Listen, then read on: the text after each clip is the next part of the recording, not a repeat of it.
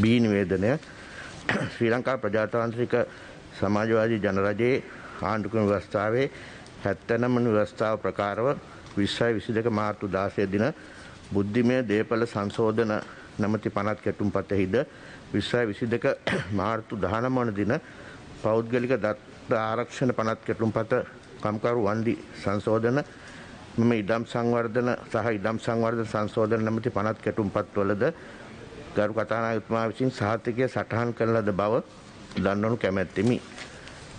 සී නිවේදනය සිසිර ජයකොඩි සියපත පදනම සංස්ථාගත කිරීමේ නැමැති පනත් කෙටුම්පත සලකා බැලීම පිණිස 113 දෙක දරන පාර්ලිමේන්තුවේ ස්ථාවර නියෝගය ප්‍රකාරව ව්‍යවස්ථාදායක ස්ථාවර කාර්ය සභාවට මතු පළවන පාර්ලිමේන්තු මන්ත්‍රීවරයන් අතිරේක සමාජික මන්ත්‍රීවරයන් වශයෙන් ගරු කතානායකතුමා නම් කරන ලද බව දන්වනු කැමැත්තෙමි. ගරු හේෂා විතානගේ මහතා, ගරු අරුණ ලියනගේ මහතා, ගරු කින්ස් නෙල්සන් මහතා, ගරු අනුප පැස්කෝල් මහතා, ගරු සුදත් මංජුල මහතා, ගරු වසන්ත යාපා බණ්ඩාර මහතා, ගරු BYG රත්නසේකර මහතා, ගරු ලලිත් වර්ණකුමාර මහතා. කතානායකලා විසින් ලිපි ලේඛනාදී පිළිගැන්වීම ශ්‍රී ලංකා ප්‍රජාතාන්ත්‍රික සමාජවාදී ජනරජයේ ආණ්ඩුක්‍රම ව්‍යවස්ථාවේ 154/6 ව්‍යවස්ථාව ප්‍රකාරව 2019 මුදල් වර්ෂය සඳහා විගණකාධිපතිවරයාගේ වාර්තාවේ 90 වෙනි කාණ්ඩයේ 22 වෙනි කොටස සහ 2020 මුදල් වර්ෂය සඳහා විගණකාධිපතිවරයාගේ වාර්තාවේ 90 වෙනි කාණ්ඩයේ 16 සහ 17 කොටස් 5 වෙනි කාණ්ඩයේ පළවෙනි කොටස සහ 6 වෙනි කාණ්ඩයේ 1 සහ 2 කොටස් මම ඉදිරිපත් කරමි. සභානායකතුමා ගරු කතානායකතුමනි එකිව වාර්තා මුද්‍රණය කළ යුතුයි යෝජනා කරමි. 2 ශ්‍රී ලංකා ප්‍රජාතාන්ත්‍රික සමාජවාදී ජනරජයේ ආණ්ඩුක්‍රම ව්‍යවස්ථාවේ 154/6 ව්‍යවස්ථා ප්‍රකාරව විගණකාධිපතිවරයාගේ වාර්තාවේ 8 වෙනි කාණ්ඩයේ රජයේ නොවන පාසල් සම්බන්ධයෙන් වන නියාමන ක්‍රියාවලිය සම්බන්ධ කාර්ය සාධන වාර්තාවේ 5 වන කොටස මම ඉදිරිපත් කරමි. සභානායකතුමා. ගරු කතානායකතුමනි එකී වාර්තාව මුද්‍රණය කළ යුතුයි යෝජනා කරමි. ඒට අතිරේක වශයෙන් ඉතාම වැදගත් වාර්තාවක් මේ විගණාධිපතිවරයා ඉදිරිපත් කරන්නේ වසර ගණනාවක් තිස්සේ පැවතීගෙන එන නොවිසඳුණු ප්‍රශ්නයක් පිළිබඳ එතුමාගේ අවධානය යොමු කිරීම ගැන පාර්ලිමේන්තුවේ අවධානය පිළිබඳ යොමු කොට කටයුතු කරන්න ශක්තියක් වේවායි කියලා ප්‍රාර්ථනා කරනවා. ස්තුතියි. B1 ශ්‍රී ලංකා ප්‍රජාතාන්ත්‍රික සමාජවාදී ජනරජයේ ආණ්ඩුක්‍රම ව්‍යවස්ථාවේ 154/6 ව්‍යවස්ථාව ප්‍රකාරව 2018 මුදල් වර්ෂය සඳහා විගණකාධිපතිවරයාගේ වාර්තාවේ තෙවැනි කාණ්ඩයේ 14 වන කොටස 2018 මුදල් වර්ෂය සඳහා විගණකාධිපතිවරයාගේ වාර්තාවේ තෙවැනි කාණ්ඩයේ 15 වන කොටස 2019 මුදල් වර්ෂය සඳහා විගණකාධිපතිවරයාගේ වාර්තාවේ දෙවැනි කාණ්ඩයේ 33 වන හා 34 වන කොටස් තෙවැනි කාණ්ඩයේ 14 වන කොටස සහ 9 වෙනි කාණ්ඩයේ 26 වන කොටස සහ 2020 මුදල් වර්ෂය සඳහා විගණකාධිපතිවරයාගේ වාර්තාවේ දෙවැනි කාණ්ඩයේ 24, 25 හා 26 කොටස් තෙවැනි කාණ්ඩයේ 14 කොටස් සහ 9 වෙනි කාණ්ඩයේ 11, 12, 13 හා 14 කොටස් මම ඉදිරිපත් කරමි. කී වාර්තා මුද්‍රණය කළ යුතුයි යෝජනා කරනවා. 2 ශ්‍රී ලංකා ප්‍රජාතාන්ත්‍රික සමාජවාදී ජනරජයේ ආණ්ඩුක්‍රම ව්‍යවස්ථාවේ 154/6 ව්‍යවස්ථාව ප්‍රකාරව විගණකාධිපතිවරයාගේ වාර්තාවේ 10 වෙනි කාණ්ඩයේ මධ්‍යම සංස්කෘතික අරමුදල් ක්‍රියාකාරීත්වය පිළිබඳ විශේෂ විගණන වාර්තාවේ එක කොටස මම ඉදිරිපත් කරමි. ගරු නියෝජක කතානායකතුමනි එකී වාර්තා මුද්‍රණය කළ යුතුයි යෝජනා කරනවා. 3 ශ්‍රී ලංකා ප්‍රජාතාන්ත්‍රික සමාජවාදී ජනරජයේ ආණ්ඩුක්‍රම ව්‍යවස්ථාවේ 154/6 ව්‍යවස්ථාව ප්‍රකාරව විගණකාධිපතිවරයාගේ වාර්තාවේ 8 වෙනි කාණ්ඩයේ දේශීය වෙළඳපොළ තුල ගුණාත්මක භාණ්ඩ අලවිය පිළිබඳ ශ්‍රී ලංකා ප්‍රමිති ආයතනයේ කාර්යභාරය සම්බන්ධ කාර්ය සාධන විගණන වාර්තාවේ 4 වන කොටස මම ඉදිරිපත් කරමි. නියෝජක කතානායකතුමනි එකී වාර්තා මුද්‍රණය කළ යුතුයි යෝජනා කරනවා. ස්තුතියි. ලිපි ලේඛනාදී පිළිගැන්වීම ගරු අග්‍රාමාත්‍යතුමා. ගරු නියෝජක කතානායකතුමනි 2018 වර්ෂය සඳහා නාගරික සංවර්ධන අධිකාරියේ වාර්ෂික වාර්තා මම ඉදිරිපත් කරමි. මෙම වාර්තාව නාගරික සංවර්ධන හා නිවාස කටයුතු පිළිබඳ අමාත්‍යාංශය උපදේශ කාර්ය සභාව වෙත යොමු කළ යුතුයයි මම යෝජනා කරමි.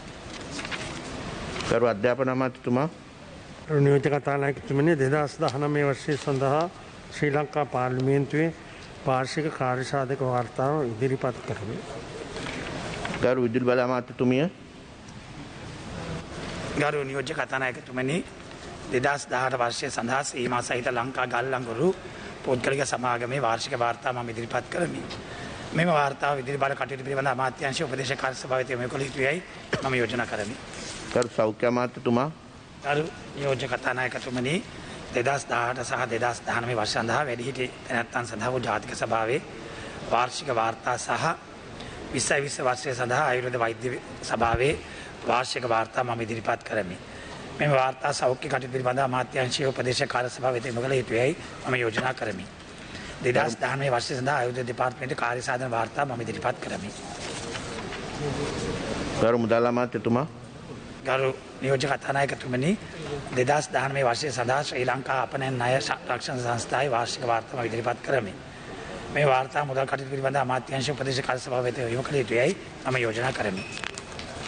ගරු ප්‍රවාහන අමාත්‍යතුමා ගරු නියෝජ්‍ය කතානායකතුමනි 203 අධිකාරී වූ මෝටර් වාහන පනත 122 වගන්තියේ යටතේ කොටස සමග කිය යුතු 237 වගන්තිය යටතේ ප්‍රවාහන අමාත්‍යවරය විසින් සාදන ලදුව 2021 ඔක්තෝබර් 29 දින ඇති අංක 22.51 කැලේරා 63 දාන අතිවිශේෂ ගැසට් පත්‍රය පළ කරන ලද නියෝග මම ඉදිරිපත් කරමි. මෙම නියෝග ප්‍රවාහන කටයුතු පිළිබඳ අමාත්‍යාංශ උපදේශ කාර්ය සභාව වෙත යොමු කළ යුතුයයි යෝජනා කරමි. ස්තුතියි. කාර්ක සභා වාර්තා පිළිගැනීම විදේශ කටයුතු පිළිබඳ අමාත්‍යාංශීය උපදේශ කාර්ක සභාවේ වාර්තාව එම කාර්ක සභාවේ සභාපති ගරු මහාචාර්ය ජී.එල්. පීරිස් මැතිතුමා විසින් පිළිගැනීම. ගරු නියෝජ්‍ය කතානායකතුමනි විදේශ කටයුතු පිළිබඳ අමාත්‍යාංශීය උපදේශක කාර්ක සභාව වෙත යොමු කරන ලද ත්‍රස්තවාදයේ වැළැක්වීමේ තාවකාලික විධිවිධාන සංශෝධන පනත් කෙටුම්පත සම්බන්ධයෙන් වූ එකී කාර්ක සභාවේ වාර්තාව මම ඉදිරිපත් කරමි. ඉඩම් කටයුතු පිළිබඳ අමාත්‍යාංශීය උපදේශක කාර්ක සභාවේ වාර්තාව එම කාර්ක සභාවේ සභාපති ගරු එස්.එම්. චන්ද්‍රසේන මහතා විසින් පිළිගැනීම. ගරු නියෝජ්‍ය කතානායකතුමනි ඉඩම් කටයුතු පිළිබඳ අමාත්‍යාංශීය උපදේශක කාර්ක සභාව වෙත යොමු කරන ලද 464 වන අධිකාරී වූ ඉඩම් සංවර්ධන ආඥා පනත යටතේ නියෝග සම්බන්ධයෙන් වූ එකී කාර්ක සභාවේ වාර්තාව මම ඉදිරිපත් කරමි.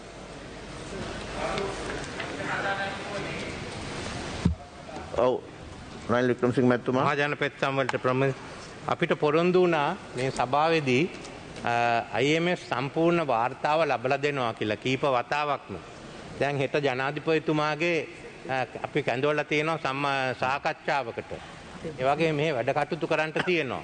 ඉතින් අද වෙනකන් මේ වාර්තාව මුදල් අමාත්‍යාංශය මෙහාට ඉදිරිපත් කළා නැහැ.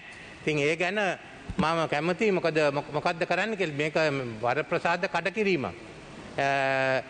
Proceedings in Parliament include all matters and papers connected to proceedings in Parliament. Tomorrow you have a bill on taxation. Then again, I think on Thursday we have some matters relating to financial affairs. Now, how can we discuss? කොහොමද අපි මේක සාකච්ඡා කරන්නේ?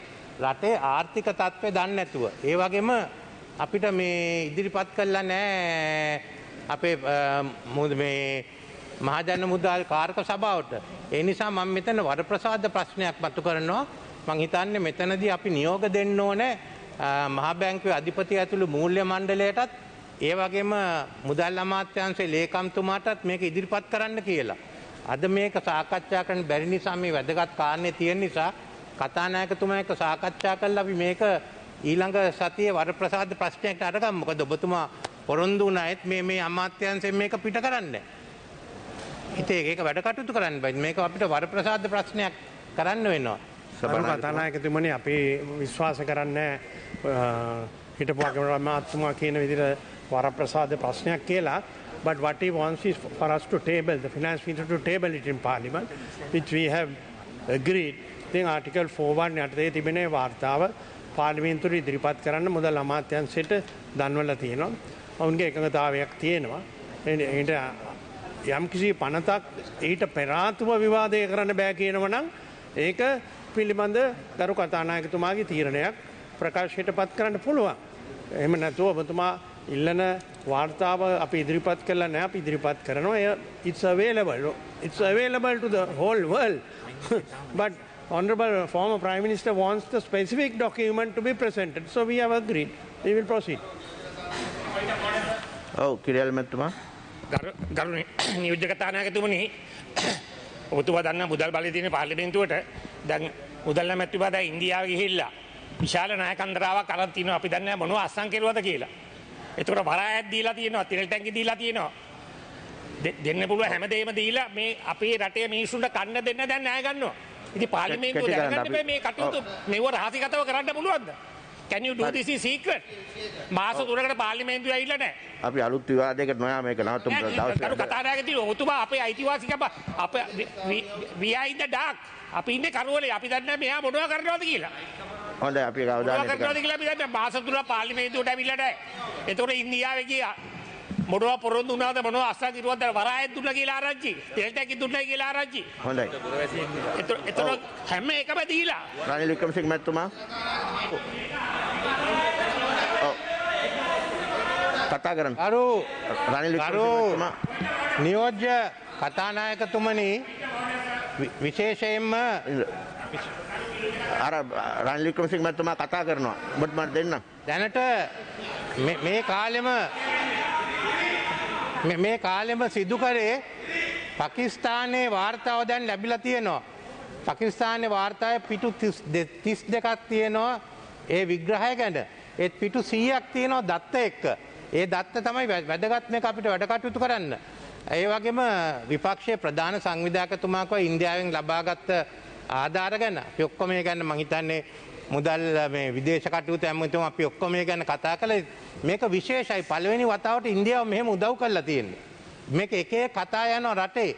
ඒ නිසා මම හිතන්නේ වගකීමක් තියෙනවා විදේශ ඇමතුමා නැත්තම් මුදල් ඇමතුමාට මේ ගැන පැහැදිලි කරන්න. මම හිතන්නේ අපි වාසනාවන්තයි මෙහෙම මුදල් තොගයක් අපිට මේ අමාරු කාලේ ලැබුණේ ගැන. ඒක විස්තර කරන යුතුයකමක් තියෙනවා ආණ්ඩුවට ඒ ගැන විශේෂයෙන්ම ප්‍රකාශ කරන්න. ඒ වගේම බංග්ලාදේශයටත් මගේ ස්තුතිය මම මෙතන ප්‍රකාශ කරනවා. කිරියල් මැතිතුමා අවසන් කරන්න. කිරියල් මැතිතුමා. point of order. ඔව් කතා කරන්න. අපේ රටේ නිදහස ලැබිච්ච ඉඳලා විවිධ ආණ්ඩු බලයටපත් වුණා. කිසිම ආණ්ඩුවක් ඉන්දියාවෙන් කන්න ණයට ගත්තේ නැහැ. හොඳයි නිමා කරන්න. කෑමට. ඔව්. එතකොට කිව්වා ඒ කාරණාව. එතකොට නිමා කරන්න. විජයසිරි මන්ත්‍රීතුමා.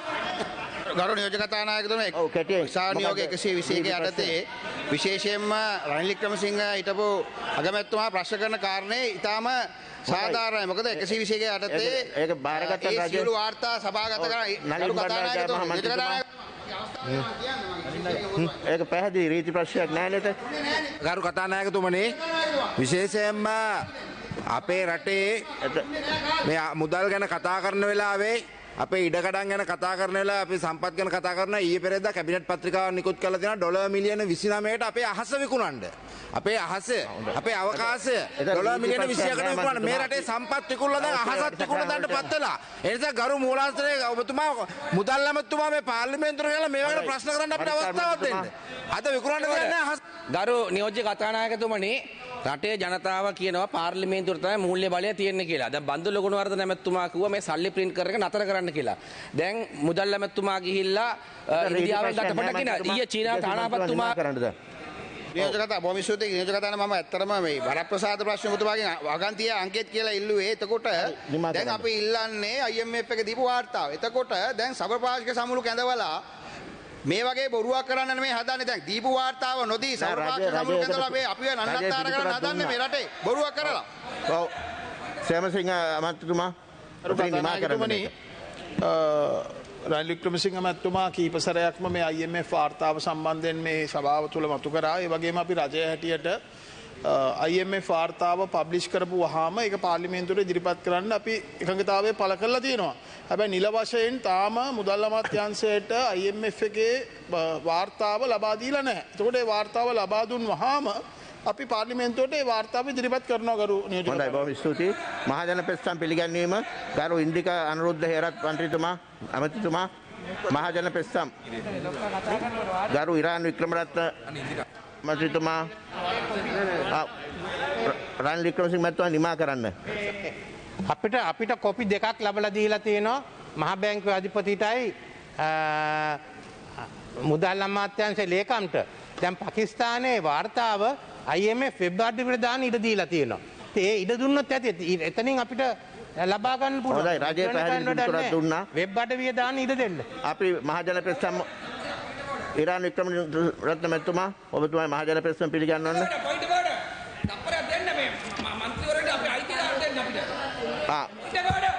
ඔව් ඉන්දික අනුරුද්ධ මැතිතුමා ඔබ පටන් ගන්න. ගරු කතානායකතුමනි කටුඇල්ලගම තොටිල්ල ගහවත්ත අංක 244A එක දරණ ස්ථානයෙහි පදිංචි RP තිලකරත්න මහතාගෙන් ලැබුණු පෙත්සම මම පිළිගන්නවා. ගරු ඉරාන් වික්‍රමරත්න මැතිතුමා. ගරු කතානායකතුමනි පිළියන්දල මකුළුදුව ප්‍රියමාවත අංක 53 ඉල හැර 10 දරණ ස්ථානයෙහි පදිංචි WWSSN පෙරේරා මහතා සහ වෙනත් 7 දෙනෙකුගෙන් ලැබුණු පෙත්සම් පිළිගන්වමි. ගරු ගෝවින්දන් කරුණාකරන් මහතා. Honorable Deputy Speaker, I present the petition received from Mr. T. Shanmugalingam of Varnamadu, the Tambalagama. ගරු මුදිතා ප්‍රශාන්ති මහත්මිය. ගරු නියෝජ්‍ය කතානායකතුමනි, ටක්වාන මැදගංගොඩ යන ලිපිනේ පදිංචි MG රෝෂන් ඉන්දික ගමගේ මහතාගෙන් ලැබුණු පෙත්සම මම පිළිගන්වමි. පෙත්සම් මහජන පෙත්සම් පිළිබඳ කාරක සභාවට යොමු කරනු ලැබේ. වාචික පිළිතුරු අපේක්ෂිත ප්‍රශ්න ප්‍රශ්නාංක 1 ගරු ගායන්ත කරුණාතිලක මහතා. අනව නියෝජ්‍ය කතානායකතුමනි. කුෂිකර්ම අමාත්‍යතුමා. ගරු නියෝජ්‍ය කතානායකතුමනි සති දෙකක කාලයක් ඉල්ලා සිටිනවා. ප්‍රශ්නාංක 2 ගරු බුද්ධික පතිරණ මහතා. ප්‍රශ්නාංක 3 ගරු හේෂා විතානගේ මහතා. ආනෝ ගරු කතානායකතුමනි නියෝජ්‍ය කතානායකතුමනි. ප්‍රවාහන අමාත්‍යතුමා.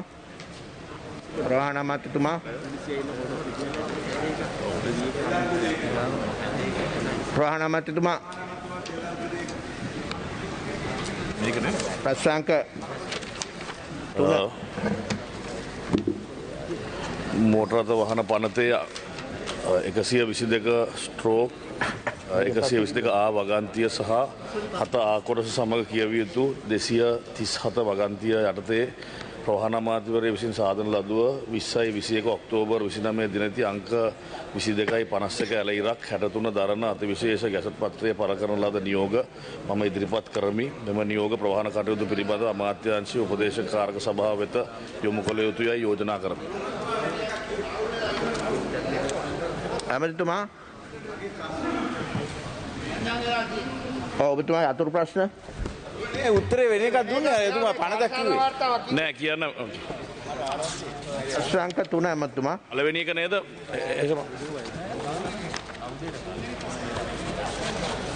ප්‍රශ්නාංක 3 බලංගොඩ එක නේද? ඔව් බලංගොඩ. ඒකේ බලංගොඩ සිට ගුරුබැල දක්වා මැදකන්ද හෙළවත් යන මාර්ග දිනකට ක්‍රියාත්මක කරන ලබන මාර්ග ගමන් වාර සංඛ්‍යාව බලංගොඩ සිට මැදකන්ද 10යි බලංගොඩ සිට ගුරු බැවිල 8යි බලංගොඩ සිට හෙළවත් දැනට ධාවනය කරන්නේ නැහැ. ඒකට හේතුව මාර්ගයේ ප්‍රතිසංස්කරණ කටයුතු කරන නිසා කියලා දැනුම් දීලා තියෙනවා මන්තුමා.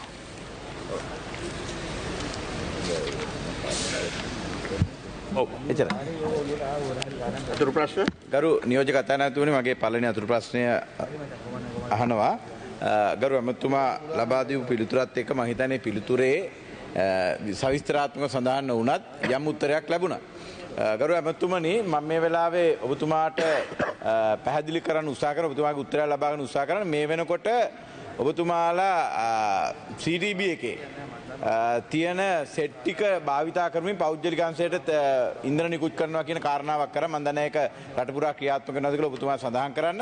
මේකත් එක හේතුවක් වෙලා තියෙනවා සමහර CTB බස් ඒ කියන්නේ කෙටි ගමන් වාර යන බස් රථ නතර කරලා අත්‍යවශ්‍ය ගමන් වාර යනවා. දැන් මේ පාසල් දරුවන්ට එකපාරක් ඇත්ත මේ අනිත් පාරවල ගමන් වාර ගන්න අඩු කරනවා. ඒ කියන්නේ පාසල් වෙලාවට යනවා ආයි පාසල් අරින වෙලාවට යනවා. දැන් මේ ගුරු බැවිලා ගම රාවණාකන්ද මේ වගේ අති දුෂ්කර ප්‍රදේශ මම හිතන්නේ බලංගොඩ මැතිවරණ කොට්ටාසයේ තියෙන අති දුෂ්කර ප්‍රදේශවල අද ගමනාන්ත රාශියක් නතර වෙලා තියෙනවා. ඒක තහවුරු කරනවා මේ සිටිබේකේ නිලධාරීන්ගේ අහුවම. ඉතින් මම ඔබතුමාගේ අහනවා මේක රට පුරාම තියෙන තත්ත්වයක්. ඇමිලි පිටියෙත් මේක වෙනවා. ඔබතුමා මේකට විකල්පයක් ගන්න මොකද පෞද්ගලික බස් රථවල තියෙන ප්‍රශ්නේ රජයේ ප්‍රශ්නයක්. නමුත් CTB බස් රථ ටික ධාවනීය වෙච්ච එක ධාවන නතර කිරීම වළක්වන්න මොකද්ද ගන්න පියවර කියලා දැනගන්න කැමතියි.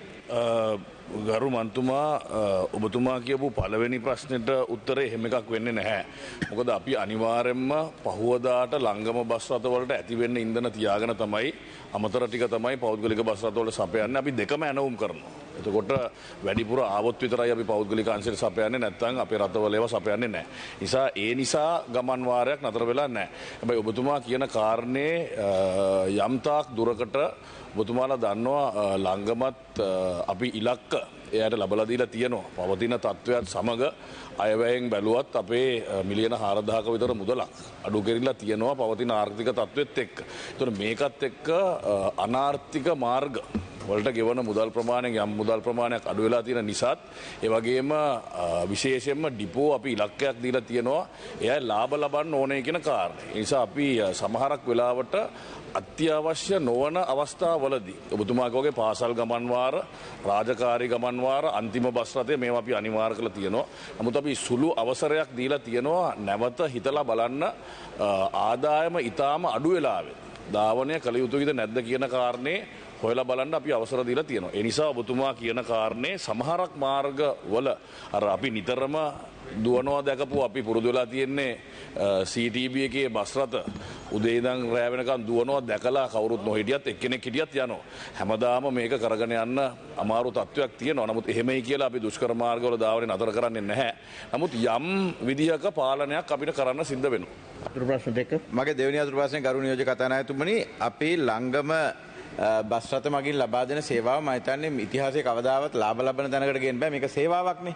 ඒක ඔබතුමා කියන විදිහට ඔය ගම්මානවල ඔබ ලබා දෙන සේවාව තුලින් ලාභයක් ලබන්න බෑ. නමුත් අපිට මහා ජනතාවට ලබා දෙන සේවාවක්. ඒ නිසා ගරු ඇමතුමනි මම දැනගන්න කැමතියි දැන් ඔබතුමාලා තෙල් වැඩිවීම හරහා බස් රථ මිල විශාල බස් ගාස්තු විශාල වශයෙන් වැඩි කරන්න සිද්ධ වෙලා තියෙනවා. ඔබතුමා දක්ෂයෙක් විදිහට මම දකිනවා අර ගැමුණු විජේරත්න මහත්තයම හිමින් සැරේ සාක්කුවට දාගෙන ඒක පොඩ්ඩක් මේ කළමනාකරණය කරගෙන තියෙනවා. කෙසේ හෝ මේක අපේ ඔය කියන ප්‍රදේශවල අපේ ප්‍රදේශවල අහිංසක ජනතාව තේ දැල්ලක් කඩාගෙන එදා වේල හොයාගෙන මිනිස්සුන්ට තමන්ගේ දරුවා ඉස්කෝලේට යවන්න බැරි තත්වයකට පත් වෙලා තියෙනවා.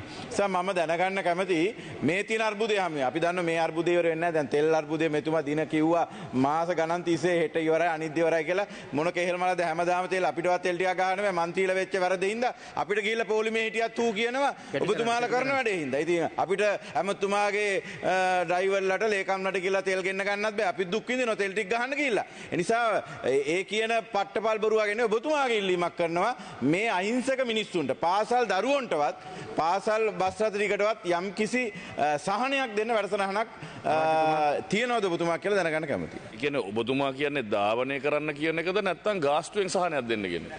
ඒක තමයි දැන් බස් ගාස්තු වැඩි වුණාට පස්සේ ගෙවා ගන්න බැරි වෙනවනේ එමෙතුමා. ඒතර ඒ සහනය සාමාන්‍ය ජනතාවට ලබා දෙන්න පුළුවන් ක්‍රමවේදයක් ආණ්ඩුවේ නැද්ද කියලා? අපි දැන් සිසු සැරිය ක්‍රියාත්මක කරනවා. එතකොට අපේ සිසු සැරියත් ඒකෙන් ඔබතුමා දන්නවා පර්සන්ටේජ් එක අඩුවෙන් ධාවනය කරන්නේ. එතකොට ඊගාවට බස් ගාස්තු ඔබතුමා වගේ අපි ඩීසල් වලට සාපේක්ෂව වැඩි කරුවා නම් ඔබතුමා කියන විදිහට විශාල ගානකින් වැඩි කරන්න. නමුත් අපි අවම ගානකින් තමයි වැඩි කරලා තියෙන්නේ. ඒ කෙසේ වෙතත් ඒ සීසන් එක ලබලා දෙන එක ඒ වගේම සිසු සැරිය ක්‍රියාත්මකයි. ඔබතුමාලත් කොහේ හරි කියනවා නම් අපි කොච්චර මේක බැලුවත් කොහේ හරි මාර්ගයක් තියෙන්න පුළුවන් අපිටත් පේන්නේ නැතුව පාසල් වෙලාවේ ධාවනය නොකරන. ඉතින් එහෙම එකක් අපිට කිව්වොත් අපි ඒක නිවැරදි කරන්නම්. හැබැයි අපි අනිවාර්යයෙන්ම උපදෙස් දීලා තියෙනවා අනිවාර්යයෙන්ම පාසල් ගමන් වාර රාජකාරී වේලාවන් සහ අවසාන ගමන් වාර අනිවාර්යයෙන්ම ලාභ හෝ පාඩු පිට ධාවනය කරන්න අවශ්‍යයි කියන කාරණේ. අපිට දැනට දිය හැක්කේ මෙවැනි සහනයක් තමයි. ඊට එහා සහනයකට යෑම දැනට පුළුවන් කමක් නැහැ. නමුත් ඉදිරියේදී අපිට බලන්න පුළුවන් ඉන්ධන මිලෙත් වෙනසක් තිබුණොත් මොකක් හරි කරන්න පුළුවන්. අමතුම කැමති නම් තාම කෙටියෙන් අහන්න. ප්‍රශ්න දෙකම අහුවා. දැන් රජයෙන් අනාර්ථික මාර්ග කියලා කියන්නේ ඒ නිසි සැරිය සිසු සැරිය එහෙම කියලා බිලියන 11ක් සෑම වර්ෂයකම දෙනවා. උත්තරේ දෙන්නේ මේ ඔබතුමා කිව්වා වගේ එක්කෙනෙක් ගියත් ඒ බස් එක යන්න හින්දා තමයි එහෙම දෙන්නේ. ඒක මේ පාර ආණ්ඩුවෙන් දීලා නැද්ද? ඒකෙන් හින්දාද මෙහෙම බස් නවතින්න වෙලා තියෙන්නේ කියන එක. එක අපේ හිටපු ඇමතුමා ඔබතුමා දන්නවා හිටපු ඇමතුමා හැටියට හැම අමාත්‍යංශයකින්ම අයවැයෙන් යම් මුදල් කප්පාදුවක් කෙරලා තියෙනවා. ඒක රහසක් නෙමෙයි ඔබතුමාලා දැක්කනේ. ඒක ඒ නිසා ඒ වගේම ප්‍රවාහන අමාත්‍යංශයෙන්ුත් යම් කප්පාදුවක් සිද්ධ වෙලා තියෙනවා. ඒකට ඔබතුමාලා දන්නවා ළංගමට මුදල් ගෙවන්නේ භාණ්ඩාගාරයෙන් මේවටනේ අනාර්ථික මාර්ග වලට තමයි ගෙවන්නේ. ඒකට කැපෙනවා නම් කැපෙන්නෙත් ඒකෙන්. හැබැයි ඒකට අපි විකල්ප ක්‍රියාමාර්ග අරගෙන තියෙනවා. හැබැයි ඔබතුමා කිව්වා වගේ අර හේෂාමන්තුමා අහපු ප්‍රශ්නෙට මේ අනාර්ථික මාර්ග වලට අපිට මුදල් කැපෙනකොට කොහෙන් හරි අපි ලාභ ලබන එක ගැනත් වැඩි අවධානයක් යොමු කරන්න වෙනවා. මේක තමයි මතක. හැබැයි ඒ කියන්නේ අරව නතර කරන එක නෙමෙයි. හොඳයි. ඔබතුමාට ස්තුතියි.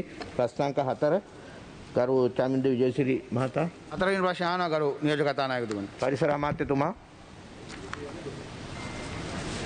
ගරු නියෝජක කතානායකතුමනි චමින්ද විජේසිරි මන්ත්‍රීතුමාගේ පළවෙනි ප්‍රශ්නයට පිළිතුර A1 ලංකා මිනරල්ස් ට්‍රෑන්ස් ලිමිටඩ් ආයතනය විසින් දැනුම් දී ඇති පරිදි khaniජ වැලි මෙට්‍රික් ටොන් 85000 අලෙවි කළ දිනය පහත් සඳහන් වේ.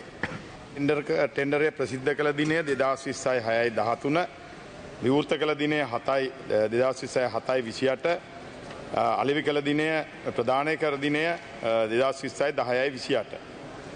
ඒකේ පිළිතුර 2 එම khaniජ වැලි මිලදී ගැනීම සඳහා ඇදුම් කරලාද එක් සමාගම් නම ලිපිනය හා ඉදිරිපත් කරන ලද මිල වෙන්වෙන් වශයෙන් පහත් සඳහන් පරිදි වන බව ලංකා මිනරල්ස් ඇන්ඩ් ලිමිටඩ් ආයතනය විසින් දැනුම් දී ඇත. Rakshana import and export private limited අංක 181 මෝදර වීදිය කොළඹ 15 ඇමරිකන් ඩොලර් 165.2යි. ඔස්මෝසිස් ප්‍රයිවට් ලිමිටඩ් අංක 107.22 බලගල පාර හැඳල වත්තල ඇමරිකන් ඩොලර් 163යි. OSC මැනේජ්මන්ට් ප්‍රයිවට් ලිමිටඩ් අංක 107.22 බලගල පාර හැඳල වත්තල ඇමරිකන් ඩොලර් 146යි. Serendip logistic worldwide private limited අංක 51 ඇලෙක්සැන්ඩ්‍රා ප්‍රදේශ කොළඹ 7 ඇමරිකන් ඩොලර් 130.5යි. එක පිළිතුර 3 ලංකා මිනරල්ස් ඇන්ඩ් ලිමිටඩ් ආයතනය විසින් වාර්තා කර ඇති පරිදි ටෙන්ඩර් කරන ලද මුළු කණ්ජ වැලි ඉල්මනයිට් වරංග මෙට්‍රික් ටොන් 85000ක ප්‍රමාණය ප්‍රදානය කරන ලද්දේ OSC මැනේජ්මන්ට් ප්‍රයිවට් ලිමිටඩ් ආයතනය වන අතර ඔවුන්ගේ විස්තර පහත පරිදි වේ. OSC මැනේජ්මන්ට් ප්‍රයිවට් ලිමිටඩ් අංක 107.22 බලගල පාර හැඳල වත්තල. මෙම සමාගම ඉදිරිපත් කරන ලද මිල ගන්න ඇමරිකන් ඩොලර් 146ක් වුවත් පසුව ටෙන්ඩර් කමිටුව විසින් සාකච්ඡා කිරීමෙන් අනතුරු එම මිල ඇමරිකන් ඩොලර් 147 දක්වා වැඩි කර ඇත. පිළිතුර 4 ටෙන්ඩරේ ප්‍රදානය කිරීමේදී ලැබුණු මිල ගණන් ලන්සු ඇගයීම් කමිටුව විසින් ලබා දෙන නිර්දේශ සලකා බලා අමාත්‍ය මණ්ඩල පත් කළ ටෙන්ඩර් කමිටුව CATC මගින් ඒ සම්බන්ධයෙන් ඕර්ගනයිස නිගමනය අමාත්‍ය මණ්ඩලය වෙත ලබා දී ඇති බවත් ලන්සු සම්බන්ධයෙන් පැන නැගුණු කරුණු මත ප්‍රසම්පාදන අභියාචනා කමිටුව මගින්ද නිර්දේශ ලබා දී ඇති අතර මේ සියලු නිර්දේශ සැලකිල්ලටගෙන කැබිනට් මණ්ඩලය විසින් කණ්ජ වැලි ilmenite metric ton 85000ක් metric ton එකක් ඇමරිකානු ඩොලර් 147 බැගින් OSC මැනේජ්මන්ට් ප්‍රයිවට් ලිමිටඩ් ආයතනයට අලෙවි කිරීම සඳහා අනුමැතිය ලබා දී ඇති බවත් ලංකා මිනරල්ස් ඇන්ඩ් ලිමිටඩ් විසින් වාර්තා කර ඇත. එම ටෙන්ඩරේදී ඉල්මනයිට් මෙට්‍රික් ටොන් එකක් සඳහා ඇමරිකානු ඩොලර් 165.20ක ලන්සුවක් ලබා දුන් රක්ෂාන imports and export private limited ආයතනයේ ලන්සු අපකරය වගකීමෙන් තොර අපකරයක් බවට ටෙන්ඩර් මණ්ඩලය මගින් නිගමනය කරන ලද නිසා එම ලන්සුව ප්‍රතික්ෂේප කර ඇති බවද ලංකා මිනරල්ස් ඇන්ඩ් ලිමිටඩ් විසින් වාර්තා කර ඇත. එසේම ලංකා මිනරල්ස් ඇන්ඩ් ලිමිටඩ් විසින් ඉදිරිපත් කර ඇති පරිදි ඉල්මනයිට් මෙට්‍රික් ටොන් එකක් සඳහා ඇමරිකන් ඩොලර් 163ක ලන්සුවක් ලබා දුන් ඔස්මෝසිස් ප්‍රයිවට් ලිමිටඩ් ආයතනයේ ඉල්මනයිට් මෙට්‍රික් ටොන් 5000කට පමණක් ලන්සු ඉදිරිපත් කර තිබූ බැවින් ටෙන්ඩර් නීති රීතිවලට අනුව එම ලන්සුව ප්‍රතික්ෂේප කර ඇති බවද වාර්තා කර ඇත. Serendib logistic worldwide private limited ආයතනය මුලදී ඉල්මනයිට් මෙට්‍රික් ටොන් එකක් සඳහා ඇමරිකන් ඩොලර් 130.50ක ලන්සුවක් ඉදිරිපත් කිරීමෙන් පසුව එම ලන්සුව අනෙකුත් ලන්සුවා සැසඳීමේදී තරඟාරිත්වයෙන් තොර වූ නිසා ඔවුන් විසින්ම එම ලන්සුව ඉවත් කර ගන්නා ලද බවත් පසුව මෙම ආයතනය ඉල්මනයිට් මෙට්‍රික් ටොන් එකකට ඇමරිකානු ඩොලර් 150කට මිලදී ගත හැකි බව ටෙන්ඩර් මණ්ඩලයට දන්වා ඇති. නමුත් ටෙන්ඩර් නීති රීතිවලට අනුව ටෙන්ඩර් මණ්ඩලය විසින් මෙම ලන්සුව ප්‍රතික්ෂේප කර ඇති බවත් ලංකා මිනරල් සෑන්ස් ලිමිටඩ් විසින් වාර්තා කර ඇත. ලංකා මිනරල් සෑන්ස් ලිමිටඩ් විසින් වාර්තා කරන ලද ඉහත කරුණු අනුවම ගනුදෙනුවේදී මූල්‍යමය අලාභයක් සිදු වී ඇති බවට නිරීක්ෂණය නොවේ. පිළිතුර පැන නොනැගේ. නියෝජ්‍ය කතානායකතුමනි ස්තුති වෙනවා. සවිස්තර විස්තරයක් ලබා දීම පිළිබඳව ගරු ඇමතුමාට. ගරු ඇමතුමනි මගේ ප්‍රශ්නේ දැන් ඔබතුමා කියන මේ ආයතන ගණනාව විශේෂයෙන්ම මේ ඛනිජ වැලි මිලදී ආරම් මේ අපනයන කටයුතු සිදු කරනවා. ඒතර අප දැනගන්න ඕනේ කාරණේ තමයි මේ සියලු ආයතනයන් සඳහාම වගකිය යුතු ආයතනයේ හැටියට පරිසර අමාත්‍යාංශයේ මේ සඳහා බලපත්‍ර නිකුත් කිරීමේදී පරිසර වාර්තා අගයමින් මේ කටයුතු සිදු කිරීම සඳහා අවසර ලබා දෙනවා ඇති කියන කාරණේ. ඒතර මේ පරිසර අවසරය ලබා දීම සඳහා විශේෂයෙන්ම අද තියෙන චෝදනාව තමයි ඔබතුමාගේ අමාත්‍යාංශයේ විශාල මුදලක් ගන්නවායි. දැන් උදාහරණයක් ගත්තොත් අපි දැක්ක මාධ්‍ය තුල තියෙනවා කුෂිකර්ම ඇමතිවරයාම කියනවා ඔබතුමාගේ අමාත්‍යාංශයේ ලක්ෂ 300ක් ඉල්ලනවා ව්‍යාපෘති අඩපණ වෙලා තිබෙනවා. ඊසා රට බංකොලොත් වෙලා තියෙනවා. අද මේ රටේ මේ වර්තමාන තත්ත්වයට වගකිය යුත්තේ පරිසර අමාත්‍යාංශය කියන චෝදනාව තමයි කියන්නේ. මොකද ආයෝජනය එන්නේ නැත්තේ ආයෝජන කළ හැකි නැත්තේ. නමුත් අපිට දැනෙනවා දැන් මේ ආයතන ගණන දිගින් දිගටම මේ වැඩේ කරලා තිබෙනවා. මේ වැඩේ කිරීම සඳහා මේ කියන මුදල් දීලා ඒ අවසරය අරගෙන කටයුතු කරන. එතකොට අපිට පේන එකක් අත්‍යවශ්‍ය කාරණා. මොකද ගරු කුෂිකර්ම මහත්මයා කියන වගේ රටට ඵලදායී තියෙන කාරණා පසුපසට යනවා. පුද්ගලික ආයතන හරහා කරන සිදුවීම් ටික කරන්න යම් දායකත්වයක් දෙනවා කියන කාරණේ තමයි මේ පිළිතුරෙන් ඔබ ලැබෙන්නේ. මොකද මේ ආයතන මේක නිරන්තරයෙන් කරගෙන යනවා හොඳට කරගෙන යනවා. හැබැයි සමහර කර්මාන්ත වෙන්නේ නැහැ. රටේ විශේෂම කිරි ප්‍රශ්නේ විසඳන්න බැරි වෙලා තියෙනවා ඔබතුමාගේ අවසර නොදීම තුල. ඒ කියන්නේ ලක්ෂ 300 නොදීම තුල. ඉතින් මොකද්ද කරුව එමතුනේ මේ පරස්පර වැඩපිළිවෙල කියන කාරණේ සභාවට දන්නන්න පුළුවන්. හොඳයි අමාත්‍යතුමා. ගරු නියෝජ්‍ය කතානායකතුමනි එතුමා මේ ඇහුව ප්‍රශ්නයට තමයි මම පිළිතුරු ලබා දුන්නේ. මොකද මේ ආයතනයට මේ මට අලුතෙන් තමයි මේක ලැබුණේ. මේ මම ඊයේ තමයි මෙතනට ගියෙත් ඒ ලැබුණු පිළිතුරු ලබා දුන්නේ. නමුත් ඔබතුමා කිව්ව කාරණේ කෘෂිකර්ම මාත්‍යතුමා සඳහන් කර කාරණේ සම්බන්ධව මම ඉතාමත් පැහැදිලි පිළිතුරක් දුන්නා. පරිසර අමාත්‍යාංශයේ මේ කටයුතු වලට අවසර පත්‍රයක් නිකුත් කිරීම හෝ මුදල් අය කිරීමක් සිද්ධ වෙන්නේ නැහැ. මධ්‍යම පරිසර අධිකාරිය තමයි අනුමැතිය ලබා දෙන්නේ. නමුත් මධ්‍යම පරිසර අධිකාරිය අපිට වාර්තා කරලා තිබෙන ආකාරයට කිසිදු මේ වගේ මුදලක් අය කළත් නැහැ. අපේ අමාත්‍යාංශයට හෝ ඒ ආයතනයට මේ වගේ මුදලක් ඉල්ලූ බවට පැමිණිල්ලක්වත් ලිඛිතව හෝ වාචිකවත් ඉදිරිපත් වෙලා නැහැ. මම කෘෂිකර්ම මැතිතුමත් මෙතන සම්බන්ධ වෙනවා. එතුමත් එක්ක ගිය සතියේ සාකච්ඡාවක් පැවැත්වුවා මේ සියලුම කණ්ඩායම් ගෙනල්ලා. කෘෂිකර්ම මැතිතුමා ඒ වෙලාවේ කිව්වා මෙහෙම මගේ මතක හැටියට අක්කර 700ක වගේ ගොවිපලකට තමයි මේ වාර්තාව ඉල්ලලා තිබුණේ. ඒකෙන් 25ක වගේ ප්‍රමාණයක ගවගාල්ලිදි වෙන බවට ඒ මධ්‍යම පරිසර අධිකාරිය තුල ලියාපදිංචි වූ ආයතන 69ක් තියෙනවා. ඒ 69න් ඕනම එකකින් අරන් දෙන වාර්තාවක් තමයි මේගොල්ලන්ට දෙන්න ඕන. ඉතින් ඒ 69න් එක ආයතනයක් ඉල්ලුවා කියන එක කියන්නේ නමුත් අද වෙනකන් අපි දැන් මම අදත් කිව්වා තවමත් ඒ පිළිබඳව කිසිම පැමිණිල්ලක් ඒ ආයතනයෙන් ඉදිරිපත් වෙලා නැහැ. දැන් ඒ ආයතනය අපි කැඳවනවා. එහෙම මුදලක් ඉල්ලලා තියෙනවද කියලා ඒ අය තහවුරු කරත් අනිවාර්යයෙන්ම අපිට දැනගන්න තියෙන මේ විශ්වවිද්‍යාලයක රජයේ විශ්වවිද්‍යාලයකින් ඒ වගේ මුදලක් ඉල්ලුවා කියලා එහෙම වුණොත් අපි ඒ අය බ්ලැක් ලිස්ට් කරනවා. අසාදු ලේඛනයට ඇතුල් කරනවා. මධ්‍යම පරිසර අධිකාරිය වගේ මුදල් අය කිරීමක් කරන්නේ නැහැ. ඊටම සුළු මුදලක් තමයි මධ්‍යම පරිසර අධිකාරිය අය කරන්නේ. හොඳයි. දෙවෙනි අතුරු ප්‍රශ්නය. ගරු ඇමතුමා මෙහෙමයි ඇමතිවරු දෙන්නගේ ගැටලුව සහ බොරු කීම නෙමෙයි අදාළ වෙන්නේ. මොකද රටට දැන් තිබෙන තත්ත්වයේ බරපතල ප්‍රශ්නයක්. එතකොට මේ දියර කිරි විසඳීම සඳහා බාධාව තිබෙන්නේ මධ්‍යම පරිසර අධිකාරිය. කියන්නේ මධ්‍යම පරිසර අධිකාරියේ තියෙන්නේ කුෂිකර්ම මහත්මයාගේ වගේ ඔබතුමාගේ අමාත්‍යාංශය යටතේ. ඒ වගකීම ඔබතුමාට දරන්න වෙනවා. ඒ බැහැර කිරීම කරන්න වෙන්නේ නැහැ ගරු මහත්මයාට. මොකද මේ මධ්‍යම පරිසර අධිකාරිය ඒ සඳහා කටයුතු කරලා තියෙන කාර්යය. මොකද ඉතා වගකිය යුතු ඇමතිවරයෙක් මේ ප්‍රකාශය කරන්නේ දැන් ඉන්නවා පාර්ලිමේන්තුව තුළ. එතුමා දෙවෙනි වත ගතපු මාධ්‍ය සාකච්ඡාව තුලත් කිව්වා ඔබතුමාත් ඒ සාකච්ඡාව තුළ වාඩි වෙලා හිටිය ඔබතුමා නොදන්නව නෙවෙයි. අපිට තියෙන ප්‍රශ්නේ මෙහෙමයි. දැන් මේ ඩොලර් අර්බුදය හරහා දරුවන්ට කිරිපිටි ටික ගන්න විදිහක් නැහැ. හැබැයි ඒක සඳහා කරන්න යන ඔබතුමාලාගේ විකල්ප වැඩ පිළිවෙලත් අසාර්ථකයි මේ කබෑදීම තුල. මේ කබ ඇදීම තුල. ඒ නිසා මේ කබ ඇදීමේ අවසාන ප්‍රතිඵලයේ පීඩනය වෙන්නේ මේ දුක් විඳින ජනතාව. ඒ ජනතාව මහපාරේ ගහලා එළවන එක සාධාරණ කරු නියෝජ්‍ය කතානායකතුමා දැක්ක ආණ්ඩු පක්ෂයේ ඇමතිවරයෙකුටත් ගහලා තිබුණා ගෑස් සිලින්ඩර්. ඉතින් මේ පීඩනය පිට වෙන්නේ එක පැත්තකින් ආණ්ඩු ලබා ගැනීම සහ බලය ලබා ගැනීමෙන් ආණ්ඩුව ඇතුලේ තියෙන බෙදීම. ඒක නිවැරදි කළා රටේ ජනතාවට මේ බෙදීම පාවිච්චි කරලා රටේ ජනතාව දුක් විඳින්න දෙන්න එපා. දැන් විදුලි බල අමාත්‍යාංශයත් ඕක කරා. බල ශක්තිය අර්බුදයත් ඕක කරා. ඒ නිසා මම හිතන්නේ ආණ්ඩුවේ තිබෙන ප්‍රශ්න නිසා රටේ ජනතාව දුක් විඳිනවා. ඒ නිසා මේකට විසඳුමක් හොයා ගන්න දෙන්න එක මේසක කතා කරලා කරු. හොඳයි අමාත්‍යතුමා. ගරු නියෝජ්‍ය කතානායකතුමනි මේ ප්‍රශ්නේ විසඳලා තියෙන්නේ.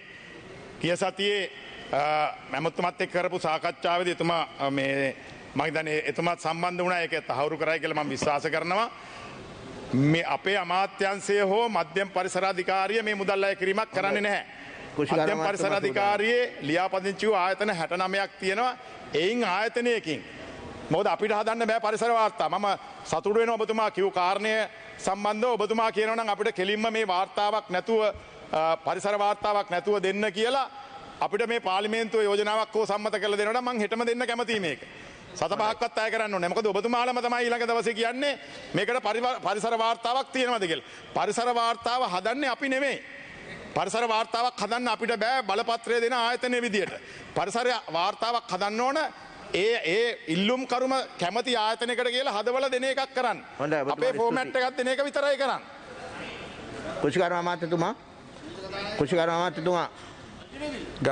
ගරු සභාපතිතුමනි, ගරු ඇමතුමාගේ අවසරය මත මම මේකට ඊයේ එතුමා මට උපාධියකුත් දුන්නා. ඒ නිසා මේක පොඩ්ඩක් පැහැදිලි කරන එක හොඳයි.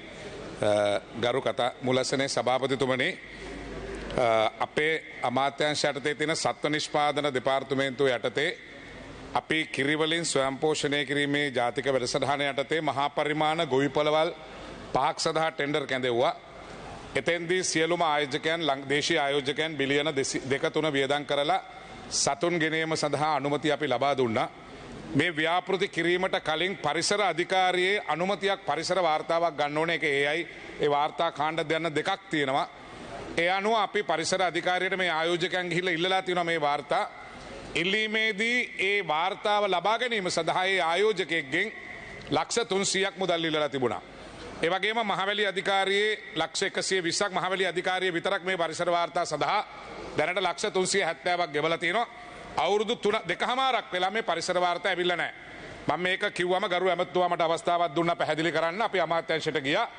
අමාත්‍යාංශයට ගිහලා පරිසර අධිකාරියේ සභාපතිතුමා ඇමතුමා ඉදිරියේ මම මේක කිව්වා. ඇමතිතුමාත් සභාපතිතුමාත් පිළිගත්තා. වෙනත් මොකද පරිසර අධිකාරිය විසින් නම් කරලා තියෙනවා 50 ගාණක්. ඒගොල්ලෝ තමයි මේ සල්ලි ගන්නෙ. හැබැයි මම ඇමතුමාට කිව්වේ ඇමතුමාගේ අමාත්‍යාංශය යට තියෙන නිසා මේක නිවැරදි කරන්න. ඒ නිසා ආයෝජකයන්ගෙන් එවැනි මුදල් ගන්නවා. ආයෝජකයෙක් ගරු සභාපතිතුමනි ලක්ෂ 300ක් පරිසර වාර්තාවක් ගන්න ඉල්ලුවොත් ලංකාවට ආයෝජක එන්නේ නැහැ. ඉඩම බින්කුලිය ගෙවන්න ඕනේ ලක්ෂ 300ක්, පරිසර වාර්තාවට ලක්ෂ 300ක්, ආයෝජකයා වැඩේ කරන්න කලින් ලක්ෂ 600ක් ගෙවලා. ඉතින් ඒ නිසා මේ ප්‍රායෝගික ගැටලුව තමයි මම කිව්වේ. ඇමතිතුමාගේ සම්බන්ධතාවයක් නෙවෙයි. හැබැයි ඇමතිතුමාට කවුරු හරි කෙනෙක් වැරදි විදියට කියලා එතුමා මට උපාධියක් දුන්නා. හැබැයි එතුමා කනගාටු ප්‍රකාශ කරා කැබිනට් එකේදී මම කියපු දේ නෙවෙයි ඒක සිද්ධ වුණේ කියලා. ඉතින් ඒ නිසා මේක ඇමතිතුමාගේ ප්‍රශ්නයක් නෙවෙයි. හැබැයි ඇමතිතුමා පරිසර අධිකාරිය මේ කරන දේ පිළිබඳ එතුමා නිවැරදි කරන්න අපිට පොරොන්දු වුණා. මම එතුමාගෙන් ඉල්ලන්නේ මේ ආයෝජකයන්ට කඩිනමින් සාධාරණ මුදලක් අය කරලා කඩිනමින් මේ පරිසර වාර්තා ලබා දෙන්න කියන එක තමයි කරුවා මාත්‍යා. ස්තුතියි ඔබතුමාට. ප්‍රශ්නාංක 5 ශාන්ත බණ්ඩාර මන්ත්‍රීතුමා. අමාත්‍යතුමා අවසන් කරන්න කෙටියෙන්. මහින්ද ළමරිය කතානායකතුමනි තමත් පැහැදිලි මේ මොකද මේ පරිසර වාර්තා සම්බන්ධව උසාවි ගිහිල්ලා තියෙන අවස්ථා ගණනාවකදී දැන් මේ කාරණය සම්බන්ධව නිවැරදි පරිසර වාර්තාවක් නොලැබුණොත් ඒ කියන්නේ අයි එකක් හරි ඊයි එකක් හරි කළ යුතු වෙනවා. දැන් ඒක කරන්න අපේ රාජ්‍ය ආයතනයකට අවසරයක් නැහැ. දැනට ඒකට රාජ්‍ය ආයතනයකට අපේ අමාත්‍යාංශයට අවසරයක් නැහැ. අපිට කරන්න තියෙන්නේ ඉල්ලුම් පත්‍රය අපි ආයෝජකයාට දෙන්නේ. ආයෝජකයා මේක අර ලියාපදිංචි වෙච්ච ඕනම ආයතනෙ උඟක් ඒ අය ගිහිල්ලා තිබුණේ විශ්වවිද්‍යාලවලට. මේ රජයේ විශ්වවිද්‍යාල වලින් තමයි ඒගොල්ලෝ ඉල්ලීම් කරලා තිබුණේ. ඒ අය තමයි මේ විවිධ මිල ගණන් දීලා තියෙන්නේ. ඉතින් ඒවයි දැන් මම කියන්නේ දැන්ටමත් තවමත් ඇමතුමාටත් කිව්වේ අපිට මේ ලක්ෂ 300ක් ඉල්ලුවයි කියන ආයතනයෙන් අඩු ගානේ පැමිණිල්ලක් එවන්න අපි අය අනිවාර්යෙන් බ්ලැක් ලිස්ට් කරනවා. අපිට කිසිම රාජ්‍ය ආයතනයක මේ වැඩ පිළිවෙලක් බකල් කරන්න ඕනේ නැහැ. අපිටත් ඕනේ මේ ඉක්මනින් ක්‍රියාත්මක කරන්න. හැබැයි ඒ වගේම තමයි මේ පාර්ලිමේන්තුවම තමයි නැවත කියන්නේ කෝ පරිසර වාර්තාවක් අරගෙනද මේක කරේ කියලා. එතන නිමා කරන්න ඇමතුමා. සභාපතිතුමනි මගේ එකම ප්‍රශ්නය අක්කර 100ක ගවගාලක් ඉදි කරන්න. අක්කර 100ක ආයෝජකයට ගවගාලක් ඉදි කරගන්න අනුමතිය ගන්න අවුරුදු 3ක් යනවනම් ඒකට ලක්ෂ 300ක් ගෙවන්න වෙනවනම් මේ නීති හදලා තියෙන මේ පාර්ලිමේන්තුව. මම කියන්නේ අපේ ඇමතුමා මේක වෙනස් කරන්න ඕනේ අපි. ඒ කියන්නේ මම කියන්නේ අක්කර 100ක හරක් මඩුවක් හදන්න ලක්ෂ 300ක් ගන්නවා නම් අවුරුදු 3ක් යනවා නම් වාර්තා වෙන්න මේ රටේ ආයෝජක වෙයිද? මේක හරියට නිකන් අපි මේක හදලා තියෙන නවසීලන්තයට ඕනේ විදියට වගේ. මොකද වැඩි කිරිපිටි කියන්නේ මේවා වෙන්නේ නැහැ. අපි කියන්නේ අපි එක්කහුව වෙලා මේවා හදමු. මම කියන්නේ මේවා වෙනස් කරමු එමතුමා. ඔව්. ඔබතුමාගේ ප්‍රශ්නෙට දීර්ඝ පිළිතුරක් ලැබුණා. ඔව්. මම ඉල්ලුවේ මේක මේ පාර්ලිමේන්තුව නිමෙද කරලා නිකන් දෙන්න කියන කාරණේ නෙවෙයි. දැන් බලන්න ඔබතුමා කියනවා නිරන්තරයෙන් ලක්ෂ 300 ඉල්ලුවේ කවුද කියලා කියන්න කියලා. හොඳයි. ලක්ෂ 300ක් ඉල්ලුවේ කවුද කියලා ඔබතුමා කියන්න කියන. හැබැයි අමතුමා කියන්නේ නැහැ. මෙතන නම් අල්ලසක් මේ. මේ යන්නේ ගණදෙනුවක් පිළිබඳව. මේ පරිසරයේ බලපත්‍රය ලබා ගැනීම නෙවෙයි යන්නේ අල්ලසක් පිළිබඳව යන්නේ. දැන් ඒ ආයතනයේ අමතුමා කියන්නේ නැත්තම් ඒ ලක්ෂ 300 අල්ලස ශාන්ත බණ්ඩාර මැතිතුමා ශාන්ත බණ්ඩාර මැතිතුමා මේක විවාදයක් කරගන්න එපා මැතිතුමා ඉවර කරන්න. විජේසිරි මන්තුමා කිව්ව ආකාරයටත් මේ පරිසර පනතේ අඩුපාඩුවක් නේ තියෙන්නේ. ඇමතුමා කිව්ව විදියටත් මේක මම හදපු පනතක් නෙමෙයි. පැහැදිලි. දැන් මම පරිසර පනතේ සංශෝධනයක් ගේනවා. ඔබතුමාලා සහයෝගය ලබා දෙන්න ඉතාමත් කෙටි කාලයකින් අපි මේ කටයුත්ත නිම කරන්න. ඊළඟට ආයේ මෙතන පාර්ලිමේන්තුවම කියන්න එපා මේ නිවැරදි විදියට වාර්තා දුන්නේ නැහැ කියලා. අපිත් කැමති මේවා ඉතාමත් කඩනමින් සතියෙන් හරි දීලා දෙන්න. මොකද මේක පරිසර අධිකාරියේ හෝ අමාත්‍යාංශයේ නෙවෙයි ප්‍රමාද කරන්නේ ආයතනවලින්. එහෙම නැතුව අපි නිකම්ම වුණත් දෙන්න කැමැත්තක් තියෙනවා මේ රජයේ ව්‍යාපෘති ක්‍රියාත්මක කරන්න. ප්‍රශ්නාංක 5. මම අහනවා ගරු නියෝජ්‍ය කතානායක. අධ්‍යාපන අමාත්‍යතුමා. ගරු නියෝජ්‍ය කතානායකතුමනි සති දෙකක කාලයක් ඉල්ලා සිටිනවා. ප්‍රශ්නාංක 6 ජගත් කුමාර සුමිත්‍රා ආරච්චි මහතා. මම ප්‍රශ්නය අහනවා ගරු නියෝජ්‍ය කතානායක. අමාත්‍යතුමා. ලක්ෂ 300 මොකද කියන්නේ? ඔව් සංවිධායකතුමා. ගරු නියෝජ්‍ය කතානායකතුමනි සති දෙකක කාලයක් ඉල්ලා සිටිනවා. ප්‍රශ්නාංක 7 ගරු නලින් බණ්ඩාර ජයමහා මහතා. ගරු නලින් මන්ත්‍රීතුමා. ප්‍රශ්න අහන්නේ නැද්ද? ගරු කතානායකතුමනි මම අහනවා. ප්‍රශ්න ගොඩයි මේ වටේම ප්‍රශ්න. ගරු නියෝජ්‍ය කතානායකතුමනි ප්‍රශ්නාංක 1ට පිළිතුර සිමෙන්ති කම්මහලට අයත් ගොඩනැගිලි පිහිටි පරිසරය ඔප්පු අංක 111 සින්නක්කර අයිතිය ඉඩම් ප්‍රමාණය අක්කර 570යි පර්චස් 18යි. ඇමුණුම එකේ වැඩි විස්තර තියෙනවා. අරුක්කාලු හුණුගල් නිදිය පිහිටි ඉඩම අංක 495 දරන බදු ගිවිසුම අයිතිය බදු ඉඩම් ප්‍රමාණය අක්කර 5141යි පර්චස් 10යි. ඇමුණුම දෙකේ විස්තර තියෙනවා. පාලවි අංක 26 දරන බදු ගිවිසුම අයිතිය බදු ඉඩම් ප්‍රමාණය අක්කර 12යි රූට් 3යි පර්චස් 30යි. ඇමුණුම තුනේ විස්තර තියෙනවා. සම්පූර්ණ එකතුව අක්කර 5723යි රූට් 3යි පර්චස් 58යි. මේ සිමෙන්ති කම්මහල නියෝජ්‍ය කතානායකතුමනි දැන් පුත්තලම සිමෙන්ති කම්මහල වශයෙන් හඳුන්වන්නේ නැහැ. ඒක දැන් ඉන්සී cement. Siam City cement Lanka limited කියලා තමයි හඳුන්වන්නේ. ප්‍රශ්නේ 2 උත්තරේ අරුක්කාල් හුණුගල් නිදිය පිහිටි ඉඩම තුල පහත සඳහන් පරිදි දැනට අනවසර අත්පත් කර ගැනීම සිදු වී ඇත. නිවාස තනාගෙන අනවසරයෙන් පදිංචි වී සිටින ප්‍රමාණය අක්කර 15ක් පමණ. අනවසරයෙන් වගා කර ඇති ඉඩම් ප්‍රමාණය අක්කර 351ක් පමණ. මුළු ප්‍රමාණය අක්කර 366ක්. තුන්වෙනි ප්‍රශ්නයේ පිළිතුර අරුක්කාල් හුණුගල් නිදිය පිහිටි ඉඩම අංක 283 2 හා 1978යි 9යි 20 වෙනි දිනයේ අතිවිශේෂ ගැසට් නිවේදනය මගින් ලංකා සිමෙන්ති සංස්ථාව වෙත පවරා ඇත. එමුණුම 4 විස්තර තියෙනවා. ලංකා සිමෙන්ති සංස්ථාව විසින් මෙම ඉඩම් කොටස 56යි 8යි 23 වෙනි දින අංක 495යි 95 දරන බදු ගිවිසුම වයින් එවකට පැවති පුත්තලම් සිමෙන්ට් කම්පැනි ලිමිටඩ් වෙත බදු පදනම මත ලබා දී ඇති අතර එහි වර්තමාන බදු ගැනුම් කරුවන්නේ Siam City cement Lanka private limited සමාගමයි ඉන්සි සිමෙන්ට් කියලා කියනවා. බදු කාල සීමාව තුළ ඉහත ඉඩම් කොටස අනවසරෙන් අත්පත් කර ගැනීමට කිසිදු පුද්ගලයෙකුට අවස්ථාව ලබා නොදීමට බදු ගැනුම් කරු විසින් බගබලා ගත යුතු බව බදු ගිවිසුමේ 2G වගන්තියේ සඳහන් කර ඇත. ඒ අනුව ඉහත ඉඩම් කොටස වෙත කිසිදු අනවසර පදිංචි කරුවෙකුට ඇතුළු වීමට අවස්ථාව නොදෙන ලෙස ජෑම් සිටි සිමෙන්ට් ලංකා ලිමිටඩ් සමාගමේ පාලනාධිකාරිය දැනුවත් කරන ලෙසත් ඒ පිළිබඳව අධීක්ෂණය කරන ලෙස ලංකා සිමෙන්ති සංස්ථාවේ සභාපති වෙත දැනුම් දී ඇත. 20/9/5 දින මෙම ඉඩම තුනට අනවසරයෙන් ඇතුළු වී කැලෑ කපා ගිනි තබා විනාශ කිරීමේ සිද්ධිය සම්බන්ධයෙන් ලංකා සිමෙන්ති සංස්ථාවේ සභාපතිවරයා විසින් 20/9/6 වෙනි දින අංක MOIB 250/14 යටතේ වනාතිල්ල පොලිස් ස්ථානය වෙත පැමිණිල්ලක් ඉදිරිපත් කර ඇත. දැනට මෙම ඉඩම් කොටස තුළ අනවසරයෙන් වගා කටයුතු කරනු ලබන පුද්ගලයන්ට මෙම වගා කටයුතු අඛණ්ඩව කරගෙන යාමට ඉඩ ලබා දෙන ලෙස වනාතවිල්ලුව ප්‍රාදේශීය ලේකම් විසින් ඉදිරිපත් කර ඇති ඉල්ලීම සම්බන්ධයෙන් ශ්‍රී ලංකා සිමෙන්ති සංස්ථාවේ සභාපතිවරයා හා ප්‍රාදේශීය ලේකම් අතර සාකච්ඡා සිදු වෙමින් පවතී. අතුරු ප්‍රශ්න අර කර්මාන්ත ඇමතිතුමා අපේ අලුත් කර්මාන්ත ඇමතිතුමා අද කර්මාන්ත වලට ලයිට් නැතුව ජෙනරේටර් වලට ඩීසල් නැතුව ඉන්න කාලෙක මම ඔබතුමාගෙන් අහන පළවෙනි අතුරු ප්‍රශ්නය මේ පුත්තලම සිමෙන්ති කර්මාන්ත ශාලාව සහ අරුවක්කාරු ඒ කැනීම් අංගණය දක්වා දුම්රිය මාර්ග පද්ධතියක් තියෙනවා. එතන මේ දුම්රිය මාර්ග පද්ධතියේ කොටසක් අපේ දුම්රිය දෙපාර්තමේන්තුවට අයිති ට්‍රැක් එක තියෙනවා. කොටසක් තනිකරම පාවිච්චි කරන්නේ මේ කර්මාන්ත ශාලාව. එතකොට ගරු කර්මාන්ත ඇමතුමනි ඒ දුම්රිය මාර්ග පද්ධතිය නඩත්තුව පැත්තෙන් ගත්තම අපි දකිනවා බොහොම අබලන් තත්ත්වයේ තියෙන. එතකොට මේ දුම්රිය මාර්ග පද්ධතියේ සම්පූර්ණ කොටසම අයිති දුම්රිය දෙපාර්තමේන්තුවටද? ඒ දුම්රිය දෙපාර්තමේන්තුවට මේ මාර්ගය පාවිච්චි කරනවා වෙනුවට යම් ගෙවීමක් කරනවද?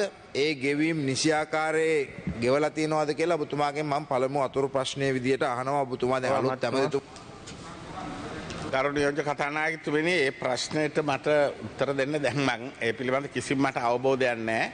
එහෙනම් මට වෙන දවසක් දෙන්නේ ප්‍රශ්නේ. හොඳයි, දෙවෙනි අතුරු ප්‍රශ්නේ. මම දෙවෙනි අතුරු ප්‍රශ්නේ අපේ පුත්තලම් දිස්ත්‍රික් පාර්ලිමේන්තු මන්ත්‍රී මා හිතවත් හෙක්ටර් අප්පා මන්තුමාට දෙනවා. ගරු අමාත්‍යතුමනි, දෙවෙනි අතුරු ප්‍රශ්නේ හැටියට විශේෂයෙන්ම අපේ ප්‍රදේශයේ තියෙන විශාලම සම්පතක් මේක මම දන්නේ නැහැ ඇයි ජාත්‍යන්තරයට ගියේ මේකේ ගන්න සියලුම ලාභේ මේක ඇයි ශ්‍රී ලංකාවේ ආයෝජකයෙක් එහෙම නැත්තම් මේක සිද්ධ කරේ නැත්තේ කියන එක ගැන විශාල ප්‍රශ්නයක් තියෙනවා, විශාල කනගාටුවකුත් තියෙනවා.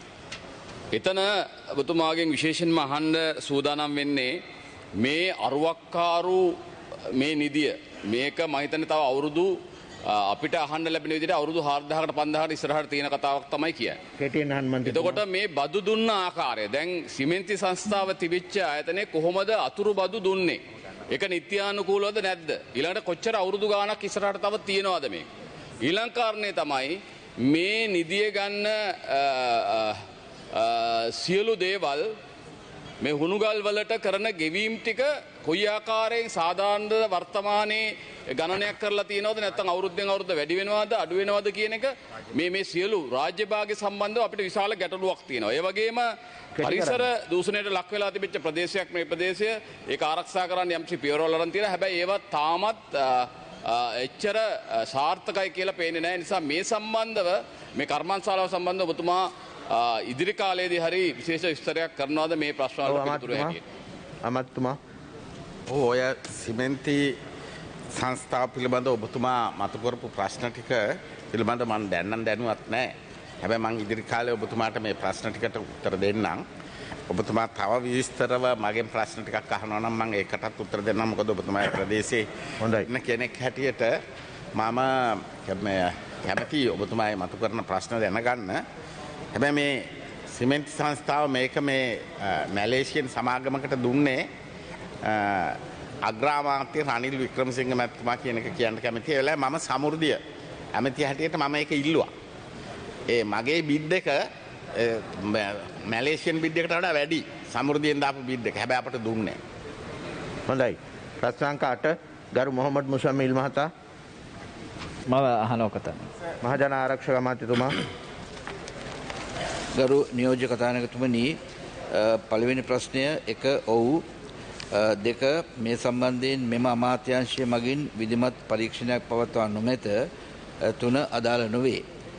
1 ඔව්, මෙම සිද්ධීන් වලට අදාළව විමර්ශන සිදු කර සැකකරුවන් අත්අඩංගුවට ගෙන ගරු අධිකරණය වෙත ඉදිරිපත් කර අදාළ සැකකරුවන්ට විරුද්ධව නඩු පවරා ඇති අතර මහනුවර මහාධිකරණයේ නඩු අංක HC 105යි ඇලේරක් 2019 යටතේ එම නඩුව මේ වන විට විභාග වෙමින් පවතී. තවද මේ සම්බන්ධයෙන් පල්ලේකැලේ පොලිස් ස්ථානය මගින් විමර්ශන කටයුතු සිදු කර මහනුවර මහේස්ත්‍රාත් අධිකරණයේ නඩු අංක B 45 892 ඇලේරක් 18 යටතේ කරුණු වාර්තා කර ඇත. 2 ඔව්, සිද්ධියට අදාළ සියලුම සැකකරුවන් අත්අඩංගුවට ගෙන ගරු අධිකරණය වෙත ඉදිරිපත් කර තිබේ. 3 දැනට ස්ථාපිතව ඇති මහජන ආරක්ෂක කමිටු සම්බන්ධීකරණය, ප්‍රජාව අතර අවබෝධය, ජාතීන් අතර සහයෝගීතාවය හා එකමුත් භාවය ගොඩනැගීම උදෙසා ක්‍රියාකාරී වැඩසටහන් ක්‍රියාත්මක කරමින් පවතී.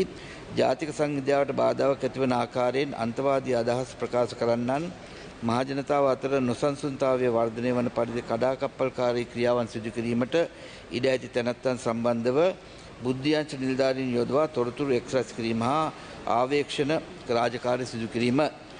ප්‍රදේශයන් ආවරණය වන පරිදි දිවා සහ රාත්‍රී පාමුර සංචාර, යතුරුපැදි සංචාර, දිවා රාත්‍රී ජංගම සංචාර යෙදවීම හා ෂණික මාර්ග බාධක ක්‍රියාත්මක කිරීමට පියවරගෙන ඇති අතර ඒ සඳහා අවශ්‍ය අවස්ථාවන්හි පොලිස් විශේෂ කාර්ය බලකාවේ ත්‍රිවිධ හමුදාවේ සහාය ලබා ගැනීමෙන් ප්‍රදේශය තුළ නීතිය හා සාමය පවත්වාගෙන යාමට ක්‍රියා කරමින් තිබේ.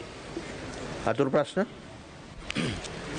ගරු කතානායකතුමනි, මගේ පළවෙනි අතුරු ප්‍රශ්නේ තමයි ඔබතුමා දැන් ඉදිරිපත් කරේ මේ තාක්ෂණික වශයෙන් මේ ප්‍රශ්නෙට අදාළව ගන්න පුළුවන් පියවර.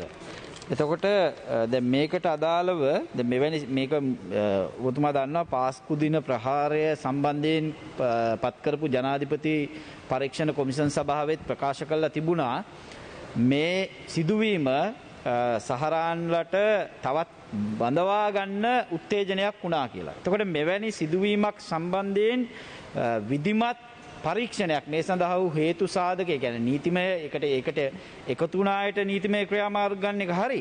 හැබැයි ඒ සම්බන්ධයෙන් විධිමත් පරීක්ෂණයක් පවත්වලා නැහැ කියන එක, ඒ කියන්නේ මේවට බලපාපු වෙනත් හේතු මේ වගේ සිදුවීම් වලට ඊට පස්සේ මෙවැනි අන්තවාදී ක්‍රියා සඳහා පෙළඹීමට බලපාපු හේතු සම්බන්ධයෙන් මම හිතන්නේ මීට වැඩිය පුළුල් පරීක්ෂණයක් කරන්න ඕනේ. ඒක පරීක්ෂණයක් කරපු නැති එක බරපතල ප්‍රශ්නයක්. ඉදිරියේදී එවැනි පරීක්ෂණයක් කරන්න බලාපොරොත්තු වෙනවද?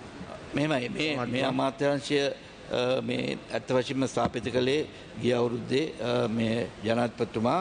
මේ අමාත්‍යාංශයෙන් කිසිම පරීක්ෂණයක් පවත්වලා නැහැ. මොකද එතකොට පොලිසිය තිබ්බේ සම්පූර්ණයෙන්ම ආරක්ෂක අමාත්‍යාංශය යටතේ නිසා. නමුත් ඇත්ත වශයෙන්ම මේ සිද්ධිය ඇති වුණේ මුස්ලිම් ජාතිකයන් 4 දෙනෙක් විසින් සිංහල පුද්ගලයන් කීප දෙනෙකුට පහර දී තුවාල කර සිදු කර ඇති අතර එම තුවාල ලැබූ මහනුවර මැද මහනුවර ලිපිනේ පදිංචි කුමාරසිංහ යන අය ඊට දවස් 4කට පස්සේ මිය ගිහිල්ලා තියෙනවා. ඊට පස්සේ තමයි මේ සිංහල මිනිස්සු කුපිත වෙලා මේක කරලා තියෙන්නේ. මේක සම්පූර්ණයෙන් වැරදි.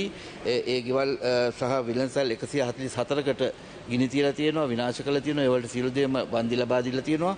මෙතුමා අහපු ප්‍රශ්නේ ඉතාම අදාළ ප්‍රශ්නයක්. ඒ සම්බන්ධයෙන් අත්ත වශයෙන්ම අර ඉස්සෙල්ලා කිව්වා වගේ බුද්ධ්‍යංශය යොදවලා අපි අද වෙනකොට ඒ අන්තවාදී අදහස් ප්‍රකාශ කරන අය, ඒකට අන්තවාදී විදියට හැසිරෙන අය, ඒ අයගේ සම්පූර්ණයෙන්ම ඉතිහාසය බලලා පසුබිම බලලා එයාව අත්අඩංගුවට අරගෙන සහ අදාළ අයව පුළුවන් නම් පුනරුත්ථාපනයට පවා යොමු කරලා ඒ දේවල් මේ නවත්තන්න අපි ක්‍රියා කරලා තියෙනවා. ඒ නිසා තමයි මම හිතන්නේ ඊට පස්සේ අද වෙනතුරු අපිට ඒ වගේ ජාතිවාදී කෝලාහලයක් ආවේ නැත්තේ. දෙවැනි අතුරු ප්‍රශ්නය ගරු ඇමතුමනි මේ සිදුවීම් වලින් පස්සේ විශේෂයෙන් පාස්කු දින ප්‍රහාර සිදුවීමෙන් පස්සෙත් මලිත් ජයතිලක හිටපු පාර්ලිමේන්තු මන්ත්‍රීතුමාගේ ප්‍රධානත්වයෙන් කමිටුවක් පත් කරා මේ පාර්ලිමේන්තුවේ. ඒ කමිටුවේ වාර්තාවත් පදනම් කර ගනිමින් ගිය අවුරුද්දේ පෙබරවාරි මාසේ මට මතක විදියට එතකොට මහජන ආරක්ෂක ඇමති විදියට ජනාධිපතිතුමාම තමයි ඉඳ ඇත්තේ. ජනාධිපතිතුමා කැබිනට් පත්‍රිකාවක් ඉදිරිපත් කළා. ඒ කැබිනට් පත්‍රිකාවේ කරුණු 57කින් යුත් නිර්දේශ යෝජනා ඉදිරිපත් කළා තියෙනවා. එතකොට දැන් ඔබතුමා ඒ කැබිනට් පත්‍රිකාවේ යෝජනා දැන් මහජන ආරක්ෂක අමාත්‍යතුමා විදියට ඔබතුමා ක්‍රියාත්මක කළා තියෙනවද? ඔව් අමාත්‍යතුමා. ඔව් අනිවාර්යයෙන්ම ඒක හොඳ ප්‍රශ්නයක්. ඒ සම්බන්ධයෙන් ක්‍රියාත්මක වෙමින් යනවා. මම පිළිගන්නවා ඒක සියලු දෙයක්ම දැනට වෙලා නැහැ. නමුත් අත්‍ය වශයෙන්ම අපි ඒවා පියවරෙන් පියවරට එකිනෙක කරගෙන යන සමහර ඒවා ටිකක් දුෂ්කරයි කරන්න නිර්දේශ කරනවා වගේ නෙමෙයි ක්‍රියාත්මක කරන්න. නමුත් ඒ දේවල් ක්‍රියාත්මක කරමින් පවතිනවා. මට ඊටාම විශ්වාසයෙන් යුතුව කියන්න පුළුවන් නුදුරු අනාගතයේම ඒ සියලුම නිර්දේශ ක්‍රියාත්මක කරලා අපිට අවසන් කරන්න පුළුවන්. හොඳයි බොහොම ස්තුතියි. ප්‍රශ්නාංක 9 ගරු රෝහණ බණ්ඩාර මහතා. මම අහනවා ගරු කතානායක නියෝජ්‍ය කතානායකතුමනි. ජල සම්පාදන අමාත්‍යතුමා. ගරු නියෝජ්‍ය කතානායකතුමනි ප්‍රශ්නාංක 14.70 වැලීරක් 20.22 පිළිතුරු සැපයීම අයන්නේ 1 පිරිසිදු පානීය ජලය ලබා පහසුකම් නොමැති ග්‍රාමාන්තර වසම් සංඛ්‍යාව වසම් 102ක් පමණ වේ. අනුරාධපුර දිස්ත්‍රික්කයේ ග්‍රාමාන්තර වසම් 694ක් ඇති අතර එයින් ග්‍රාමාන්තර වසම් 259ක් සඳහා ජාතික ජල සම්පාදන හා ජලාපවහන මණ්ඩලය මගින් පානීය ජල පහසුකම් ලබා දී ඇත.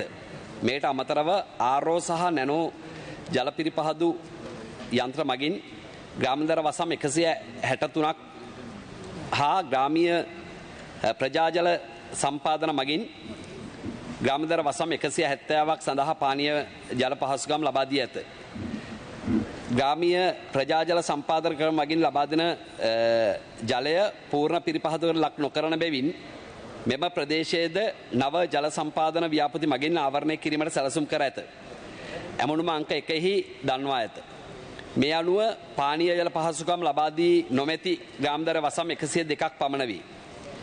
එම පිරිසිදු පානීය ජලය පහසුකම් නොමැති ග්‍රාමාන්තර වසම් සඳහා පවුල් සංඛ්‍යාව අංක 2හි දක්වා ඇත. 3 අනුරාධපුර දිස්ත්‍රික්කයේ පානීය ජල ගැටලුව විසඳීම සඳහා පහත සඳහන් ක්‍රියාමාර්ග ගෙන ඇත. විදේශ ණය මත පහත සඳහන් ව්‍යාපෘති ක්‍රියාත්මක කිරීම. අංක 1 තඹුත්තේගම ජල යෝජනා ජල සම්පාදන ව්‍යාපෘතිය. අංක 2 අනුරාධපුර උතුර අදියර 1 ජල සම්පාදන ව්‍යාපෘතිය. අංක 3 අනුරාධපුර උතුර අදියර 2 ජල සම්පාදන ව්‍යාපෘතිය. අතිගරු ජනාධිපතිතුමන්ගේ සංකල්පයක් මත ක්‍රියාත්මක වන සැමට ජලය වැඩසටහන යටතේ පහත සඳහන් ව්‍යාපෘති ක්‍රියාත්මක කිරීම. 1 අනුරාධපුර දකුණ අදියර 2 ජල සම්පාදන ව්‍යාපෘතිය. 2 පළුගස්සව ජල සම්පාදන ව්‍යාපෘතිය. 3 කණුගහවැව ජල සම්පාදන ව්‍යාපෘතිය. 4 ගල්නෑව ජල සම්පාදන ජල පවිත්‍රාගාරය වැඩි දියුණු කිරීමේ ව්‍යාපෘතිය. 5 තිසාවව ජල පවිත්‍රාගාරය වැඩි දියුණු කිරීම. 6 තුරුවිල ජල පවිත්‍රාගාරය වැඩි දියුණු කිරීම. 7 කලාවැව ජල සම්පාදන ක්‍රමය වැඩි දියුණු කිරීමේ ව්‍යාපෘතිය. 8 තන්තිරිමලේ ජල පවිත්‍රාගාරය වැඩි දියුණු කිරීමේ ව්‍යාපෘතිය. 9 හබරණ ජල ව්‍යාපෘතියෙහි බෙදා හැරීමේ නල පද්ධතිය පුළුල් කිරීමේ ව්‍යාපෘතිය. 10 මඩාටුගම ජල සම්පාදන ක්‍රමෙහි බෙදා හැරීමේ නල පද්ධතිය පුළුල් කිරීමේ ව්‍යාපෘතිය. 11 තඹුත්තේගම ජල සම්පාදන ක්‍රමෙහි බෙදා හැරීමේ නල පද්ධතිය පුළුල් කිරීමේ ව්‍යාපෘතිය. ගම සමග පිළිසඳරක් වැඩසටහන යටතේ යෝජනා සඳහා ආරෝ ජල පෙරණ ඉදිකිරීම ඇමුණුම 3හි දක්වා ඇත. ඉහත ක්‍රියාමාර්ග මගින් ආවරණය කිරීමට යෝජිත ග්‍රාමාන්තර වසම් 4හි සඳහන් 4හි ඇමුණුම 4හි සඳහන් වී ආයන්න අදාළ නොවේ. අතුරු ප්‍රශ්න ගරු ඇමතුමනි මම හිතන්නේ දවතුමාට තමයි සම්පූර්ණ මේක උත්තර දෙන්න මම කලිනුත් මේ සම්බන්ධව ප්‍රශ්න ඇහුවා අපේ හිටපු ඇමතුමා දැන් වැඩ කරන්න නැහැ කියලා කියනවා. එතුමා නාම මාත්‍ර ඇමතිවරයෙක් විතරයි කියලා කියනවා. ඒ හින්දා මේක ඔබතුමා නැවතාරයක් මම දැන් වැඩ බලන ඇමතුමා නෙමෙයි මම හිතන්නේ කැබිනට් ඇමතුමා වෙන්න ඇති ඔබතුමා රාජ්‍ය ඇමතුමා. ඒ නිසා ඔබතුමාගෙන් මම අහනවා මම කනදරාව වැවේ දැන් අද ඔබතුමාලා විවෘත කරන්න දාගෙන ඉන්නවා ජල ව්‍යාපෘති. මම හිතන්නේ එතන ගොවියු මහත්තු මේ වෙනකොට ගිහිල්ලා විශාල උද්ඝෝෂණයකට දැහැත්තිලා ඉන්නවා. සංදේශයක් බාර දෙන්න සූදානම්ින් ඉන්නවා. කවුරුවක්වත් මේ මොහොතේ බාර ගන්න සූදානමක්වත් නැති තත්ත්වයක් තියෙනවා. අපි කියන්නේ මේ ව්‍යාපෘති ආරම්භ කරනකොටම අපේ ආණ්ඩුව මොහොතේ අපේ යහපාලන රජ වෙලාවේ අපි කනදරාව වැවට ජලය ගේන්න ඒරුවේව මොරගහ කන්දෙන් ඒරුවේව හරහා මොරගහ කන්දර ජලය ගේන්න අපි වැඩ පිළිවෙලක් එක්ක මේ ව්‍යාපෘතිය ක්‍රියාත්මක කරන්න තමයි සූදානම් වෙලා තිබුණේ. හැබැයි දැන් ජල ව්‍යාපෘතියේ වැඩ විතරක් අවසන් කරලා ඒරු ඇලේ වැඩ ටික තාම සිද්ධ වෙන්නේ නැතුව මුතුරු ඇලේ වැඩ ටික වැඩ සිද්ධ වෙන්නේ නැතුව ගෙනාපේක නිසා දැන් අද කනදරාව වැවේ සම්පූර්ණ ජලය මේ කන්නට වැඩ කරගන්නවත් ප්‍රමාණයක් නැහැ. එතකොට අද ඔබතුමාලා දාගෙන හිට විදියට මේ ජල ව්‍යාපෘති විවෘත කරා නම් එක පැත්තකින් රට අටුව කඩලා පුටුව හැදුවා වගේ තමයි වෙන්නේ. ගොවිතැන් කරගන්නත් ජලය නැති වෙනවා මේ පැත්තෙන්. අනිත් පැත්තෙන් මේ වතුරගත් පානීය ජල අවශ්‍යතාවයත් දිගටම දීගෙන යන්න පුළුවන් තත්ත්වයකට වැවේ නැහැ තත්ත්වය. ඒ නිසා ඔබතුමාලා මේ ව්‍යාපෘතිය අද විවෘත කරනවාද? එහෙම නැත්නම් අර කලින් යෝජනා තිබිච්ච ඇලවල් ටික ක්‍රියාත්මක කරනකම් මේ මොකද්ද කරන්නේ මේ ගොවියන්ට මේ යලකන්නේ වැඩ කරගන්න අවශ්‍ය කරන ජලය සැපයීමට සහ මේක ආරම්භ කරලා පානීය ජල අඛණ්ඩව පවත්වාගෙන යන්න වැඩ පිළිලක් තියෙනවද? ඔව් අමාත්‍යතුමා. බණ්ඩාර මන්තුමා ඇත්තරම අපේ රටක් හැටියට නිදහස ලැබිලා අවුරුදු 74ක් යනකනුත් අපිට ප්‍රශ්නයක් තිබුණා රටේ ජලය ප්‍රධාන වශයෙන් පාවිච්චි කරන්නේ කෘෂිකාර්මික කටයුතු වලද පානීය ජලය සඳහාද කියලා. අද අපි මේ වෙනකොට තීන්දුවක් අරන් තියෙනවා වාරි මාර්ග අමාත්‍යාංශය සහ පානීය ජල අමාත්‍යාංශයේ සියලු ඇමතිවරු සියලු රාජ්‍ය ඇමතිවරු ඒ වගේම අතිගරු ජනාධිපතිතුමා අගමැතිතුමා සියලු දෙනා එකඟතාවයට ඇවිල්ලා තියෙනවා පානීය ජලය සුවිශේෂී කටයුත්තක් හැටියට සලකලා පානීය ජලය සඳහා මූලිකත්වය දෙනවා කියලා. ඒ අනුව ඔබ තමුන්නාන්සේලාගේ මේ ව්‍යාපෘතිය විවෘත කිරීමේ කටයුත්ත වෙනවා. ඒ වගේම අපිට ස්ථිර ජලමාර්ග ලබා දීමේ වැඩසටහන සඳහා විශාල මුදල් ප්‍රමාණයක් වාරි මාර්ග අමාත්‍යාංශයට වෙන් කරලා තියෙනවා. ඒ අනුව ප්‍රදේශයේ ජනතාව බිය යුතු නැහැ.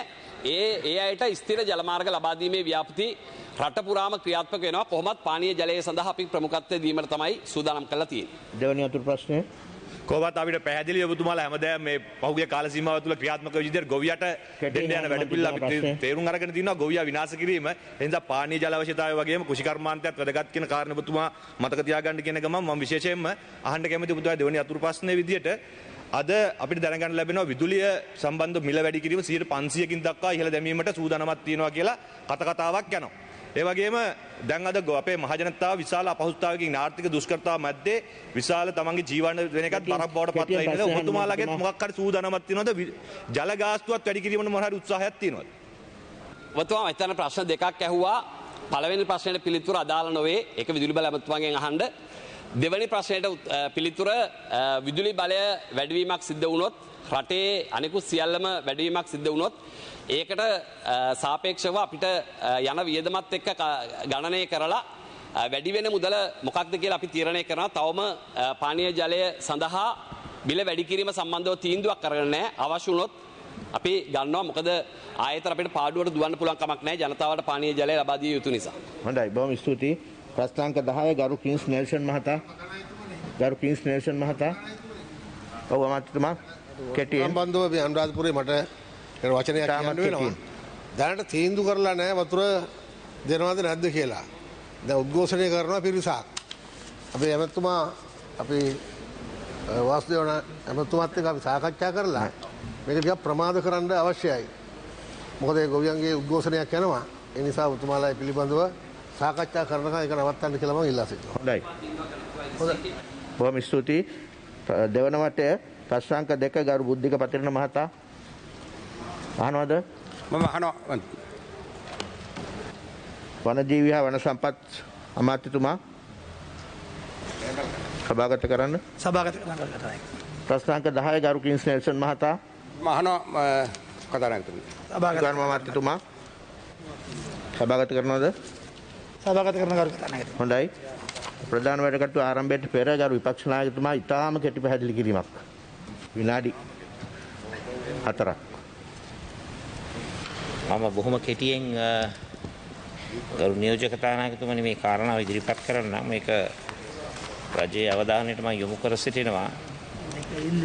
එඩ්වඩ් රිචඩ් පෙරේරා මාකොල මොහමඩ් හනීෆා මොහමඩ් ඉල්ලියාස් උඩතලවින් ඒකේ වික්‍රමපාල මීරිකම ටීඩී තාජුඩීන් උතුරු කොළඹ ප්‍රදේශයේ මේ 4 දෙනා තෙල් පෝලිම් වල ඉඳලා විවිධ හේතුන් මත ජීවිත අහිමි වෙලා තිබෙනවා. මේක ගරු නියෝජක කතානායකතුමනි බරපතල ප්‍රශ්නයක්. විශේෂයෙන් මත ජනතාවගේ ජීවත් වීමේ ගැටලුව අන්ත බරපතල විදිහට තිබෙනවා. මම ගරු කතානායකතුමනි කියන්න හදන්නේ මේ තත්ත්වය තුළ ඉන්දියාව ලබා දීලා තිබෙනවා ඩොලර් බිලියනක ණයක්. වශයෙන් මේ ණය ලබා දීම ගැන අපෙනුත් විමසුවා. ඒ විමසපු අවස්ථාවේ අපිත් කිව්වා මේ අමාරුවේ වැටිලා තිබෙන රට ගොඩ ගන්නට ඒ ණය ලබා දෙන්නේ කියලා. මොකද ඒ අය විපක්ෂේනුත් විමසුවා, සමගි ජන බලවේගිනුත් විමසුවා.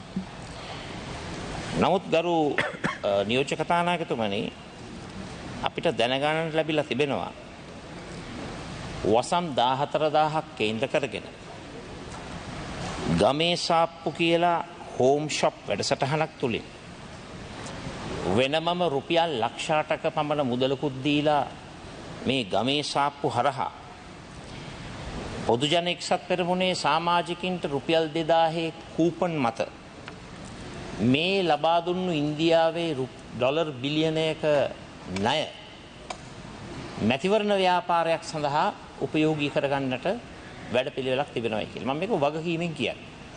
මොකද ඔබතුමා හොඳින් දන්නවා මේ වන විටත් පළාත් පාලන මැතිවරණ ක්‍රමයේ යම් සංශෝධන නැති කරගෙන තමන්ට දේශපාලන වාසි ලබා ගැනීමේ ක්‍රමවේදයක් සකස් කිරීමේ උත්සාහයක් තිබෙනවා. ගරු නියෝජක කතානායකතුමනි මම අර නම් 4ක් සඳහන් කරා මීට පෙර මේ ඔක්කොම පෝලිං වල සිද්ධ වුණු මරණ. මේ පෝලිං නිර්මාණය වෙලා තිබෙන්නේ අද රටේ තිබෙන බරපතල ආර්ථික විනාශය තුළ.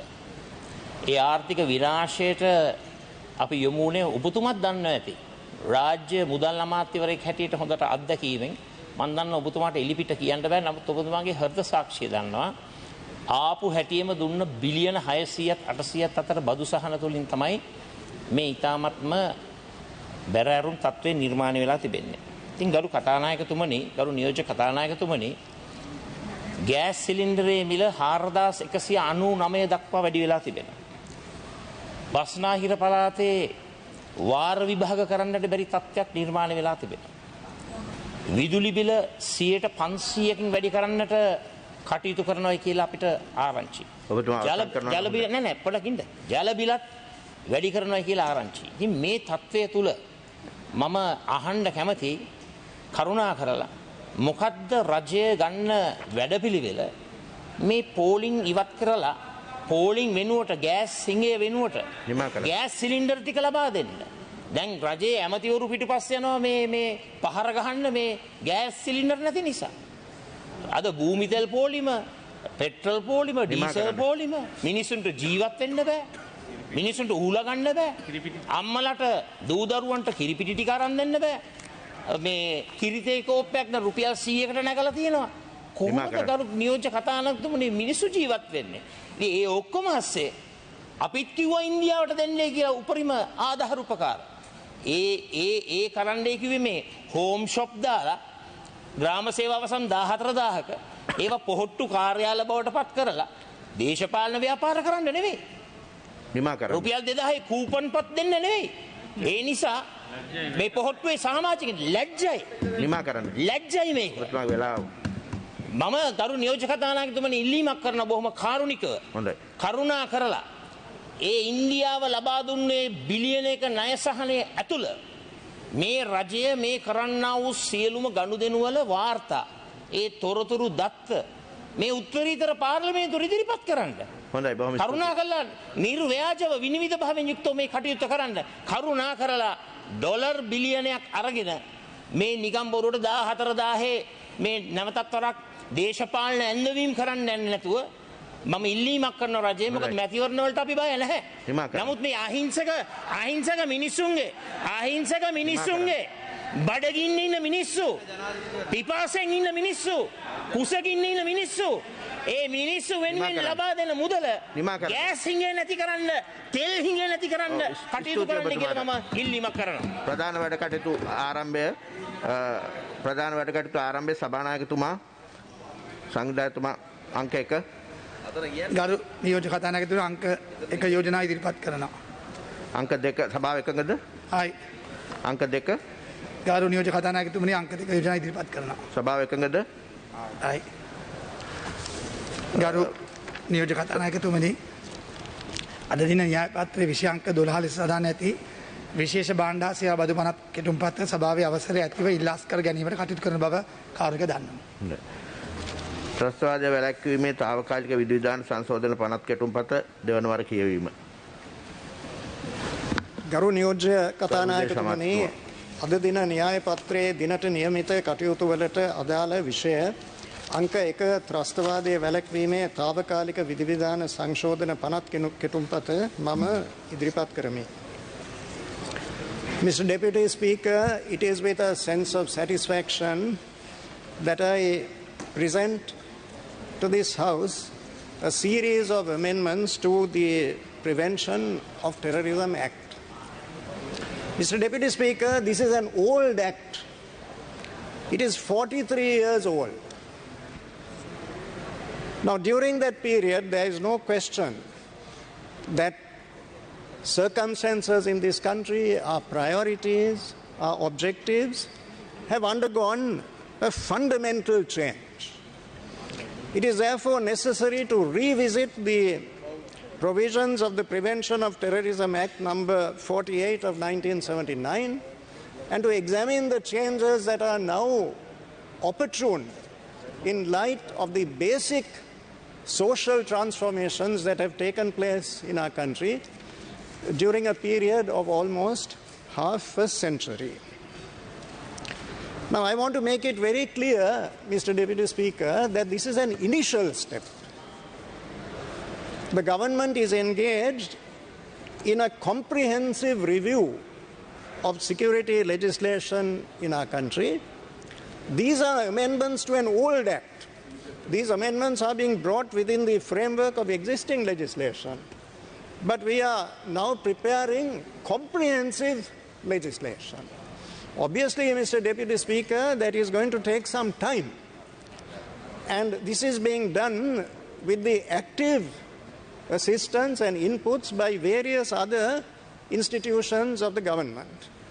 My distinguished colleague, the Honorable Ali Sabri, President's Counsel, Minister of Justice, is very closely associated with this endeavor.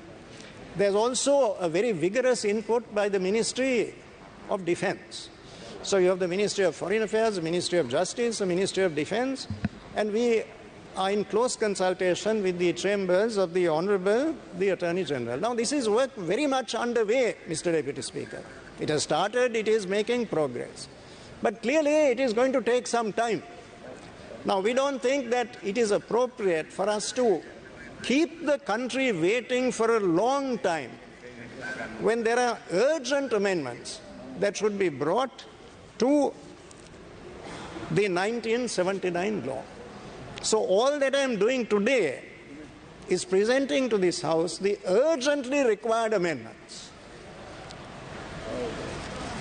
And we will, with all vigor, proceed with our efforts to bring before the House in due course the overall legislation which I referred to. At the same time, Mr. Deputy Speaker, I want to make it very clear that this is not a cosmetic exercise. Every one of these amendments which I am proposing to this august assembly today is substantial. It is going to make a difference. That is true of each one of the amendments that I am introducing. Now, when you take the amendments as a whole in combination, I make bold to say that the cumulative effect of these amendments is to make a very substantial improvement of the existing law. I will demonstrate to you, Mr. Deputy Speaker, how important each amendment is, but when you put it all together and when you view these amendments as a whole, I can convince any objective, fair-minded person without any extraneous agenda that these amendments will make a profound impact upon the existing laws of this country, and that these amendments will significantly further the cause of human rights and human freedoms in Sri Lanka. The Supreme Court, in its determination, has suggested a few changes. We are accepting those changes, Mr. Deputy Speaker. I will move committee stage amendments accordingly to accommodate the suggestions which have been made by their lordships of the Supreme Court in their determination. And once those amendments are incorporated into this legislation, the effect of the ruling by the Supreme Court is that these amendments can be passed by this Assembly with a simple majority. Now, I would like to pose this question to people who say this legislation is eyewash. It has no substance or content whatsoever. Let us look at Section 8 of this bill. Section 8 of this bill, Mr. Deputy Speaker. Section 8 says every trial under this Act shall be held on a day-to-day basis. It's now compulsory, it's mandatory. These trials must be held from day to day. Doesn't that make a difference? The existing position in our country is that there can be, and there has been in some cases, unfortunately, an interval as long as 6 months or 9 months between one date of trial and another. So this means that the person who is subject to the detention order is languishing in custody for unjustifiably long periods because the trial is taking so long. That is the current position. It will no longer be the future position. In the future, there is an established norm, inflexible norm, mandatory norm. And that mandatory norm is trials from day to day. If that is not going to happen, the High Court must record its reasons. Those reasons must be cogent, compelling reasons. It is part of the record. It is there for public scrutiny and public examination. Today, in particular cases, the Chief Justice of Sri Lanka issues directions to the High Court to say that these trials must be concluded expeditiously, they must be heard without long intervals. No such direction by the head of the judiciary is now necessary. There's no discretion in the matter. There's a rule, a very definite, specific, explicit rule. Trials from day to day. And I challenge anybody to put forward a rational argument to the effect that that does not make a difference. It makes a fundamental difference to the existing situation. But that is only one of the changes that are envisaged by this amending legislation, Mr. Deputy Speaker. If you would be kind enough to look at Section 3 of the amending bill, that incorporates a whole series of steps that must necessarily be taken when a person is taken into custody on the basis of detention order. No discretion. The executive cannot decide whether to comply with these or not. They are embedded in the law as compulsory steps which must be taken in any situation where any person is taken into custody under the aegis of a detention order. As soon as the detention order is made, a certified copy must be made available to the magistrate in charge of the area. So the magistrate is immediately informed. Now the law, as I have presented it to this House, says that the magistrate must be informed within a reasonable period. The Supreme Court in its determination has suggested that that is somewhat vague, and they would prefer a specific time frame to be referred to in the law. We agree with that suggestion. So instead of saying within a reasonable period, we now say within 48 hours. So within 48 hours, a magistrate has got to be informed. Compulsory, absolutely essential. Then that's not all. Once a magistrate is informed, he can't do nothing about it. He must get into action. He must take a series of steps. These are compulsorily required by the law. The magistrate must visit the person subject to detention at least once a month, personally. He can't delegate it to anybody. It is a non-delegable imperative duty that is imposed by the law on the magistrate. He must visit the person in detention himself, and he is personally responsible for ensuring the well-being of the person subject to detention. The whole purpose of this is to make absolutely certain that there is no maltreatment or torture. The definition of torture, Mr. Deputy Speaker, is also interesting. This definition is contained in section 13 of the amending legislation which I have presented, and the definition of torture is that contained in the Convention Against Torture and Other Cruel, Inhumane or Degrading Treatment or Punishment Act number 22 of 1994, which I presented to this House many, many years ago when I was then Minister of Justice. Now, the essential element of the definition of torture is that it does not refer only to physical torture, but also mental distress, emotional distress. So torture then has a very expansive definition. It covers the entire ground of human turmoil. And the duty of the magistrate is to personally visit the person in detention to ensure that torture in this very expanded form is not inflicted upon the detainee. Now, surely that is an important change in the law. Now, if the person subject to detention has any complaint to make with regard to maltreatment, the magistrate shall record his observations on that complaint. So the person subject to detention has every opportunity of opening out to the magistrate and making any complaint with regard to the conditions under which he is held. And if such a complaint is made, then the magistrate is required to record his observations and on any complaint that happens to be made by the person subject to detention.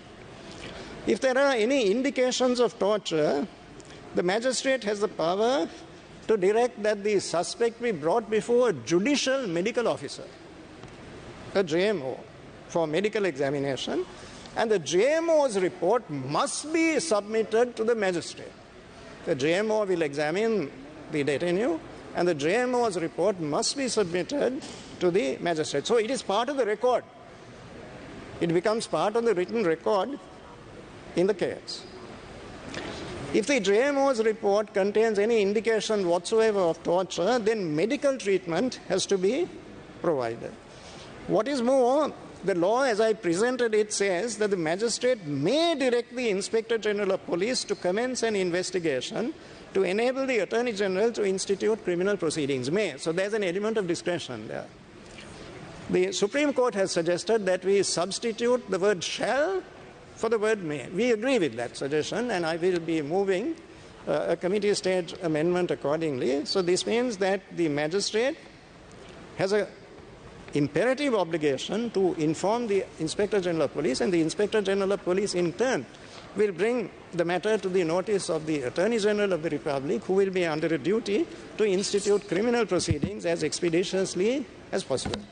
So here, Mr. Deputy Speaker, these are new changes. These are not features of the existing law. I will summarize the main changes. In terms of an amendment to the Criminal Procedure Act in 2021, the magistrate has been given the authority to visit persons in detention in police stations only. But this law is much wider in scope. Now, the magistrate can visit not just a police station, but places of detention, any place where the detainee is held. So that's a significant change. It is a considerable expansion of the authority of the magistrate. At the committee stage, Mr. Deputy Speaker, I will move an explicit amendment which will authorize the magistrate, on the basis of the report submitted by the judicial medical officer, to order a change of the place of detention. If there are indications that the person subject to detention is being badly treated, then he will no longer remain in that same place. He will be sent to a new place, and after examining the JMO's report, the magistrate will have the power to make such a direction And to that effect, I will be moving a committee stage amendment this afternoon, Mr. Deputy Speaker. At the moment, the Human Rights Commission of Sri Lanka, acting under their statute, can make a direction with regard to the treatment of the person in detention, but it is only a direction, it is only a recommendation. But here, the new law, which I am introducing to this House, takes it outside the area of recommendations or directions. Here is judicial authority directly conferred upon the magistrate, and that too makes a significant difference on the ground. There's another very important change that is made by the law in consequence of these amendments, Mr. Deputy Speaker, and that has reference to a fundamental right. That is the right of the person to have the assistance of counsel, an attorney at law. And the lawyer is entitled to make representations on behalf of the person in detention. That's in most legal systems in the world, that is considered a very basic right. Now, that is not there in that form in the existing law as a specific statutory right that is recognized by the law. True enough, there are some statutory regimes where this is recognized. For example, the Enforced Disappearances Act of 2018. That act recognizes the right of a person in detention to have access to counsel. But that is in a specific statutory context, limited to situations under that law. That is no longer the case. This is now a general right. General right. Whenever a person is taken in under a detention order, that person has a right of access to counsel, and counsel has the right and the duty to make representations on behalf of the person in detention. Mr. Deputy Speaker, Section 260 of the Criminal Procedure Code recognizes such a right. But that is only in respect of judicial proceedings. That is when the matter has reached the courts. But by that time, a great deal of damage may have been done. Now, this law enables the person in detention to have access to counsel long before his matter reaches the courts. During the investigation, when interrogation is taking place, when interrogation is taking place, Mr. Deputy Speaker, long before the matter has reached the courts at all, in that incipient stage, in that preliminary stage, where a great deal may happen that is of importance, the detainee has a right to be guided by the advice of competent legal counsel. Today, Mr. Deputy Speaker, if a person in detention wants to have a lawyer, he has to go before the Supreme Court under Article 126 of the Constitution. In other words, he has to bring a fundamental rights application. There is no specific right to counsel. He has to go before the Supreme Court, and in proceedings under Article 126, he has to prevail upon the Supreme Court. He has to persuade the Supreme Court that this relief is just and proper in the circumstances of his particular case. Hijaz Hizbullah had to do that.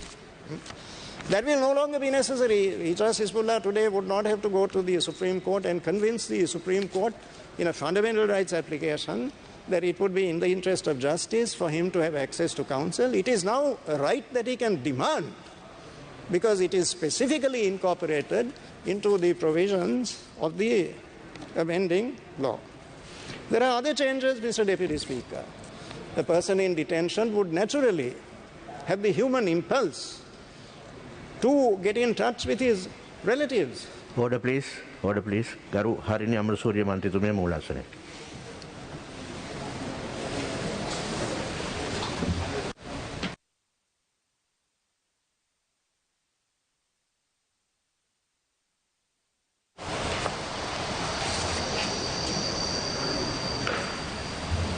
Please continue on. I was saying, Madam Chair, that apart from the right of access to counsel, provision is also made for communication with the next of kin, the spouse, the child, maybe a brother. That too is not specifically recognized as a substantive right under the existing law. But Section 5 of the amending legislation, which I am presenting to this House, says in so many words, in express terms, that the person in detention shall have the right to communicate with his relatives. That again is a change in the existing, a change to the existing law. See, this is why, Mr. Deputy Speaker, this is why I maintain, this is why, Madam Chair, this is why I maintain that every one of these amendments is significant and substantial, but taken in combination, they certainly make a profound and undeniable difference to the content of the existing law. Section 6 has the effect that all these protections which I have enumerated to this august assembly will apply in the same form in respect of a restriction order. The difference between a detention order and a restriction order is that in terms of a restriction order, the person detained may be detained in his own house. Doesn't have to be in remand custody. But even in those circumstances, the authority of the magistrate, the authority of the judicial medical officer is retained intact. So these are changes which are very expansive in the scope of their operation, and this is why I maintain credibly and responsibly that these are changes that are important from the standpoint of protection of the right of the individual and human freedom in general. Now, Madam Chair, how can anyone say that this amending law does not make a difference? Section 15, subsection 2 of the Prevention of Terrorism Act, as it now stands, declares that where an indictment is brought under the Prevention of Terrorism Act, the court shall in every case order the remand of such person until the conclusion of the trial. The court has no discretion. If the indictment is brought under the PTA, the court has no discretion. The court is bound to remand the person until the conclusion of the trial. Now, in Hijaz Hizbullah's case, the Attorney General of the Republic went into the Court of Appeal, as you are aware, Madam Chair, and the Attorney General told the Court of Appeal that he has no objection whatsoever to the grant of bail. He agrees to the grant of bail. But the High Court of Puntland said the Attorney General's view does not really matter because the court does not have jurisdiction. So jurisdiction is fundamental. It is a root of the law. So if the High Court does not have jurisdiction, the mere consent of the Attorney General does not change the situation, and notwithstanding the consent of the Attorney General, the High Court of Puntland declared that Hijaz Hizbullah cannot be sent home. What happened next? The matter was taken to the Court of Appeal, and it took all the ingenuity and the professional skill of Mr. Romesh De Silva, President's Counsel, to convince the Court of Appeal that notwithstanding the explicit prohibition ex facie the existing law, nevertheless, the Court of Appeal has jurisdiction to enlarge Hijaz Hizbullah on bail, and that in the circumstances of the case, it is right and proper to do so. In the course of his submission, Mr. Romesh De Silva, President's Counsel, undoubtedly one of the ablest persons at the Sri Lankan bar, had to argue that in this context, when the PTA section 15 subsection 2 says the court shall remand, Mr. Romesh De Silva argued that shall must be construed as may. There is, of course, a cursus curiae, a whole series of decisions, both here and the United Kingdom, that supports the position that in certain statutory contexts, the word shall should be construed as may. Also, the Court of Appeal relied upon Article 138 of Sri Lanka's Constitution, which says that in circumstances of this kind, notwithstanding an explicit provision, the Court of Appeal can act in the interest of justice, in the interest of justice. Now, the point that I'm making, Madam Chair, is that all this reasoning is now totally redundant, entirely superfluous, not required at all, because we have now provided in black and white that after the effluxion of a certain period of time, after the effluxion of 12 months, the court will have jurisdiction to enlarge the detainee on bail, to send him home. That is the effect of Section 10 of the amending legislation, which I have the honor to present to this House. So if you don't have that very clear provision, if you leave it to the discretion of the court, the outcome is uncertain. In Hijaz Hizbullah's case, the High Court said, how can we do this? Attorney General may agree, we can't do it because we have no jurisdiction. But in the case of Anaf Jazim, the law is the same. Section 15.2 is identical. It doesn't change from case to case. But there was the practical difference on the ground that Hijaz Hizbullah's application was refused, while Anaf Jazim was successful. Now, that kind of discrepancy, the result changing from case to case, chameleon-like, as a result of the exercise of judicial discretion, we think that that is unsatisfactory in a matter that touches the heart of human liberty. It is therefore necessary for a legislative prescription to be there in the law. And that is what we have done, Madam Chair. It's no longer a matter of discretion.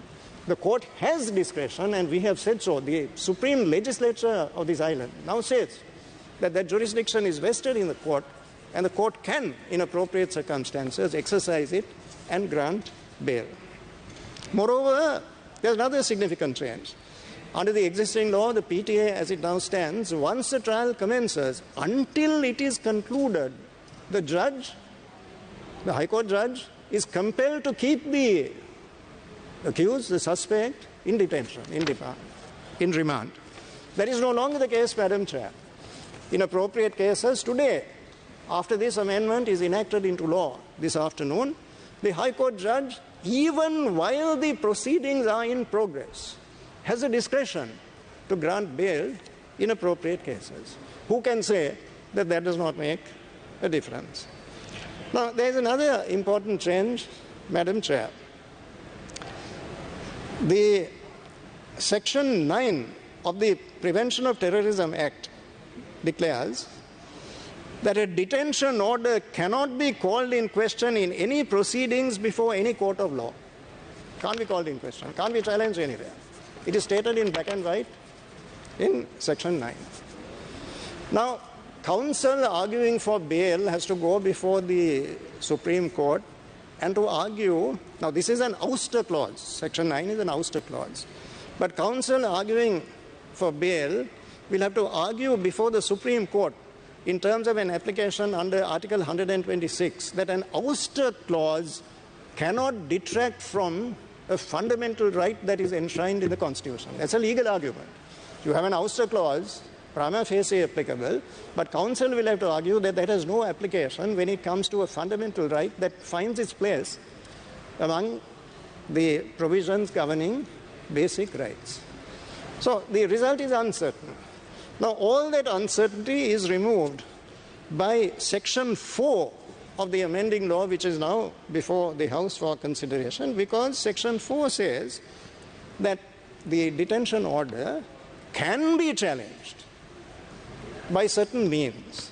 It can be challenged by proceedings under Article 126, that refers to fundamental rights. It can be challenged under Article 140 of the Constitution, which refers to the writ jurisdiction of the Court of Appeal.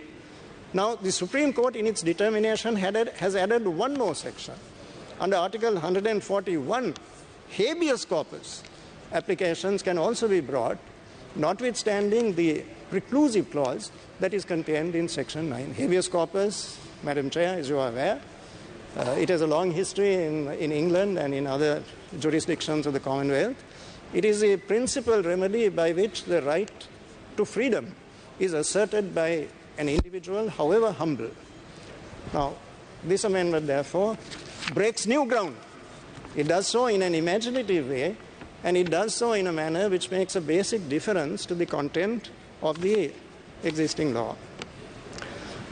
Yet another change, Section 14 of the present law, as it stands, Section 14 gives the minister the power to make an order preventing the person in detention from speaking. He can't make a statement, he can't communicate. Clearly, that is an infringement of the right to expression of opinion, the right of freedom of speech. We are taking that provision away altogether. We are not amending it, we are not whittling it down, we are not modifying it, we are repealing Section 14 of that law. That is being done by Section 7 of the existing law. And I want to point out particularly, Madam Chair, that this has a specific importance with regard to the rights of journalists. Journalists. Expression is crucial for the work of a journalist, and that right is now impregnably protected by the provisions of the amending legislation. Section 2 of the law that I have presented to this House also reduces the permissible period of detention under a detention order. It is under the existing law it is 18 months. It is being brought down to 12 months. Then just 2 points in conclusion, Madam Chair.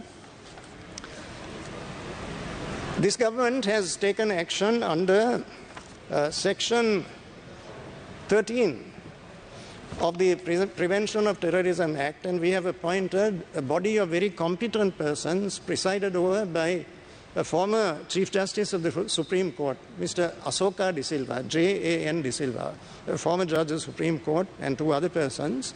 Their task is to identify persons in detention who can be released into the community after proper rehabilitation without any significant detriment to vital interests relating to the security of the community as a whole.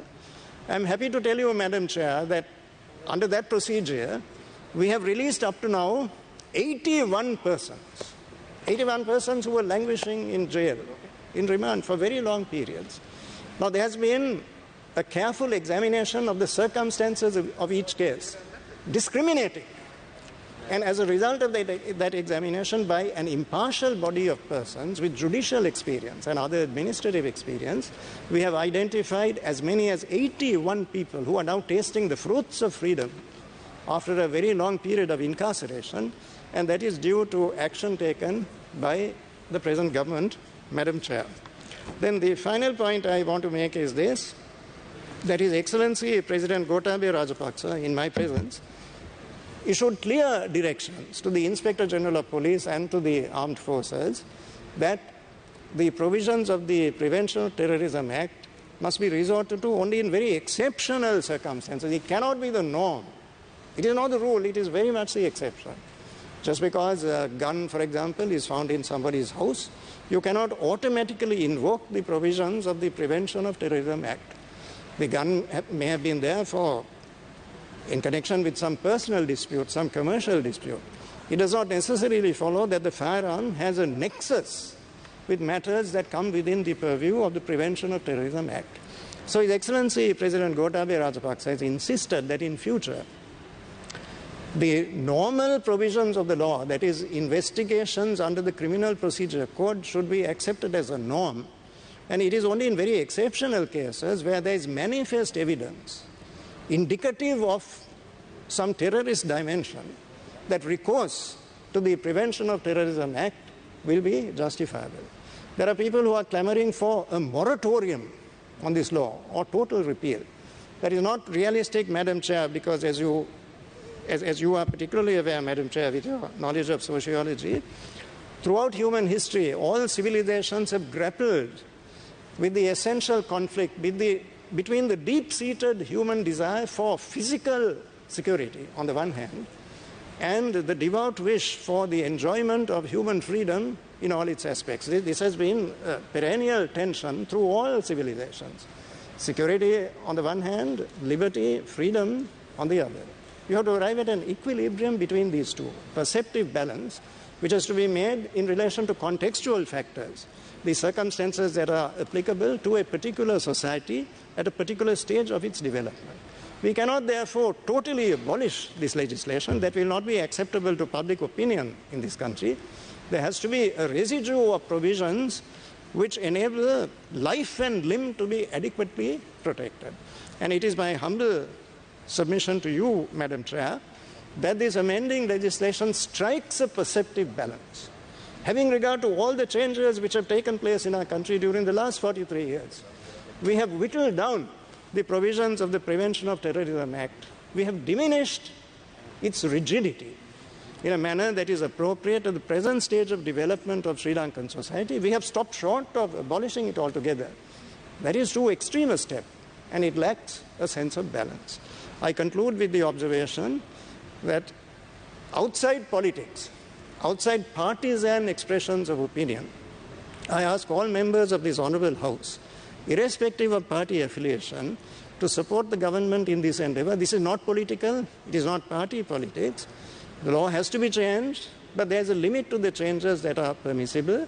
And I repeat again that this is an initial endeavor, and we will proceed with all alacrity in the task that we have set ourselves to address comprehensive legislation, not just an amendment to an act that is 43 years old, but comprehensive new legislation governing security in this country, and we will bring that legislation in due course before Parliament. I thank you, Madam Chair. Thank you, Honourable Minister. Honourable Lakshman Kiriyala, you have 14 minutes.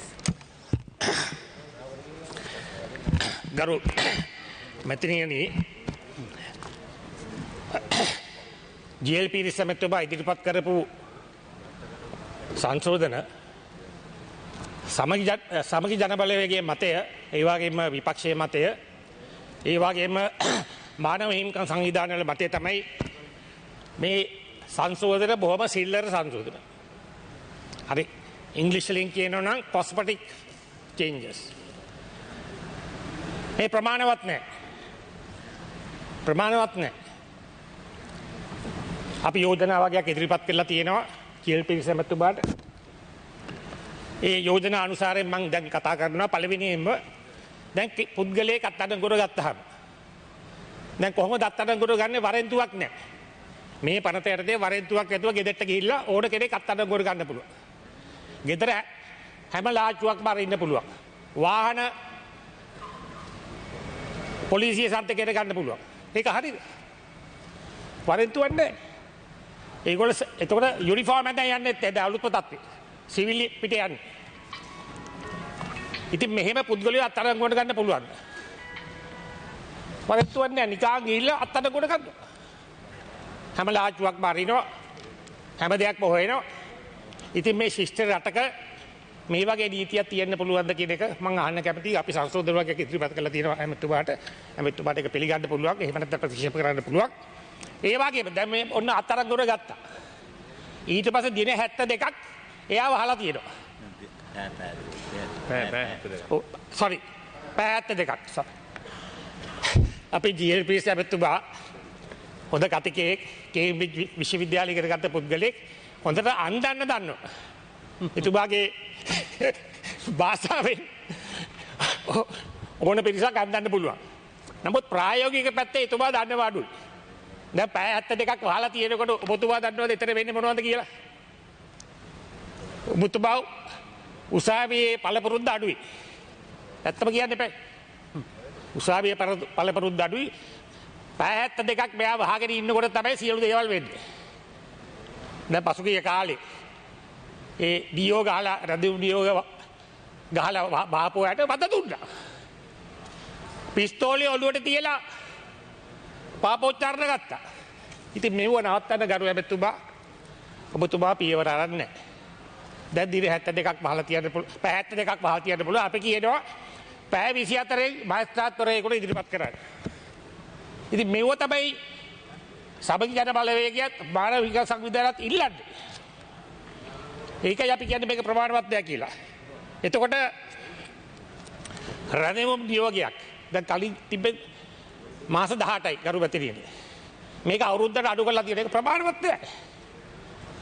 අපි කියන්නේ රණවම් නියෝගය මාස 2කට අඩු කරන්න කියලා. දැන් බලන්න පසුගිය කාලය තුල මේ අපේ රටේ ඉතිහාසයේ කිසිම දවසක මේ පාර්ලිමේන්තුවේ മന്ത്രിවරයෙකුට ඩීఓ ගැව්වේ නැහැ. රැඳවුම් නියෝගයක් දැම්මේ නැහැ. නමුත් ඒක සිද්ධ වුණා පසුගිය කාලේ. අපේ රිෂාඩ් බදුදිරි මැතිතුමාට. එතකොට හිජාස් ඉස්බුල්ල හොඳ දක්ෂ නීතිඥයෙක්. මං හිතන්නේ ලංකාවේ ඉන්න තරුණ නීතිඥයන් අතරින් අග්‍රගණයේ නීතිඥයෙක්. එතුමාගේ ජීවිතය විනාශ කරන්න ඇදුවා. නීතිපති දෙපාර්තමේන්තුවේ හිටපු කෙනෙක්. ඔව්. නීතිපති දෙපාර්තමේන්තුවේ හිටපු කෙනෙක්. වහලා තිබ්බා මාස ගණන් නීතිඥ මහතුරුන් ගාවට යන්න බෑ. ඒතර අපි කියන්නේ රැඳවුම් නියෝගයේ මාස 2යි. ඊට පස්සේ මහේස්ත්‍රාත්වරයෙකුට ඉදිරිපත් කරන්න ඕන. ඒ වගේම පාපෝච්චාරණ දැන් ගරු ඇමතුමා පැය 72ක් වහලා ඉන්නකොට ඕනෑම පාපෝච්චාරණයක් ගන්න පුළුවන්. අපි වහලා තිබ්බත් අපෙන් ගන්න පුළුවන්. මොකද එතන දෙන වද දැන් එතුමා මේ ඇත්ත ලෝකේ ගැන එතුමාට අවබෝධයක් නැහැ ගරු ඇමතුමා. The real world. දැන් බලන්න දැන් මේ ආණ්ඩුව කාලේ ඩීఓ ගාලා රැඳුම් නියෝග මත හිටපු 7 දෙනෙක් මැරලා තියෙනවා. 7 දෙනෙක්. 7 people have died. Who have been detained. ඒකට මොකද කියන්නේ? 7 දෙනෙක් මැරලා තියෙනවා. කවදාකවත් එහෙම ඝාතන සිද්ධ වුණේ නැහැ මේ රටේ. ඉතින් අපි මේව වෙනස් කරන්න අපි කියන්නේ පාපෝච්චාරණයක් ගන්නව නම් මහේත්‍රාත්වරයෙක් ගාවට ඉදිරිපත් කළා මහේත්‍රාත්වරයා සෑයීමකටපත් වෙන්න ඕන මෙයා ස්විච්චාවෙන් කරනවා කියලා. අන්න ඒව තමයි අපි ඉල්ලන්නේ. මේව මේ අපි ඉල්ලන දේවල් ගරු මැතිණියනි මේ ත්‍රස්තවාදීන් වෙනුවෙන් ඉල්ලන දේවල් නෙවෙයි. මේවා ඉල්ලන්නේ අපි සියලු දෙනා වෙනුවෙන්. අපි සියලු දෙනා වෙනුවෙන්. අපිවත් අර වරගත්තත් අපි අවුරුද්දක් ඩීఓ ගහලා තියෙනවා. මහේත්‍රාත්වරයෙක් ගාවට ඉදිරිපත් කරන්න. පාපෝච්චාරණ ගන්නවා බය කළා. ඉතින් මේවා හරිද? ඒවා උසාවියේ පාවිච්චි කරනවා. අපිට විරුද්ධව. අපි කියන්නේ මෙව ත්‍රස්තවාදීන්ට නෙවෙයි අපිට බලපානවා. මේ පාර්ලිමේන්තු මන්ත්‍රීවරුන්ට බලපානවා. ඉතින් අපි කියන්නේ මේ වෙනස්කම් වෙන්න ඕන කරු ඇමතුමා. දැන් කාලේ ඇවිල්ලා යුද්ධය අවසන් වෙලා දැන් අවුරුදු 10ක් විතර එනවා. ඉතින් අපේ රටට ලැජ්ජාවක් මේ වගේ නීති පොතල තියෙන එක. It's a shame for our country. ජාත්‍යන්තර සංවිධාන රැස්වීම් වලට ගියාම මෙවුව පෙන්නුවාම ඇත්ත වශයෙන්ම අපිට විශාල කනගාටුවක් ඇති වෙනවා.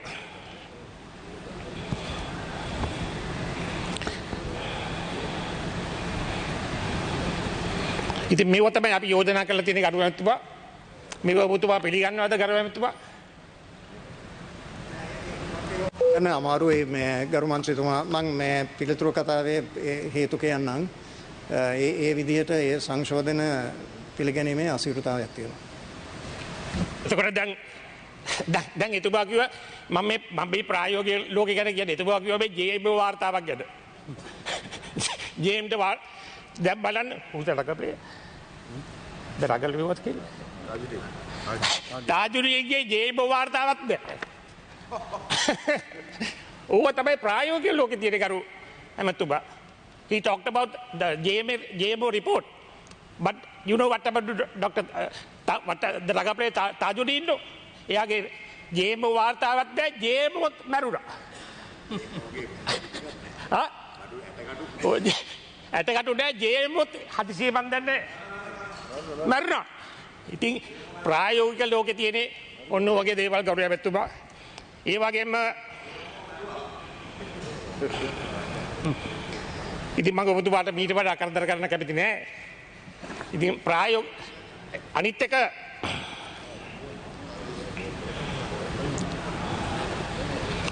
එතුමා මානව හිමිකම් අයිතිවාසිකම් ගැන කතා කරුවා. අද මුළු රටේ ජනතාවගේම මානව හිමිකම් උල්ලංඝනය කරලා තියෙනවා. අද පෝලිං වල මිනිස්සු මැරෙනවා. පෝලිං වල මැරෙනවා. ඔබතුමා මේක ගැන උනන්දුවක් දක්වන්නේ නැද්ද? 4 දෙනෙක් මැරෙනවා. ඉතින් මේව තමයි කාලීන ප්‍රශ්න. කාලීන ප්‍රශ්න වලට උත්තර දෙන්න. තානාපති කාර්යාලය වහලා. මම දැක්කා ඊයේ පත්තරේ සිඩ්නි වල කොන්සල් ඔෆිස් එකයි නෝර්වේයුයි ඉරාක් වහලා. දැන් මම සයිප්‍රස් වල ඉඳන් කතා කරලා මට කිව්වා සයිප්‍රස් තානාපති කාර්යාලයත් වහලා කියලා. ඉතින් මේව තමයි ප්‍රායෝගික ප්‍රශ්න. ඒ වගේම මම මතක් කරන්න කැමති දැන් මේ රුසියාව යුක්‍රේන යුද්ධය. ආණ්ඩුව තීරණයක් ගත්ත බං ඒක විවේචනය කරන්න යන්නේ. නමුත් ගරු මැතිණියනි අපි ශිෂ්ට සම්පන්න රටක්. අඩුම ගානේ ආණ්ඩුවට කට අරින්න බෑ නෑ. අඩු ගානේ සටන් විරාමයකට හරියන්න. දැන් යුක්‍රේන වල 4000ක් සිවිල් වැසියන් මැරිලා. ළමයි එක්තරා නගරක කුඩා ළමයි හිටපු පාසලක් බෝම්බ දාලා අදත් even today ඒ ළමයින් අරන් ගිය ප්‍රෑම් 150 ප්‍රදර්ශනයට ලක් කරලා තියෙනවා. ඉතින් අපි කියන්නේ සටන් විරාමයක් ඉල්ලන්න. ඒක ශිෂ්ට වැඩක්. අපි කතා කරනවා අපේ ඉතිහාසය ගැන, දේශානුරාගය ගැන, අපේ අභිමානය ගැන. අනිත් එක දැන් අපි ගනුදෙනු කරන්නේ ගරු මැතිණියනේ බටහිර රටවල් එක්ක. ඔබතුමා දන්නවනේ. වෙළඳ 160ක් යන්නේ යුරෝප හවුලටයි ඇමරිකාවටයි එංගලන්තටයි. දැන් තමුන්නාන්සලගේ ඉල්ලීමක් කරලා තියෙනවානේ. මේ රුසියානු යුක්‍රේන යුද්ධ සම්බන්ධයෙන් ප්‍රකාශයක් කරන්න කියලා ඉල්ලීමක් කරලා තියෙනවානේ. මේ ඉල්ලීමක් කරලා තියෙනවා. තාම ඔබතුමාලා කළා නැහැ. 160ක් යන්නේ ඒ රටවල් වලට. 60%. ඉතින් සටන් විරාමයක් සම්බන්ධයෙන්වත් ස්ථාවරයක් ගන්නයි කියලා මං ඉල්ලීමක් කරනවා. ඒ වගේම අවසාන වශයෙන් දැන් ඔය රැඳවුම් නියෝගය ගහන්නේ කවුද? විධායකයා. ඇමතිවරයා කොහොමද තීරණය කරන්නේ ඩීఓ ගහන්න රැඳවුම් නියෝග? එතුමා නීතිය ගැන අවබෝධයක් තියෙනවද? අපිට හිතන්න පුළුවන් නීතිපතිතුමා හරි ඒ වගේ පුද්ගලයෙකුට බලය දෙනවා නම් අපිට පිළිගන්න පුළුවන්. නමුත් අද විධායකයා තමයි එහෙම නැත්නම් ඇමතිවරයා තමයි ඒ තීරණය ගන්න. ඉතින් මම ඉල්ලීමක් කරනවා අර අපි ගනුදෙනු කරන බටහිර රටවල් ඉල්ලපු ප්‍රකාශය රජයේ ප්‍රකාශය ඉක්මනින් ලැබේ කියලා මම විශ්වාස කරනවා. අර මාධ්‍යතුමා තව විනාඩි දෙකක්. තව විනාඩි දෙකක්. 2 minutes. විනාඩි කීයක්ද? 2 minutes. ඉතින් මම අවසාන වශයෙන් අපේ ඇමතිතුමා කිව්වා මේ අවසාන පියවර නෙවෙයි කියලා. ඉස්සරහට තව සංශෝධන ගේනවා කියලා. අඩු ගානේ ඒ සංශෝධන එනකොට හරි අපි ඉදිරිපත් කරපු කරුණු ඔබතුමාගේ අවධානය යොමු කරන්නේ කියලා මම ඉල්ලීමක් කරනවා. මේ යෝජනා සමගි ජන බලවේගයේ පමණක් නෙවෙයි විපක්ෂයේ ඒ වගේ මානව සංවිධාන වල ඉල්ලීම් තමයි අපි සභාවට ඉදිරිපත් කරන්නේ. Thank you. ස්තුතියි. Rauff හකීමන්. To add to that, Honourable Minister, now these amendments that have been suggested by us is in keeping with the Law Commission report, which was prepared by the same lawyers who mentioned, the former Bar Association President, President's Counsel Ramesh De Silva, President's Counsel Sanjeeva Jayawardena, then President's Counsel Manohar De Silva. You know about their perceptions about national security. They have always stood by that precept. And these are the people who suggested these amendments. So why are you reluctant to adopt them? This is what we are asking you. Honourable Madam Chair, just one moment. A very brief response to the question put to me by the Honourable Rauf Hakim. Government has to make a practical appraisal with regard to competing priorities, and we have to make an informed decision regarding the steps that can be taken at this time. We honestly feel that this is the maximum we can do now. We cannot go further. We have to carry the public with us. Now, you were in power for 5 years, and I know that honest attempts were made, but those attempts failed because the current was too strong. The groundswell of public opinion was too strong. That is why those efforts did not succeed. So we do not want the best to be the enemy of the good. The best must not be the enemy of the good. So let us make a start. Let us improve the law by making these changes, and as I assured you earlier, we will come up with comprehensive legislation in due course, and I am certainly prepared to give serious consideration to the proposals that were made by the Honourable Lakshman Kiriyella at that time. Honourable Sajid Premadasa. Speaking, is it? Okay, thank you.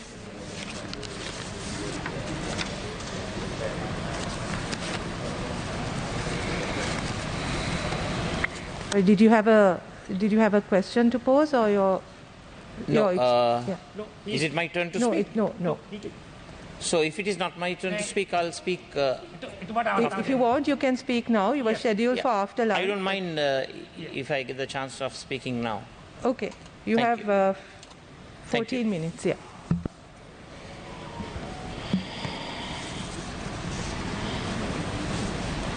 Madam Chairman, let me right at the outset state the fact that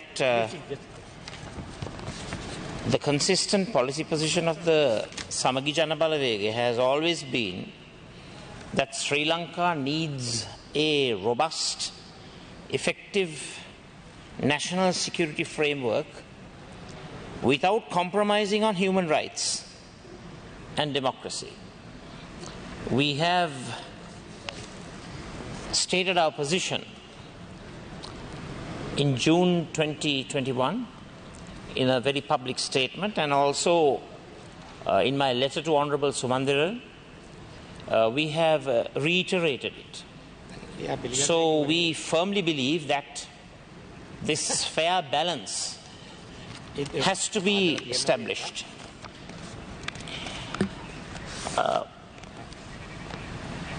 Madam Chairman, the PTA was enacted as a Temporary Provisions Act for a period of 6 months in 1979, yet this law has remained in Sri Lanka's statute books for 43 years.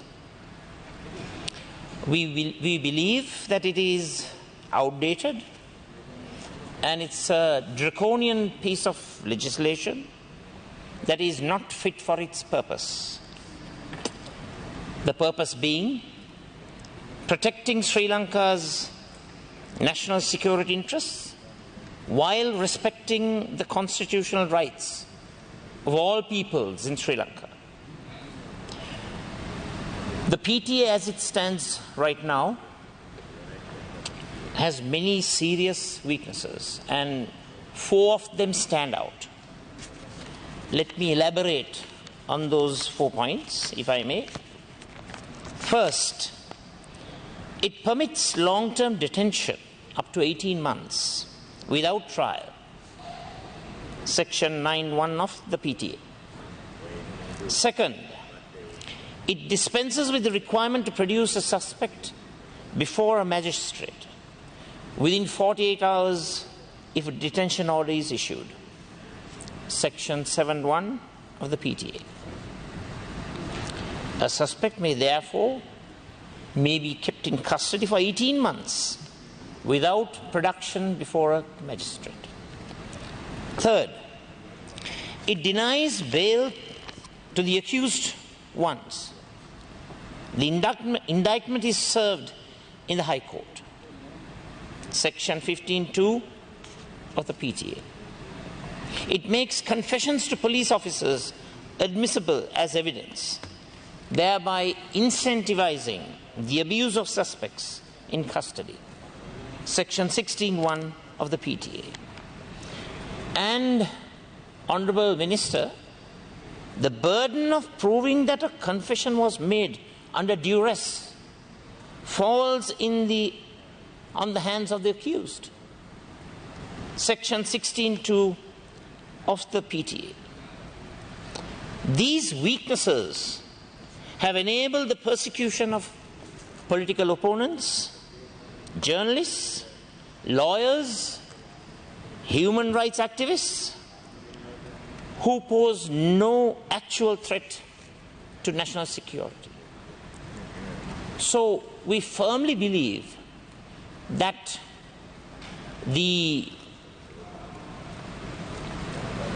egregious harm committed by certain sections of this particular legislation must be amended, must be repealed. And of course, considering the national security considerations, we also sincerely believe in replacing it.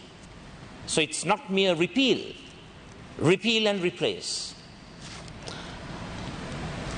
Mr. Minister, let me give you an example. Way back in 2009, Do you remember the episode with regard to J.S. Thisanayagam? Do you recollect that?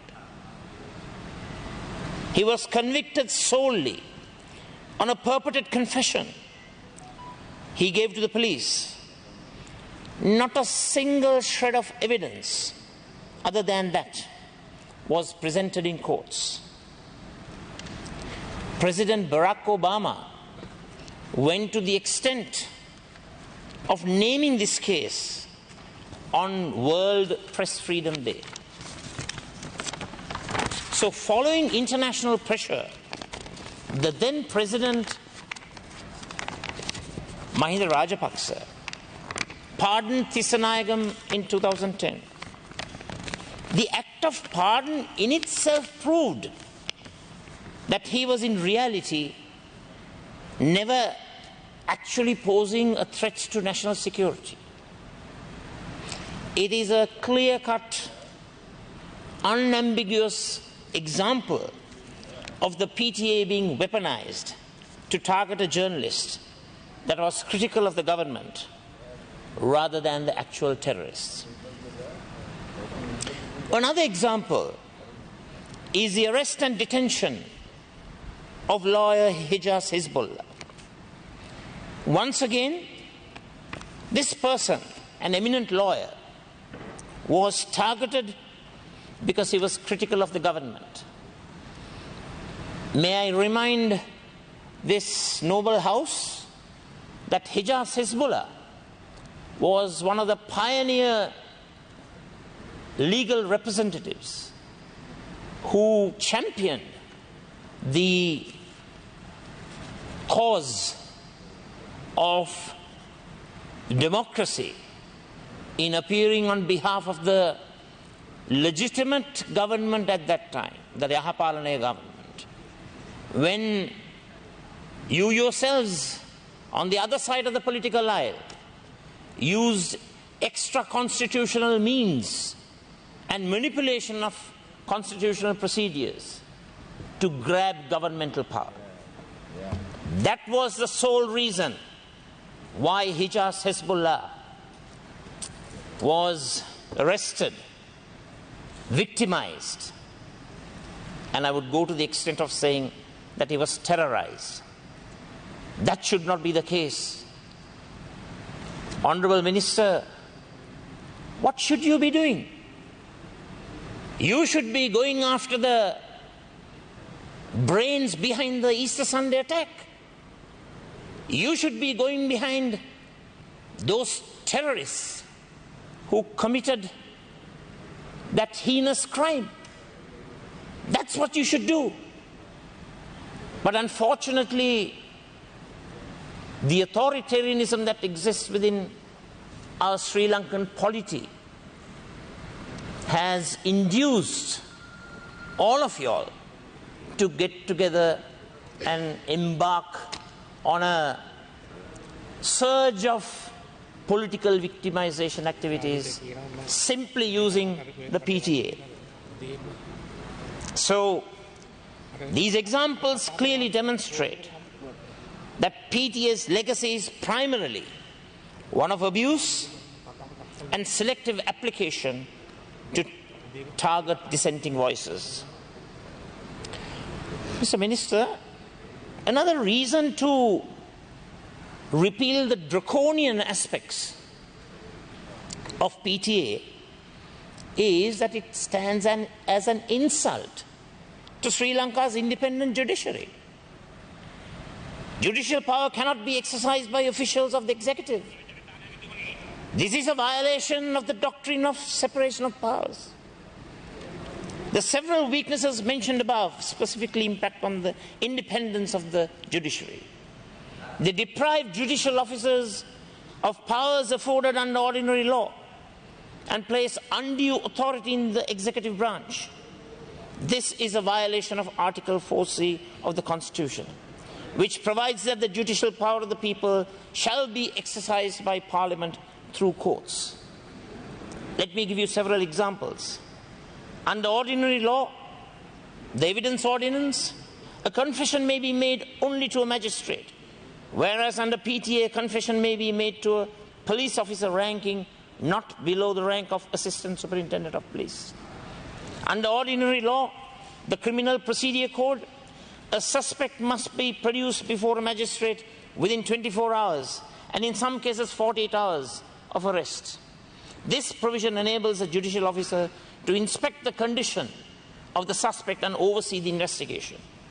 But the PTA strips this power away from the judiciary and deprives it of any meaningful oversight. The new PTA amendment proposals only enables magistrates to visit places of detention, but that does not guarantee any oversight, as it places the onus on magistrates to travel to detention centers rather than on detaining authorities to produce a suspect before the magistrate. It is not practical for magistrates to travel to detention centers to get any real impression of how the suspect is being treated.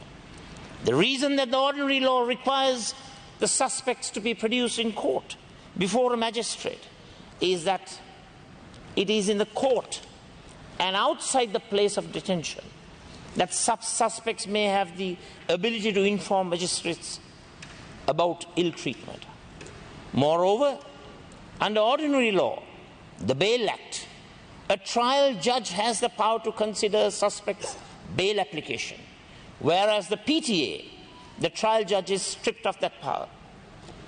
So, Honourable Minister, these provisions reflect an undue and totally unconstitutional lack of trust in the competence and capacity of judicial officers to make appropriate decisions. So I invite you to place your trust in the Sri Lankan judiciary. We have a unique judiciary.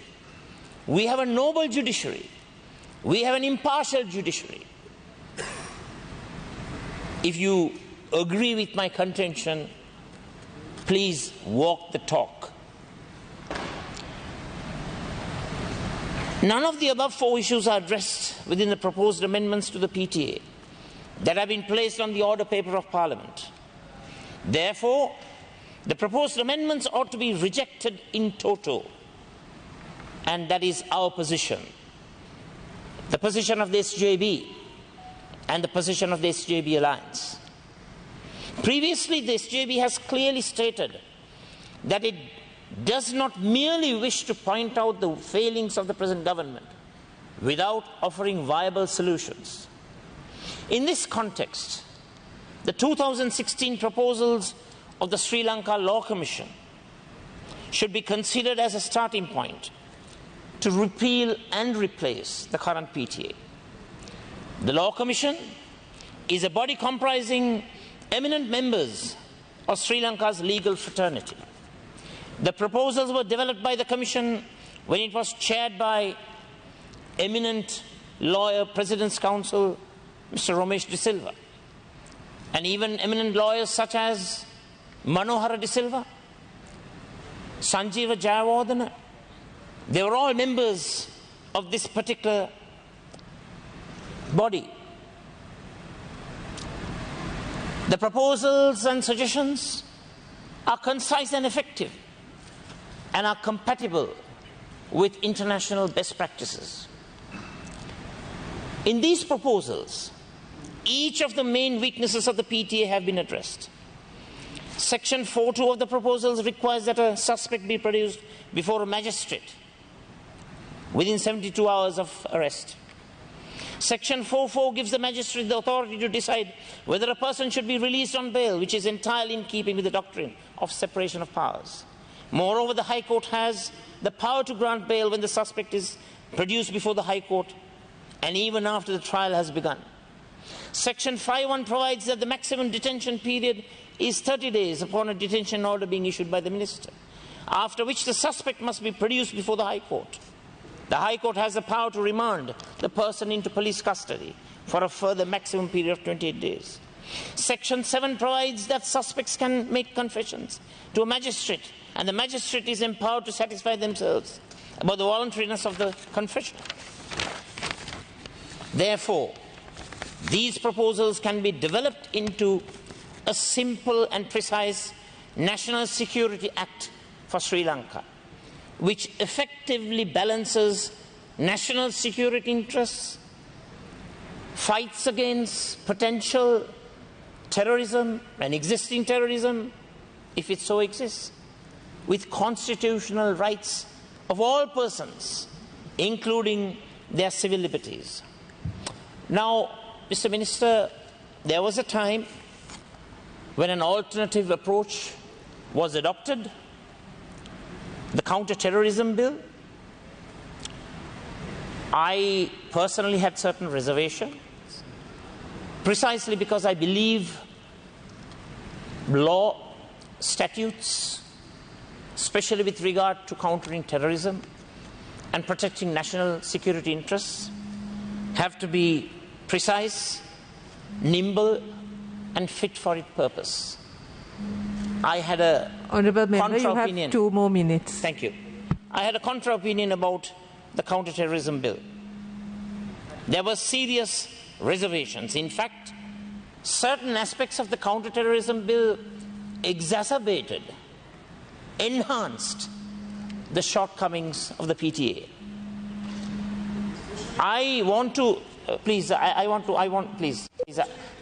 Honourable, I have only limited time. Especially with regard to trade unions. Especially, I want to tell you, Mr. Minister, Singapore has an Internal Security Act. UK has Counter-Terrorism and Security Acts. I certainly believe that we should have our own. But the provisions should achieve the objectives. The objectives of promoting national security and preventing terrorism, not victimizing people based on their color, creed, political ideology, and what they stand for. Human rights activists, civil society activists, media personnel should not be victimized purely because they have an opposing opinion.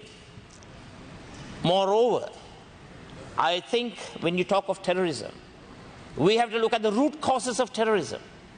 Discrimination, economic marginalization, exploitation, exclusion from development, sentiments of victimhood, and also lack of political empowerment.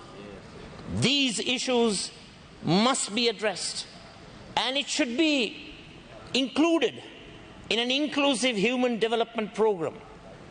And we should, as a country and a nation, achieve national security through brotherhood, harmony, preventing discrimination, eradicating racism, using ethnicity, religion, caste, creed, or any other tool to achieve one's political ends. Just last, Madam Chairperson, I would like to make a recommendation, specifically with regard to National Security Council. You know very well that the National Security Council in Sri Lanka has been established under the Public Security Ordinance, Regulation number 1 of 1999. I personally believe that it would not suffice. There is an urgent need for the establishment of the National Security Council. Give it legal authority and legitimacy through an act of Parliament, through legislation. You can always emulate the National Security Act of 1947, as in the United States. You can always emulate the Civil Contingencies Committee, the so-called COBRA Committee, Cabinet Office Briefing Room A system that you have in UK. It was established through the 2004 Civil Contingencies Act. Please focus your attention on those aspects which will promote the national security and the terrorism prevention measures and methodologies through such acts. Avasana Vashin, Matagaru Mulasanaruda ගරු මන්ත්‍රීතුමිය අවස්ථාවක් ලබා දෙන බොහොම කෙටි වෙලාවකින් සාරාංශගතව අපේ අදහස ඉදිරිපත් කරන්න. ත්‍රස්තවාදය නිසා පියෙක් අහිමි වුණු පුතෙක් හැටියට මම බොහොම පැහැදිලිව කියන්නට ඕන අප රට තුළ ත්‍රස්තවාදයට ඉඩක් නැහැ. ත්‍රස්තවාදය වළක්වාලීම සඳහා එයට හේතුවන කරුණු කාරණා පිළිබඳව හොඳ අවබෝධයක් ලබාගෙන සමාජීය දේශපාලනික ආර්ථික ආගමික සංස්කෘතික හෝ වෙනත් ඌනතාවෙන් අඩුපාඩුකම් සොයා බලා නැවතත් වරක් රටක් තුළ ත්‍රස්තවාදයක් නිර්මාණය නොවන්නට අපි කටයුතු කරන්නට ඕන. පැහැදිලිව මතක තබා ගන්නට ඕන කවුරු හෝ කොතැනක හෝ අන්තවාදයේ ක්‍රියාත්මක කරනවා නම් එයට සිංහල දමිළ මුස්ලිම් බර්ගර් ભેදයක් නැහැ. අන්තවාදයට ඉඩ තබන්නට දෙන්නට බෑ. අපි හැමෝම දන්නවා අන්තවාදය තුලින් නියත වශයෙන්ම යම් තාක් දුරකට ත්‍රස්තවාදයකට මුල පුරන ප්‍රධානතම කාරණාවක් බවට පත් වෙනවා. ත්‍රස්තවාදයේ වැළැක්වීමේ පනත තුල තිබෙන ඒ ප්‍රතිපාදන මේ රජය පාවිච්චි කරලා තිබෙනවා විවිධ ක්‍රියාකාරීන්ගේ දඩයන් කරන්නට. In fact, you should pay your attention to state-sponsored terrorism, using the state infrastructure to apprehend people just because they believe in a particular political ideology. තමන්ගේ දේශපාලන මතිමතාන්තර කේන්ද්‍රගත කරගෙන මේ ත්‍රස්තවාදයේ වැළැක්වීමේ පනත පාවිච්චි කිරීම වැරදි. ඒ නිසා කරුණා කරලා ලෝ කමිෂන් එක නීති කොමිසම ඉතාමත්ම ප්‍රවීණ නීතිඥයින් ජනාධිපති නීතිඥ රොමේෂ් ඩිසිල්වා මැතිතුමා මනෝහර ඩිසිල්වා මැතිතුමා සංජීව ජයවර්ධන මැතිතුමා එතුමන්ලා ඇතුළු තවත් කණ්ඩායමක් ඉතාමත්ම ප්‍රගතිශීලී වැදගත් යෝජනා රසක් යෝජනා කරලා තිබෙනවා. ඒ සංශෝධන ක්‍රියාත්මක කරන්න. ඒ සංශෝධන ක්‍රියාත්මක කරලා ත්‍රස්තවාදයේ වැළැක්වීම ජාතික ආරක්ෂාව තහවුරු කිරීම වගේම මානව අයිතිවාසිකම් දේශපාලන අයිතිවාසිකම් සිවිල් ආගමික සංස්කෘතික අයිතිවාසිකම් පොදු ජනයාගේ අයිතිවාසිකම් සුරැකෙන ආකාරයේ ප්‍රගතිශීලී පනතකට මූල පුරන්නේ කියලා මම ඉල්ලීමක් කරන බොහොම ස්තුතියි. බොහොම ස්තුතියි. ගරු ප්‍රේම්නාත් දොළවත් මන්ත්‍රීතුමා ඔබට විනාඩි 9ක කාලයක්. ගරු රනිල් වික්‍රමසිංහ. මට දැන් යන්න තියෙන නිසා කතා කරන්න මම එකක් ඉල්ලන්න කැමතියි අපේ ඇමතුමාගෙන් අපි මං හිතන්නේ 12 මාට වඩා ටික වෙලාවක් අපිට යන්න යෝජනා කරොත් තමයි කතාවත් ඉවර කරන්න පුළුවන්. If yeah, we can go through the lunch interval, no? We can give more time for people to speak. Okay. Hari. Guru Ranil Wickramasinge. Yeah. Well, firstly, since you are all blackguarding the criticizing the PTA, I put my hand up and say I am one of those who drafted it. It was abused later. But if we didn't have that legislation, you may not have fought this war. When we first had it, we had the LTET, we had a lot of terrorism. Yeah, members, mainly of the TULF were getting killed, and we brought this liberation, the proscription of the liberation Tamil Tigers of Elam. But that law was not sufficient because they could say that we didn't belong to the LTET. We had to find a new law.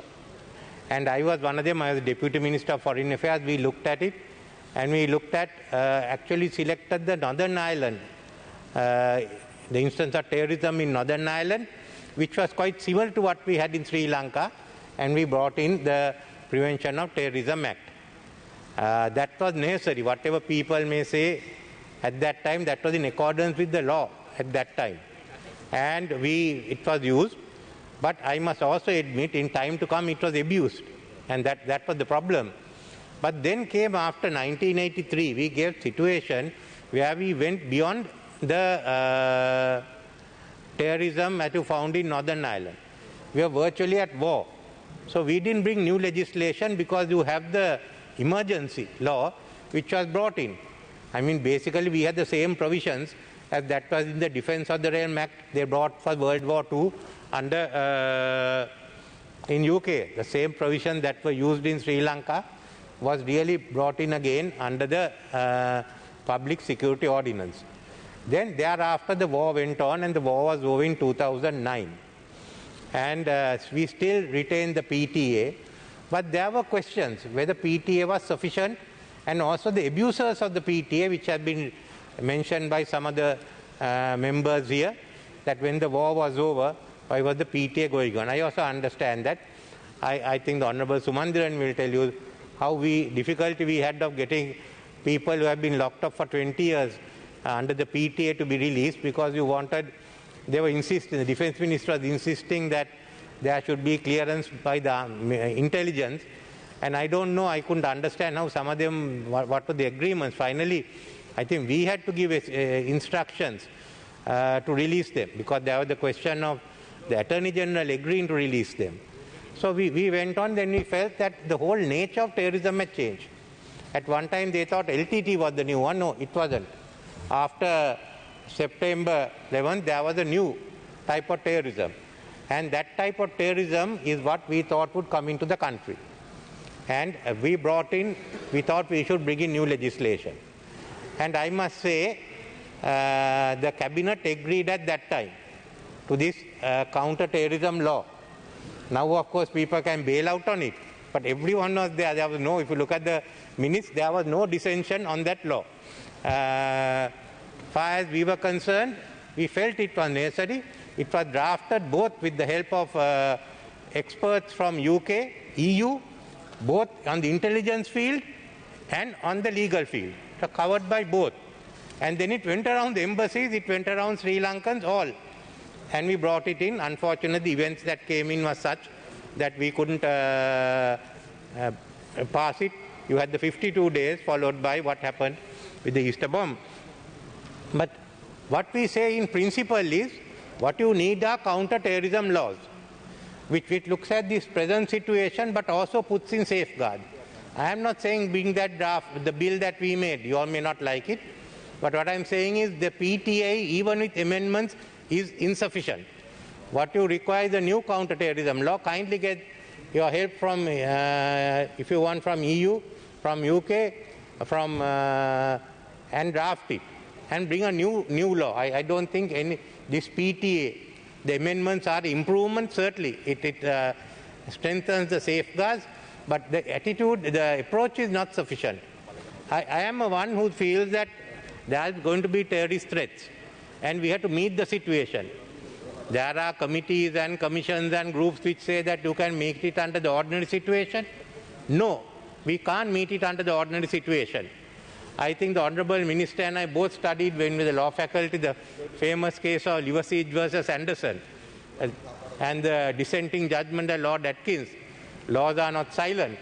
It may not be silent, but it has to speak the same language in different ways. So people have to be, certain suspects have to be taken in, but the safeguards are there. And those safeguards are built into the counter-terrorism law, laws of Europe. UK has a large number. I think prevention of terrorism law was repealed. There are only 2 sections. The whole lot between 2001 and now, there's a whole lot of them. We try to bring them into one legislation. That's the way you should do. But there has to be. Today's terms, you have, and it's international terms. It's not like LTT or IRA or anyone that operated within an area. So our laws must cover that. And I don't think we have all those provisions. The ones of detaining people are all there. In the new ones, you are staying at home and you have the electronic instruments put on you so you can walk around. That really gives more freedom. So that is what we require. Many members on both sides will disagree what I say. Honourable Member, you have 2 more minutes. I think we have to go ahead with this. Second part is, having a law is not sufficient. You must have a competent intelligence service. And that's the problem we have. I've seen how the intelligence services operate. I've seen the information that has been given. Sometimes they are good, sometimes they are bad. And we don't have the competence. When we wanted to deal with reducing the period of detention, which you would have found, it is they who come and say don't do it. But you keep people for years, what do you find? We have gone out. I will tell you, I was there when the National Intelligence Bureau was formed. We took in the special branch.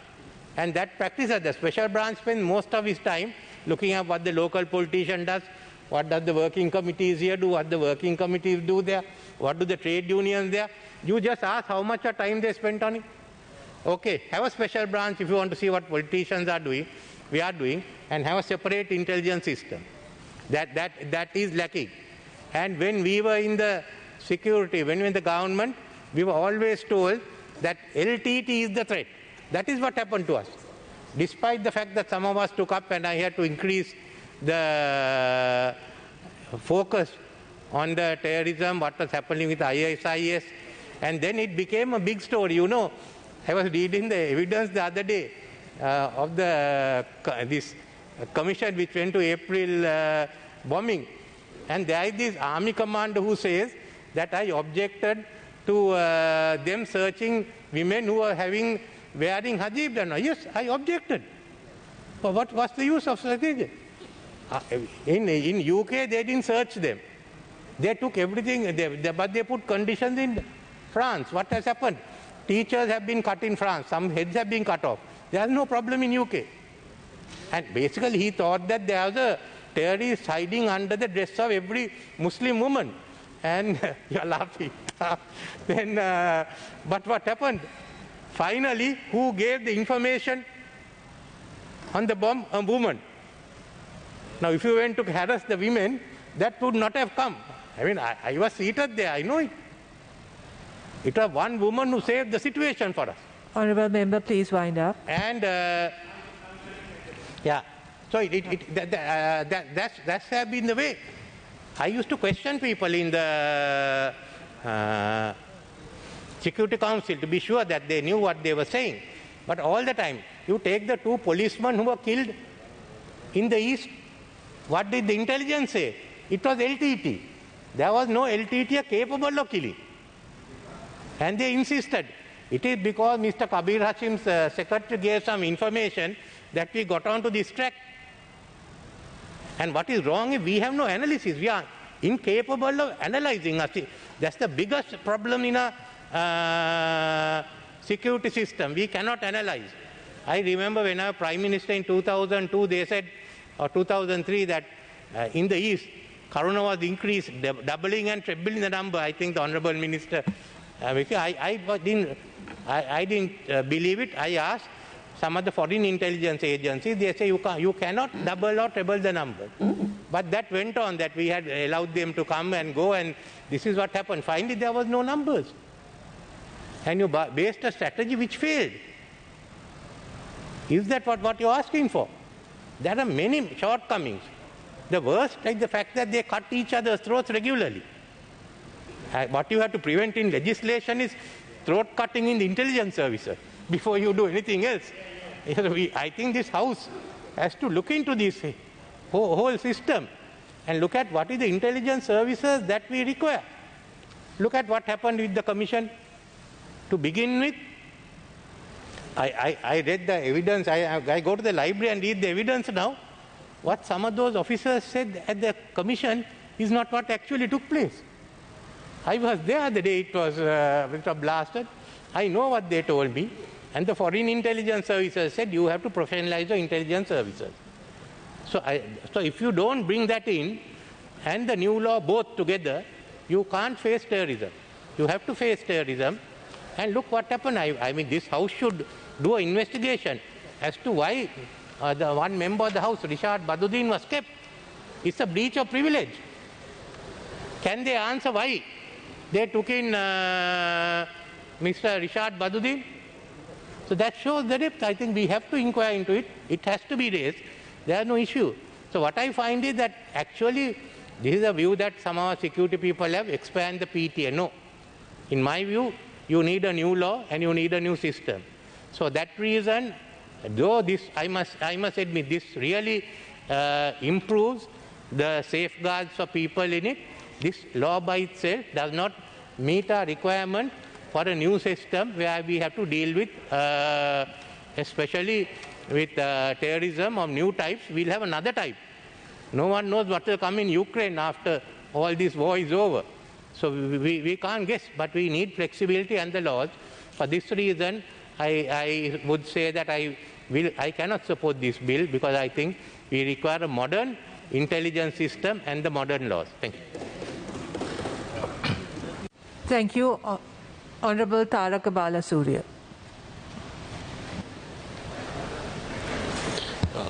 ගරු මූලාසුදාරුද මන්ත්‍රීතුමනි මට විනාඩි කීයක්ද මන්ත්‍රීතුමනි මට මේ ත්‍රස්තවාදී මර්දන පනත ගැන කතා කරන්න දීපක පිළිබඳව මම ස්තුතිවන්ත වෙනවා. දැන් විශේෂයෙන්ම අපි ඒ විපක්ෂයේ මන්ත්‍රීවරුන්ගේ මේ පිළිබඳව තිබෙන තර්ක දිහා බැලුවොත් එහෙම මට නම් ඇත්ත වශයෙන්ම තේරුම් ගන්න බෑ මේ මොකද්ද තර්කය කියන එක. දැන් අපේ ලක්ෂ්මන් කිරියල්ල මහත්මයාගේ කතාවේදී එතුමා විශේෂයෙන්ම GLP ඇමතුමාට යම් කිසි විදියට මේ ප්‍රැක්ටිකල් එක්ස්පීරියන්ස් නැහැ කියලා එහෙමයි පටන් ගත්තේ. හැබැයි එතුමාගේ මූලික දැන් එතුමාට මම හිතන්නේ අපේ ලක්ෂ්මන් කිරියල් ඇමතුමාට හුඟක් ප්‍රැක්ටිකල් එක්ස්පීරියන්ස් තියෙනවානේ. ඉතින් ඒ හින්දානේ එතුමා කිව්වේ ඕනෑම කෙනෙක්ට යුද්ධයක් කරන්න පුළුවන් කියලා. හැබැයි මෙතනදී මේ ඒ තර්කයේ එතුමාගේ ගත්තොත් බැලුවේ මොකද්ද? පැය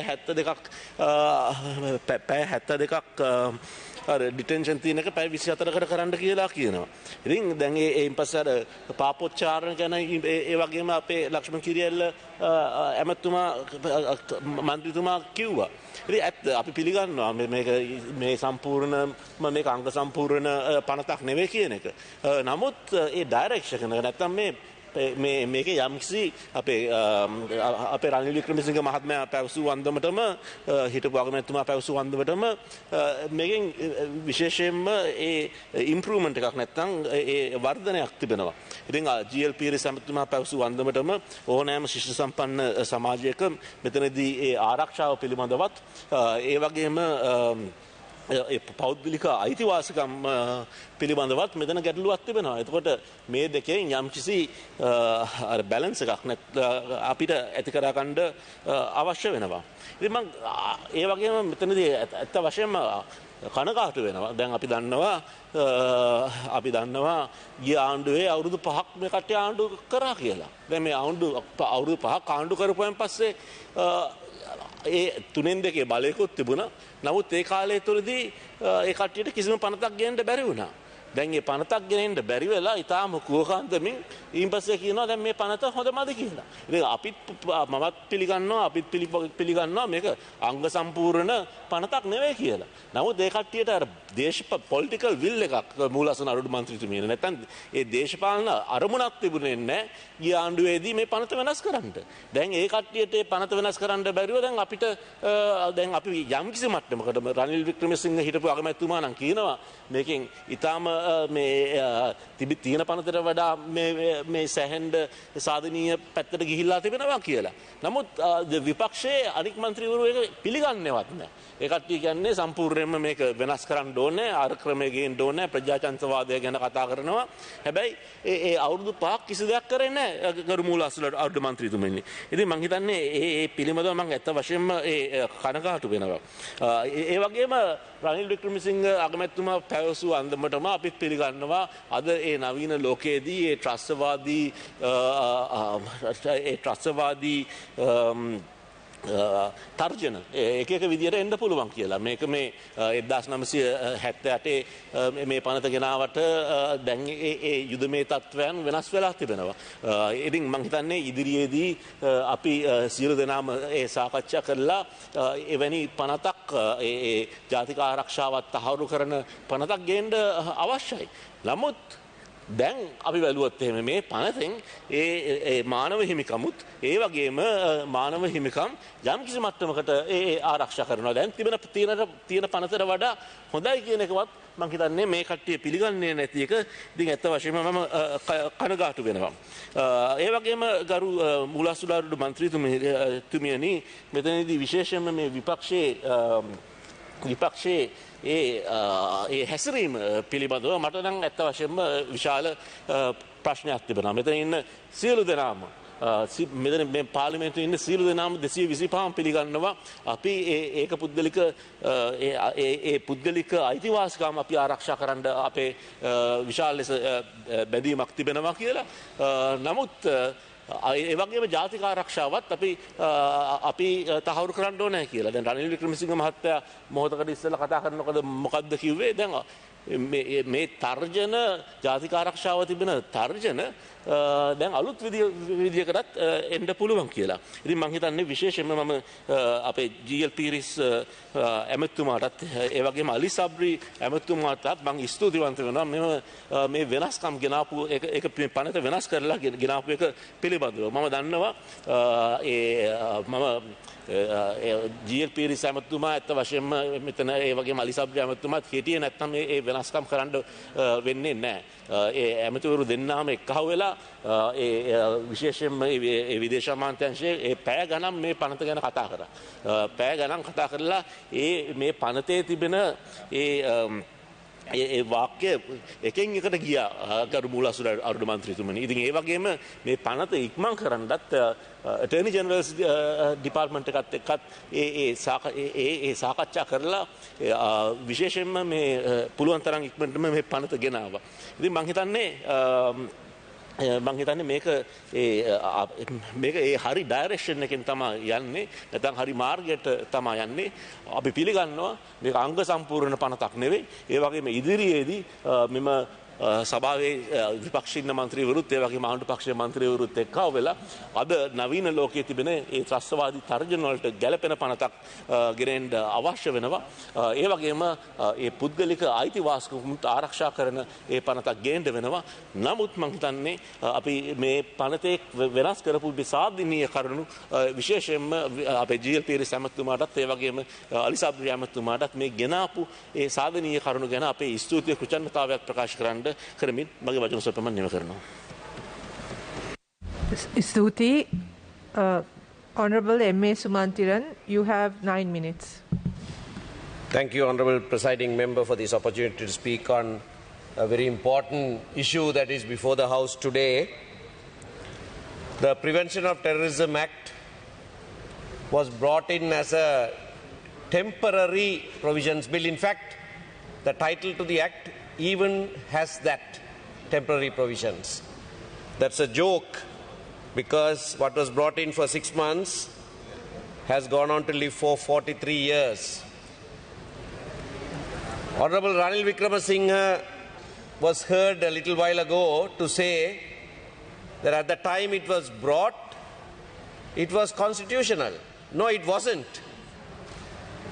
The government of that day, the law that he says he helped draft, was unconstitutional, and the government knew it. That is why it was brought in as an urgent bill with the certificate that it will be passed by a 2/3 majority in Parliament. So the guarantee of a 2/3 majority was given to court even before the matter was examined by court as an urgent bill. So from its very inception, even those who gave birth to it knew that it was an unconstitutional law that they were enacting, and they continued to do that, and successive governments have allowed it to remain, not just merely allowed it to remain, but abused it. It wasn't that it was necessary at that time that it was initially used and later abused. It was abused from day one, because the very provisions in that act are for abuse, not for anything else, not to prevent terrorism. I am going to recount one or two, because the time is short, one or two personal experiences of mine, and I will, when I speak on that, I hope it qualifies my declaration under the etiquette of personal involvement in a matter that I speak. That will illustrate the absurdity of this law. I have previously mentioned a case which I will mention again. There was a couple, a husband and wife, who were prosecuted under Section 5 for failure to give information about a certain person, a person called Babu.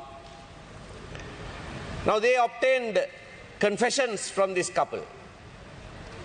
They were people who threatened gave confessions. They were not tortured, but threat of torture. Hooks and ropes were brought and they signed the confession. But the person named Babu, who was also arrested, despite severe beatings, did not sign a confession. So I appeared for this couple when the matter came up. Babu had been released because he did not sign a confession. And Babu came to watch the proceedings of these two persons who were charged for failure to give information about him. That's how absurd this law is. And what is more, I pleaded guilty on their behalf because they pleaded with me to plead guilty because 2 years had lapsed. They were in prison, 3 children, no one to look after them. And they were, because of the circumstances, they were given a suspended sentence and they were able to come out. But after pleading guilty to an offense that they knew very well, we knew very well, the court knew very well, that they did not commit. Another case of a person whose supposed confession said he gave food parcels in Jaffna at a particular point to LTTEs. On that very day, he was having his appendix removed at Sri Jawadanapura Hospital. That matter was brought. Honorable Tilak Maharapana was Attorney General. Mr. Mohan Piris was my senior in the case. And we told the prosecutor, don't embarrass yourself, withdraw the indictment. And the indictment was withdrawn. They write up whatever stories they want and get you to sign a confession. Honorable Leader of the Opposition mentioned the case of J.S. Tissanayagam. I was a counsel in that case. His supposed confession said in one place he himself had written in his own handwriting because he was forced to do that. But even then, in one place it said, they offered me money. I said I did not want. In Tamil it said, Vendam endru sonnen. Vendam endru sonnen. It's written Vendam endru sonnen. It's written in black ink, but a correction was made in blue ink over that. The letters da and the Arabu da and na was changed to do. Vendum endru sonnen. I said I want. Now in that confession or supposed confession, there were 50 odd other places where he has made corrections in black ink. And he has initialed on the side. On this particular point, where a different ink was used, there was no initial on the side. The very document was not authentic. But it was on that document that he was found guilty and sentenced to 20 years rigorous imprisonment. That provision still remains. You're not touching that. The most talked about provision in the PTA, the confessions made to police officers being admissible as evidence against that person, and even co-accused for that matter, still remains. You haven't touched it. Detention, you say you are reducing. I mean, Professor Piris, Honorable Minister, you are embarrassing yourself when you stand up and say you are reducing 18 months to 12 months. I can't believe that you can do that. Does it make any difference on the ground? No, it doesn't. Tell me one person who was released because 18 months has lapsed. Tell me one person who is going to be released because 12 months is going to be lapsed now. Because you have Section 7. Before that 12 months, all you have to do is to produce a person before the magistrate. And the law says and will still say, magistrate shall remand the person until conclusion of the trial. And the trial is in the High Court, not in the magistrate's you have court. 2 more minutes. Sorry? You have 2 more minutes. Yeah. So, that doesn't change. You're saying you're providing Provision for bail. Yes, that is for the first time. A provision for bail, a right is coming in. I acknowledge that. But anyway, you have been releasing people on bail, even without that. As you yourself said, courts have interpreted now, authoritatively, that the shall must be read as may. So what's this? This is a superfluous thing now. And when you bring it in, saying that the Court of Appeal can grant bail, you have a proviso that says subsequently the High Court can remand the person. Where in the world do you have a law where the higher court grants bail and subsequently the lower court can remand the person? Now, I must, since time is short, we have started a campaign and going countrywide where people from all walks of life, all ethnicities are calling for the total repeal of the PTA. Listen to the people of this country. We Tamils have said this for 30 or more number of years, 40 years maybe. Others have said it. The JVP suffered under this. When I started my practice, I appeared for many persons who were charged under the PTA in 89, 90, 91 and so on. Now you are victimizing the Muslim community under this law. Now all of these people are asking for total repeal. We will oppose this bill, even though there is a provision where there is a legal right for bail, because you are using this amendment to mislead everyone, saying this is some good first step, let us start here, we will move on, and so on. You are pulling wool over the eyes of the world, or you are trying to. You won't succeed in that. You are trying to. And therefore, to expose you, to expose this puerile attempt by the government to try and show that there is some reform. As I told you, Honorable Minister, in Jaffna, if this is reform, you have to change the word reform in the dictionary. And you did not counter me on that at that point. So therefore, in order to expose this attempt by the government to show something which makes no change on the ground, we will be opposing the passage of this bill today. Thank you. Thank you, Honourable Member.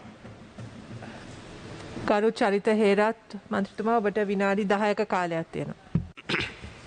ගරු මුලාසනාරූඪ සභාපතිතුමියනි, මේ රටේ ඉතාමත්ම සංවේදී සහ ඉතාම වැදගත් රෙගුලාසි නැත්නම් නීති කෙටුම් පනතක් සම්බන්ධව සංශෝධන අවස්ථාවේ කතා කරන්න ලැබීම ගැන මම ඉතාම සතුටටපත් වෙනවා. මුලින්ම මට පෙර කතා කරපු ගරු සුමන්දිරන් මන්ත්‍රීතුමා පැහැදිලි කර එක කාරණයක් සම්බන්ධව මම අදහසක් පළ කළ යුතුයි. විශේෂයෙන්ම 1979 අංක 48 දරන මේ ත්‍රස්තවාදී වැළැක්වීමේ తాවකාලික විධිවිධාන පනත 1979 ජූලි මාසේ 20 වෙනිදා මේ පාර්ලිමේන්තුවේ සම්මත කරද්දී එය හදිස්සි පනතක් විදිහට තමයි ගෙනත් තිබුණේ. විශේෂයෙන්ම ශ්‍රේෂ්ඨාධිකරණයේ නිරීක්ෂණය සම්බන්ධව යම්කිසි හදිස්සි වීමක් ඒක තුල තිබුණා. හදිස්සි පනත ගෙනීමේ නීති ප්‍රතිපාදන ඇතුලේ 3/2ක අනුමැතියකින් තමයි මේ පනත ගෙනත් තිබුණේ. ඒ නිසා මෙය ඒ රැගෙන ඒමෙදිම යම්කිසි ආකාරයක ගැටලුකාරීත්වයක් නෛතිකව මතුණයි කියලා ගරු සුමන්දිරන් මන්ත්‍රීතුමා කරන නිරීක්ෂණය සම්බන්ධව අපේ අවධානය යොමු කරන්න ඕන. හැබැයි ගරු රනිල් වික්‍රමසිංහ හිටපු අග්‍රාමාත්‍යතුමා මීට පෙර අදහස් ප්‍රකාශ කරද්දී කියපු වැදගත් කරුණක් මෙතනදී අපි එකතු කරන්න ඕන.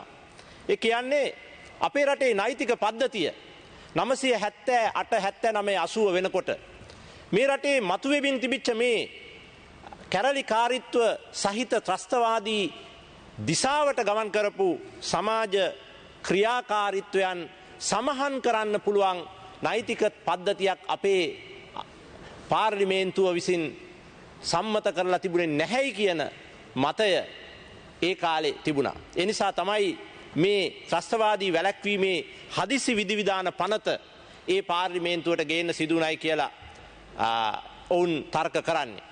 මේ පනත මම මේ අවස්ථාවේ කියන්න ඕන. මේ පනත ගෙනාවෙත් ඒ වෙලාවේ පාර්ලිමේන්තුවේ එක්සත් ජාතික පක්ෂ හිටපු දෙමළ ජාතික ඇමතිවරයෙක් KW දේවනායක මැතිතුමා. එතුමා හරහා තමයි මේ පනත පළමුවෙන්ම පනත් කෙටුම් පතක් විදියට මේ පාර්ලිමේන්තුවට ඉදිරිපත් වුණෙත් 1979 ජූලි මාසේ 20 වෙනිදා. ඒ වගේම ඊට පස්සේ මේ පනතට සංශෝධන දෙකක් ගෙනත් තිබුණා. ඔබ එකඟ වෙනවා 1982 අංක 10 දරන ත්‍රස්තවාදී වැළැක්වීමේ සංශෝධන පනත. ඒ වගේම 1988 අංක 22 දරන ත්‍රස්තවාදී වැළැක්වීමේ తాවකාලික විධිවිධාන සංශෝධන පනත කියලා මෙය ඊට පසුව දෙවරක් සංශෝධනය වෙලා තිබුණා. විශේෂයෙන්ම ඒ දෙවාරෙමත් මේ ප්‍රශ්නය මේ පනත සම්බන්ධ සාකච්ඡාවේදී අපේ රටේ ත්‍රස්තවාදයේ වැළැක්වීම පිළිබඳ කාරණය සහ මේ පනත ගැටගැහිලා තියෙන සමාජ දේශපාලන තත්ත්වය පිළිබඳ පළල් සාකච්ඡාවක් අපේ පාර්ලිමේන්තුවේ සිදු වෙලා තියෙනවා. මමත් විශ්වාස කරනවා අපි අලුත් ත්‍රස්තවාදය සම්බන්ධ අලුත් පනතකට අලුත් නීතියකට යන්න අවශ්‍යයි. මීට පෙර තිබුණු රජය ප්‍රතිත්‍රස්ත පනත මේ ත්‍රස්තවාදයේ වැළැක්වීමේ පනත අහෝසි කරමින් ඉදිරියට ගෙන්න ඕනයි කියලා කල්පනා කළයි කියලා ගරු රනිල් වික්‍රමසිංහ මැතිතුමා ප්‍රකාශ කළා. මේ පනත් දෙකම ඒ කියන්නේ ත්‍රස්තවාදයේ වැළැක්වීමේ මේ తాවකාලික විධිවිධාන පනතත් ඒ වගේම පෞගිය ආණ්ඩුව ගේන්න උත්සාහ කරපු ප්‍රතිත්‍රස්ත පනතත් කියන මේ පනත් දෙකම සම්බන්ධව සාකච්ඡාවේ ඉදිරියක් විදියට අපේ රටේ ත්‍රස්තවාදය හා සම්බන්ධව අනාගතයේ ඇතිවිය හැකි තත්ත්වයන් පාලනය කරන්න පුළුවන් නෛතික තත්ත්වයක් හදන්න ඕන. ඒක අවශ්‍යයි. ඒක හැදීම වගේම මේ පනත හරහා අපේ සමාජයට මතු කරපු තැතිගැන්මෙන් අපි සමාජයක් විදියට නිදහස් වෙන්න ඕන. මේක මම මෙහෙම කියන්නේ මේ පනත හරහා අපිට ධනාත්මක ප්‍රතිඵල රාශියක් ලැබුණා තමයි. ඒ කියන්නේ 983න් පස්සේ උතුරේ මතුවෙච්ච බරපතල කැරලිකාරීත්වය එක්ක ගැටුම එක්ක ආරක්ෂක පැත්තෙන් වැඩ කරද්දී මෙහි විශාල සහයෝගයක් ලැබුණා. ඒ වගේම 989 කාලේ දකුණේ මතුවෙච්ච ප්‍රශ්නෙදිත් මේ පනත යම් දුරකට ධනාත්මක එකතු කිරීම කරන්න ඇති. හැබැයි මේ පනත හරහා මතුවෙච්ච සමාජ තැතිගැන්ම සමාජ කැළඹීම බරපතල තත්ත්වයක් අපේ රටේ නිර්මාණය කෙරුවා. එනිසා මේ පනත හොඳ පැත්තට වගේම නරක පැත්තටත් විශාල වශයෙන් සේවය කරලා තියෙනවා. මේක අපි පිළිගන්න ඕන. සමහර අවස්ථාවල දේශපාලන වශයෙන් මේකට විශාල ඉඩක් ලැබුණොත් එහෙම දේශපාලන වශයෙන් මැදිහත් වෙන්න මේ පනත සමහර අවස්ථාවල අපි දැකලා තියෙනවා වැරදි ප්‍රතිඵල සමාජයට ගොඩනගනවා. ඒ නිසා ත්‍රස්තවාදය වැළැක්වීම අවශ්‍ය තත්ත්වයක් වුණාට අපේ රටේ ත්‍රස්තවාදයේ වැළැක්වීමේ මේ විශේෂ විධිවිධාන తాවකාලික පනත හරහා මතුවෙච්ච සමාජ තත්ත්වය ගැන අපි දැන් සාකච්ඡා කළා හොඳටම ඇති. අවුරුදු 40ක් මේ පනතත් එක්ක අපි ආරක්ෂණ වැඩ කරලා තියෙනවා. දේශපාලන සාකච්ඡාව කරලා තියෙනවා. ඒ නිසා ත්‍රස්තවාදයයි අන්තවාදයයි කියන දුරු කරන්න ඕන පරාජය කරන්න ඕන පැති දෙක හා සම්බන්ධවම සමාජයේ ඇතුලේ විරුද්ධ මතදැරීම කියන එකත් අපි ආරක්ෂා කරන්න ඕන. එනිසා ත්‍රස්තවාදයේ අන්තවාදයේ පරාජය කරන්න නීතියක් අපි ගේන්න ඕන.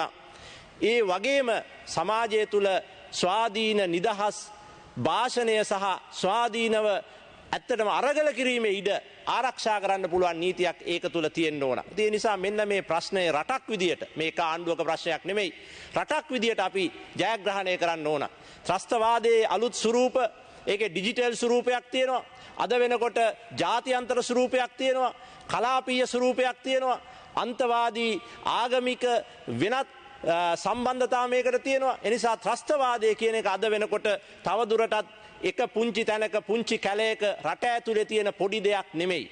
ඒක නොපෙනෙන ඩිජිටල් අවකාශය තුළ ගමන් කරන මූල්‍ය පද්ධතියට සම්බන්ධ වෙච්ච ජාත්‍යන්තරකරණය වෙච්ච ප්‍රපංචයක් විදියට තමයි තියෙන්නේ. ඒ නිසා ත්‍රස්තවාදයේ පරාජය කරන්න නීතියක් අපි හදනකොට මෙන්න මේ පළල් වපසරිය ගැන ඉතාමත්ම විධිමත් නිරීක්ෂණයක් එක්ක ඒ කළ යුතුයි කියලා අපි විශ්වාස කරනවා. ඒ නිසා මම මේ සභාවේ අද මේ පනත අපි සංශෝධනය කරන්නේ මේ දරන උත්සාහය තුළ ගරු සභාපතිතුමියනි තියෙන්නේ අර අලුත් නීතියක් එනතුරු රජයන් විදිහට කළ හැකි ඉදිරිගාමී වෙනස් කිරීම මේ පනතට සිදු කිරීමයි. ගරු මන්ත්‍රීතුමා තව විනාඩි 2ක්. විශේෂයෙන් මේ නිසා මම විශ්වාස කරන්නේ මීට පෙර 982 සහ 988 මේ පනතට ගෙනාපු සංශෝධනවලට වඩා අපි ගේන සංශෝධනයේ ඊටාම ධනාත්මක තත්වයක් තියෙනවා. මේක අපි දකින්න ඕන. ඒ සංශෝධන දෙක අර පරණ පනත තව බලාත්මක කරන්න ගෙනාපු සංශෝධන කියලා තමයි ඒ කාලේ අපි තේරුම් ගත්තේ. හැබැයි මේ සංශෝධන පනත හරහා පරණ පනත ඊට වඩා අඩු තැනකට ගෙනියන්නෙහි බර අඩු කරන්න අපි මහන්සි වෙනවා. ඒ නිසා අවසාන කාරණේ විදියට ගරු මුලාසනාරුව මන්ත්‍රීතුමියනි අපේ රටේ යටත් විජිතෙන් පස්සේ අපි හදන රට මොකක්ද කියන සංවාදය අපිට හොඳට නිමා කරන්න බැරි වෙලා තියෙනවා. පශ්චාත් යටත් විජිත ශ්‍රී ලාංකික රාජ්‍ය පෝස්ට් කොලෝනියල් ශ්‍රී ලංකන් ස්ටේට් කියන එක අපිට හදන්න තාම බැරි වෙලා තියෙනවා. ඒ හදන්න බැරි වෙච්ච ගමන් මාර්ගේ අපි එක පැත්තකින් අන්තවාදය, තව පැත්තකින් දේශපාලනය, තව පැත්තකින් ත්‍රස්තවාදය, තවත් පැත්තකින් ඒ ත්‍රස්තවාදයට ප්‍රතිත්‍රස්තවාදය මේ වගේ පළල් අර්බුදයක හිර වෙලා ඉන්නවා. එනිසා මේ ත්‍රස්තවාදයේ සම්බන්ධ මේ සාකච්ඡාව නීතියක් විදිහට මෙහෙම ගෙනාවට මේකේ යට අපි නිවැරදි කරන්න ඕන දෙයක් විදිහට තියෙන්නේ මේ රටේ යටත් විජිතයට පස්සේ හදන රාජ්‍යයේ සංවාදය ධනාත්මකව නිමා කරන එකයි. මම මේ අවස්ථාවේ කියන්න ඕන අද මේ සභාවේ ඉන්න අපේ ගජේන්ද්‍ර කුමාර පොන්නම්බලම් මැතිතුමාගේ සීයා සහ මේ සභාවේ ඉන්න යදාමිනි ගුණවර්ධන මැතිතුමාගේ සීයා පිලිප් ගුණවර්ධන මැතිතුමායි ජී පොන්නම්බලම් මැතිතුමායි දෙන්නම 936 රාජ්‍ය මන්ත්‍රණ සභාවේ සංවාද කෙරුව ප්‍රශ්නේ අද ඒගොල්ලන්ගේ තුන්වෙනි ජෙනරේෂන් එකේ දරුවන්ටත් ඒ විදිහටම කරන්න වෙලා තියෙනවා. ජීජීගේ මුණුබුරාට ගජේන්ද්‍රටත් පිලිප්ගේ මුණුබුරාට යදාමිනිටත් අද එක සභාවක ඒ ප්‍රශ්නෙම ආයි අහන්න වෙලා තියෙනවා. එහෙම වෙලා තියෙන්නේ අපි අපේ රටේ යටත් විජිතෙන් පස්සේ හදන රජය රාජ්‍ය සම්බන්ධ සංවාදයේ නිමා කරන්න බැරි වෙච්ච නිසා මේ ගමන් මගට මේ නීතිය සම්බන්ධ වෙලා තියෙන නිසා අපි විශ්වාස කරනවා මේ වෙලාවේ රජයක් විදියට ධනාත්මක ඉදිරි පියවරක් අපි තියෙනවා. නමුත් මේ නීතියට එහා ගිය ත්‍රස්තවාදයේ සම්බන්ධ අලුත් නීති පද්ධතියකුත් රාජ්‍යයේ සම්බන්ධ අලුත් එකඟතාවකුත් හදාගත යුතුයි කියලා යෝජනා කරමින් ඔබට ස්තුති කරමින් මම නිමා කරනවා. ස්තුතියි. ගරු විජිත හේරත් මන්ත්‍රීතුමා විනාඩි 9ක කාලයක් ඔබට තියෙනවා. ගරු මුලාසනාරූඪ මන්ත්‍රීතුමියනි. Order please. Honorable Surendra Raghavan will take the chair.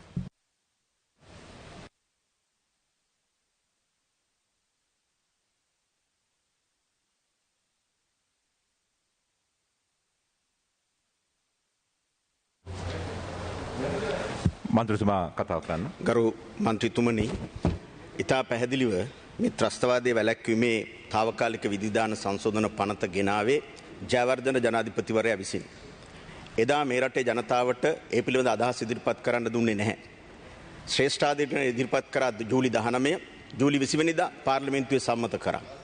ඒ වෙනකොට රටේ පැවතිච්ච තත්ත්වය මොකක්ද? ඒ වෙනකොට බරපතල ත්‍රස්තවාදයක් මතුවලා තිබුණේ නැහැ. එදා ජයවර්ධන ආණ්ඩුව රටේ ජනතාවගේ සහන කප්පාදු කරා. ඔබට අපිට කාටත් මතකයි හාල්පොත් කප්පාදුව.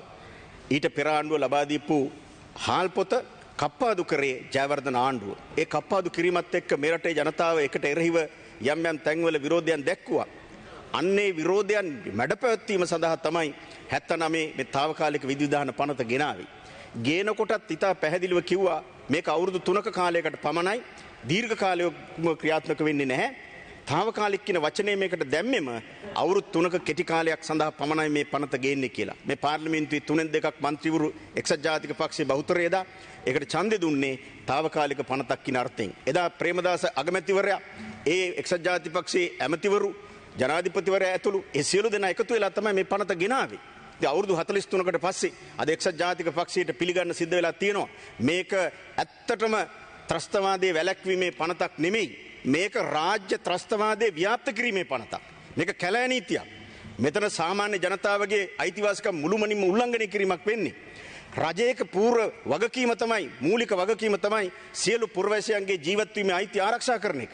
ඒ ජීවත් වීමේ අයිතිය ආරක්ෂා කිරීම නැති කරපු පනතක් තමයි මේ ත්‍රස්තවාදී වැළැක්වීමේ පනත කියලා කියන්නේ. ඒ නිසා තමයි අද එදා අපි ඉතා පැහැදිලිව මේ පනත හඳුන්වා දෙනකොටම පාර්ලිමේන්තුවට ඉදිරිපත් කරනකොටම අපි ඒකට එරෙහිව එදා අපේ කරුණු ඉදිරිපත් කරේ. ඉතින් අවුරුදු 43කට පස්සේ අද බහුතරයකට පිළිගන්න සිද්ධ වෙලා තියෙනවා මේක වැරදි, මේක කැලෑ නීතියක්, මේක රාජ්‍ය ත්‍රස්තවාදී ව්‍යාප්ත කිරීම සඳහා තියෙන පනතක් කියලා.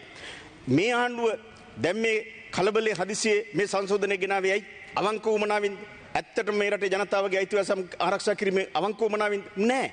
ඉතින් පැහැදිලිව පහුගිය කාලේ පුරාවට අපි විපක්ෂයේ ඉඳලා දිගින් දිගට බලපෑම් කරා මේ ත්‍රස්තවාදී වැළැක්වීමේ මර්ධන පනත වහාම අහෝසි කරන්න කියලා. මුළුමනින්ම අහෝසි කරන්න කියලා. නමුත් ආණ්ඩුව කිව්වා බෑ ඒක අහෝසි කරන්න බෑ කියලා. ඊට පස්සේ ගිය අවුරුද්දේ 2021 ජූනි මාසේ හදිස්සියේ කලබලේ මේක සංශෝධනය කරන බව නාමල් රාජපක්ෂ ඇමතිවරයා තමයි පාර්ලිමේන්තුවට දැනුම් දුන්නේ. ඒක උනේ කොහොමද? නිකන් නෙමෙයි. යුරෝපා සංගමේ එදා GSP+ බදු සහනේ අහෝසි කරනවා කියන යෝජනාව සම්මත කරන්න ලකලැස්ති වෙච්ච වෙලාවේ. නිසා ජාත්‍යන්තරයට පෙන්වන්න තමයි ඔබතුමන්ලා මේ උප්පරවැට්ටිය අද කරන්නේ. මේ සොච්චන් හෝ සංශෝධනයක් ගේන්නේ ඒ අර්ථයෙන්. එහෙම නැතුව ඇත්තටම අපේ රටේ ප්‍රජාතන්ත්‍රවාදී ස්ථාපිත කරන්න, එහෙම නැත්නම් සියලු පුරවැසියන්ගේ අයිතීන් ආරක්ෂා කරන්න නෙමෙයි. එහෙම සොච්චන් සංශෝධනයක් ගෙනල්ලා මේ කැලෑ නීතිය මුළුමනින්ම අහෝසි වෙන්නේ නැහැ. ඒ සොච්චන් සංශෝධනයෙන් ඇත්තට වෙන්නේ මොකද්ද? මාස 18ක් රඳවා තබා ගැනීම මාස 12කට අඩු කරලා තියෙනවා. අප ලබා දීමට පුංචි වෙනස්කමක් කරලා තියෙනවා. අවුරුද්දක කාල සීමයක් තුල නඩුවක් දැම්මේ නැත්තම් ඊට පස්සේ අපීල් කරන්න පුළුවන්.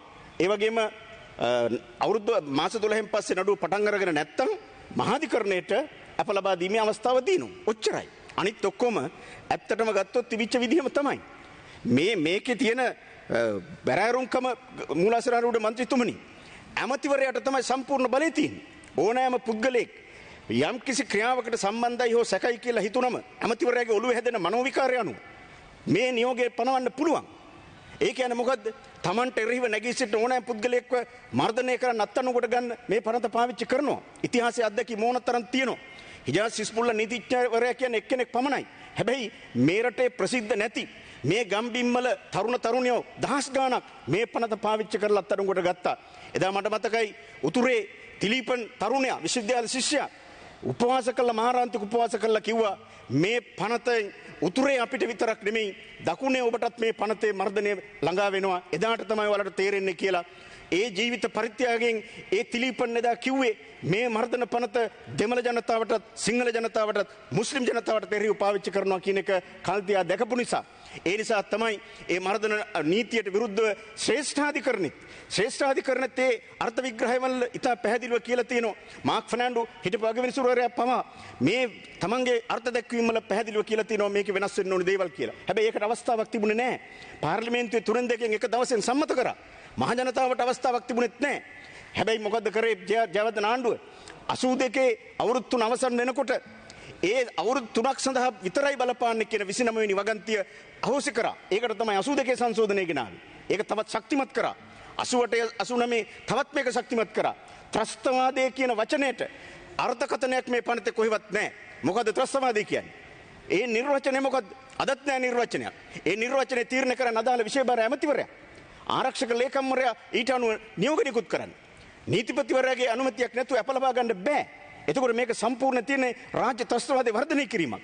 දැන් කියනවා මහේස්ත්‍රාත්වරයෙකුට පුළුවන් රඳුම් බාරයට ගිහිල්ලා ඔහු ගැන හොයා බලන්න.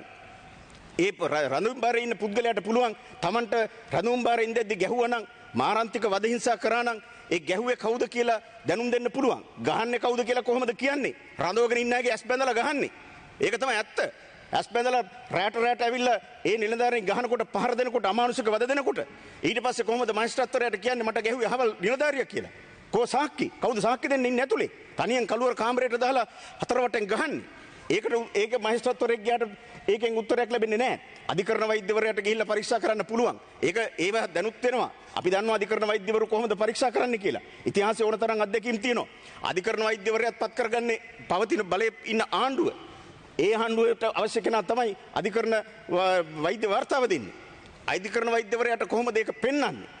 ඒ අධිකරණ වෛද්‍යවරයාට පෙන්වනකොට ඒ අතරංගෝ ඉන්න කෙනාව ඒ පහර දීම් වලින් ඒවත් වහලා ඒ පැච් වහලා ඒත් හොයාගන්න බැරි විදිහට ශරීර අභ්‍යන්තර වෙච්ච දේවල් වහලා ඉදිරිපත් කරන හැටි අපි අත්දැකීමෙන් කියන්න.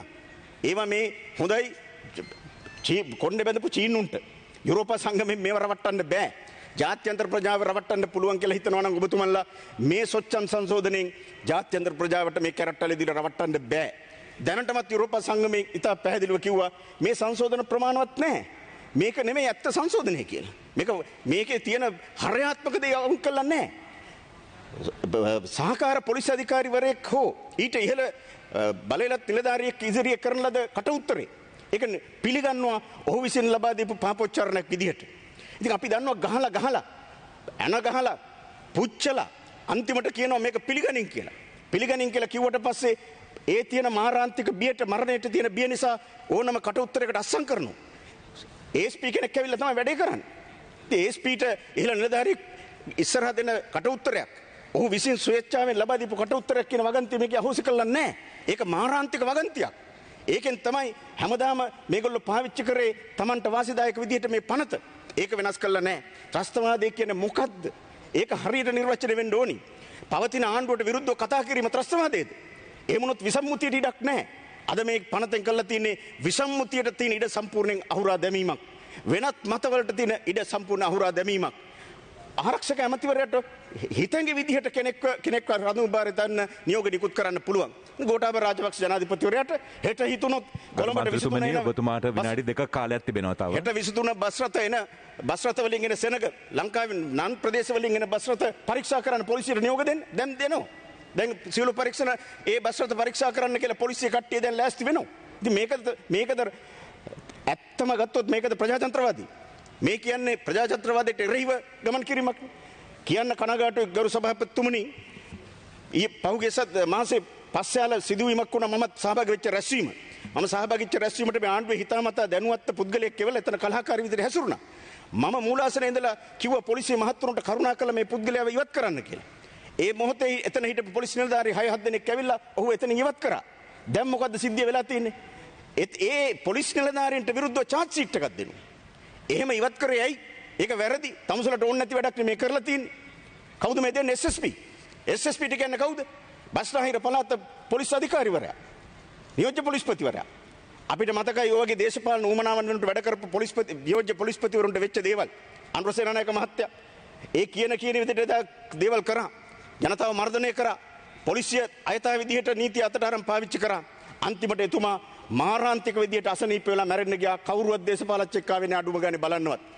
ඒ රාජපක්ෂලා ඉදා ඔහුගෙන් වැඩ ගත්තා. අන්තිමට වැඩ අරන් පැත්තට දැම්මා. සතෙක් වගේ මැරලා යන තත්ත්වයටපත් වුණා. ඉතින් එවැනි පොලිස් නිලධාරීන්ට ඒ හීලා වෙච්ච පොලිස් නිලධාරීන්ට සලකපු විදිහ ඒක. ඒ නිසා දැන් ඉන්න නියෝජ්‍ය පොලිස්පතිවරු තේරුම් ගත යුතුයි. නීතිය වැරදි විදිහට පාවිච්චි කරාට පස්සේ ඒ අයට අත්විඳින නිරණම මොකද්ද කියන එක. ඉතින් මේක තමයි தත්ත්වේ. ප්‍රායෝගික தත්ත්වේ මේක. ඒ නිසා මේකෙන් ඇත්තටම මේ නිවැරදිව අපේ රටේ ප්‍රජාතන්ත්‍රවාදී ස්ථාපිත කරන්න බෑ. මේ සංශෝධනවල පැහැදිලිව ගත්තොත් තියෙන්නේ ජාත්‍යන්තර ප්‍රජාව රැවට්ටීමක්.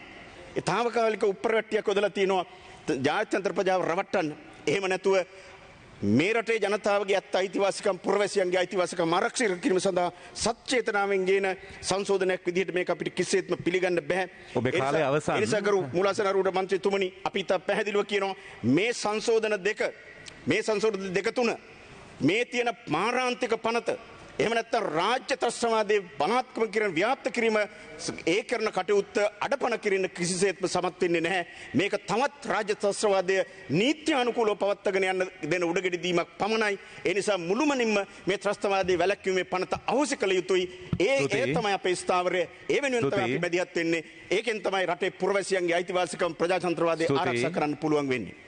ஸ்துதி. அடுத்ததாக கௌரவ ரவுஃப் அகீம் அவர்கள் உங்களுக்கு 10 வினாடிகள் உண்டு. 10 நிமிடங்கள் உண்டு. Thank you, Mr.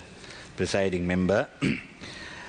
I was listening to the Honorable J.L. Pires, the Minister of Foreign Affairs, when he prefaced his presentation of this bill.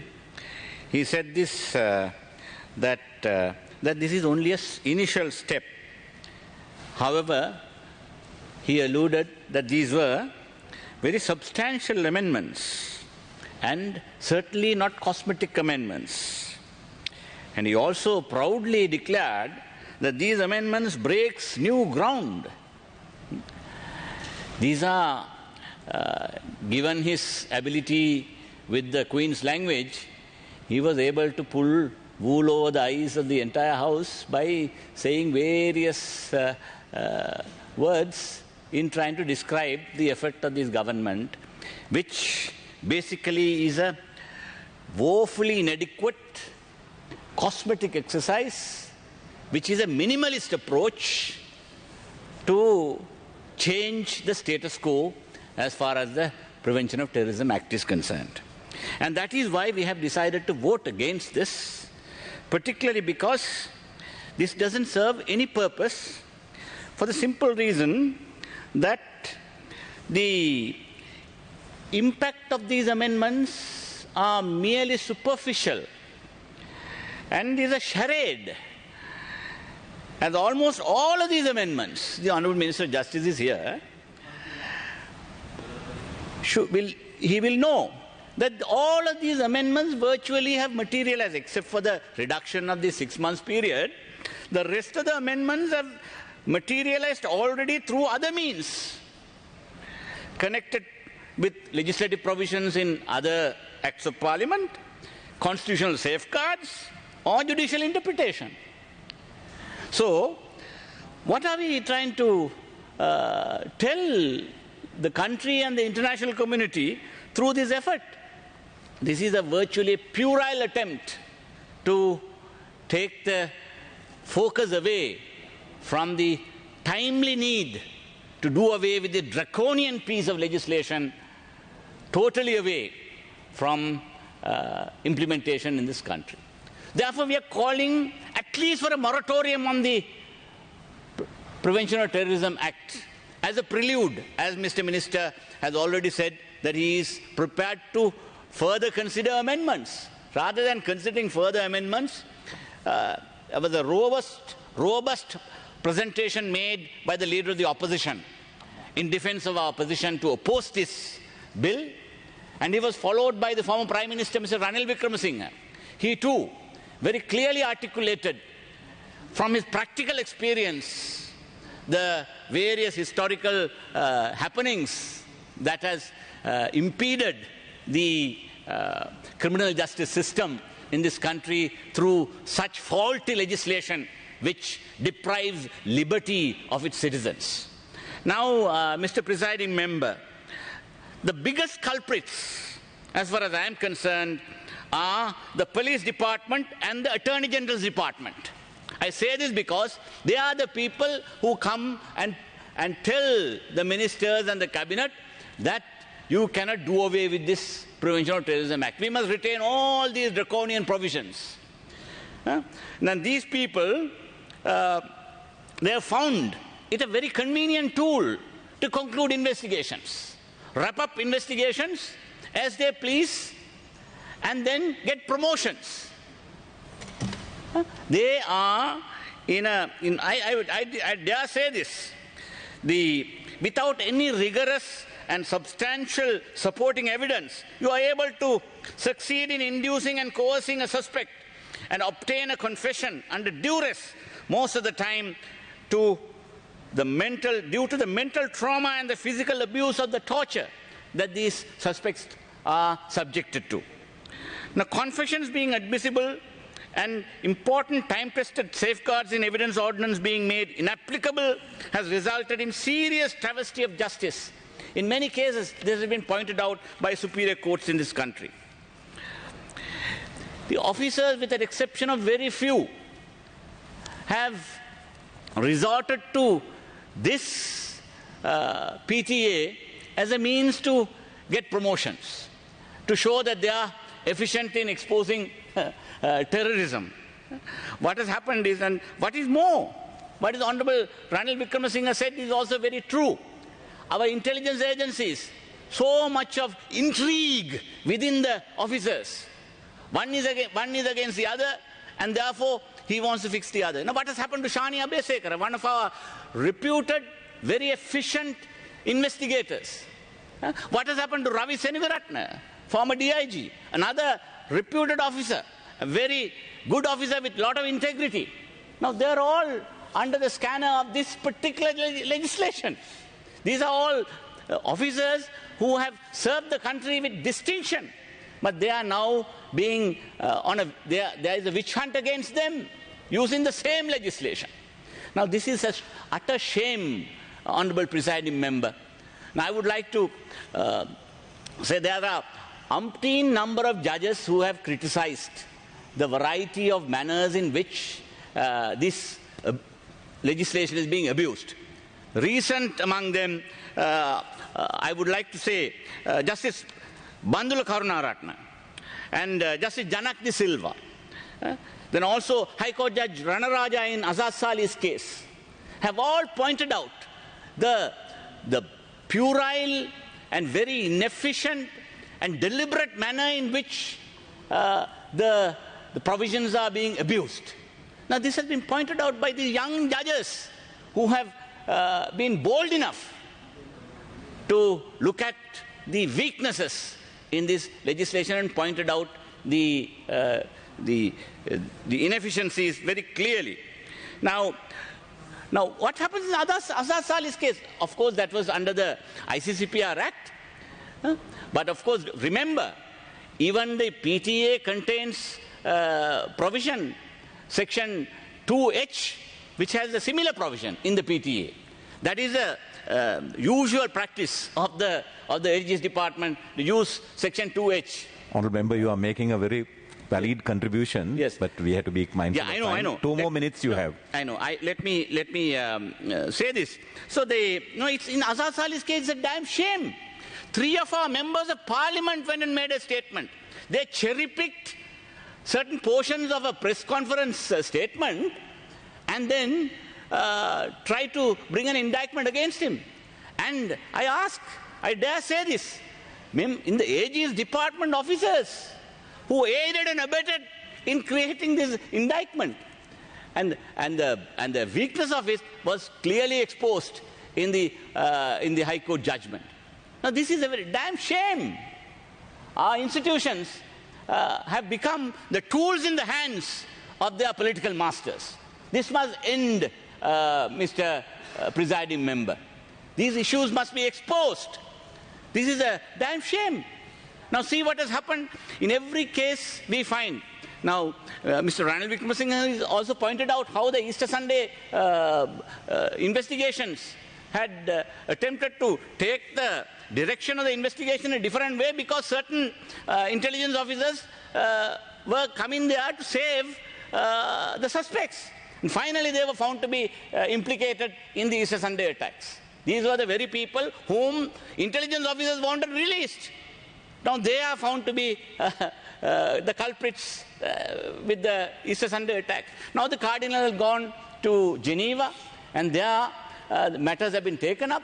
The Commissioner of Human Rights has, in her statement, has asked the government to look into the possibility of security forces being involved in this entire conspiracy. It has gone to that extent. And now we resort to this piece of legislation with so many years of use. How much has been achieved, which has finally contributed to radicalizing people. People who are held in custody for so many years for no fault of theirs. The type of mental trauma that you subject them to. These institutions are plagued with corruption. And they are... Honourable Member, your time is over. Their impunity and it incentivizes torture. That is what is happening. And I would like to say this, Mr. Presiding Member. Finally, the PTA has shown distrust and also insecurity and has caused human suffering to untold number of people. Thank you. And therefore, it is time that we totally do away with this draconian piece of legislation and at least a moratorium must be brought to the implementation of the PTA, and therefore this act must be thrown out from the law books of this country. Thank you for your contribution. රටක ප්‍රජාතන්ත්‍රවාදය ගැඹුරු පවතින්නේ එම රටේ නීතියේ ආධිපත්‍යයේ පැවැත්ම උඩයි. ත්‍රස්තවාදී වැළකීමේ පනත සංශෝධන විවාදයට මිළඟට ගරු සුසිල් ප්‍රේම්ජයන්ත ඔබතුමාට මිනිත්තු 13ක කාලයක් තිබෙනවා. මූලාසනාරූඪ මන්ත්‍රීතුමනි මම හිතනවා අද 1979 අංක 48 දරන ත්‍රස්තවාදයේ වැළැක්වීමේ తాවකාලික විධිවිධාන පනත Prevention of Terrorism Temporary Provisions Act called PTA. තුර මේ පනත 79 හඳුන්වා දෙනකොටම මේ within bracket මේක දාලා තින්නේ తాවකාලික විධිවිධාන.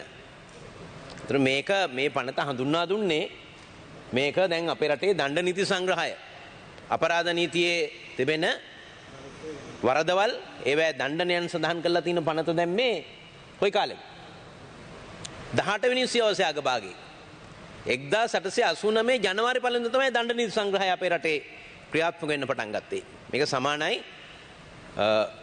පොදු රාජ්‍ය මණ්ඩලීය රටවල අසල්වැසි ඉන්දියාවේ මේ හැම රටකම. හැබැයි දැන් ඒ වගේ නෙමෙයි මේක. මේක අපේ රටේ ඇති වූ විශේෂ තත්වයකට මුහුණ දීම සඳහා තාවකාලික විධිවිධානයක් තමයි මේකෙන් හදලා තියෙන්නේ. හැබැයි දැන් අපි 80 කියලා ගත්තා 79 නේ පනත.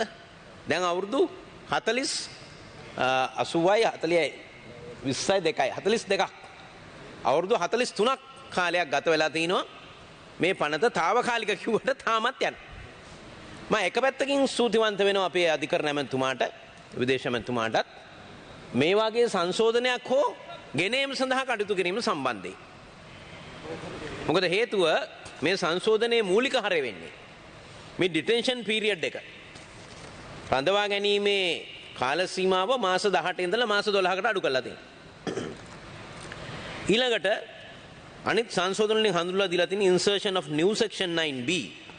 අත ඊට කලින් තියෙනවා 9A 48 hours කලින් තිබුණේ 72 hours පොලිසියක රඳවාගත්ත බා ගන්න පුළුවන්. දැන් පැය 48ට අඩු වෙලා තිනවා. ඊට පස්සේ කරුණු ගණනාවක් තිනවා මහේස්ත්‍රාත්වරයෙකුට ඩිටෙන්ෂන් ස්ථානයට රඳවා තැබීමේ ස්ථානයට යන්න පුළුවන්.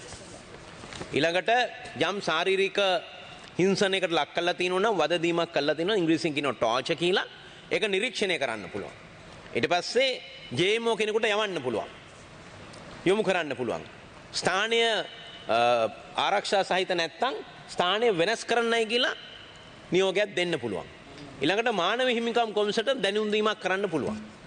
ඊළඟට නීතිඥ මහත්මයෙකුට ගිහිල්ලා රඳවා තැබීමේ ස්ථානයක හෝ රිමාන්ඩ් බන්ධනාගාරයට ගිහිල්ලා ඒ සැකකරුව හමු වෙන්න පුළුවන්. දැන් විතරක් නෙවෙයි අපි මේ පනත යටතේ නඩු කතා කළා. මම හිතන්නේ මම 100 ගාණක් දකුණේ තරුණයන් වෙනුවෙන් කතා කරනකොට මට මතකයි අපේ ගණන් පොන්නම්බලම් මැතිතුමා ඉන්නවා මේ සභාවේ. එතුමාගේ පියාණන් කුමා පොන්නම්බලම් මැතිතුමා මෝතිලාල් නේරු ඒ කාලේ හිටපු ලීඩින් ලොයර්ස්ලා ඔය කොළඹ මහාධිකරණයේදී අnder PTA විශේෂයෙන්ම උතුරු නැගෙනහිර දමිළ තරුණයන් වෙනුවෙන් නඩු ගණනාවක පෙනී සිටියා.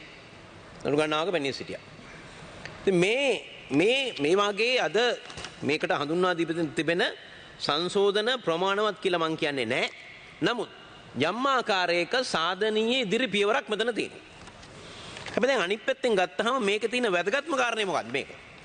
ඒක තමයි දැන් සාමාන්‍යයෙන් අපරාධ නීතිය යටතේ සාමාන්‍යයෙන් දණ්ඩ නීති සංග්‍රහය යටතේ කරන මිනිමැරුමක් වෙන්න පුළුවන්, මෙරිමඩ තැත් කිරීමක් වෙන්න පුළුවන්, මංකොල්ලයක් වෙන්න පුළුවන්, සොරකමක් වෙන්න පුළුවන්.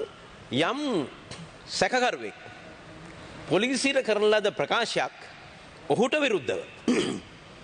විරුද්ධව අපරාධ නඩු විභාගයේදී යොදා ගැනීම ඔහුට විරුද්ධව යොදා ගැනීම කොන්ෆෙෂන් එකක් හැට අපරාධ උච්චාරණයක් හැට යොදා ගැනීම වළක්වලා තිනවා සාක්ෂාත්දාන පන්ති 24 25 27 ඒකට අදාළයි. හැබැයි මෙතෙන්දී ඒක ඉවත් කළා තියෙනවා. එතකොට සාමාන්‍ය අපරාධයක් යටතේ සාක්ෂාත්දාන පන්ති 24න් හදා තිබෙන්නා වූ ඒ తত্ত্বය මේ සංශෝධනයේදී පවා ඉවත් වෙලා නැහැ. දැන් ඊළඟට මේකේ ප්‍රධානම ලක්ෂණය තමයි ත්‍රස්තවාදී වැළැක්වීමේ පනත යටතේ යම්කිසි වරදක් කළායයි සැක කරනු ලබන සැකකරුවෙකු සහකාර පොලිස් අධිකාරිවරයෙක්ගෙන් ඉහළ අධිකාරී වෙන්න පුළුවන්, DIG කෙනෙක් වෙන්න පුළුවන්. ඒ කෙනෙක් ඉදිරියේ කරන ලද ප්‍රකාශයක් ඒ ප්‍රකාශය ඔහුට එරෙහිව නඩු විභාගෙදී භාවිතා කරන්න පුළුවන්. දැන් සාමාන්‍යයෙන් වෙන්නේ එවැනි අවස්ථාවකදී ඒකට විරුද්ධ වෙනවා විත්තියට පෙනී ඉන්න නීතිඥයින් මේක ස්වේච්ඡාවෙන් හෝ කැමැත්තෙන් කරපු ප්‍රකාශයක් නොවේ කියන පදනම මත. එතකොට වෙන්නේ මේක කැමැත්තෙන් කළාද නැද්ද කියන එක විමසීම සඳහා අතුරු සාක්ෂි විභාගයක් යනවා. ඒක ඉංග්‍රීසියෙන් කියන්නේ වයර්ඩ් අය.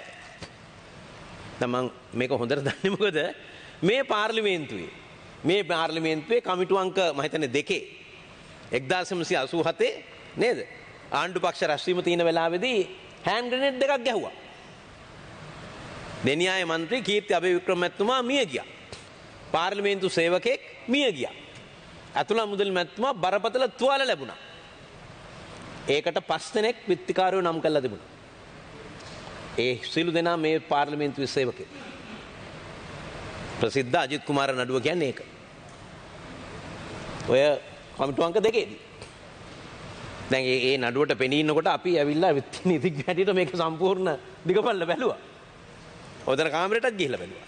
මං කියන්නේ අන්න එතෙන්දී confession statements අපරාධෝච්චරණ ස්වරූපයේ ප්‍රකාශන 14ක් රෙකෝඩ් කරලා තිබුණා SSP බෙනෙට් පෙරරා.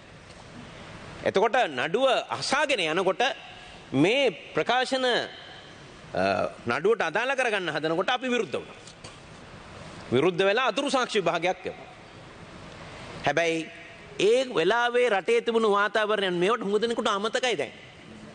බෙනෙට් පෙරරා මැතිතුමාව නාඳුන තුවක්කුකරුවෙක් විසින් ඝාතනය කළා. දැන් අතුරු සාක්ෂිකාරය නැහැ. ප්‍රකාශය සටහන් කරපු SSP නැහැ. දැන් මොකද උනේ?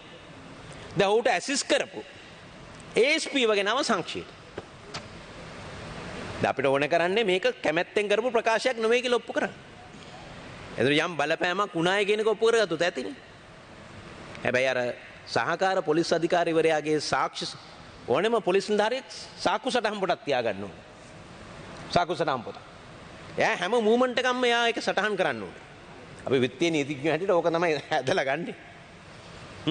ඒක සටහනක් දාලා තිබුණා බෙනෙට් පෙරරා මහතාගේ 9mm රිවෝල්වර් එක ප්‍රකාශය ගන්න හැම වෙලාවෙම මේසේ මත තිබුණයි කියලා.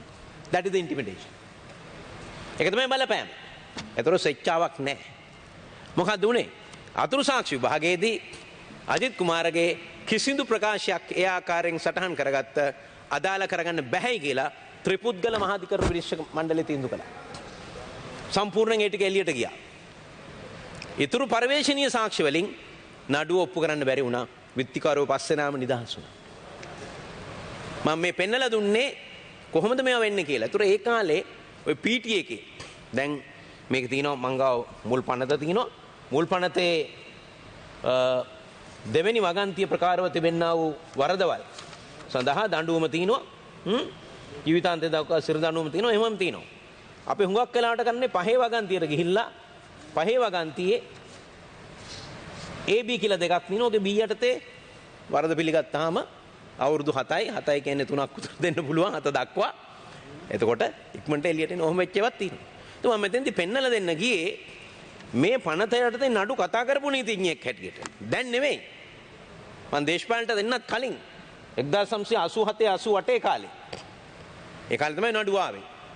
ඒ වෙලාවේ තමයි 13 වෙනි සංශෝධනය පනත සම්මත කරගන්න තමයි ආණ්ඩු පක්ෂ රැස්වීම තිබ්බේ. മന്ത്രിවරු පාර්ලිමේන්තුවට ගෙනාවේ ඔය දැන් තියෙන සිනමන් ග්‍රෑන්ඩ් එක ඒ කාලේ කිව්ව ඔබරෝයි කියලා. മന്ത്രിවරු ටික ඕකේ තියලා ඉස්සරහෙන් ආමඩ් කාර් එක දාලා පිටිපස්සෙන් තව එකක් දාලා තමයි ගෙනාවේ. ඉතින් මේවා සමහරුන්ට අමතකයි. ඒ කාලේ. ඉතින් ඒක නිසා ඒ නඩුව පටන් ගන්නකොට ඒකේ ඒ කාලේ හිටපු පොලිස්පතිතුමා ෆ්‍රැන්ක් සිල්වා ඇවිල්ලා කිව්වා මේක කල් දාන්න ඕනේ මොකද පොලිස් නිලධාරීන් එන්න බයයි කියලා උසාවි. පොලිස් නිලධාරීන් උසාවි එන්න බය කාලෙකුත් තිබුණා. ඊට පස්සේ ඔය අනිත් සිද්ධීන් ඔක්කොම වෙලා ඊට පස්සේ පටන් ගන්නකොට විත්තිකාරයෙකු අපිට එන්න ආරක්ෂාව මදි කියලා. එහෙම තමයි ඒ කාලේ තිබුණේ. හැබැයි ඒ නඩුවේදී ඔන්න උනේ ඕක. ඉතින් ඒක නිසා මෙතෙන්දී අපි මතක තියාගන්න ඕනේ 79 මේ පනත ගෙනාවේ විශේෂයෙන්ම උතුරු නැගෙනහිර ප්‍රදේශවල ඒ තිබූ ක්‍රියාකාරකම් මැඩපැවැත්වීම සඳහා විශේෂ වශයෙන්. ඒක තමයි తాවකාලික කිව්වේ. හැබැයි මොකද උනේ? 88 89 වෙනකොට දකුණේ තරුණයෝ ඒ වෙලාවේ තරුණ නැගිටින් මේ සියලු දේවල් එක්ක 100,000 ගණනකට නඩු පැවරුව මේ පනත යටතේ. මේ පනත යටතේ. දැන් අද වුණත් පුළුවන් නඩු පවරන්න මේක යටතේ. ප්‍රශ්නේ තියෙන්නේ මේක යටතේ නඩු පැවරුව. ඔබට අයිති අවසාන විනාඩි 2. විනාඩියයි. මේකේ නඩු පැවරුවොත් වෙන්නේ අර ඩිටෙන්ෂන් එක මාස 18 12ට ඇවිල්ලා තියෙනවා. අප නොදී ඉන්න පුළුවන්. පළවෙනි ෂෙඩියුල් එකේ එන වැරදි නම් අප නොදී ඉන්න පුළුවන්. නඩුව අවසන් වෙනකම්. කොච්චරද කාලේ කියන්න බෑ. එතකොට එතන මානව හිමිකම් කඩවීමක් වෙනවා කියන ප්‍රශ්නේ අද මතු පිටට ඇවිල්ලා තියෙනවා. ඒ නිසා මං හිතන්නේ මගේ අවසාන තප්පර කීපේ නිසා මම මේ පෙන්වුවේ ප්‍රායෝගික අත්දැකීම් කීපයක්. මේ පනත ගරු විදේශ ඇමතුමා ගෙනල්ලා තියෙන එක පනතේ තිබුණ කරුණට වඩා යම් සාධනීය පියවරක් ගිහිල්ලා තිනවා. හැබැයි ඒක යම් සීමිතයි. ඩිටෙන්ෂන් ඕඩර්ස් වලටයි තව සුළු කරුණු කීපයකට තමයි ඒක බලපාන්නේ.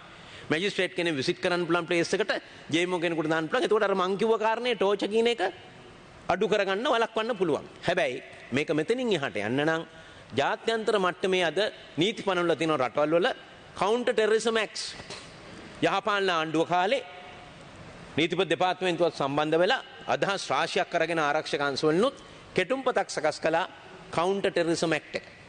ඒක ඉන්ටර්නැෂනල් නෝම්ස් වලට එකඟව. ඒ නිසා මං හිතනවා මම යෝජනා කරනවා මේ අවස්ථාවේදී මේ සංශෝධනය තිබුණ තැනින් ඉදිරියට යාමක් වුවත් මම හිතනවා අද තියෙන ලෝකේ තත්ත්වය රටේ තත්ත්වය මේ සියලු දේ ගත්තොත් මින් එහාට ගිහිල්ලා අපි අලුත් පනතක් ගේනවා නම් ඒක තමයි වඩාත් සුදුසු වෙන්න කියන කාරණේ. ඒ වගේම මම සඳහන් කරනවා අවසාන වශයෙන් අද මම ගරු අධිකරණ ඇමතුමාගේ අවධානයට යොමු කළා. මම මේ ආවේ උසාවියේ ඉඳලා. එතකොට දැන් විනිශ්චයකාරු උසස් වුණාම සති දෙක තුන යනවා එතෙන්ට විනිශ්චයකාරවරයෙක් සිරව එවන්න. එතකොට වෙන්නේ තව උසාවියකින් විනිශ්චයකාරතුමෙක් අතෙන්ට ගිහිල්ලා ඒකේ තියෙන නඩු ටික ඔක්කොම කැඳවලා පැය දෙකමාරකට පස්සේ අනිත් තැනට එන්නාම ආද මේ එන්න පරක්කුනේ නිසා. ඒක අධිකරණලා හරින වරදක් කියන්න බෑ. That is the administration of the justice. එතන ඉෂුව එක. ගිහිල්ලා බලන්නකෝ උසාවි ටිකට. ස්තුතියි මේ තප්පර 10යි. බලන්නකෝ මේ අපි කොවිඩ් ගැන කතා කරනවා. කොවිඩ් හදාගෙන එන්නේ එතනින් එළියට එන නඩුකාර උන්නාන්සලායි නීතිඥයෝ ඔක්කොම. එක්කෙනෙකුට එක්කෙනෙක් හැරෙන්න ඉඩක් නැහැ. මම එතන ඉඳලා විල කිව්වේ ඒ නිසා මතක තියාගන්න ඕනේ මේ පනත් සංශෝධනය කළා මේක හොඳයි නීති ඉදිරි ප්‍රගමණයට. හැබැයි සාධාරණත්වයේ විත්තිකරුවන්ටත් නීතිඥයන්ටත් නඩු යන්නටත් සිද්ධ වෙන්න නම් අධිකරණවල පරිපාලනය මීට වඩා විධිමත් කිරීම සඳහා අධිකරණ අමාත්‍යාංශයේ අවධානය යොමු කරමින් මගේ වචන ස්වල්පය අවසන්. ස්තුතියි. මිළඟට වෛද්‍ය රාජිත සේනාරත්න ඔබතුමාට විනාඩි 10ක කාලයක් තිබෙනවා.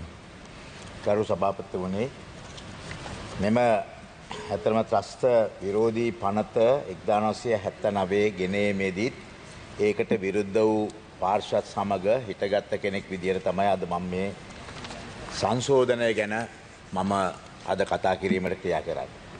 මම නම් මේ පනතට එදා සිට අද දක්වාම මම විරුද්ධයි. මේක තුල මානව අයිතියක් ගැන කතා කිරීම හෝ මිනිසුන්ගේ නිදහස ගැන කතා කිරීම බොරුවක්. මේක සිංහල තරුණයාටද ද්‍රවිඩ තරුණයාටද මුස්ලිම් තරුණයාටද කියන එක නෙවෙයි. මේක ඊ타ත්ම මානව විරෝධී අනපනතක් තමයි එදා ගෙනාවේ. ගෙනාපු ජයාජයවදන පවා දන්නවා මේකේ තියෙන භයානකත්වය. ඒක නිසා එතුමා කිව්වා මේක මාස 6කට ගේන්නේ. తాවකාලික. ඒකෙම ලිව්වා తాවකාලික පනතක් කියලා. ඒ විදිහට තමයි ඒක ගෙනාවේ. එදා ඒක ගෙනහැල්ලා සංශෝධන පසු 82 දී 88 දී කරා. මේ වෙකේදී ඇත්තටම මේක ගෙනාවේ for prevention. You know, Chairman, it is for prevention. Now today this is being used for curative purposes. සහරාන්ගේ බෝම්බ ගැහුවට පස්සේ මේ පනත ක්‍රියාත්මක කරනවා ඒ සඳහා. ඇත්තරම් මේවා වළක්වීම සඳහායි මේ පනත ගෙනාවේ. එදා තිබුණ දිග්ගැසුණු අරගලයක් ඒ අරගලයට తాවකාලික පිළියමක් විදියට. දැන් එදා ඒ පනත ගෙනාපු වෙලාවේ බලන්න එදා හිටපු විපක්ෂය විශේෂයෙන්ම ශ්‍රී ලංකා නිදහස් පක්ෂය මේකේ ඇත්තටම මේක ගේන්නේ දේවනායක ඇමතිතුමා විපක්ෂයේ ප්‍රධාන කතාව කරන්නේ පළවෙනි කතාව කරන්නේ මෛත්‍රීපාල සේනානායක මැතිතුමා. එදා හිටපු නියෝජ්‍ය නායකයා ශ්‍රී ලංකා නිදහස්ට. එතුමා මොකද කියන්නේ? මහජන ආරක්ෂක පනත යටතේ අවශ්‍ය පියවර ගත හැකි තත්ත්වයක් උතුරේ තිබේදී. එම තත්ත්වය පදනම් කරගෙන මේ පනත ඉදිරිපත් කිරීමෙන් ආණ්ඩුව අදහස් කරන්නේ ආණ්ඩුවේ ආර්ථික ප්‍රතිපත්ති නිසා මහජනතාවගේ ප්‍රශ්න විසඳීමට අසමත් වීමෙන් නුදුරු අනාගතයේදී පැන නැගිය හැකි දේශපාලන උද්ඝෝෂණ මැඩ පැවැත්වීමට හැකි බලතල රට පුරා ක්‍රියාත්මක කිරීමට අවසර පැතීමයි. මෙන්න මේ විදිහට එතුමා මේවට ඇත්තටම තනිකරම විරුද්ධ වෙනවා. මෙරට පුවත්පත්තා විදේශ වලින් එන පුවත්පත් පාලනය කිරීමේ බලය උසාවි අවසර පත්‍රයක් නැතුව පුද්ගලික නිවෙස් වලට ඇතුල් වීම, සෝදිසි කිරීම, ලිපි ලේඛන අත්අඩංගුවට ගැනීම, සිරභාරයේ පැය 24කට වඩා තබා ගැනීමට නොහැකි ජාත්‍යන්තරව පිළිගත් නීතිය පැය 72 දක්වා දීර්ඝ කිරීම කියලා එතුමා දිගටම මේක මේ කියනවා. මේ රටේ සියලුම දේශපාලන ක්‍රියාකාරීත්වය මර්ධනය කිරීම සඳහා සකස් වූවක් බව පෙන්වා දිය යුතුයි. මේ ස්ථාවරයේ තමයි මම එදත් හිටියේ, අදත් ඉන්නවා. මට නම් කොයි පක්ෂේ හිටියත් මට මගේ ප්‍රතිපත්ති නම් වෙනස් කරන්න බෑ. මම අපේ පක්ෂයටත් කිව්වේ මේ පන්නතට දැඩි විරෝධතාවයක් තමයි අපි තියෙන්නේ. මේ විදිහට තමයි එදා බණ්ඩාරනායක මැතිනිය මෙතන කතා කරේ නැති වුණාට වරින් වර එතුමිය මේකට සම්බන්ධ වෙනවා. මේ විවාදයේදී කෙටි සම්බන්ධ වීමෙන් එතුමියගේ ස්ථාවරයත් එතමයි. මම හිතන්නේ මහාචාර්ය ජී.එල්. පීරිස් මැතිතුමාත් එතනින් තමයි දේශපාලනය ආරම්භ කරේ.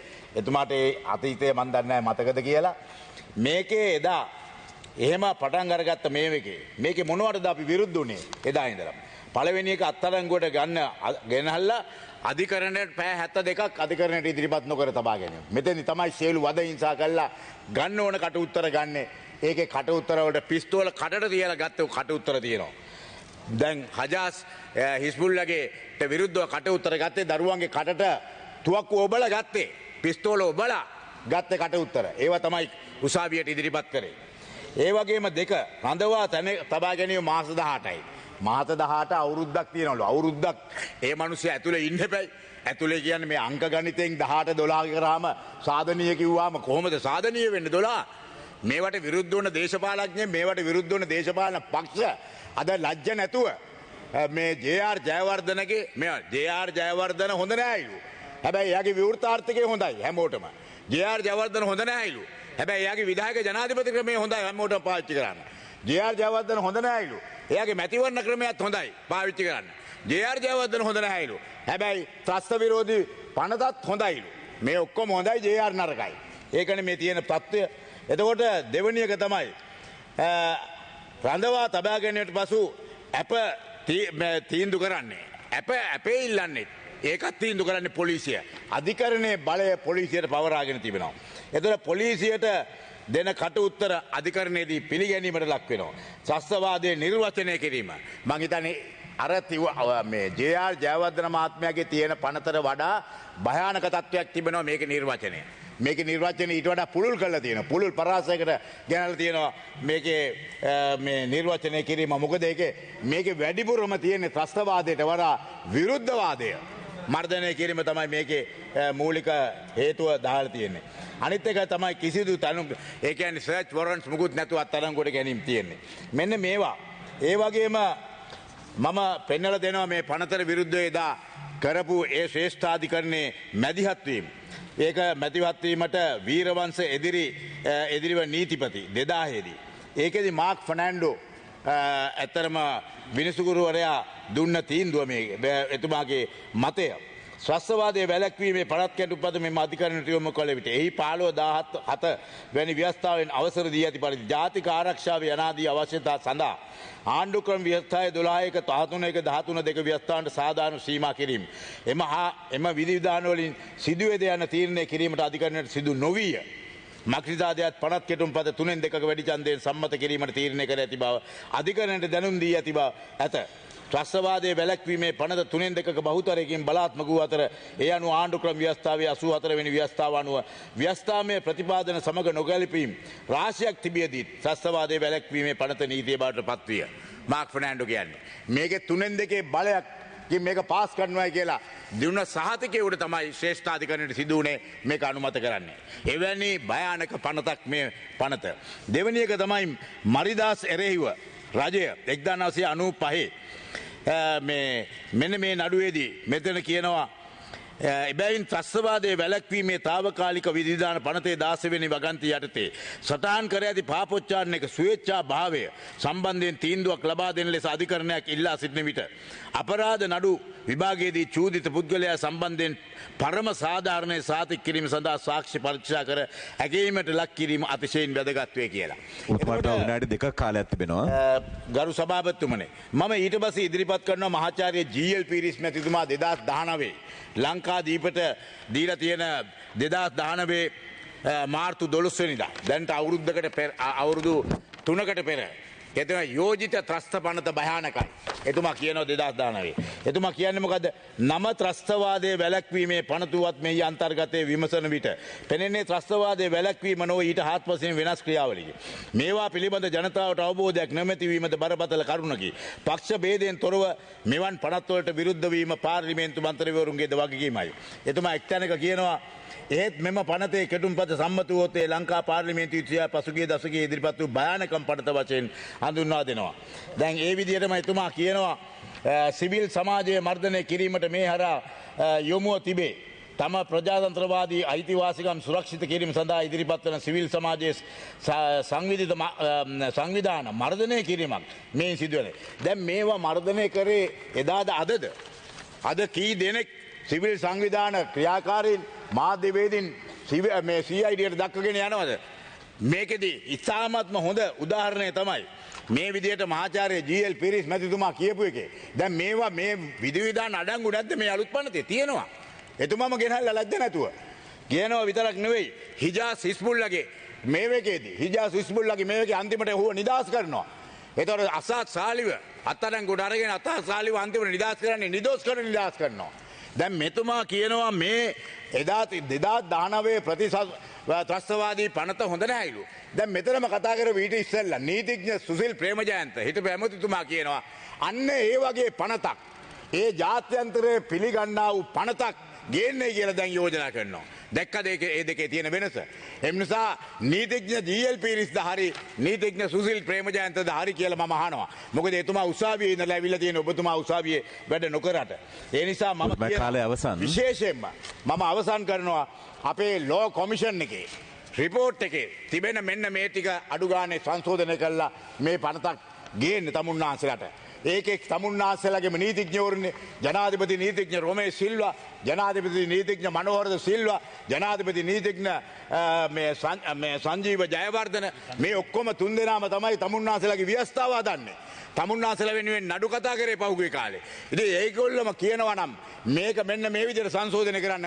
ඇයි ඒක පිළිගන්න බැරි තමුන්නාන්සලට?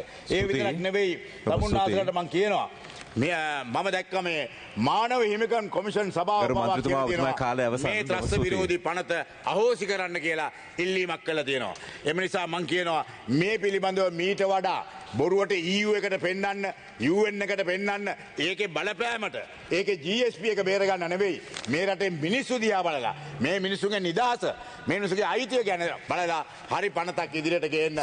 ඔබතුමාට මේ පනත සකස් කිරීමට සියලු සුසුකම් තියෙනවා මහාචාර්යවරයෙක් වශයෙන් නීතිය පිළිබඳව ඔබතුමාගේ කාලයේදී එක ඉවර කරන්න කියලා මං ඉල්ලා හිටනවා. ස්තුතියි. ත්‍රස්තවාද වැළකීමේ පනත් සංශෝධන විවාදය මිලන් කතිකෑ හැටියට ගරු ඉන්දික අනුරුද්ධ ඔබතුමාට විනාඩි 10ක කාලයක් තිබෙනවා. බොහොමත්ම ස්තුතියි මුලාසනේ මන්ත්‍රීතුමනි. මේ අවස්ථාවේදී 1979 අංක 48 දරන ත්‍රස්තවාදයේ වැළැක්වීමේ తాවකාලික විධිවිධාන පනත සංශෝධනය කිරීම සඳහා මේ සංශෝධන ඉදිරිපත් කරලා තියෙන අවස්ථාවේ ඒ ගැන වචනයක් කීම සහ උතුර නැගෙනහිර ප්‍රදේශවල වර්තමාන රජය ක්‍රියාත්මක වෙන ආකාරය ඒ ක්‍රියාත්මක වීමේ කටයුතු තරමක් කටයුතු භාරව කටයුතු කරන ඇමතිවරයෙක් විදියට නැවත පදිංචි කිරීමේ කටයුතු භාරව එහි සත්‍ය අසත්‍යත් මේ අවස්ථාවේදීම ප්‍රකාශ කිරීම මැනවයි මා හිතපු නිසා තමයි කතා කරන්නේ. හැබැයි ඊට කලින් මේ කලින් කතා කරපු මන්ත්‍රීතුමා කිව් ආකාරය මේක කිසිසේත්ම මේක අවලංගු කළ යුතුයි. මේ ත්‍රස්තවාදය වැළැක්වීමේ පනත සහ මුලින්ම අහෝසි කළ යුතුයි කියන කාරණාවේ දැඩිව පෙනී සිටින්නේ කවුද කියන එක අපි හොයලා බලන්න ඕන. රටක ආරක්ෂාව කියන දේ ඕනෑම ත්‍රස්තවාදී ක්‍රියාවකින් නැති කරන්න පුළුවන්. රටක ත්‍රස්තවාදී ක්‍රියාවක් අන්තවාදී ක්‍රියාවක් එහෙමත් නැත්නම් අන්තවාදී ක්‍රියාවක් උච්චතම අවස්ථාවට ඇවිල්ලා ත්‍රස්තවාදී ක්‍රියාවක් බවට පත්වෙච්චාම ඒකේ වාසි ගන්නේ නොගන්නේ කවුද කියන එක බොහොම අවුරුද්දකට දෙකකට පස්සට ගියාම හොයාගන්න පුළුවන්. මේ පාර්ලිමේන්තු හැන්සාඩ් වල ගත්තාම එදා පාස්කු බෝම්බ ප්‍රහාරය සිද්ධ වෙලා ඒ පාස්කු බෝම්බ ප්‍රහාරය සිද්ධ වෙන්න මාස ගණනාවකට උඩදී එවකට හිටපු ආණ්ඩුවේම ඇමතිවරු දෙපැත්ත බෙදිලා ගහගත්තා යම් යම් ජන කොටස් වල ඡන්ද බලය අපිට නැතුව යයි. ඒ ඡන්ද බලය නැතුව ගිහිල්ලා අපිට මේ පාලනේ නැතුව යයි. මේ පාලනේ නැතුව ගියොත් අපිට අපේ වැඩක් කරන එක කරගන්න බැරුව යයි. දැන් මේ යොදාගන්නේ කාවද? අහිංසක සිවිල් ජනතාව. දැන් පෙන්වන්නේ මොකද්ද? ත්‍රස්තවාදී පනතක් ගේනවා, සිවිල් ජනතාව අල්ලනවා, කූඩු කරනවා, කොටු කරනවා, මර්ධනය කරනවා. මෙන්න මේක තමයි පෙන්වන්නේ. හැබැයි මේ පනත සද්භාවයෙන් පාර්ලිමේන්තුවට ගෙනල්ලා මේ නීති රීති යම්තාක් දුරට නම්‍යශීලීව හදලා අද ජනතාවට යම්කිසි අස්වැසිල්ලක් හෘද සාක්ෂියට එකකව අපේ TNA නියෝජනය කරන മന്ത്രിවරුත් අනිත් අයත් යම්කිසි අස්වැසිල්ලක් මේ ජනතාව පාවිච්චි කිරීමක් නෙවෙයි මූලාසනයේ മന്ത്രിතුමනි. ඔබතුමාත් උතුරු ප්‍රදේශයේ පාලනය කරන යම් යම් වැඩසටහන් වල ඉන්නවා. ඔබතුමාත් දමිළ ජනතාව නියෝජනය කරනවා, සමස්ත ශ්‍රී ලාංකික ජනතාව නියෝජනය කරනවා. ඔබතුමාගේ හෘද සාක්ෂියටත් දන්නවා යම් යම් සංශෝධන ප්‍රමාණවත් ඇති නොවෙන්න පුළුවන්. මේ ත්‍රස්තවාදී පනතක් නැත්තටම නැතුව යන්න. ඒ තරමටම නිදහස තියෙන රටක් බවට ලංකාව පත් වෙන්න පුළුවන්. හැබැයි මේ වෙද්දි ලංකාවට තියෙන තර්ජනය වෙනත් රටවල් වලින් තියෙන ඇල්ම බැල්ම ඒවා පාවිච්චි කරලා ඒ රටවල් වලට ඕන ආකාරයට මේ රට පාවා දෙන්න යම්කිසි කණ්ඩායමක් උත්සාහ කරනවා නම් ඒගොල්ලන්ට අන්තවාදයේ උත්සන්න කරන්න ඕන. අන්තවාදයේ උත්සන්න කරන්න ඕන. ඒගොල්ලෝ එදා කළා. එදා ආණ්ඩුවේ දෙපැත්ත බෙදිලා ගහගත්තා. එදා ආණ්ඩුවේ හිටපු අධිකරණ ඇමතිවරයාට චෝදනා කළා. හැබැයි එදා අධිකරණ ඇමතිවලයට බලපෑම් කෙරුවේ ත්‍රස්තවාදී පනත අහෝසි කරන්න කියලා නෙමේ മന്ത്രിතුමා. ඔබතුමාලා එදා පාර්ලිමේන්තුවේ නොහිටියට එදා මේගොල්ලෝ ඔබතුමාලාගේ කරමතින් ඇවිල්ලා 2015 බලය ගත්තා. බලය අරගෙන එදා අරගල කෙරුවේ නෑ ඔබ තමුන්නාන්සේලාගේ ජනතාව වෙනුවෙන් මේ ත්‍රස්තවාදී පනත එක ඉස්පිල්ලක් ඇලපිල්ලකින්වත් සංශෝධනය කරන්න. ඒ මොකුත් කරන්නේ නැතුව මේක පෙන්න ඔබ තමුන්නාන්සේලාගේ අහිංසක දමිළ ජනතාව මෙල්ල කරා. අහිංසක දමිළ ජනතාව රැවට්ටුවා.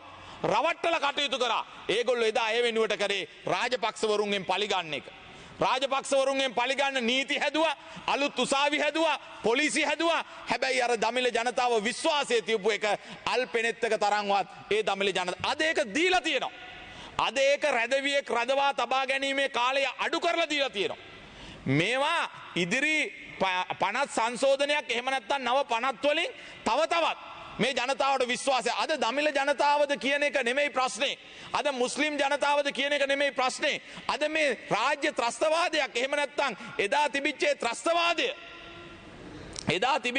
ත්‍රස්තවාදයේ රාජ්‍ය ත්‍රස්තවාදයේ අපි S2 දැක්කා. වෙස් මාරු කෙරෙව්වා. මේකේ අමාරුව තියෙන්නේ LTT එකට එදා උදව් කරපු අදත් LTT එක හොඳයි කියන අයට අමාරුයි මේක. මේක 88 89 අපි දන්නවා මේකේ කල්ලි කණ්ඩායම් හදාගත්තු ජනතා විමුක්ති පෙරමුණත් එක්ක එකතු වෙලා කැරලි ගහපු රටේ ධනස්කන්ධය විනාශ කරපු අය මේක අහෝසි වෙනවට අදත් විරුද්ධයි. ඔය එක මේ දමිළ ජනතාව විතර නෙමෙයි ප්‍රා කල්ලි හදාගෙන මේ රටේ තුවක්කු උස්සගෙන මේ රටේ මහා විනාශයක් කරපු ඒ අය මේකට විරුද්ධයි. ඒක ගැන අය අමුතුවෙන් අපි තර්ක කරන්න ඕනේ නැහැ. ඒ අයට මේක නැති තරමට හොඳයි. මේ අන්තිම වකවානුවේ රැවුල් දාලා වෙස් මාරු කරලා වෙන වෙන පුද්ගලයෝ ඉදිරිපත් කරලා මේ ගෙනල්ලා ජනතාවට බොරු බේගල් අදපු අය මේවට විරුද්ධයි. ඒ නිසා ත්‍රස්තවාදයේ ගොඩනගන්න යම්කිසි කෙනෙක් මූලාරම්භය ගන්නවා නම් ජනතාවට බොරුව, ජනතාවට වංචාව, ජනතාව නොමග යවලා ඒගොල්ලෝ උත්සාහ කරන්නේ අන්තවාදීව ආණ්ඩුවට කැරලි ගහලා එහෙමත් නැත්නම් අන්තවාදීව යම් යම් තරුණ කොටස් යම් යම් ඒ ජන කොටස් ભેද බින්න කරලා අපි තමයි ඔයාලා වෙනුවෙන් ඉන්නේ කියලා ඉස්සරහට එන්නේ. ඒකේ උත්සන්නම අවස්ථාව තමයි අපි අප්‍රේල් 21 2018 දැක්කේ. එදා මුස්ලිම් තරුණයාට හරි දේ පෙන්වන්න ඒ මුස්ලිම් නායකයෝ හිටියේ නැහැ. එදා මුස්ලිම් තරුණයා නොමග යන වෙලාවේ කියලා දීලා ඒ තරුණයාට ඒ තැනට යන්න එපා කියන්න. මෙතන හිටියා කබීර් හෂීම් ඇමතිතුමා එතුමා දැන් මේ අවස්ථාවේ නැහැ. එතුමාගේ හෘද සාක්ෂිය කියයි.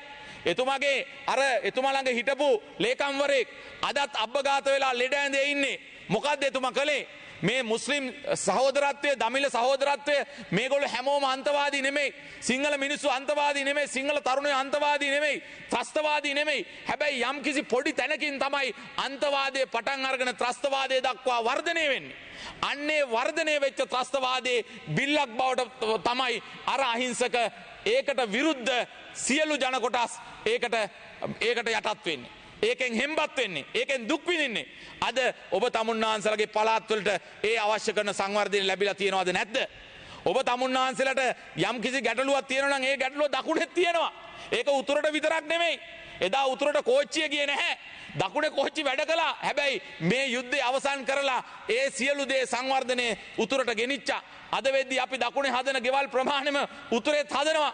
දකුණේ හදන පාරවල් ප්‍රමාණයම උතුරේත් හදනවා. ඒ සියලු සංවර්ධනය කර අපි බෙදලා නැහැ. මේක උතුර නැගෙනහිර අඩුවෙන් දෙන්න ඕනේ. එහෙම කියලා නැහැ. හැබැයි එදා අය උතුරේ ජනතාව පාවිච්චි කළා. එදා පාලකයෝ 2015 2019 කාලේ බලය ගත්තු අය නැගෙනහිර මුස්ලිම් තරුණයෝ පාවිච්චි කළා. පාවිච්චි කරලා බලය අරගෙන ඒගොල්ලෝ නිකන් මූදට විසි කරන පොල්ලෙල්ලක් ගන්නට විසි කරලා දැම්මා. අයත් කරලා දැම්මා. ඒ නිසා ඒගොල්ලෝ හරි අකමැති. අද ජාත්‍යන්තර ප්‍රජාව මොකද්ද කියන්නේ? අපි මේ සංශෝධන පනත සකස් කරද්දී මේ ගැන හොයලා බලපු ජාත්‍යන්තර රටවල් ජාත්‍යන්තර සංවිධාන මේකේ යම්කිසි නම්‍යශීලීත්වයක් කටයුතු කිරීම ගැන ශ්‍රී ලංකාවට ප්‍රශංසාව දීලා තියෙනවා. ශ්‍රී ලංකාවට ස්තුතිය පළ කරලා තියෙනවා. ඒ ලංකාවේ මේ අනුව මේ හැරවුම් ලක්ෂ්‍ය ආරම්භ කිරීම ගැන ඒගොල්ලෝ විශ්වාස තියනවා. අපිට පුළුවන් අපේ රට ආරක්ෂාව තහවුරු කරගත්තාම අපිට මේවා 100% අහෝසි කරන්න.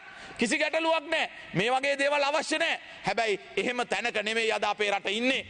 එහෙම තැනක නෙමෙයි අද අපේ රට ඉන්නේ. ඒ නිසා කවුරුන් හෝ කියන්න උත්සාහ කරනවා නම් මේ පනත නෙමෙයි 100% අහෝසි වෙන්න ඕන. එහෙම ආරක්ෂාවක් ඇතුවද 2020 අපිට මේ රට හම්බුනේ. එදා බලද්දි මුස්ලිම් තරුණයා දිහා සිංහල තරුණයා බැලුවේ සැකෙන්. සිංහල තරුණයා දිහා දමිළ තරුණයා බැලුවේ සැකෙන්. ඒ සැකේ වැඩි වෙලා යුද්ධයක් බවට බෝම්බ පත් වෙන තත්ත්වයට පත් වුණාට පස්සේ තමයි වර්තමාන රජයේ බලයට ආවේ. හැබැයි අපි තාම එක කඳුළු ගෑස් ප්‍රහාරයක්වත් පාවිච්චි කරේ නැහැ. එදා රාජ්‍ය ත්‍රස්තවාදී කටයුතු කරා එහෙම. අපි එකම ජල බෞසරයක්වත් පාවිච්චි කරේ නැහැ. ජනතාවට ඒ අවශ්‍ය කරන 80කට වැඩි ගාණක් ඒ දමිළ අම්මගේ දරුවෝ නිදහස් කරලා උතුරට යවන්න. ඔබතුමාට අයිති විනාඩි දෙකක් තිබෙනවා තව. හරි බොහොමත් ස්තුතියි මුලාසනේ මන්ත්‍රීතුමනි. උතුරට යවන්න අපි සමත් වුණා. අපි ඒ ගැන සතුටු වෙනවා. එදා මේ කයිවාරු ගහන අය ඒ සහනේ දුන්නද? ඒ අම්මට ඒ දරුවව ගෙනහිල්ලා දුන්නද? ඒක කරේ නෑ. ඒ දරුවව ගෙනහිල්ලා දෙන්නම් කියලා කිය ඒගොල්ලන්ගේ දේශපාලන වටපිටාව හදාගත්තා. ඒ අම්මා දකින්න ඇති. ඒ අම්මගේ දරුවෝ එදා හිරබත් කද්දී මේ තාත්තලගේ එහෙම නැත්නම් ඔය කයිය ගහන කයිවාරු ගහන ඇමතිවරුන්ගේ දරුවෝ අර්ලියම ගහ මන්දිරේ සරසගෙන මගුල් කෑවා.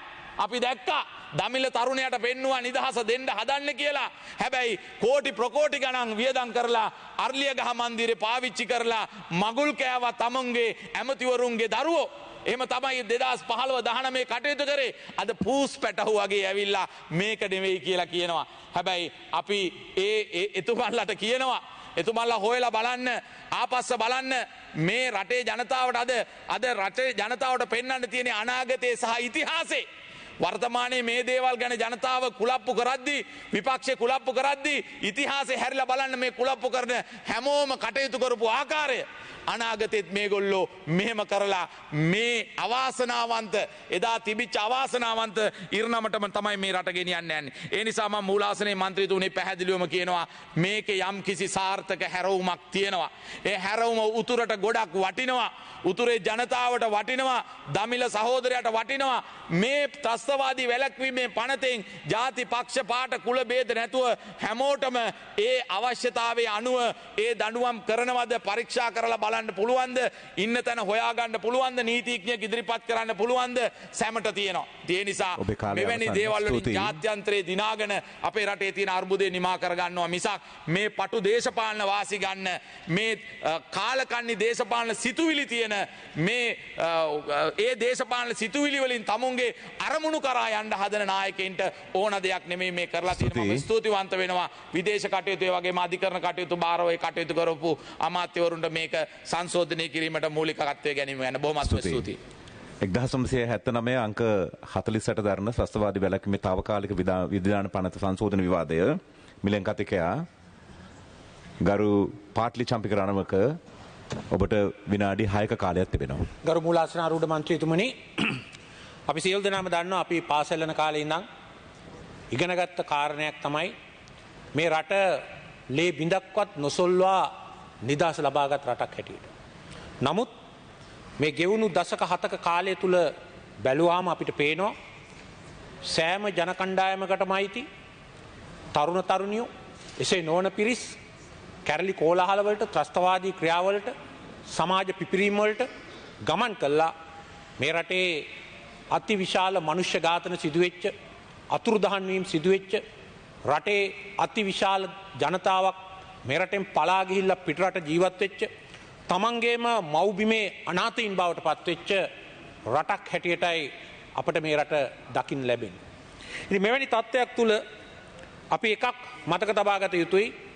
මේ ත්‍රස්තවාදයේ වැළැක්වීමේ පනත එදා 1979 ගෙනාවේ එවකට මහා බ්‍රිතාන්‍යයේ තිබිච්ච IRA ගරිල්ලා ව්‍යාපාරය මර්ධනය කිරීමට ගෙනාපු ඒ නීති පද්ධතිය එහෙම් පිටින්ම කොපි කරලා ලංකාවට ගෙනාපු පනතක් හැටියටයි.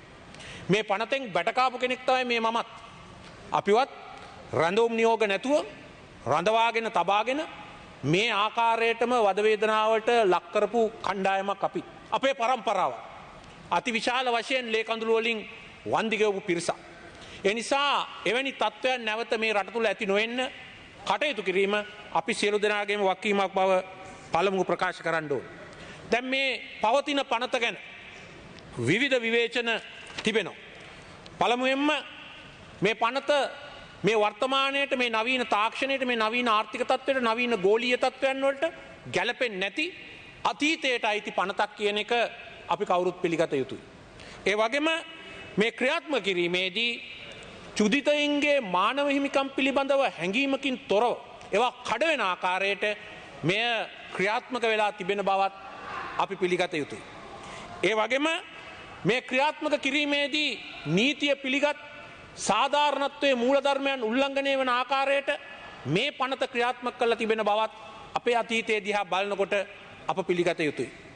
ඒ වගේම ඊටාම බරපතල විදියට මේක දේශපාලන අවියක් හැටියට පාවිච්චි කරලා දේශපාලන විරුද්ධවාදීන් මර්ධනය කරන්නට ඔවුන් රඳවා තබා ගැනීමේ නියෝග අනුව පවත්වාගෙන යාමට පවත්වාගෙන ගිය පනතක් බවත් අපට දැන් පැහැදිලි. ඒක මේ පහුගිය අතීත කාලෙත් මේ මෑත අතීතෙත් අපි දැක්කා.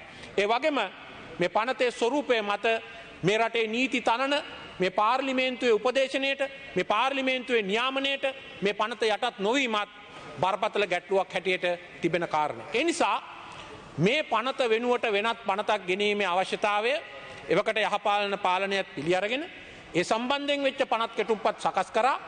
ඒ වගේම නීති කෙටුම්පත් දෙපාර්තමේන්තුව, නීතිපති දෙපාර්තමේන්තුව, නීති කොමිසම මෑනාදී සියලු දෙනාම එකතු වෙලා නව පනතක අවශ්‍යතාවය ඉදිරිපත් කළා. ඒ නිසා නව පනතක් මේ රටට අවශ්‍යයි. ඒ අවශ්‍යතාවය කිරීමේදී අපි කරුණු කීපයක් මතක තබා ගන්න ඕනේ. නීති රීති පමණක් ගැන සලකලා අපිට කතා කරන්න බෑ. ලෝකයේ අද පවතින නව ආර්ථික තත්ත්වය, අපේ විදේශ උපාය මාර්ගය, විදේශ ප්‍රතිපත්තිය, ඒ වගේම අපේ ආරක්ෂක උපාය මාර්ගය මොකක්ද කියන එක මත අපේ මේ නීති රීති පවතිනවා. ගරු මූලාසනාරූඪ මන්ත්‍රීතුමනි, අපි LTT ත්‍රස්තවාදයට මුහුණ දීලා පරාජය කළා. අති දවන්ත යුද්ධ හමුදාවක් අපි බිහි කළා. අපි ඒ ගැන ඒ පරාජයෙන් පස්සේ රණවිරුවන් පිළිබඳව අපි ආඩම්බර වුණා. නමුත් මේ වර්තමාන තත්ත්වයට මෙතරම් විශාල ආරක්ෂක අංශයක් දැන් රටට අවශ්‍යද කියන ප්‍රශ්නය අපි ඉදිරියේ තියෙනවා. අපේ රටේ සියලුම ආරක්ෂක අංශ සමාජිකයන් ප්‍රමාණය ලක්ෂ 3කට ආසන්නයි. මහා බ්‍රිතාන්‍යය මේක 2,75,000යි.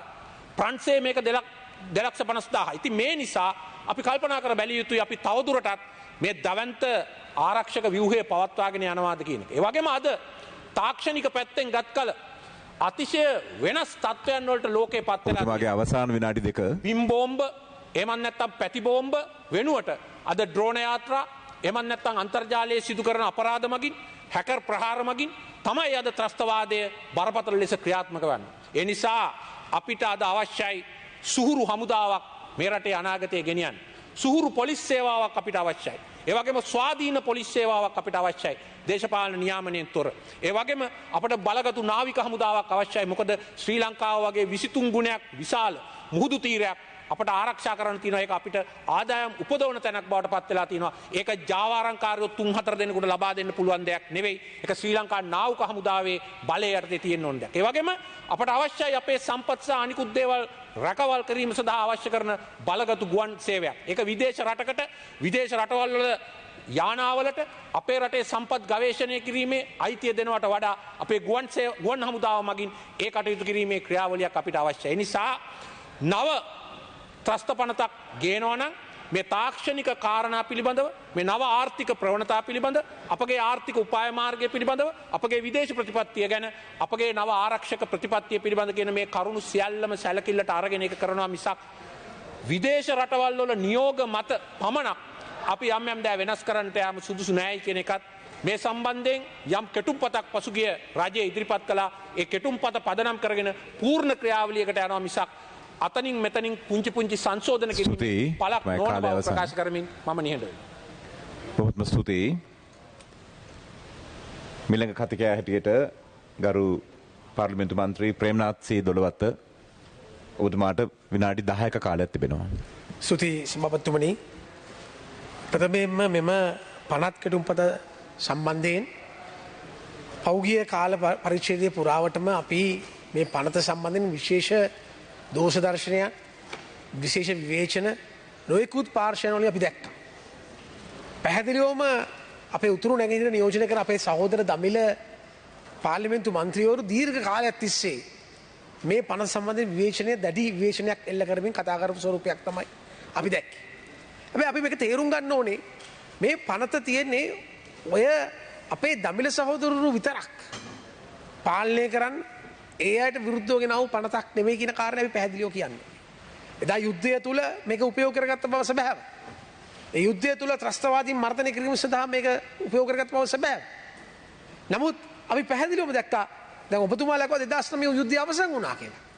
හැබැයි යුද්ධය අවසන් කළා තව අවුරුදු 10ක් යන්න ඉස්සෙල්ලා නැවත වතාවක් ඒ ත්‍රස්ත ප්‍රහාරය තුල මේ පනතේ අවශ්‍යතාවය අපි දැක්කා. දැන් අපි බලමු ඇමරිකා එක්සත් ජනපදයේ වගේ ප්‍රජාතන්ත්‍රවාදී බොහොම ලිබරල් බොහොම විහිදුණු රටක බැලුවාම ඒ රටේ පේට්‍රියොටික් ඇක්ට් එක වගේ බොහොම අයිතිවාසිකම් සීමා කරන අයිතිවාසිකම් සංකෝචනය කරන පනත් කෙඩුම්පත් දී වෙලා තියෙනවා. පනතවල තිබෙනවා. හැබැයි එහෙම තියෙද්දි අපි අද අපේ සම්පූර්ණ විපක්ෂය විසින්ම මේ පනත සම්පූර්ණයෙන් අවශ්‍ය නැති මේ සම්පූර්ණයෙන්ම රිපීල් කළ යුතුයි කියලා කියනවා නම් ඒක ඉතාමත් වැරදි. මොකද මේ රටේ රාජ්‍ය ආරක්ෂාව මේ රටේ භෞමික අඛණ්ඩතාවය මේ රටේ ස්වෛරීත්වය රැකීම සඳහා අපිට නීති අනුපලක් තියෙන්න ඕනේ.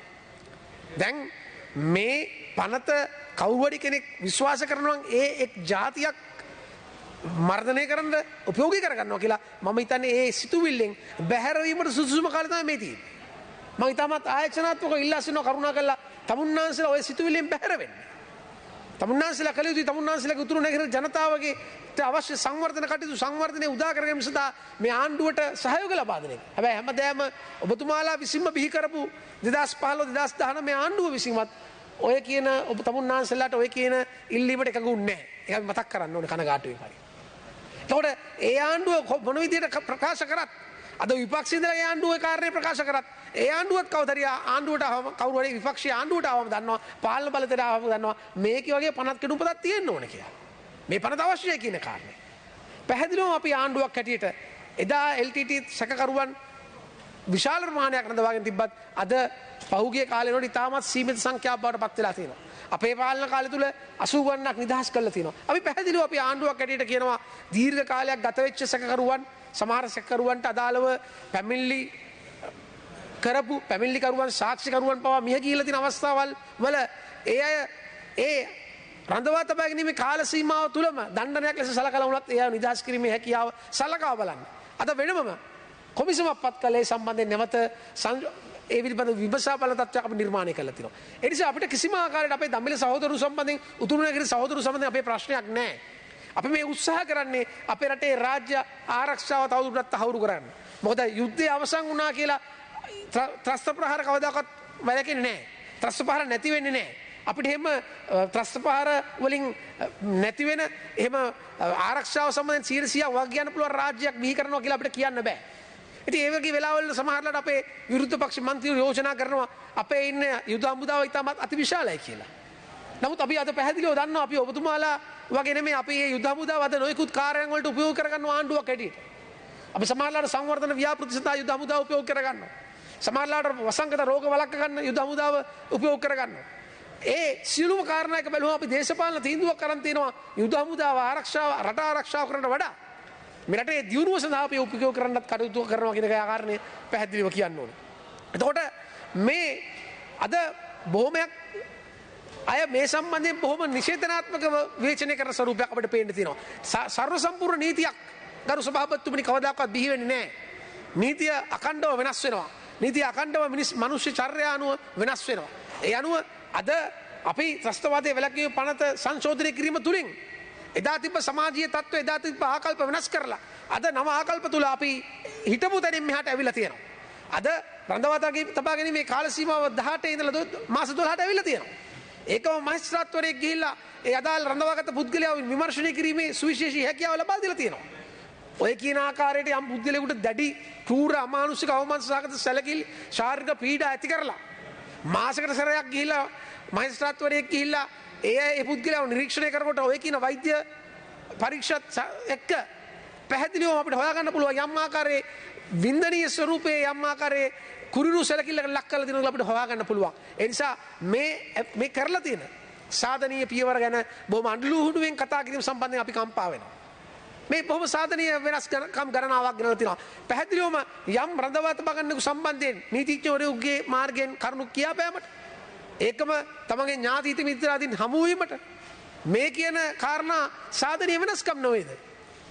මේ పూర్වෙන් නැති නැවත ඇති කළ යුතු වෙනස්කම් අද ගණනාවක් ඇති කරලා තිනවා. ඒකම යම් ප්‍රකාශන සම්බන්ධයෙන් 14 වන වගන්තිය පෙර පැවති 14 වන වගන්තිය සම්පූර්ණයෙන් වෙනස් කරලා තියෙනවා. සම්පූර්ණයෙන් කපා හැරලා තියෙනවා. ඒ කියන්නේ පැහැදිලිවම ප්‍රකාශනය කිරීමේ අයිතිය සම්බන්ධයෙන් යම් ප්‍රකාශ කිරීමේ අයිතිය සම්බන්ධයෙන් ඒ අවශ්‍ය අවස්ථාව ලබා දීලා තියෙනවා. ඉතින් එහෙම කල්පනා කරලා බැලුවම අද මේ පනත සම්පූර්ණයෙන් ඉවත් කරනට වඩා පනතේ යම් යම් සංශෝධන හරහා වඩා පුළුල් වෙච්ච ඒ සැකකාරයෙකුට රඳවා තබා ගන්නකොට යම් පුළුල් වෙච්ච අයිතිවාසිකම් ආරක්ෂා කරන තත්ත්වයක් අද පැහැදිලිව අපි නිර්මාණය කරලා තිනවා. ඒ නිසා විශේෂයෙන්ම රටක රාජ්‍ය ආරක්ෂාව සම්බන්ධයෙන් අපි තීන්දුව తీරන ගනිද්දී අපි වෙනත් තීන්දුව తీරන වලට වඩා එහාට ගිහිල්ලා ගන්න ඕනේ. දැන් අද මේ පැය 72ක් රඳවා ගැනීම ගැන කතා කරාට අපි දන්නවා සාමාන්‍ය නීතිය තුල සාමාන්‍ය ළමා අපචාර සම්බන්ධයෙන් පැය 72ක් ඕනෑම සාමාන්‍ය නීතියට උනත් රඳවා තබා ගැනීම හැකියාව තියෙනවා.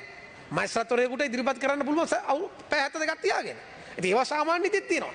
ඒ වගේම පාපොච්චාරණය ගැන ගත්තත් 22 යටතේ සාමාන්‍ය නීතිය තුලත් පාපොච්චාරණය කියන කාරණය අඩංගු වෙලා තියෙනවා. හැබැයි මේ සුවිශේෂී වශයෙන් ප්‍රස්තාවාදයේ වැළැක්වීමේ පනත මේ සංශෝධනය කිරීම තිබ්බ නීතියෙන් අපි මෙහාට ඇවිල්ලා කියන කාරණය පැහැදිලිව ප්‍රකාශ කරනවා. ඒ නිසා විශේෂයෙන්ම මේ පනත් කෙටුම්පත් එහෙම් පිටින්ම අපි විසික් කරලා ගලවලා විසික් කරනවට වඩා අපි සාධනීය ලෙස යම් සංශෝධනයක් කරලා තියෙනවා. ඒක අපි පිළිගන්න ඕනේ. ඒ නිසා උතුරු නැගෙනහිර සහෝදරුන් වගේම වෙනත් විපක්ෂ සහෝදරුන් ඉල්ලා සිටින්නේ මේ වෙලාවේ ආණ්ඩුවත් එක්ක හැම දෙයකටම විරුද්ධ වුණාට වඩා අපි ආණ්ඩුවත් එක්ක ගමන් කළ යුතු අවස්ථාවක් තමයි රාජ්‍ය ආරක්ෂා සම්බන්ධයෙන් කටයුතු කරනකොට. අද මේ සංශෝධනය සම්බන්ධයෙන් මම ස්තුතිවන්ත වෙන ගමන්ම අද අපිට රටේ පවතින කාරණා කීපයක් ගැන මම කතා කරන්න කැමතියි. මම යෝජනා කරන්න කැමතියි. පැහැදිලිව. I have another 2 minutes. Yes. Thank you. I believe මම විශ්වාස කරනවා පැහැදිලිවම දැන් අපි දකිනවා මේ දවස්වල ඉන්ධන බොහොමයක් අඩු වෙලා තියෙනවා. ඉන්ධන නැති තත්ත්වයක් තියෙනවා. මම දකිනවා ගොඩාක් ත්‍රිවිල් එළවන සහෝදරවරු මේ එදිනෙදා ජීවත් වෙන ත්‍රිවිල් සහෝදරවරු එයාට තෙල් ගහ ගන්න බැරුව ඉන්නවා. ඒ නිසා මම ආයෝජන කරනවා අදාළ බලධාරීන් යෝජනා කරනවා. අපිට හැකියාවක් තියෙනවා නම් මේ අයට පැයක් දෙකක් ත්‍රිවිල් එළවන බයිසිකල් වගේ අයට වෙන් වෙච්ච එක්කෝ ෂෙඩ් එකක් එහෙම නැත්නම් ඒ අයට වෙනස කාල රාමුවක් ඇති කරගන්න පුළුවන්. මොකද ඒ අයගේ පෙට්‍රල් ගහන්නේ ලීටර 5ක් විතර. ඉතින් ඒ අයට ඒතර වැඩි ප්‍රමාණයකට ඒ අයගේ වාහන වලට ඒ පෙට්‍රල් ටික ගහ ගන්න පුළුවන්. ඊළඟ කාරණේ අපි දකිනවා මේ බොහෝමයක් විශාල ප්‍රශ්නයක් වෙලා තියෙනවා මේ ගෑස් ටැංකි ගෑස් වල ප්‍රශ්නයක්. අපිට පුළුවන් නම් පොලිසිය හෝ අදාළ යාන්ත්‍රණ සම්බන්ධ වෙලා කූපන් එකක් ඉදිරිපත් කළා. ඒ අයට ඒ ගෑස් එක ගෙදරට ගෙනිහින් දෙන්න. මේ බොහොම ප්‍රායෝගික දේවල්. එවැනි කාරණා සම්බන්ධයෙන් අපිට ක්‍රියාත්මක වෙන්න පුළුවන් නම් වඩා හොඳයි කියන කාරණය මට පේන්න තියෙනවා. මොකද හේතුව සමහර දේවල් ප්‍රායෝගිකව අපිට වෙනස් කරගන්න පුළුවන් දේවල්. ඒකම පහුගිය අවස්ථාවෙත් මම නැවත වතාවක් අපේ ආණ්ඩුවේ මම හිතන්නේ මහා බැංකුවේ අධිපතිවරයාත් මතක් කරා ඒ ඔහුත් එකඟ වුණා අර පිටරටවලින් ඉඳලා වාහන ගේනකොට එහෙ ඉඳලා ටැක්ස් එක ගෙවන්න පුළුවන් ඩොලර් වලින් ගෙවන්න පුළුවන් ක්‍රමයක් අපි යෝජනා කරා. ඉතින් ඒ සම්බන්ධයෙන් උත් නැවත අවධානය මේ සභාවේ අවධානය යොමු කරනවා පැහැදිලිවම මේ වගේ වෙලාවක අපිට පුළුවන් නම් ඒ වගේ දෙයක් කරොත් පිටරට ඉඳලා අපි වාහනයක් ගේනවා නම් ඒ අවසර දෙනකොට ටැක්ස් එක පිටරටින් ගෙවන්න පුළුවන් නම් ඒ ඩොලර්ස් ටික අපේ රටට එනවා. ඉතින් මේ වගේ ක්‍රමවේද නැවත වතාවක් මතක් කරන්න කැමතියි. ඒකම අවසාන වශයෙන් පැහැදිලිව කියන්න ඕනේ පහුගිය දවස්වල මේ මම සහභාගී වෙච්ච හරි මග අර පහුගිය දෙවෙනිදා තිබ්බ වැඩසටහනට මම සහභාගී වුණා කියලා සමහර පසු පෙළේ කියා ගන්නා මන්තිරු කීප දෙනෙක් කියලා පසු පෙළේ වාඩි වෙන්න දෙන්නේ නැහැ පසු පෙළට එන්න දෙන්නේ නැහැ කතාව පැහැදිලිව කියන්න ඕනේ. මම එදා 2015 මහින්ද රාජපක්ෂ මැතිතුමා පරාජය වුණාට පස්සේ එතුමාගේ මැතිවරණ කාර්යාලයේ නියෝජනය කර නියෝජිතයව 5 දෙනාගෙන් එතුමා වෙනුවෙන් පරාජය බය නැතුව ගිහිලා ඒ බාරගත්ත කෙනෙක් හැටියට ඒ පරාජය වෙනුවෙන් මැතිවරණ කොමසාරිස් කාර්යාලයේ පෙනී ඉඳලා අස්සම් කළා පරාජිතයි කියලා ගිය නීතිඥයෙක් හැටියට මම කොන්දකිලින් තියාන වැඩ කරන කෙනෙක් කිසි වෙලාවක කිසිම විදියකට හෘද සාක්ෂියක වැඩ කරන කෙනෙක්. ඒ නිසා එක එක්කෙනා කියන එහෙ වාඩි වෙන්න දෙන්නේ නැහැ මෙහෙ වාඩි වෙන්න දෙන්න කාරණා වලට බය කරන්න පුළුවන් බිය වෙන කෙනෙක් නෙවෙයි පැහැදිලිව කියන්න ඕනේ. මොකද ඒ සම්බන්ධයෙන් මට විනාඩියක් දෙන්න සවතුමා ඒ සම්බන්ධයෙන් යම් මාධ්‍යයක් කියලා තිබ්බා මම මේ ඒ සමුළුවට සහභාගීලා සහභාගීලා නැහැ කියලා කියනවා. නීතිඥයෙක් හැටියට මට යොමු කරපු ප්‍රශ්නේ තමයි ඔබ පක්ෂ 11 සාකච්ඡාවට සහභාගී වුණාද කියලා. මම සාකච්ඡාවට සහභාගී වුණේ නැහැ. හැබැයි සමුළුවට සහභාගී වුණා. ඒක අදත් හෙටත් අනිද්දාත් බය නැතුව හෘද සාක්ෂියෙන් තීන්දුව ගන්න පාර්ලිමේන්තු මන්ත්‍රී කෙනෙක් කියනවා පැහැදිලිව අපි සහභාගී වුණා කියලා. බොහොම ස්තුතියි. ස්තුතියි. මිලකට ගරු රෝහණ දිසානායක ඔබතුමාට විනාඩි 10ක කාලයක් තිබෙනවා.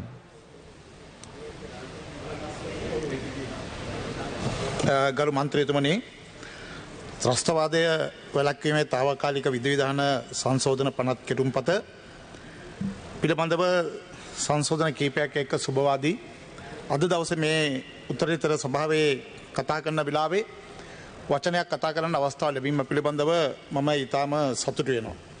1979 අංක 48 දරන ත්‍රස්තවාදයේ වැළැක්වීම පනත එදා ගෙනාවේ සභාපතිතුමනි කෙටි කාලයක් සඳහා මාස කීපයක් සඳහා ඒ එදා තිබුණු පැවතුණු තත්ත්වය අනුව ඒ සඳහා රටේ ඒ ත්‍රස්තවාදය වැළැක්වීම සඳහා අවශ්‍ය කටයුතු කිරීම සඳහා. හැබැයි 1979 ඉඳලා අද වෙනකොට අවුරුදු 32ක් පමණ ගත වෙලා තියෙනවා. එදා මෙදා කාලය තුල මේ සඳහා අවස්ථා කිහිපයකදී සංශෝධන ඇතුළත් වෙලා තිබෙනවා. අද විදේශ කටයුතු අමාත්‍ය ගරු ජීඑල් පිරිස් ඇමතුමත් ඒ වගේම අධිකරණ අමාත්‍ය අලි සබ්රි ගරු ඇමතුමාත් මූලික වෙලා අතිගරු ජනාධිපතිතුමාගේ මැදිහත් වීමෙන් අග්‍රාමාත්‍යතුමාගේ අප රජය මෙරටේ ත්‍රස්තවාදය පරාජය කරන්න කටයුතු කළා වගේ අද දවසේ ඉදිරියටත් මෙරටේ ත්‍රස්තවාදය පරාජය කිරීම සඳහාත් විශේෂයෙන් ත්‍රස්තවාදයයි කියලා යම් යම් හේතු කාරණා නිසා බන්ධනාගාරගත වූවන් සහ ඒ අයට ඔවුන් පුනරුත්ථාපනය කරන්නත් ඒ වගේම ඒ රිමන්ඩ් බාරගත වූවන් පිළිබඳව ඊටාම සාවධානව කල්පනා කරලා බලලා ඔවුන්ට සාධාරණයක් ඉෂ්ට කිරීමත් මම හිතනවා මේ සංශෝධන පනත් තුලින් බලාපොරොත්තු වෙන ප්‍රධාන කරුණු කාරණා. ඊටාම වැදගත් කරුණු කාරණා මේකෙදී මේ බන්ධනාගාරගත වීම මාස 18ක් පමණ පළමු අවස්ථාවම බන්ධනාගාරගත වෙන්න සිද්ධ වුණොත් මේ යටතේ මම හිතන්නේ ඒක මාස 12ක් දක්වා අඩු කිරීම මේ පනත මගින් මේ සංශෝධන මගින් සිද්ධ වෙනවා. ඒ වගේම යම් කිසි කෙනෙක් රැඳවුම් බාරේ ඉන්නවා නම් ඔහුව ගිහලා බලන්න නොඑක් චෝදනා තියෙනවා බලන්න දෙන්නේ නැහැ කතා කරන්න දෙන්නේ නැහැ ඒ වගේ මුන්ට සහන සලසන්න දෙන්නේ නැහැ. උන්ට කිසිම සාධාරණයක් ඉෂ්ට කරන්නේ නැහැ කියලා යම් යම් අවස්ථාවල අපිට දකින්න නිරන්තරයෙන් චූදිතයන් වෙනුවෙන් කතා කරන උදවිය එහෙම කතා කරනවා. ඔවුන්ගේ ඥාති මිත්‍රවුන් වෙන්න පුළුවන්. හැබැයි එහෙම කතා කරනකොට මම හිතනවා මේ ගිනාපු මේ සංශෝධන පනත් මේ කෙටුම්පත තුල ඔවුන්ට අපි බලාපොරොත්තු වෙන ඉතාම සාධනීය වූ ඔවුන්ට සතුරු වෙන්න පුළුවන් කරුණුකාරණා රාශියක් සංශෝධන කීපයක් මේ සඳහා ඇතුළත් කර තිබීම ඉතාම වැදගත් වෙනවා. අපි නිරන්තරයෙන් ත්‍රස්තවාදය අනුමත කරන පිරිසක් නෙවෙයි. මම හිතනවා ත්‍රස්තවාදය පරාජය කරන්න ඉතිහාසයේ පුරාම මේ රටේ අපි ගත්ත නිදහසෙන් පස්සේ ගත්තත් 1976 අපි වකවානුව ගත්තොත් ඊට මෙහාට මේ රටේ ජනාධිපතිවරු කීප දෙනෙක්ම හිටියා. ජේ.ආර්. ජයවර්ධන මැතිතුමා, රණසිංහ ප්‍රේමදාස මැතිතුමා, ඩී.බී. විජේතුංග මැතිතුමා, චන්ද්‍රිකා බණ්ඩාරනායක කුමාරතුංග මැතිණිය.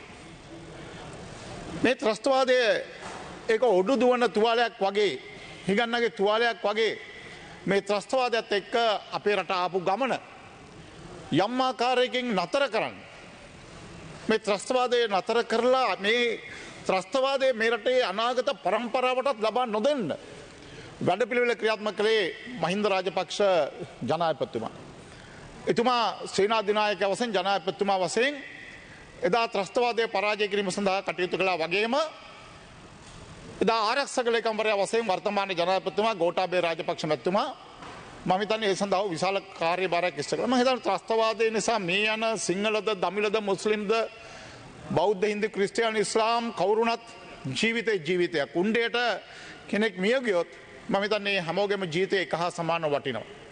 ඒ නිසා එදා ඒකට තිතක් තියන්න. ඒක අනාගත පරම්පරාවට ලබා නොදෙන්න කටයුතු කළේ ඒ ජනාධිපතිතුමා සහ වර්තමාන ජනාධිපතිතුමා හිටපු ජනාධිපතිතුමා එකතු වෙලා මම හිතන්නේ මේ රටේ යුද හමුදාව පොලිසිය අපි ඔක්කොම සමස්ත මේක සිංහල දෙමළ මුස්ලිම් කියලා නැහැ.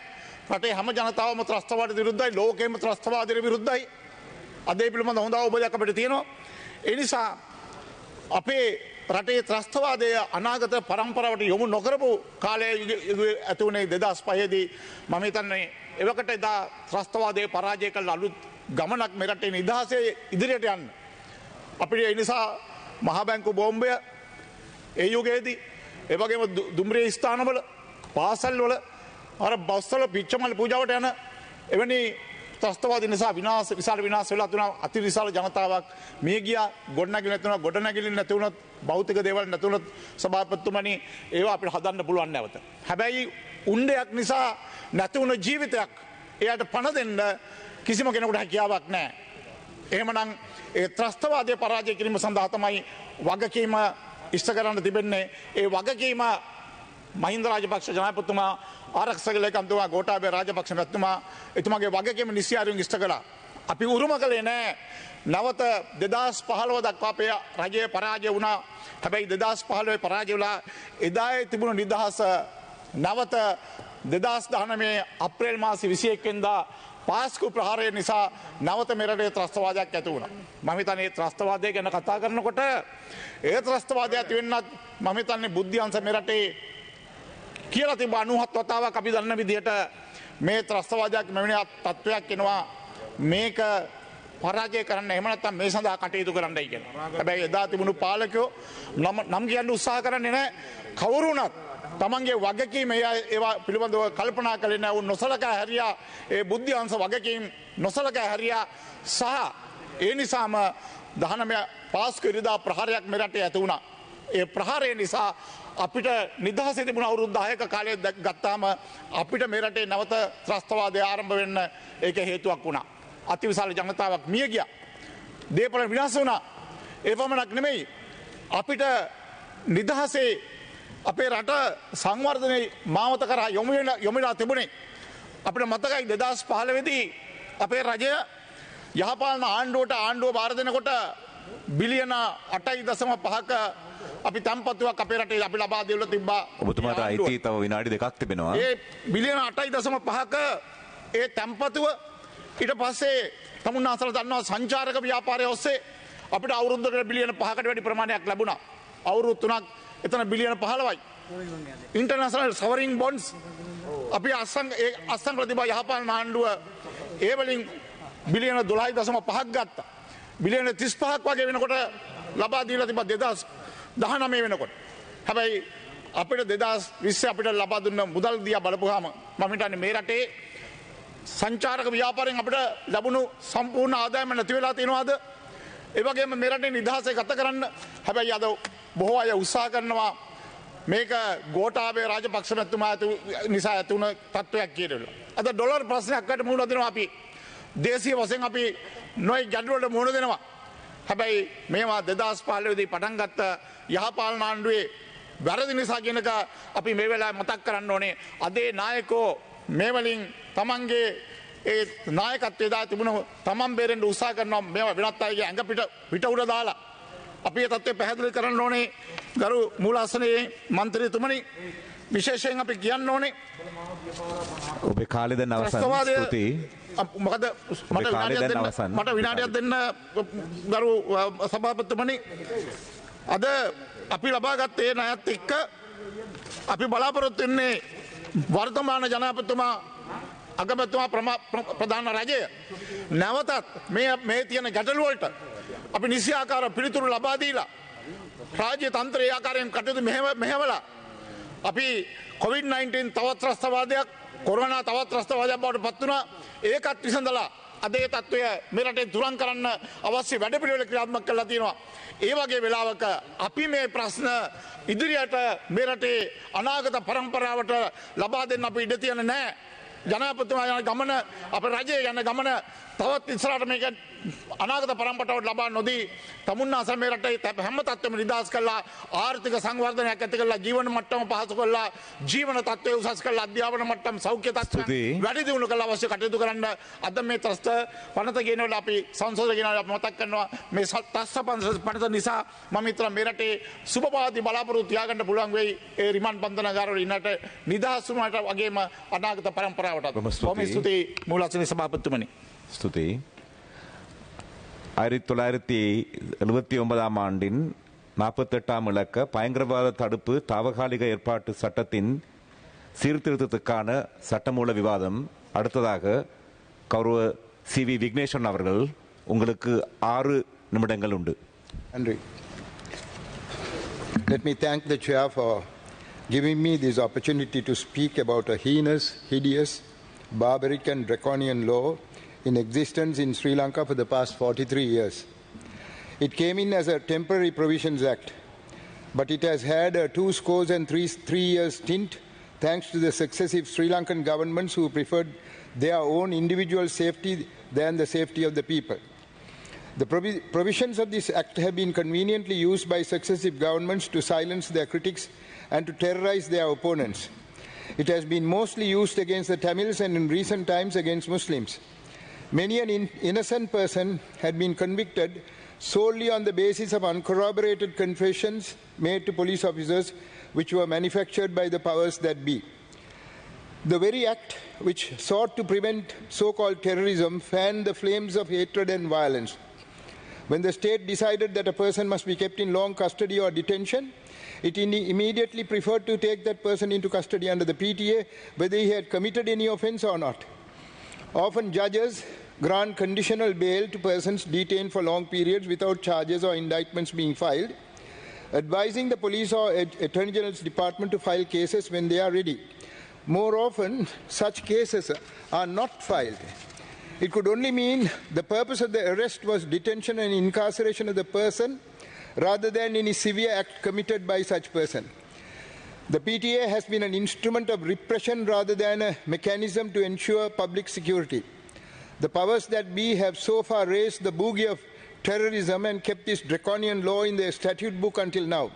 It is high time the PTA is withdrawn altogether. Mostly those taken into custody under the PTA are political prisoners or prisoners of conscience. A political prisoner is a dissident generally who is critical of agents of governmental authority, military included, or ruling elites. These political prisoners are different from common criminals. Whereas political prisoners are involved in some type of group struggle against the establishment or ruling elites, Common criminals are typically involved in an element of satisfying their self-interest. Political prisoners are those penalized by legal systems and imprisoned by a political regime, not for their violation of the country's codified laws, but for their thoughts and ideas and actions that have fundamentally challenged existing power relations.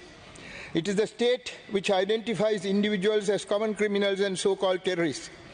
Prior to capture, they may have been dissidents, revolutionaries, social reformers, freedom fighters, or radical thinkers, depending upon the nature of their activities and how their activities were interpreted. But they all become so-called terrorists after arrest under the PTA. The amendment bill seeks to give a few cosmetic concessions to those taken into custody under the PTA. It has not examined the crux of its illegality. I say illegal because in comparison with our regular criminal law, there are provisions in the Prevention of Terrorism Act that go contrary to our basic principles of criminal and evidentiary law. Act number 48 of 79 permits the Remember, you have 2 more minutes. Permits the conviction of a person purely and solely on his confession made to a police officer. Our regular law forbids the acceptance of confessions made to police officers as evidence. Thus, the amendment bill seeks to make cosmetic changes, forgetting that the law itself is contrary to the regular law of the country and therefore needs to be jettisoned from our statute books. The general civilized law of our country frowns upon the admission as evidence of confessions to police officers due to the dangers of confessions being manufactured in police stations through physical or mental intimidation. Such admittance by a politically motivated law such as the PTA was contrary to Sri Lanka's obligations under the International Covenant on Civil and Political Rights. The danger of relying on an uncorroborated confession lies on the possibility of the matter stated in the confession being found to be factually wrong or erroneous. If suppose an accused states he shot and killed person X and it later transpires that X in fact is still living, the charge would fail, but the accused would have been found guilty solely on his confession and convicted and sentenced. In the absence of the act requiring corroboration of the contents of the confession by separate independent evidence essential to find an accused guilty, the PTA must be removed from our statute books. It has no place in a civilized country. I hope all my colleagues in this August Assembly consider this country civilized. Therefore, it is appropriate that the PTA, as well as the amendment bill, are withdrawn even at this late stage. If we are interested in only dealing with common criminals, our regular criminal law is more than enough. But if our politicians are interested in saving themselves from the wrath of their voters and critics, then they would have to retain such a diabolical law for their own individual safety. But our politicians would have to realize that the PTA would be an instrument of repression against them in the hands of their successors opposed to them later. Thank you, Honourable Minister. Your time is over. Half a minute, sir. And in their own interest, the present government, which has so soon earned the wrath of our people, must make sure the PTA is no more when they leave office. Otherwise, the PTA would boomerang on them. Let us hope the PTA as well as the amendment bill will be withdrawn today. Thanks. Thank you. Thank you very much. Honourable Enan Wickramaratne, you have 8 minutes. Thank you. Today, in this debate, we have had many views expressed, and something that really surprised me was the former Prime Minister Ranil Wickremesinghe putting up his hand and saying that he was also responsible for bringing the PTA under urgent conditions in 1979. I had no issue with that. He was a young politician and that he participated in that process. But what surprised me was that he concluded that with the PTA, that it was possible to actually reduce terrorism. 1979, 1983, 1990s, I mean, what are we talking about? Terrorism doesn't basically go away with just formulating laws. Laws are part of a system, and terrorism doesn't go away in that particular way. The problem we have with the present PTA, if I would sort of summarize it, is that the term that somebody could be held is extraordinarily long, and the amendment suggests that it will be brought down. The next problem that we have with it is that the person is not produced before a magistrate like under a normal law, and it's by executive order, the detention order. It's by the executive. The third issue we have is that it denies bail to the accused if an indictment has already been there in the High Court.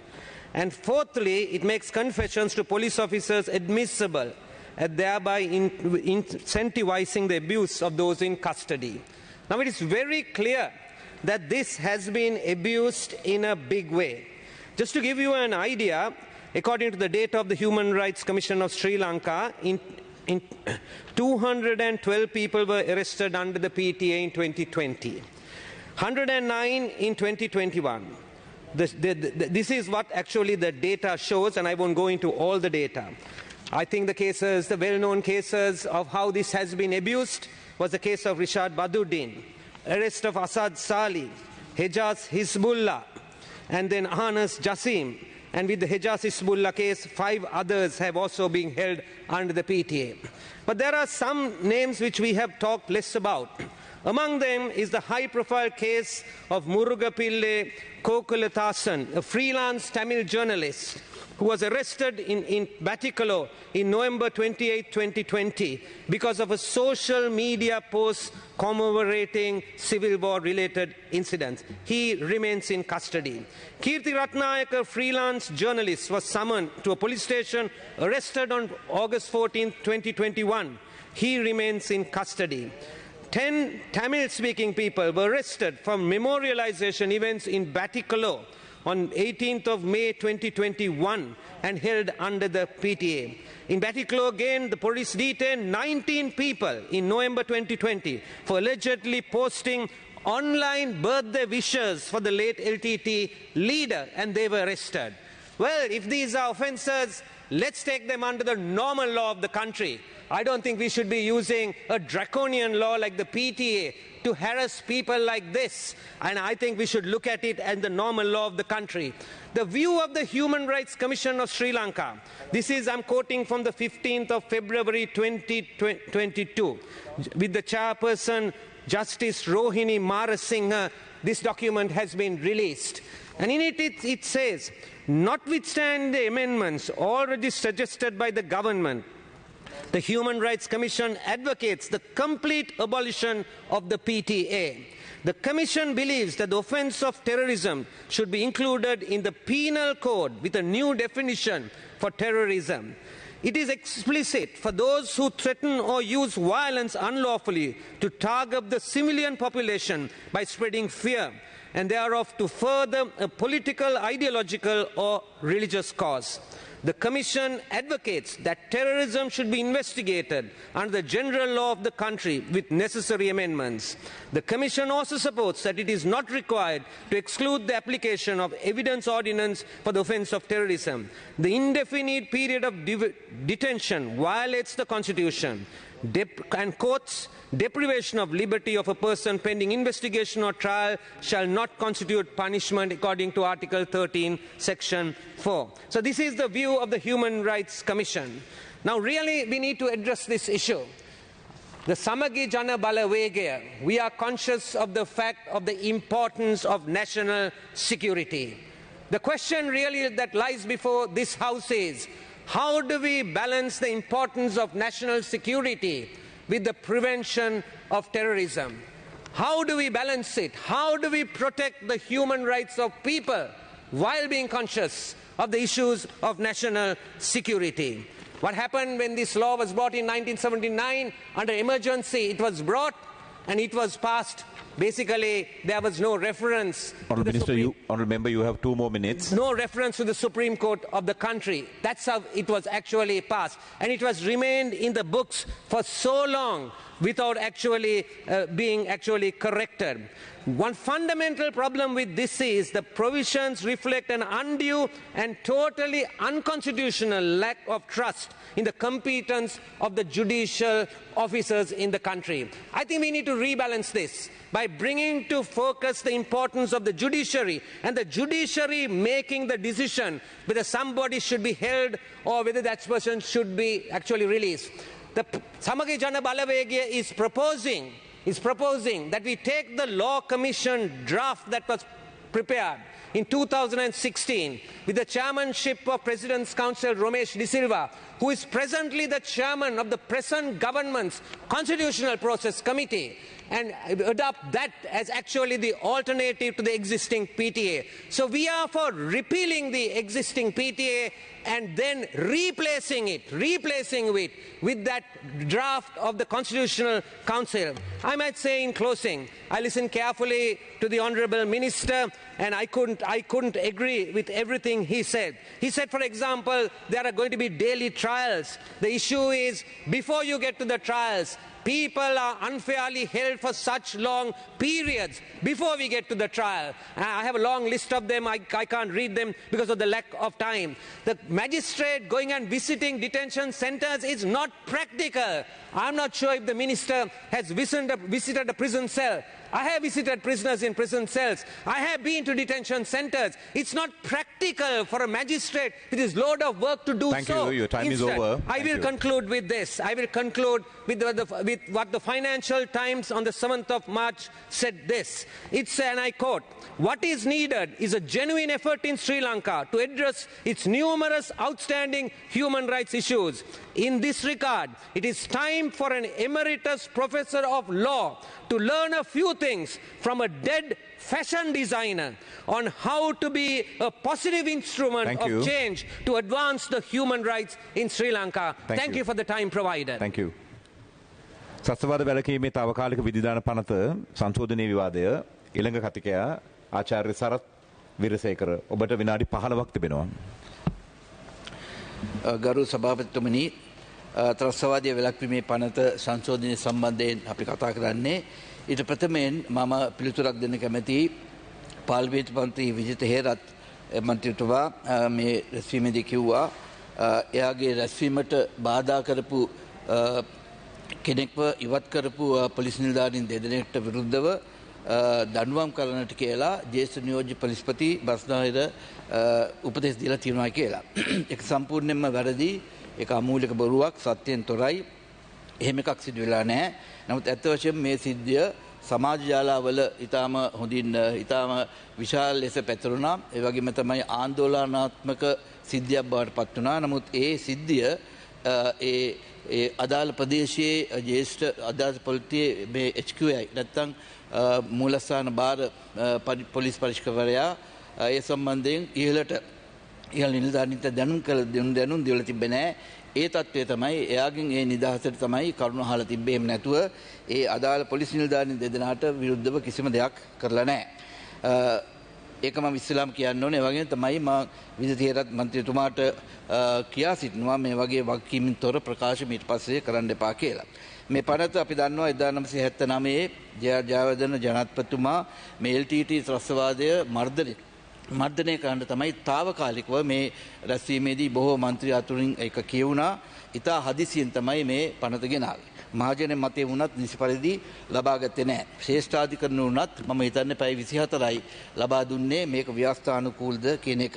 එදා සිට අද දක්වා අන්න ඒ පීටි එක නැත්නම් ඒ ත්‍රස්තවාදී වැළැක්වීමේ පනත තමයි තියෙන්නේ. එන්නේ ඒ පනතට තමයි මේ සංශෝධන රාශිය ගෙනල්ලා තිබ්බේ. උදාහරණයක් හැටියට රැඳුම් කාලය මාස 18 සිට 12 දක්වා අඩු කිරීම, මයිස්ත්‍රාත්වරයාට රැඳුම් ස්ථානෙට පැමිණලා ඒ සිරකරුවන් ඒ නැත්නම් රැඳුම් කාරින්දියා බලා මේ ගැන අධීක්ෂණය කිරීම, වදීන්සාවට ලක් නොවූ බව සනාථ කිරීම, මේ වගේ සියලු දෙයක්ම මේ සම්බන්ධයෙන් තියෙනවා. ඒක අර පැරණි ත්‍රස්තවාදී පනතට තිබු සංශෝධනය පමණයි.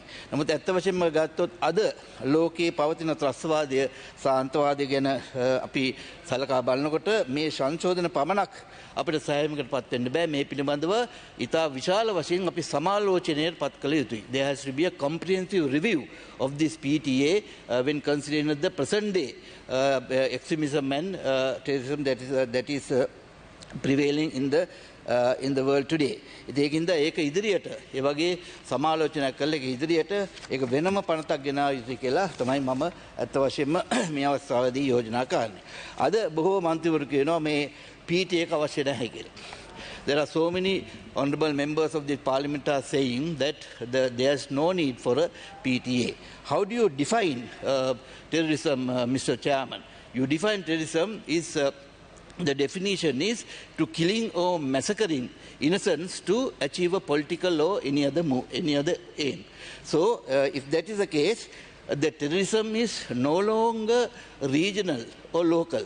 It is global and transnational. So, therefore, there has to be a concise and concerted effort on the part of the international community to address this menace. ඒක නිසා තමයි 2001 දී සැප්තැම්බර් 11යි USA වලට ඇත්වෙච්ච ත්‍රස්ත ප්‍රහාරයෙන් පස්සේ Security Council එක. ඒ කියන්නේ එක්සත් ජාතීන්ගේ සංගමයේ ආරක්ෂක මණ්ඩලයේ 1373 කියන යෝජනාවට අනුව මේ ගෝලීය ත්‍රස්තවාදයේ මැඩලන්න ඇත්ත වශයෙන්ම විවිධ යෝජනා ගෙනාවා. ඒකට එක්සත් ජාතීන්ගේ සංගමයේ සියලුම රටවල් ඒකට සහභාගී වෙලා ඒගොල්ලන්ගේ අනුමැතිය දුන්නා. ඒකේ තියෙනවා ත්‍රස්තවාදීන් පමණක් නෙමෙයි ත්‍රස්තවාදීන්ට මූල්‍යමය පහසුකම් දෙන අයත් ත්‍රස්තවාදී ගණනට වැටෙනවා. ඒක නිසා ඔවුන්ගේ දේපල ඉතා මුදල් රාජසන්තක කළ යුතුයි වහාම. ඒ වගේම ත්‍රස්තවාදීන්ට සහාය දුන්න අය. ඒ වගේම ත්‍රස්තවාදීන්ට නවාතැන් පහසුකම් සහ ආහාර පාන දෙන අය. ඒ වගේම ඒ සැලසුම් වලට සහාය දෙන අය. තහනම් ත්‍රස්තවාදී සංවිධානයේ සම්මන්ත්‍රණ වලට සහභාගී වෙන අයට පවා දඬුවම් කිරීමේ ප්‍රතිපාදන අන්න ඒ 1373 යෝජනාවේ තියෙනවා. ඉතින් මෙන්න මේ දේවල් තමයි ත්‍රස්තවාදී වැළැක්වීමේ පනතට අපි අන්තර්ගත කළ යුත්තේ. මොකද මේවා මුළු ලෝකයේම සෑම රටක්ම පිළිගන්න දේවල් නිසා. ඉතින් අපි දන්නවා යුරෝපීය සංගමය මේ ළඟදී LTT ත්‍රස්තවාදී සංවිධානයේ ඒ තහනම දීර්ඝ කළේ මේ ආරක්ෂක මණ්ඩලයේ 1373 තියෙන ඒ වගන්ති දිගටම ඔවුන් උල්ලංඝනය කරන නිසා. ඉතින් අපි දන්නවා දැන් එංගලන්තයේ තියෙනවා continuous detention law කියලා එකක්. ඉගෙන කරන්නේ even beyond the court sentence, if he poses a threat to the country, he can be detained any further. එමයි කියන්නේ රිලීස් වුණාට පස්සෙත් නිදහස් වුණාට පස්සෙත් ඒ අදාළ පුද්ගලයා සමාජයට යම්කිසි අනතුරක් වුණා කියලා හිතනවා නම් එයාගේ ඒ සෙන්ටෙන්ස් එක තවදුරටත් තියාගන්න පුළුවන් කියලා තමයි කියන්නේ. ඒ වගේම තමයි ඇමරිකාවේ ශේෂාධිකරණය දීලා තියෙනවා ත්‍රස්තයන්ට විශේෂඥ උපදෙස් දෙන අය, භාණ්ඩ ලබා දෙන අයත් තහනම් කරලා දාන්න කියලා. ඒක නිසා මේ වගේ ඉතා විශාල ලෙස මුළු ලෝකෙම ත්‍රස්තවාදීන්ට විරුද්ධව මේ වගේ අනමනක් සකස් කරද්දී ත්‍රස්තවාදී පනතක් එපයි කියන්නේ කවුද කෙනෙක් ගැන ඇත්ත වශයෙන්ම අපිට ඉතාම පුදුමයට පත් වෙන්න පුළුවන්. අපි දන්නවා මායිම් ගම්මානවල ඒ වගේම පාස්කු පහරේ ඉතාම අහිංසකව තමයි මැරුණේ. ඉතින් මේ වගේ අන්තවාදීන් සහ ත්‍රස්තවාදීන් පාලනය කරන්න නම් මේ වගේ පනතක් ඇත්ත වශයෙන්ම අවශ්‍ය වෙනවා. ඉතින් ඒ වගේම තමයි මම හිතන්නේ ඉදිරියේදී මේ පනත අපි සම්පූර්ණයෙන්ම සමාලෝචනය කරනකොට ප්‍රධාන කරුණු තුනක් තිබිය යුතුයි කියලා මම මේ අවස්ථාවේදී යෝජනා කරනවා ගරු සභාපතිතුමනි. මේ පනතේ සිවිල් වැසියන් ඝාතනය කිරීම මේ අදාළ නැහැ. ඒ කියන්නේ මේකේ සිවිල් වැසියන් මොකද 1979 වෙනකොට ත්‍රස්තවාදීන් සිවිල් වැසියන් ඝාතනය කළේ නැහැ. ඔවුන් ඝාතනය කළේ දේශපාලන ප්‍රතිවාදීන්, පොලිසියේ ඉන්න සමාජිකයෝ, තොරතුරු සපයන බුද්ධි නිලධාරීන් සහ හමුදා. ඒක නිසා ඒ දවස්වල තිබෙන නමුත් දැන් වෙනකොට අපි දන්නවා මහා පරිමාණයෙන් ඔවුන් සමූල ඝාතනය කරනවා. අපි දන්නවා මායිම් ගම්මානවල කොහොමද ඝාතනය කළේ, ගෝනවල වගේ ගම්මානවල, ඒ වගේම තමයි පාස්කුවල 200 ගණනක් මැරුණා. ඉතින් ඒකින්ද ඒ නිශ්චිත පුද්ගලයන් ස්පෙસિෆයිඩ් පර්සන් කියන එකට මෙන්න මේ සිවිල් වැසියන්ගේ ඝාතනත් ඇතුළත් කළ යුතුයි. අපි කියන්නේ මේ සමාලෝචනයේදී. ඒ වගේම තමයි මේ පනතේ පුනරුත්ථාපනය කරන එක ආවරණය වෙලා නැහැ. ඉතින් ඇත්ත වශයෙන් සිරිබාරේ ඉන්න අය එළියට ආවට පස්සේ ඒගොල්ලෝ අර වගේම සමාජයට යම්කිසි අනතුරක් තිනවා. ඒ වගේම තමයි තරුණයන්වත් ඒකට යොමු කරගන්න පුළුවන්. ඒක නිසා ඒ අයව අනිවාර්යයෙන්ම අපි මේ පුනරුත්ථාපනය කළ යුතුයි. නමුත් අද වෙනකොට ඒකට විරුද්ධව පෙස්සමක් ශේෂාධිකරණයේ තියෙනවා. ඒ ශේෂාධිකරණයේ තියෙන පෙස්සමට ස්ටේ ඕඩර් එකක් කරන් තියෙනවා. ඒක නිසා ඒක තාවකාලිකව නවත්තලා තියෙනවා.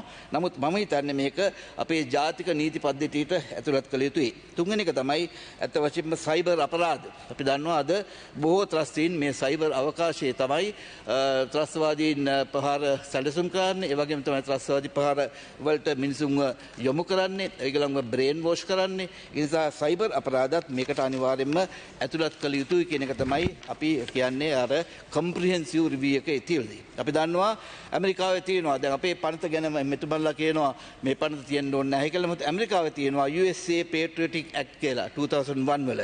ඒකේ නීතිපතිට පුළුවන් ඕනතරම් කලක් රැඳුම් කරලා තියාගන්න ඒකේ වැඩිකාරය වෙන එකට ජීවිතාන්තය දක්වා දඬුවම් දෙන්න පුළුවන්. ඒ වගේම එංගලන්තයේ තියෙනවා ටෙරරිසම් ඇක්ට් කියලා. ඒකෙත් වැඩිකරු වෙන අයට ජීවිතාන්තය දක්වා දඬුවම් ලබා දෙන්න පුළුවන්. ප්‍රංශයේ තියෙනවා Code of Criminal Procedure කියලා එකක්.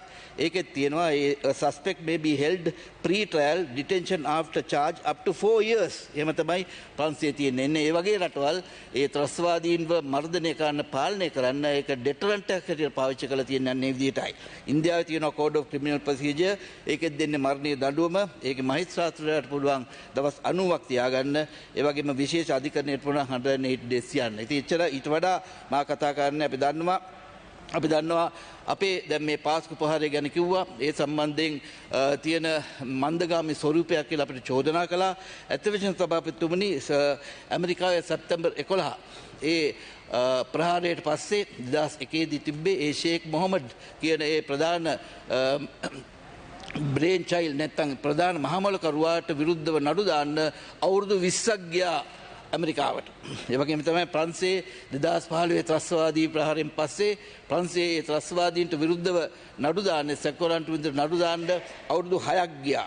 අපි දන්නවා රජීව් ගාන්ධි ඝාතනයේදී ඒ සැකකරන්ට විරුද්ධව නඩු දාන්න අවුරුදු ගාණක් ගියා. දළදා හඳුරන්ට එල්ලුව මේ ප්‍රහාරයේදී අවුරුදු 4ක් හෝ 5ක් ගියා. නමුත් මේකේ අවුරුදු 3ක් යනට මත්තෙන් අපි දන්නවා මහාධිකරණ 10ක අද මේ නඩු පවරලා තියෙනවා 74 දෙනෙක්ට විරුද්ධව. ඒ වගේම තමයි මේ කොළඹ මහාධිකරණයේ නෞෆර් මව්වලු අපි මහමලුකරු හැටියට අපි හඳුනාගෙන තියෙන නෞෆර් මව්වලු ඇතුළු 24 දෙනෙක්ට විරුද්ධව අපි චෝදනා ගොනු කරලා තියෙනවා. චෝදනා තියෙනවා 23200ක්. ඒතර 23200ක චෝදනා වලින් අද ඒක ට්‍රයල් අට් බා කියලා තියෙනවා. ශ්‍රේෂ්ඨාධිකරණයේ මහේස්ත්‍රාත්වරු 3 දෙනෙක් අද නිතිපතා දිනපතා නඩුවහමින් ඉතා ඉක්මනින් ඔවුන්ට දඬුවම් දීලා ඒ වින්දිතයන්ට සාධාරණ කරන්න ඉදවල තියෙනවා. ඒ වගේම තමයි අපි දන්නවා මේ ප්‍රහාරය සම්බන්ධයෙන් ඉන්ටර්පෝල් නැත්නම් ඒ ඉන්ටර්පෝල් කියන ආයතනය ඒකේ ප්‍රධානය මම හම්බුණා දවස් දෙක තුනකට ඉස්සෙල්ලා. ඔහු එවල තියෙනවා මෙහාට ඉන්වෙස්ටිගේෂන් ටීම්ස් දෙකක්. ඒ ඉන්වෙස්ටිගේෂන් ටීම් දෙකක් ඇවිල්ලා තියෙනවා. ඕස්ට්‍රේලියාවෙන් ඉන්වෙස්ටිගේෂන් ටීම් එකක් ආවා. FBI එක ආවා. ඇමරිකාවෙන් ඒගොල්ලෝ සත්‍ය වශයෙන්ම කියලා තියෙනවා මේක සහරාන් විසින් කළ IS කියන ඒ මතවාදීන් තියෙන ත්‍රස්තවාදී ප්‍රහාරයක් කියලා. ඒ නිසා මේකට දේශපාලනික මන්ත්‍රණයක් කියලා කවුරු කියනවා නම් ඒක ඇත්ත වශයෙන්ම හාස්‍යයට කරුණක් කියන එක කියමින් මගේ වචන ස්වල්පයෙන් සමාප්ත කරනවා. ස්තුතියි. ඔත්ම ස්තුතියි. විත්තිකරුවන් නිර්වාචනය කිරීම, පුනරුත්ථාපනය හා සයිබර් ක්‍රයිම් වැනි විශේෂ කාරණා කීපයක් ඔබතුමා සඳහන් කිරීම වැදගත් වෙනවා. மிலன் கத்திகா ஹட்டியிட்ட அடுத்த பேச்சாளராக கௌரவ கஜேந்திர குமார் பொன்னம்பலம் அவர்கள் உங்களுக்கு 9 நிமிடங்கள் உண்டு. I thank you, Honorable Presiding Member. I would like to start my intervention by referring to the Honorable Minister, Professor G.L. Piris, where he made quite a passionate plea pointing to the fact that these amendments propose to improve the present act, and he pointed out to certain particular issues, which is basically day-to-day trials, and also the fact that magistrates can visit prisons, detention centers, and thereby, if he so feels that there are signs of torture, then a JMO can be asked to examine, and thereafter various stipulations have been provided. Now with regards to these two elements that amendments that he pointed to, and trying to make out that those are fairly significant improvements which will lead to a significant shortening of hopefully the detention period, and also to in some way deter torture. The whole thing lies on whether these amendments are in fact practical. Now, there are provisions already in law, in the constitution. For example, if you take the fundamental rights petitions, you have to bring it within 1 month. And then, if I'm not mistaken, Honourable Minister, the FR matters have to be concluded under the constitution within a year. But those don't happen. We all know that unless it is an important matter, a matter that is in the public eye and has caught the attention of the entire country, these matters get dragged on. Not over a year, it gets dragged on for years. Day-to-day matters, there have been even trial at bars, which ideally should sit day-to-day, but in practical sense that has been shown to be not practical, and instead it's almost always observed in the breach. Magistrates can already, there are provisions for them to visit police stations, but the fact of the matter is that magistrates just don't do that. In reality, they don't have the time to do it. And even if they do, let's assume that they do, then we once again have to rely on whether our current system is going to be fair, whether our current system has not been corrupted to such an extent that there won't be discrimination.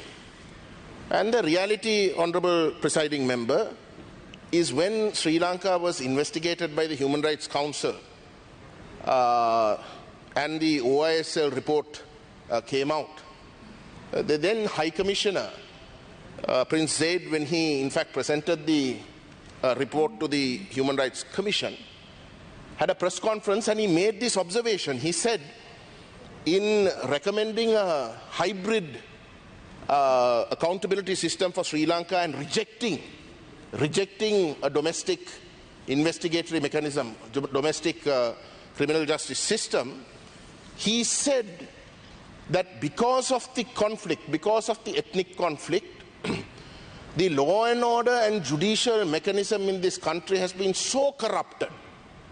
And what he meant by corrupted is along ethnic lines, that there are biases, there is discrimination, so embedded in the whole system that an internal investigation or an internal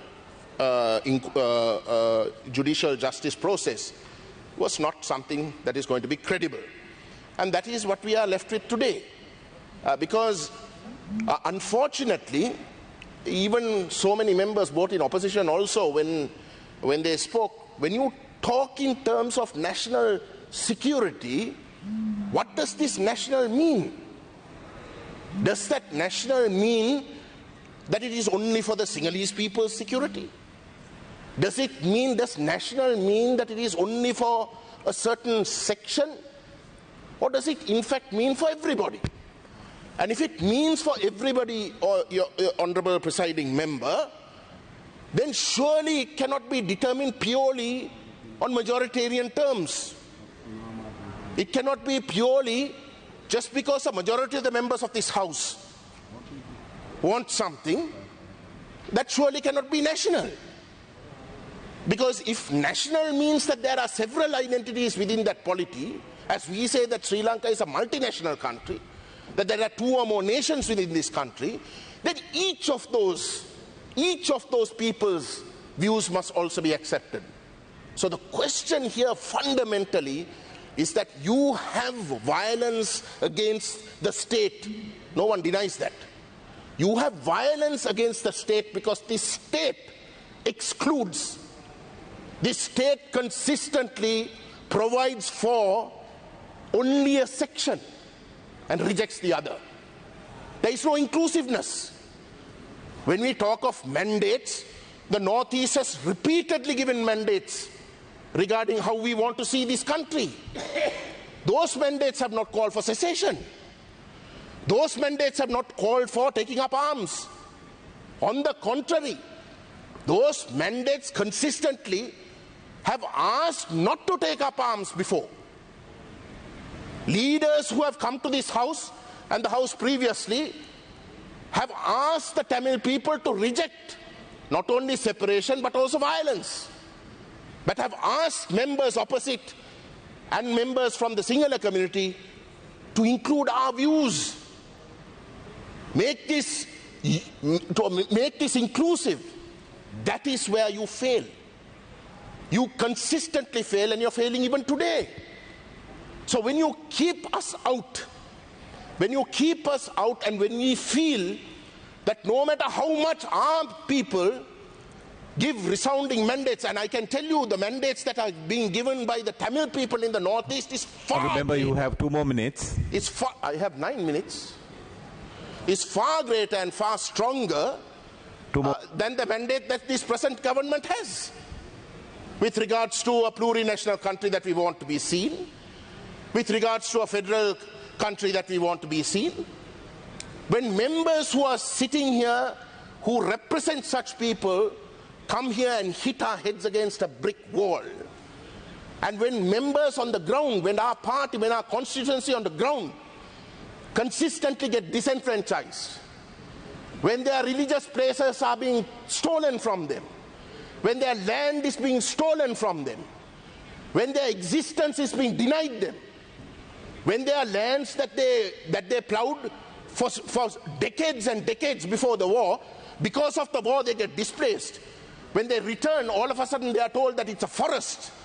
But people from other ethnicities that don't belong to that area can in fact destroy the forest and can plow that land. What do you expect them to do? But that is what is happening even now. Even now, the Honorable Prime Minister, when he visited Jaffna, he had a lot of opposition. That opposition today is non-violent. That opposition today is trying to get your attention, despite the fact that they have been destroyed, despite the fact that they have been put behind bars under the PTA, their own relatives behind bars. Even today again they are voicing their opposition. They are voicing it, but in a democratic and a non-violent way. But how long can you expect them to keep voicing and hitting their heads on a brick wall? Sri Lanka has to transform. If Sri Lanka does not transform, then Sri Lanka will never recover. Today there is a diaspora, there is a Tamil diaspora. That diaspora lives by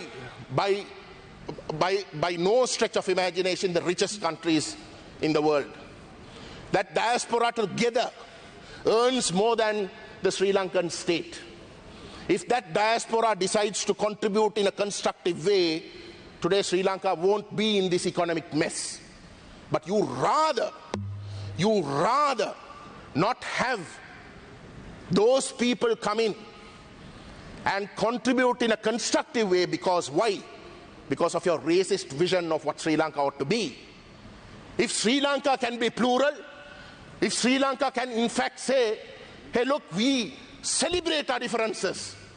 The fact that you go to the Northeast and people talk differently, Thank you. that they behave differently, is something that is good for this country. If you can say that, and if you can say that all parts of this country, no matter how different they are, we celebrate it, but we are also united, then things can change. I ask the Sinhalese people, please wind up. I ask the Sinhalese people, you have been lied to. You have been lied to consistently. You have been lied to about what the Tamils are about. Thank you. You have been, I'm winding up, sir. You have been lied to with regards to what your own leaders have said, what their intentions are. Thank you. Today they have made this country bankrupt. Next speaker. Not because of anything else. I'm sorry, I had to stop you. Because I'm of sorry. the greed. For God's sake, open your eyes and transform Sri Lanka to make it inclusive. Thank you. That is the only way forward. Thank you. You may be speaking something very meaningful. As long as you get the time from the same camp of yours, then I can give you more time. Thank you. Next speaker, அடுத்ததாக சிவநேசத்துறை சந்திரகாந்தன், உங்களுக்கு 7 நிமிடங்கள் உண்டு. நன்றி. சபைக்கு தலைவனாங்கம் தலைவர்களே, பயங்கரவாத தற்காலிக ஏற்பாடு திருத்தச் சட்டத்தில் எனக்கு உரையாட கிடைப்பதற்கு நான் மகிழ்ச்சி அடைகிறேன். குறிப்பாக எனது மாவட்டத்திலும் மக்கள் அத்தியாவசிய பொருட்களுக்கு திண்டாடுகிற வேளையிலே, முக்கியமாக ஒரு விவசாய மாவட்டம் என்ற அடிப்படையிலே எங்களுடைய விவசாயிகள் இன்னமும் தங்களுக்கான உரங்கள் வழங்கப்படவில்லை, அல்லது ரசாயன உரங்கள் குறிப்பாக யூரியா 25 ரூபாய்க்கு கிராமங்களில் விற்கப்படுகிறதுங்கிற அதிருப்தியோடு இருக்கிற சூழலிலே நாங்கள் பயங்கரவாத தடை சட்டம் சம்பந்தமாக திருத்தம் பற்றி பேச வேண்டிய நிலைமை ஏற்பட்டிருக்கிறது. அந்த அடிப்படையில் இந்த பயங்கரவாத திருத்த சட்டத்தை பற்றி என்னுடையது நிலைப்பாட்டை நான் தெளிவாக இங்கு முன்வைக்க விரும்புகிறேன். குறிப்பாக இதனுடைய பின்னணியை பற்றி பேசலாமல் எண்ணுகிறேன். 1977ஆம் ஆண்டு 3/2 பெரும்பான்மை பலத்துடன் ஆட்சிக்கு வந்த ஐக்கிய தேசிய கட்சியினாலேயே இந்த பயங்கரவாத தடை சட்டம் கொண்டுவரப்பட்டது. 1979ஆம் ஆண்டளவில் அறிமுகப்படுத்தப்பட்ட சட்ட பிரிவானது இந்த நாட்டிலே நாட்டின் ஒற்றுமை இறையாண்மையை பற்றி பிரஸ்தாவித்தாலும் கூட அது இந்த நாட்டில் நடந்து முடிந்த பல மனித உரிமை மீறல்களுக்கும் மக்களின் சுதந்திரத்துக்கு எதிரான விடயங்களை நடக்காமல் தடுத்திருக்கிறது. இச்சட்டத்தினால் யுத்த காலங்களில் ஆயிரக்கணக்கான அப்பாவி தமிழ் இளைஞர்கள் பல்லாண்டு காலங்கள் சிறை கொடுமை அனுபவிக்க நேர்ந்தது. அதிலும் குறிப்பாக கிழக்கு வடக்கு மாகாணங்களில் வாழ்ந்த பலர் இச்சட்டத்தை பயன்படுத்தித்தான் இல்லாது ஒழிக்கப்பட்டார்கள். அதேபோல இந்த பயங்கரவாத தடுப்புச் சட்டத்தின் பல்வேறு விதமான அரசியல் பழிவாங்கலும் மனித உரிமை மீறல்களும் காரணமாய் அமைந்தது. தனிப்பட்ட ரீதியில் ஒரு மக்கள் பிரதிநிதி என்ற அடிப்படையில் என்னையும் கடந்த காலத்திலே நல்லாட்சி என்று சொன்ன அரசாங்கமும் அதனுடைய கூட்டாளிகளும் 5 ஆண்டு காலத்துக்கு அதிகமான தடுப்பு காவலில் அடைத்தார்கள். இவை அனைத்தையும் கவனத்தில் கொண்டு என்னுடைய கருத்தை இங்கே பதிவு செய்கிறேன். பயங்கரவாத தடுப்பு சட்டம் கொண்டுள்ள ஜனநாயக விழுமியங்களுக்கு எதிரான ஆபத்தான அம்சங்களையோ யுத்தம் முடிந்துவிட்டது சட்டம் நீடிக்க வேண்டாம் என்கிற வாதத்தையோ நான் முற்றாக புறந்தள்ளவில்லை. ஆனாலும் புதியதொரு பகாவிஷ பயங்கரவாதம் இந்த மண்ணிலே முளை கொண்டுள்ளது. அது கிழக்கிழக்கிலே காலூன்ற நினைக்கும் ஆபத்தை நாம் எதிர்கொள்ள கட்டாயமாக நிர்பந்திக்கப்பட்டிருக்கிறோம். சில வருடங்களுக்கு முன்னர் இடம்பெற்ற ஈஸ்டர் தேவாலய தாக்குதல் கொடுமையை நாம் இலவையில் கடந்து செல்ல முடியாது. அன்று பலிகொள்ளப்பட்ட மக்களுக்கு நீதி வழங்கப்பட வேண்டும். குறிப்பாக எனது மாவட்டமான மட்டக்களப்பு மாவட்டத்திலே சிவான் தேவாலயத்தில் இரத்தமும் சதையுமாக மரணித்த எங்கள் குழந்தைகளுக்கு ஏற்பட்ட அவலம் இனியொரு முறை இடம்பெற்றுவிடக்கூடாது. எனவேதான் தேசிய பாதுகாப்பு என்று வருகிற போது இந்த சட்டத்தின் தேவை முற்றாக இல்லாது போய்விடவில்லை என்பதை நாம் கவனத்தில் கொள்ள வேண்டியிருக்கிறது. எனவே இச்சட்டத்தின் மனித உரிமை மீறலுக்கு வாய்ப்பளிக்கக்கூடிய ஆபத்தான குறைபாடுகளை நிவர்த்தி செய்வது அவசியமானதாகும். அந்த வகையிலேயே பயங்கரவாத தடை சட்டத்தின் பேரிலான தடுப்பு காவல் உத்தரவு, கட்டுப்பாட்டு உத்தரவு, நீதித்துறை மீளாய்வு உத்தரவுகளை வெளிப்படையாக அங்கீகரித்த தொடர்பான பிரிவுகளை திருத்தங்களை மேற்கொள்வது அவசியமாகிறது. நீண்டகால தடுப்பு காவலில் வைக்கப்படுவதை தவிர்ப்பதற்கும் குற்றச்சட்டங்களின் மீதான வழக்குகளை விரைவுபடுத்தி நடத்துவதற்கும் சுதந்திரத்துக்கு இடையூறாக விளைவிக்கும் பிரிவுகளை ரத்து செய்தல், நீதிமன்றங்கள் மற்றும் மருத்துவ அதிகாரிகளின் அனுபவங்களை விதிகளை வெளிப்படுத்துதல் மற்றும் அறிமுகப்படுத்துதல், தடுப்பு காவலில் உள்ள காலத்தில் துஷ்பிரயோகங்கள் மற்றும் சித்திரவதைகளை தடுத்தல், குடும்பத்துடன் தொடர்பு கொள்வதற்கான உரிமை, நீண்டகால கைதிகளுக்கு பிணை வழங்குதல் மற்றும் வழக்குகளை நாளாந்தம் விசாரணை செய்வது போன்றவற்றை திருத்தங்கள் உழக்குவது அவசியமாகிறது. இச்சட்டத்தின் ஊடாக சிறிது காலத்துக்கு முன்னர் தொடரப்பட்ட வழக்குகள் விரைவுபடுத்தி முடிக்கப்பட வேண்டும். இன்னும் 2 வினாடிகள் உங்களுக்கு உண்டு.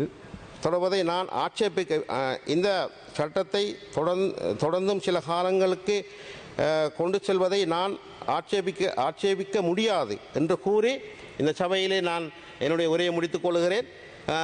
குறிப்பாக எங்களுடைய எதிர்க்கட்சி உறுப்பினர்கள் பலவிதமான கருத்துக்களை இங்கே கோடிட்டு காட்டியிருந்தாலும் உண்மையிலே இந்த பயங்கரவாத தடை சட்டம் கொண்டு வந்த காலப்பகுதியும் தற்காலத்திலும் பல வேறுபாடுகள் இருக்கிறது. குறிப்பாக இந்த உயரிய சபையில் எனக்கு 2 பக்கங்களும் பேசுவதற்கான வாய்ப்புகள் இருக்கிறது. என்றால் நானும் 77ஆம் ஆண்டு ஜார்ஜியவத்தினோட ஆட்சி காலத்திலே அதேபோன்று தந்தை செல்வா அவர்களுடைய ஆட்சி காலத்திலே கொண்டு வரப்பட்ட தீர்மானங்களின் ஊடாக பாதிக்கப்பட்டவன். குறிப்பாக தமிழர்கள் தங்களுக்கு விடுதலை வேண்டும் என்று போராடிய பொழுது அந்த போராட்டத்தில் மணிந்திருந்தேன். அதேபோன்று 79ஆம் ஆண்டு பயங்கரவாத தடை சட்டத்திலும் நான் 5 வருடத்துக்கு மேலாக தண்டனை அனுபவித்தேன். ஆகையால் 2 விடயங்களிலும் நான் நேரடியாக பாதிக்கப்பட்டு அனுபவித்திருக்கிறேன். ஆகையால் தற்பொழுது இருக்கிற இந்த சூழலிலே பயங்கரவாத தடைச்சட்டத்தின் திருத்தமும் அதே போன்று நீடித்த அமைதிக்கும் எவ்வளவு முக்கியத்துவம் என்பதை உணர்ந்த அடிப்படையில் தான் நான் இந்த கருத்துக்களை முன்வைத்தேன் என கூறி முடித்துக் கொள்கிறேன் தலைவர்களே. நன்றி உங்கள் பங்களிப்புக்கு. அடுத்து මිළඟට ගරු මායන්ත දිසානායක මන්ත්‍රීවරයා ඔබට විනාඩි 6ක කාලයක් තිබෙනවා.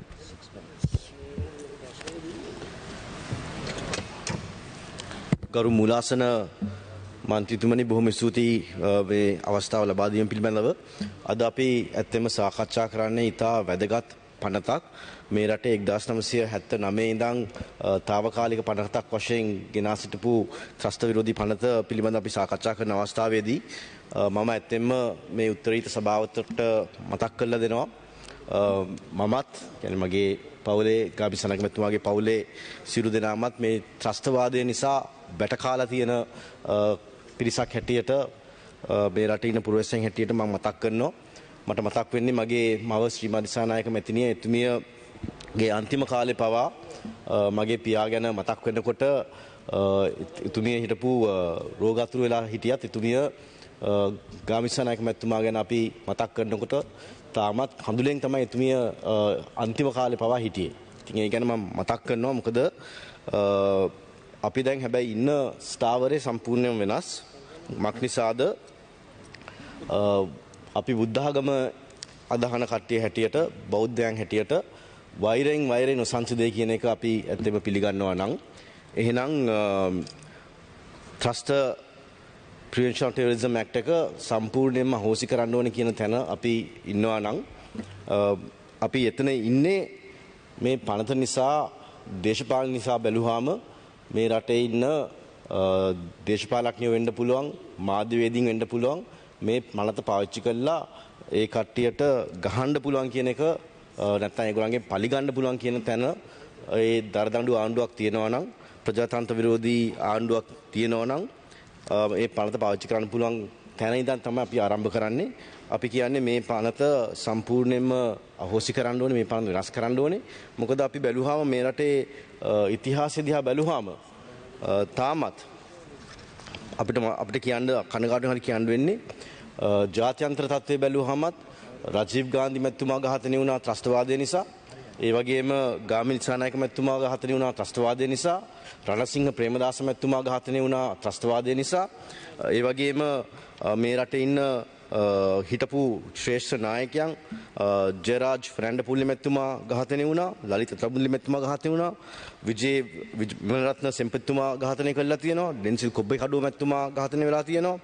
ඒ වගේම 99න් බේරිච්ච දේශපාලන නායකයන් පක්ෂ භේදයකින් තොරව මේ පාර්ලිමේන්තුව තුල ඉන්නවා. ත්‍රස්තවාදය නිසා 99න් බේරුණේ. ඒ වගේම තමයි රාජසේනරත්න මැතිතුමා මට මතක් වෙනවා. මගේ පියාගේ ඝාතනය වෙන අවස්ථාවේදී බෝම්බේ පිපෙන අවස්ථාවේදී ඒ වේදිකාවේ හිටියා රාජසේනරත්න මැතිතුමා. ඒ වගේම තමයි කරුණාසේන කොටිතාප මැතිතුමා අද ජීවිතුන් අතර ඉන්නවා.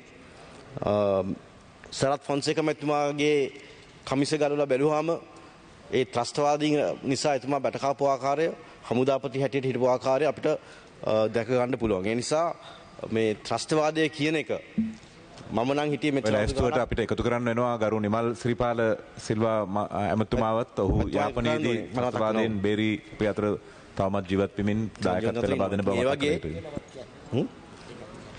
ඒ වගේ නායකයන් මේ පක්ෂ භේදයකින් තොරව ත්‍රස්තවාදය නිසා බැටකාලා තියෙනවා. හැබැයි අපි ඒ මතකයේ තියාගෙන ඉන්නවා නම් ඒ වෛරය හිතේ තියාගෙන ඉන්නවා නම් එහෙනම් අපි ඉන්න ඕනේ ත්‍රස්තවාදයට ගෑවිච්ච අවමල් රේණුක ගෑවිච්ච කෙනෙක් අනිවාර්යයෙන්ම එක්කෝ මරණීය දඬුවම නිකුත් කරන්න ඕනේ. එහෙම නැත්නම් ජීවිතාත්මක දක්වා හිරගේ පවත්වන්න ඕනේ කියන තැන අපි ඉන්න ඕනේ. හැබැයි එතනින් අපි දැන් as we grow older and more mature, I think we must get to a position where forgiveness මම පැවසු පරිදි වෛරෙන් වෛරෙන් නොසන්සිදෙන් කියන තැන ඉඳන් තමයි අපි මේ සාකච්ඡාව මේ ඩිබේට් එක අපි ආරම්භ කරන්න ඕනේ. ඒ නිසා මම ගරු ජී.එල්. පීරිස් ඇමතුමා had that consultative committee meeting, and in that also we raised a certain number of points, and one of the most contentious point of this amendment is that the 18 months have only been reduced to 12 months, sir.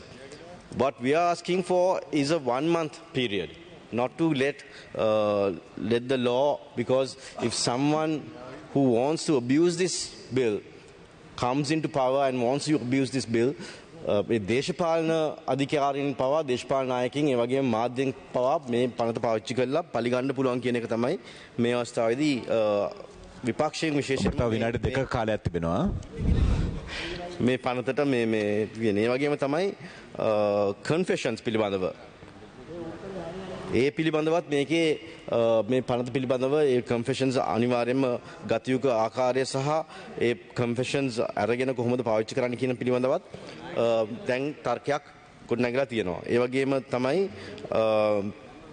detention centers පිළිබඳවත් යම්කිසි තර්කයක් ඉදිරිපත් වෙලා තියෙනවා.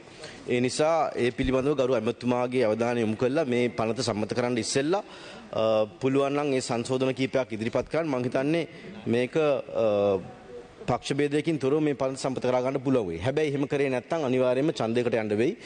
අද ගජේන්ද්‍රන් කුමාර මැතිතුමා විශේෂයෙන්ම කරුණු කීපයක් සඳහන් කරා. මම සාමාන්‍ය එතුමාගේ කතා වලට සමහරවිට ඉඩ වෙන්නේ නැහැ. මම මුල්ලාසෙන් ඉන්න දවසකත් මට මතකයි එතුමා කතා කරනකොට මට ලේසියෙන් තිබ්බා එතුමාගේ කතාව වෙලාව ඉවරයි කියලා අවසන් කරන්න.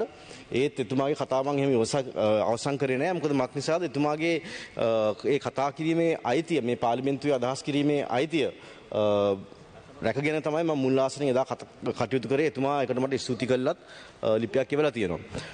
ගරු මුල්ලාසන මන්ත්‍රීතුමනි අවසන් වශයෙන් මේ රටේ ඉතිහාසය විශේෂයෙන් බැලුවම අවුරුදු 74 දිහා බැලුවම 1979 අපේ මේ පනත ගෙනාවෙන් පස්සේ මම තමුන්වහන්සේලාට කියන්න හදන්නේ ඇත්තෙන්ම අපිට ත්‍රස්තවාදය මේ රටෙන් අතු ගන්න පුළුවන් වුණාද මේ පනත තිබ්බට. මේ පනත තිබ්බා අවුරුදු 42ක් මේ පනත තිබ්බා. හැබැයි මේ රටේ ත්‍රස්තවාදය අතු ගන්න පුළුවන් වුණාද අපිට. අපේ හමුදාවට අපේ පොලිසියට මේ පනත තිබ්බට ඇත්තෙන්ම මොන ආකාරයට ශක්තියක් උනේ කියන එක අපි ප්‍රශ්න කරන්න ඕනේ. ඒ නිසා දැන් ලෝකේ ගමන් කරන්නේ වෙන ආකාරයට. The world is completely different today. Different today, sir, from even 5 years ago. Even from when we want to bring the Counter-Terrorism Bill to today, for the last 2.5 years, things have dramatically changed. People are wanting their rights. People Thank are you. fighting Your for their time rights. is over. Please try to wind up. People do want their democratic values. So therefore, I urge the government to look at the history of this country. And sir, you're a Minister of Integrity. So I wish to conclude my speech asking you and appealing to you, make certain changes. I think everyone here is asking for 4 fundamental changes to this bill. Thank you. If the Honourable Minister and the government is ready to accept those changes, I think we can move forward. Thank you very much. Thank you very much for your contribution. Again, I have one final second. What we really need is a complete different bill, sir. So I hope in Thank you, member, for your contribution. In the future you can do that. Thank you very much. Thank you. பயங்கரவாத தடுப்பு சட்ட தவகாலிக ஏற்பாட்டின் சீர்திருத்த விவாதம் அடுத்ததாக M Mujibur Rahman ස්තුති ගරු உங்களுக்கு 8 විනාඩිகள் උண்டு විනාඩි 8ක් තිබෙනවා අපිට. ස්තුති ගරු සභාපතිතුමනි අද මේ ශස්ත්‍රවාදයේ වැළැක්වීමේ පනතන සංශෝධනය ගැන කතා කරන වෙලාවේ රටේ වැදගත් දෙයක්ත් කතා කරන්න අවශ්‍යයි. ගරු සභාපතිතුමනි අපි දන්නවා අද අපිට ඉදිරිපත් කරා රාජ්‍ය ද්‍රව්‍ය සංස්ථාවේ පරිසර හා වනජීවි සම්පත් අමාත්‍යාංශයේ වාර්ෂික වාර්තා පොත. බස්නාහිර පළාතේ පළාත් අධ්‍යක්ෂකුමා දන්වලා තිබෙනවා වාර විභාගවල් කල් දාන්න ප්‍රශ්න පත්‍ර අච්චු ගහන්න කොළ නැහැයි කියලා. නමුත් මේ අමාත්‍යාංශයේ වාර්තා පොත දැක්කම ගරු සභාපතිතුමනි මම හිතනවා මේක ගහලා තියෙන ආර්ට් පේපර්ස් වල. අඩු ගාන රුපියල් එක පොතක් ගහන්න 5000ක් විතර වගේ වැය කරලා ඇති. එම්බෝස් කරලා තියෙනවා. ජනාධිපතිතුමා කියනවා කොස් කට් කරන්න කියලා. මේ කැප කරන්න කියලා කියනවා. ඒ කියන ගමන් අමාත්‍යාංශවල තවම මුද්‍රණය වෙන්නේ මේ වාර්ෂික වාර්තාවල් ඉතාම අධික මුදලට ලබා ගන්න පත්තරවල කියලා කියන්න ඕනේ ගරු සභාපතිතුමනි. ඉතින් මම මේක කියාගෙන පටන් ගන්නවා. ගරු සභාපතිතුමනි විශේෂයෙන්ම දැන් අද රජය මේ ත්‍රස්තවාද වැළැක්වීමේ පනතට සංශෝධන කීපයක් ඉදිරිපත් කරලා තිබෙනවා. දැන් මේ සංශෝධන දිහා බැලුවම අපිට පේන දේ තමයි මේක ටිකක් ඇස්බැඳුමක් වගේ මේ සංශෝධන. ආණ්ඩුව මේ සංශෝධන ගේන්න මූලික කාරණා වෙලා තිබෙනවා විශේෂයෙන්ම ජාත්‍යන්තර වශයෙන් අද ආණ්ඩුවට එල්ල වෙලා තිබෙන මානව හිමිකම් චෝදනාවල් එවැගේම යුරෝපා කවුන්සිලය මගින් එල්ල වෙලා තිබෙන චෝදනාවල් වලට යම්කිසි ආකාරයේ සහනයක් ලබා ගන්න චේතනාව මේක පිටිපස්සේ තියෙනවා. ඒක වඩාම පැහැදිලි වෙන දේ තමයි දැන් මේ ත්‍රස්තවාදී පනත වැළැක්වීමේ පනත සංශෝධනය කියන විෂය තිබෙන්නේ අපේ අධිකරණ ඇමතුමා යටතේ. දැන් අධිකරණ ඇමතුමා යටතේ තියෙන විෂයට සංශෝධනය ගේනවා විදේශ කටයුතු පිළිබඳ ඇමතිතුමා. ඉතින් ඒක තමයි මම කතාවේදී කිව්වේ දැන් මේක ජාත්‍යන්තරය සනසන්න ගේන දෙයක්. ඇත්තටම මේ රටේ ජනතාවගේ මූලික අයිතිවාසිකම් ආරක්ෂා කරන්න ඒ මූලික අයිතිවාසිකම් වලට හානියක් වෙනවා නම් ඒ හානිය නවත්තන්න ගේන අදහසකින් නෙමෙයි. මොකද අධිකරණ ඇමතුමාගේ විෂයට සම්බන්ධව තිබෙන විෂයකට විදේශ කටයුතු ඇමතුමා සංශෝධන ඉදිරිපත් කිරීම. ඉතින් ඒකෙන්ම පේනවා ඔබතුමාලා මේ පණිවිඩය දෙන්නේ ජාත්‍යන්තරයට. මේ ජාත්‍යන්තරයට කියනවා අපි මේක වෙනස් කරන්න ලෑස්ති අපි යම් යම් සංශෝධනවල් ගේනවයි කියලා අර ජාත්‍යන්තරයෙන් එල්ලවන පීඩනය නවත්ත ගන්න කරන දෙයක් කියන එක තමයි අපිට මූලිකව පේන්නේ. ඒ වගේම තමයි ගරු සභාපතිතුමනි දැන් මේකේ හරය වෙනස් වෙලා නැහැ. මේ ත්‍රස්තවාදී පනත ඇමතිතුමාට ඇමතිවරයාට සැකයක් කවුරු හරි සැකයක් ගැන හිතනවා නම් අනිවාර්යයෙන්ම ඒ සැකය මත පදනම් වෙලා අත්අඩංගුවට ගන්න පුළුවන්. කිසිදු ආකාරයේ පරීක්ෂණයක් කරන්න ඕනේ නැහැ විමර්ශනයක් කරන්න ඕනේ නැහැ ඕනෑම පුද්ගලයෙක්ව ඇමතිවරයාට සැකයක් කියලා හිතන එක්කෙනෙකු අත්අඩංගුවට අරගෙන අපි දන්නවා දැන් මේ තියෙන පනත යටතේ මාස 18ක් රැඳවුම් භාරයේ තියාගන්න පුළුවන්. ගරු සභාපතිතුමනි ඒකෙන් පේන දේ තමයි මේ ත්‍රස්තවාදී පනතේ මූලික හරය වෙනස් වෙලා නැහැ. ඒ හරය එහෙමම තියෙනවා. ඊළඟ කාරණාව තමයි දැන් මේ ත්‍රස්තවාදී පනතේ තව දෙයක් තියෙනවා. ඕනම කෙනෙක්ව නිවාස අඩස්සිය තියාගන්න පුළුවන්. මාස 18ක් යනකම් නිවාස අඩස්සිය තියාගන්න පුළුවන්. දැන් නිවාස අඩස්සිය තියාගෙන එක මෙතනින් අයින් වෙලත් නැහැ. දැන් කවුරු හරි මේ පාර්ලිමේන්තු මන්ත්‍රීවරයෙක් මේ ආණ්ඩුවට ඉස්සර දෙයක් කියලා හිතනවා නම් ඔහුව නිවාස අඩස්සිය තියන්න පුළුවන්. ඌ ත්‍රස්තවාදී කටයුතු වලට සැක කරනවායි කියලා අපි දන්නවා සිරිසේන කුරේ මැතිතුමාව එහෙම නිවාස අඩස්සියේ චන්ද්‍රිකා බණ්ඩාරනායක මැතිණිය කාලේ තියාගත්තා. යම්කිසි කාලවකවානුවක් තියාගත්ත නිවාස අඩස්සිය. එතකොට ඒ කාරණාවල් අයින් වෙලා නැහැ. ඊළඟ කාරණාව තමයි ගරු සභාපතිතුමනි දැන් මහේස්ත්‍රාත්වරයාට දැනුම් දෙන්න ඕනේ කියන කාරණාව. ඒක හොඳයි. ඒ දැනුම් දෙන ගමන්ම මහේස්ත්‍රාත්වරයාට ඇවිල්ලා ඒ සැකකාර පුද්ගලයාව පරීක්ෂා කරන්න පුළුවන්. ඔහුට වද හිංසා කරලා තියෙනවා නම් ඔහුට පුළුවන් ප්‍රතිකාර ලබා දෙන්න කියලා නියෝග කරන්න. ඒ වද හිංසා කරපු පුද්ගලයාට විරුද්ධව නීතිමය කටයුතු ගන්න කියලා නීතිපතිවරයාට දන්වන්න පුළුවන්. නමුත් මහේස්ත්‍රාත්වරයාට බෑ ඒ පුද්ගලයාව රඳවාගෙන තිබෙන ස්ථානය මාරු කරන්න බෑ. ඒ බලය ලබා දීලා නැහැ. ඉතින් මොන සැක කටයුතු පුද්ගලයාද ඔව් ඔය ඇමතුමා සංශෝධනයක් ඉදිරිපත් කරනවා මහේස්ත්‍රාත්වරයාට ඒ බලය පවරමින්. බොහොම ස්තුතියි ඇමතුමා කිව්වා ඒ පවරනවායි කියලා. ඒක හොඳ දෙයක්. එතකොට ඒ බලය පවරන්න ඕනේ මහේස්ත්‍රාත්වරයාට විශේෂයෙන්ම ඒ පුද්ගලයාට ඊතර වද හිංසා පමනවලා තිබෙනවා නම් ඒ පුද්ගලයාව එතනින් මාරු කරන්න ඒ බලය පැවරීම ඉතාම හොඳ දෙයක්. ඒ වගේම තමයි ගරු සභාපතිතුමනි ඊළඟ කාරණාව තමයි මේ අත්අඩංගුවට ගන්න පුද්ගලයන්ව පොලිසිය වල රඳවගන්නේ නැහැ. මේ පුද්ගලයන්ව ඇමතිවරයාට ඕන තැනකට මේ පුද්ගලයන්ව යවන්න පුළුවන්. තමන් ඇමතිතුමාට කැමති තැනකට ඒ පුද්ගලයාව අරගෙන ගිහලා තියාගන්න පුළුවන්. යාපනයට ගිහලා තියාගන්න පුළුවන්. තංගල්ලට ගිහලා තියාගන්න පුළුවන්. මඩකලපුවට ගිහලා තියාගන්න පුළුවන්. එහෙම ස්ථානයක් නැහැ. මොකද ඇමතිවරයාට බලය තියෙනවා. ඒ පුද්ගලයාව තමන්ට ඕන තැනකට මාරු කරන්න බලය තියෙනවා. මේකත් ප්‍රධාන ගැටලුවක්. මේක මානසිකව ඒ පුද්ගලයා වටන දෙයක්. ඒ පවුලේ උදවියව වටන දෙයක්. මොකද ඇමතිවරයාට අසීමිත බලතල තිබෙනවා ඒගොල්ලන්ව මාරු කරන්න. ඊළඟට තමයි ගරු සභාපතිතුමනි වැදගත්ම දේ. දැන් වැදගත්ම දේ තමයි පාපෝච්චාරණයේදී ඒ සැකකාරයෙක් අත්අඩංගුවට අරගෙන ඔහු කරන පාපෝච්චාරණයේදී ඔහු කාගේ හරි නමක් සඳහන් කරනවා නම් ඒ පුද්ගලයාව අරගෙන රඳවා තබා ගන්න පුළුවන්. ගරු ඇමතුමනි දැන් කවුරු හරි පුද්ගලයෙක් අත්අඩංගුවට අරගෙන ඔහු පාපාචාරණය කරා නම් ඔබතුමා මේ මට උදව් කරායි කියලා ඒ ත්‍රස්තවාදී කටයුතු වලට ඔබතුමාව අල්ලන් ගිහිල්ලත් අවුරුදු මාස 12කට රඳවා ගැනීමේ නියෝගය ගහන්න පුළුවන්. ඒක වෙනස් කරලා නැහැ. ඒක උඩ තමයි හිජාස් හිස්බුල්ලාව අත්අඩංගුවට ගත්තේ.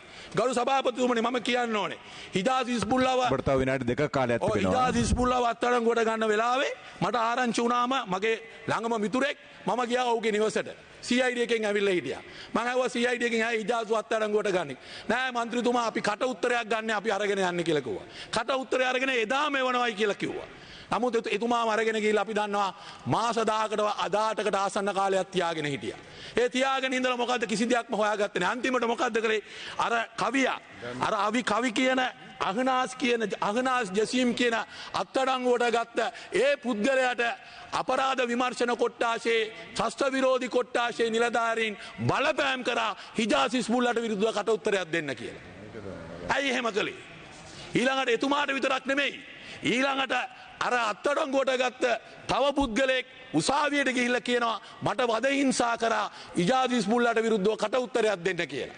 ඇයි? හිජාස්ව රඳව ගන්න. හිජාස්ව විරුද්ධව නඩු දාන්න. එතකොට මේ පෝච්චාරණය කියන වැදගත්ම දේ මේක සාමාන්‍ය නීතිය යටතේ මේක නැහැ.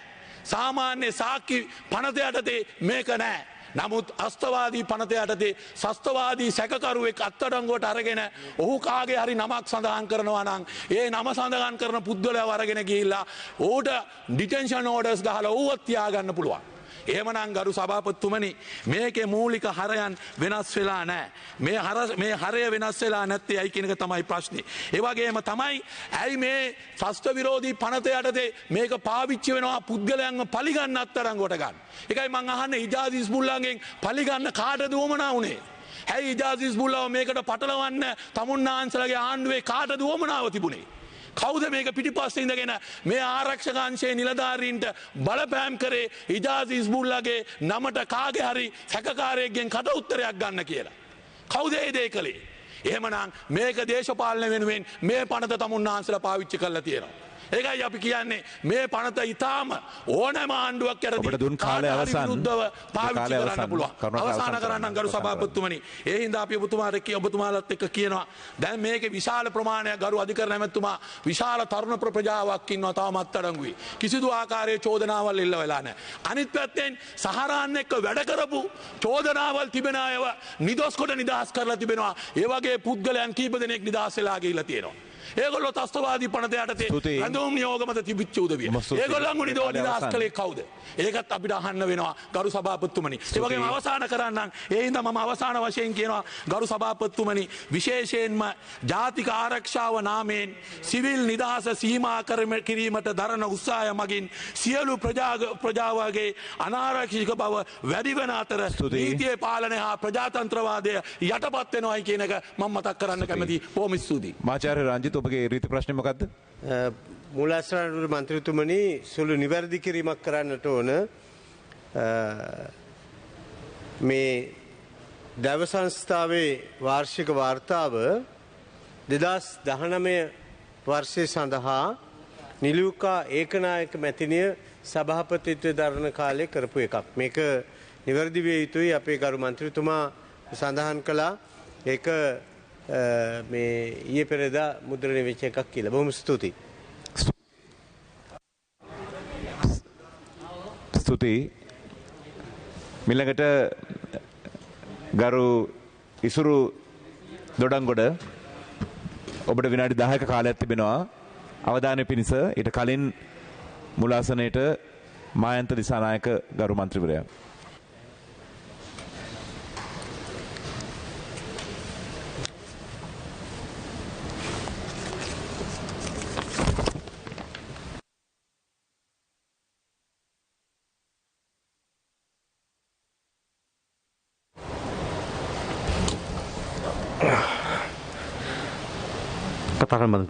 අරු මුලාසනාරුඩ මන්ත්‍රීතුමනි 1979 අංක 47 දරන ත්‍රස්තවාදය වැළැක්වීමේ තාවකාලික විධිවිධාන පනත සම්බන්ධයෙන් අද දිනේ සංශෝධන කිහිපයක් ගෙනෙන අවස්ථාවේදී සම්බන්ධයෙන් අදහස් දක්වන්නට මා වෙත කාලය ලබා දීම ගැන මම ප්‍රථමයෙන්ම ඔබතුමාට ස්තුතිය පළ කරනවා. අලුත් පනතක් නොවුනත් මේ පනත වඩාත් විනිවිදභාවයකින් යුතුව ක්‍රියාත්මක කිරීම සඳහා අවශ්‍ය සංශෝධනයන් කීපයක් අද දිනේ මේ ගරු සභාවට යෝජනා කර තිබෙන බව අපි සඳහන් කළ යුතුයි. පනත ඉදිරිපත් කරලා වසර 43කට වගේ පසුව මේ පනත යටතට ගැනෙන පුද්ගලයන්ට වඩාත් විනිවිදභාවයකින් ඒ කටයුතු සිදු කිරීම සඳහා අවශ්‍ය සංශෝධන කීපයක් මේ තුල අන්තර්ගතයි. අපි දන්නවා ත්‍රස්තවාදය නිසා අපේ රට උපරිමයෙන්ම බැටකාපු රටක්. ඒ ගැන අලුතෙන් සඳහන් කරන්න අවශ්‍ය නැහැ. අපි දන්නවා 30 අවුරුද්දක් පුරා පැවතු යුද්ධයත් ඉන් අනතුරුව ඇති වූ ත්‍රස්ත ප්‍රහාරات නිසා අපේ රටේ ආර්ථිකයට ජනතාවට එල්ල වූ බලපෑම සුවිශාලයි කියන කාරණේ අපි දන්න කියන දෙයක්. ඉතින් අපි දන්නවා දශක ගණනාවක් පුරා කිරි දරුවගේ ඉඳන් වැඩිහිටිය දක්වා අහිංසක ජනතාව වගේ මේ රටේ ආරක්ෂක අංශත් විශාල පිරිසක් මේ ත්‍රස්තවාදී ක්‍රියා නිසා තමන්ගේ ජීවිත අහිමි කරගත්ත බව අපි දන්න කියන කාරණයක්. ඒ වගේම තමයි දශක ගණනාවක් පුරාවට සිදු වූ දේපල හා ආර්ථික හානිත් සුළුපටු නොවන බව අපි සියලු දෙනාම දන්න කාරණයක්. අපි විශ්වාස කරනවා අපේ රටේ යම් ආර්ථික අර්බුදයන් නිර්මාණය වෙනව නම් දීර්ඝ කාලීනව පැවති යුද්ධය සහ ත්‍රස්ත ක්‍රියාවලින් එල්ල වූ බලපෑමත් සුළුපටු නොවන බව අපි විශේෂයෙන්ම සිහිපත් කළ යුතුයි. අපි දන්නවා දේපල වලට වූ හානිය ජීවිත වලට වූ හානිය හා සමානව ඉන එහාට සංචාර කර්මාන්තයට වූ හානිය මෙරටේ ආයෝජනයන් සඳහා වූ හානිය සුවිශාල බව අපි සියලු දෙනා දැක්ක කාරණයක්. ත්‍රස්තවාදය නිසා අපේ රටට මේ මව් රටට අත් වූ ඉරණම. ඉතින් අපි විශ්වාස කරනවා මෙවැනි සංශෝධනයන් සිදු කරත් රජයේ විදියට රටේ ජාතික ආරක්ෂාවට තියෙන කැපවීම අංශු මාත්‍රකින්වත් අඩු නොකරන බවත් අපි විශේෂයෙන්ම සිහිපත් කළ යුතුයි. කුමන තත්ත්වයක් මත වුණත් අපි විශ්වාස කරන ජනතාවගේ ජීවත් වීමේ නිදහස සහ මව්බිමේ ආරක්ෂාව අපි ප්‍රමුඛ කොට කටයුතු කළ යුතුයි කියන කාරණේ. මෙහි ඇති සංශෝධන සම්බන්ධයෙන් සලකා බලනකොට රඳවා ගැනීමේ කාල සීමාව සංශෝධනය කරලා තියෙනවා. ඒ වගේම තමයි රඳවා ගැනීමකදී මානුෂ්‍ය අයිතීන් ශක්තිමත් කරලා තියෙනවා. නීතිඥයෙකු සහ ඥාතීන් වෙත ප්‍රවේශ වීමේ හැකියාව අවකාශය පුළුල් කරලා තියෙනවා. ඒ වගේම තමයි නඩු විභාග කඩිනම් කිරීමේ අවශ්‍ය වටපිටාව නිර්මාණය කරලා තියෙනවා. ඒ වගේම අපදීම ඇතුළු තවත් කරුණු කාරණා ගණනාවක් මේ සංශෝධනයන් වලට ඇතුළත් වෙනවා. ඉතින් අපි විශ්වාස කරනවා ත්‍රස්තවාදය නතර කිරීම ප්‍රමුඛ කොට ඒ සඳහා අවශ්‍ය නීති රෙගුලාසි අතරතුර වඩාත් විනිවිද භාවයකින් යුතුව එම කටයුතු සිදු කිරීම තමයි මෙහි ප්‍රමුඛතම අරමුණ. ඉතින් අපි දන්නවා අපේ රටේ ආරක්ෂක අංශ ත්‍රිවිධ හමුදාව මානුෂීය මෙහෙයුම තුළින් මේ රට මුදාගත් ආකාර අපි සියලු දෙනාම දන්න කාරණයක්. නමුත් අපි දකින කාරණය තමයි ඉන් අනතුරුවත් විවිධ ත්‍රස්ත ක්‍රියාවන් නිසා පසුකාලිනවත් ජීවිත සහ දේපල විනාශ කිරීමට ගත් උත්සාහයන් අපි දැක්කා. ඉතින් අපි විශ්වාස කරන මෙවැනි ක්‍රියා අනාගතයේදී ඇතිවීම නතර කිරීම සඳහා යම් නීති පද්ධතියක් රටේ තිබීම අත්‍යවශ්‍යයි කියන කාරණය. එය මේ පනතද වෙනත් පනතක්ද කියන කාරණය නෙමෙයි. රටේ යම් ශක්තිමත් නීති පද්ධතියක් තිබීම අත්‍යවශ්‍යයි. අපි විශ්වාස කරන ආකාරයට ආරක්ෂාව අන් සියල්ලටම වඩා ජාතික ආරක්ෂාව ප්‍රමුඛ කොට සලකා කටයුතු කිරීම ඉතාමත් වැදගත් රටේ ජනතාවගේත් රටේත් ආරක්ෂාව සඳහා. ඉතින් අපි දකින කාරණය තමයි ත්‍රස්තවාදයට වෙනත් නිර්වචන දීමට අවශ්‍ය නැහැ. ත්‍රස්තවාදය ත්‍රස්තවාදයමයි. අපි දකිනවා ලෝකේ විවිධ රටවල විවිධාකාරයේ ත්‍රස්ත ක්‍රියාවන් සිදු කරන කල්ලි කණ්ඩායම් තිබෙන ආකාරය. අපි විශ්වාස කරනවා අපේ රට කියලා වෙන් කරලා හරි ලෝකයේ කියලා හරි වෙන් කරලා හරි අවශ්‍ය නැහැ. ත්‍රස්තවාදයට එකම නිර්වචනය ත්‍රස්තවාදයෙන් පමණයි. ඒ නිසා ඒට වෙනත් සාධාරණීකරණය කිරීමට හැකියාවක් නැති බවත් විශේෂයෙන්ම සිහිපත් කළ යුතුයි. ඒ වගේම මේ ගරු සභාවෙත් කතා වුණු ආකාරයට විවිධ ක්‍රමවේද හරහා අද ත්‍රස්තවාදය විවිධ යාවත්කාලීන වූ ත්‍රස්තවාදීන් අපිට දකින්නට ලැබෙනවා. සයිබර් ඇටැක්ස් ඇතුළු මේ විදිහට යාවත්කාලීන වූ ත්‍රස්ත ක්‍රියාවල නිරත වෙන උදවිය ගැන අපි අදහන්නට ලැබෙනවා. අපි විශ්වාස කරනවා අපේ නීති පද්ධතියනොත් මේ හා සමානව යාවත්කාලීන වීම අත්‍යවශ්‍යයි කියන කාරණේත් අපි විශේෂයෙන් සිහිපත් කරනවා. ඒ නිසා අපි සඳහන් කළ යුතු කාරණය තමයි මේ නීති පද්ධතීන් ජාති ආගම් කුල මල භේදයෙන් තොරව රටේ සියලු දෙනාගේම ආරක්ෂාව සඳහා ගෙනෙන නීති පද්ධතිය. ඒ ආකාරයෙන් ඒවා ක්‍රියාත්මක විය යුතුයි කියන කාරණය තමයි අපි විශේෂයෙන්ම අවධාරණය කරන්නේ. ඒ නිසා මම මීට වඩා දීර්ඝ කාලයක් ගන්න බලාපොරොත්තු වෙන්නේ අපි විශේෂයෙන්ම අවධාරණය කර යුතු කාරණය තමයි the most important thing is that the government does not or has no intention to target a certain individual or a set of individual or a certain ethnic group or a race or a culture. මේ සියල්ල ත්‍රස්තවාදය මැඩලීම සඳහාම පමණක් අවශ්‍ය අවස්ථාවලදී යොදා ගැනීම තමයි රජයේ බලාපොරොත්තු ඒ හැර වෙනත් අරමුණු මේ පනත් කෙටුම්පත ඉදිරිපත් කිරීම තුළින් මේ සංශෝධනයන් ඉදිරිපත් කිරීම තුළින් රජයට නෑ කියන කාරණෙත් විශේෂයෙන් සඳහන් කරමින් මම ඒත් අවස්ථාව ලබා දීම ගැන ඔබතුමාට මගේ ස්තුතිය පළ කරමින් මගේ වචන කීපය අවසන් කරමි. ස්තුතියි. ස්තුති මන්තුමා. ඊළඟට ගරු කොවින්නාදන් කරුණාකරන් කරු මන්ත්‍රතුමා. சபைக்கு தலைமை தாங்கும் தலைவர் அவர்களே, இந்த பயங்கரவாத திருத்தச் சட்டம் இலங்கை அரசியல் வரலாற்றில் குள்ள நரித்தனம் மிக்கவர் என்ற புகழுக்குரிய அன்றைய ஜனாதிபதி ஜெயவர்தனா அவர்களின் நரித்தன சிந்தனையின் வெளிப்பாடு இன்று நாடும் தமிழினமும் அனுபவித்து வரும் தற்காலிக ஏற்பாடாக கொண்டு வரப்பட்ட 1979 ஆண்டின் 48ஆம் இலங்கை பயங்கரவாத தடை சட்டம். அன்று நடைபெற்ற தமிழ் இளைஞர்களின் உணர்வுபூர்வமான உரிமை போராட்டத்துக்கு முகம் கொடுக்க முடியாது, சர்வதேச நியமங்களுக்கு புறம்பாக, சர்வதேச மனிதாபிமான சட்டங்களுக்கு முரணாக குறுகிய காலத்திற்கென பாராளுமன்றத்தை ஏமாற்றி தனது குள்ள நரி ராஜதந்திரத்தை சாமர்த்தியமாக செயலில் காட்டி இந்நாட்டின் தமிழ் இளைஞர்களை, தமிழ் தேசியவாதிகளை இலக்கு வைத்து கொண்டு வரப்பட்டதே இந்த பயங்கரவாத தடுப்புச் சட்டம்.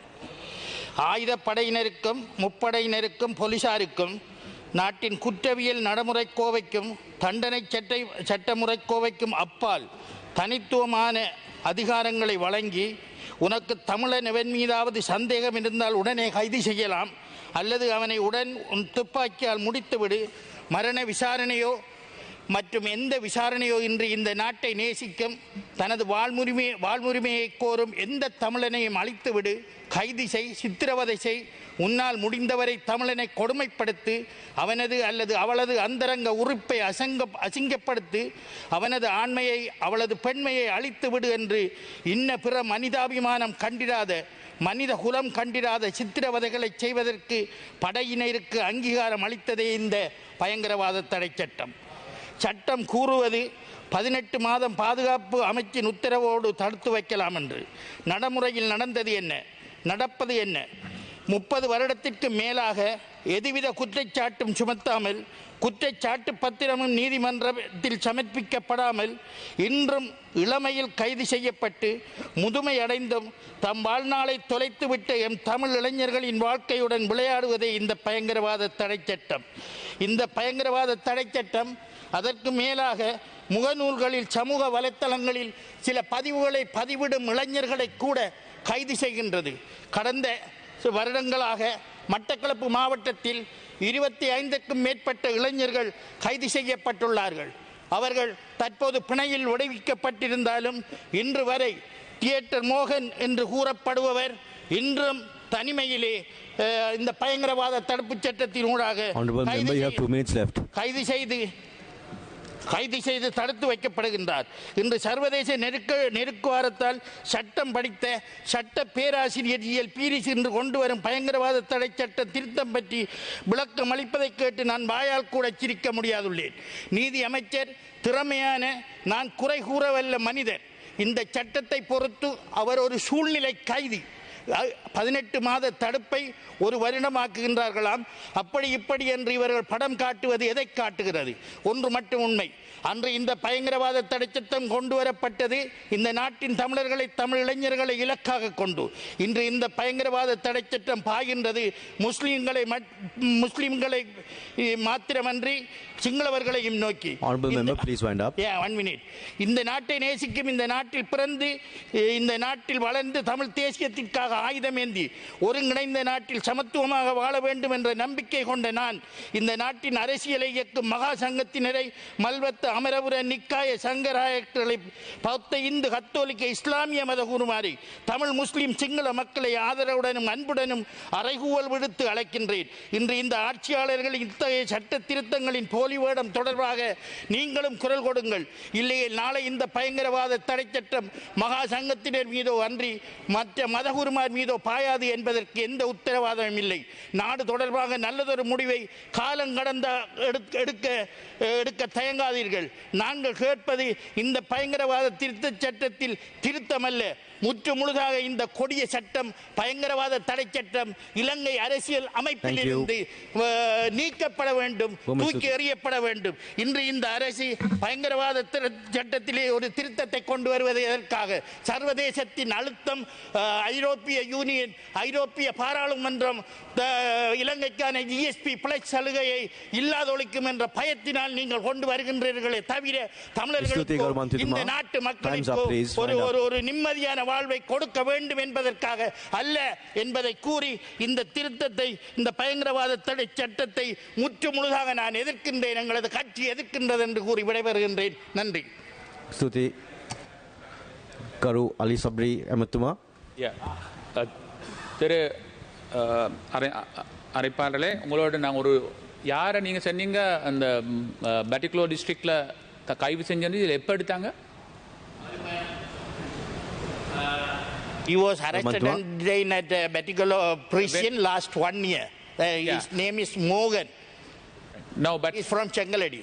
செங்கலடியை சேர்ந்த மோகன் என்பவர் ஒரு வருடத்திற்கு மேலாக இன்று கைது செய்யப்பட்டு சிறையில் அடைக்கப்பட்டிருக்கின்றார். செப்டம்பருக்கு பிறகு ஐஜிபி சர்க்குலரோட வச்சு டெரரிசத்துக்கு சம்பந்தப்படாதவங்கள இதில் அரெஸ்ட் பண்ண மாட்டாங்க.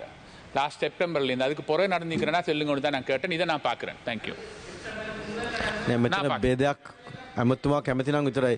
කරු මන්තුමා මෙතන විවාදයක් යන්න බෑ මේ පිළිබඳව. කරු සමන්ප්‍රිය හේරත් මැතිතුමා. ස්තුතිවන්ත වෙන කරු මුලාස්රණරුඩ මන්ත්‍රීතුමනි, විශේෂයෙන්ම 1979 අංක 49 දරන ත්‍රස්තවාදයේ වැළැක්වීමේ తాවකාලික පනතට අදහස් කීපයක් එකතු කිරීමට අවස්ථාව ලබා දීම සම්බන්ධයෙන් ස්තුතිවන්ත වෙනවා. විශේෂයෙන්ම අපි ප්‍රථමයෙන්ම කියන්න ඕන අපේ මුජිබුර් රහමාන් මන්ත්‍රීතුමා මේ කතා කරන්න කලින් රාජ්‍ය දේව සංස්ථාවේ වාර්ෂික වාර්තාව අපේ මහාචාර්යතුමත් ප්‍රකාශ කරා. ඉතින් අතර මේ 2019 වාර්තාව. ඒ වගේම ඒ කාලේ හරියට මේ තොරතුරු සංඛ්‍යාලයකන දුන්නා නම් මම හිතන්නේ මේ වගේ ඇත්තටම ගැටලුවක් ඇති වෙන්නේ නැහැ. ඉතින් අද මේවා මුද්‍රණය කරලා දෙන්න වෙලා තියෙන්නේ ඒ හින්දා කියන කාරණයක් මේ අවස්ථාවේ අපි සිහිපත් කරන්න ඕනේ. ඉතින් ඇත්තටම අපි දන්නවා ත්‍රස්තවාදය විවිධාකාරයේ මුණුවරින් මේ සමාජය තුළ මතුවෙමින් ඒ වගේම ජන ජීවිතයට පීඩා එල්ල කරමින් හැසිරෙන්න පුළුවන් ඕනෑම අවස්ථාවක්. ඒක ඉතිහාසය අපිට ඕන තරම්ම අත්දැකීම් තියෙනවා. ඉතින් ඇත්තටම මේ අවස්ථාවේ අපි සිහිපත් කරන්න ඕන අපේ රජය ආවට පස්සේ දේශපාලන සිරකරුවන් 81 දෙනෙක් නිදහස් කරලා තියෙනවා. ඉතින් ඉතිහාසයේ මම දන්නවා අපි පහුගිය යහපාලන ආණ්ඩුව තියෙන කාලේ ඒ වගේ කටයුතු සිද්ධ කරාද කියන කාරණය මේ අවස්ථාවේ අපි සිහිපත් කරන්න ඕනේ. ඉතින් එහෙම දෙයක් සිද්ධ වෙලා නැහැ. ඒ වගේම මේ අවස්ථාවේ අපි කියන්න ඕනේ මිට පරිබාහිර කාරණයක් වුණත් මේ රාජ් සේනාරත්න ගරු මැතිතුමා අපේ മന്ത്രിතුමා කිව්වා මේ ආර්ථික ප්‍රශ්න විසඳා ගැනීම සඳහා ගෙනෙන ලද පනතක් කියලා. ඉතින් ඒත්තරම ඒක තාමත්ම වැරදි සහගත ප්‍රකාශයක්. ඒ වගේම තුමා මම හිතන්නේ විවිධ කරුණු කාරණා රාශියක් ගැන කතා කරා. ජේ.ආර්. ජයවර්ධන මැතිතුමා සම්බන්ධයෙන් ජේ.ආර්. ජයවර්ධන මැතිතුමාගේ විශේෂයෙන්ම විවෘත ආර්ථික ප්‍රතිපත්තිය ඒ වගේ සම්බන්ධව හිත කරුණු කාරණා කීපයක්ම සඳහන් කරා. ඉතින් අද එතුමාත් සද තරම් කරන්නේ එතුමාගේ පක්ෂයේ ඉඳලා අද මෙතෙන්ට ඇවිල්ලා සමගි ජන බලවේගයෙන් කියන කාරණේ මේ අවස්ථාවේ අපි සිහිපත් කරන්න ඕන. ඉතින් ඒ වගේම මේක తాවකාලික පනත් කෙටුම්පතක් විදිහට ගෙනල්ලා අපි දන්නවා 88 89 කාලවල ජනතා විමුක්ති පෙරමුණත් හැසිරෙච්ච ආකාරය සම්බන්ධ විශාල ජාතික සම්පත් ප්‍රමාණයක් විනාශ කරා මේ රටේ. ඒ වගේම බස් කින තිබ්බා, ට්‍රාන්ස්ෆෝමර් පිච්චුවා. ඉතින් ඒ වගේ මහ විශාල දැවැන්ත හානියක් මේ රටට සිද්ධ කරා කියන කාරණේ සිහිපත් කරන්න ඕනේ.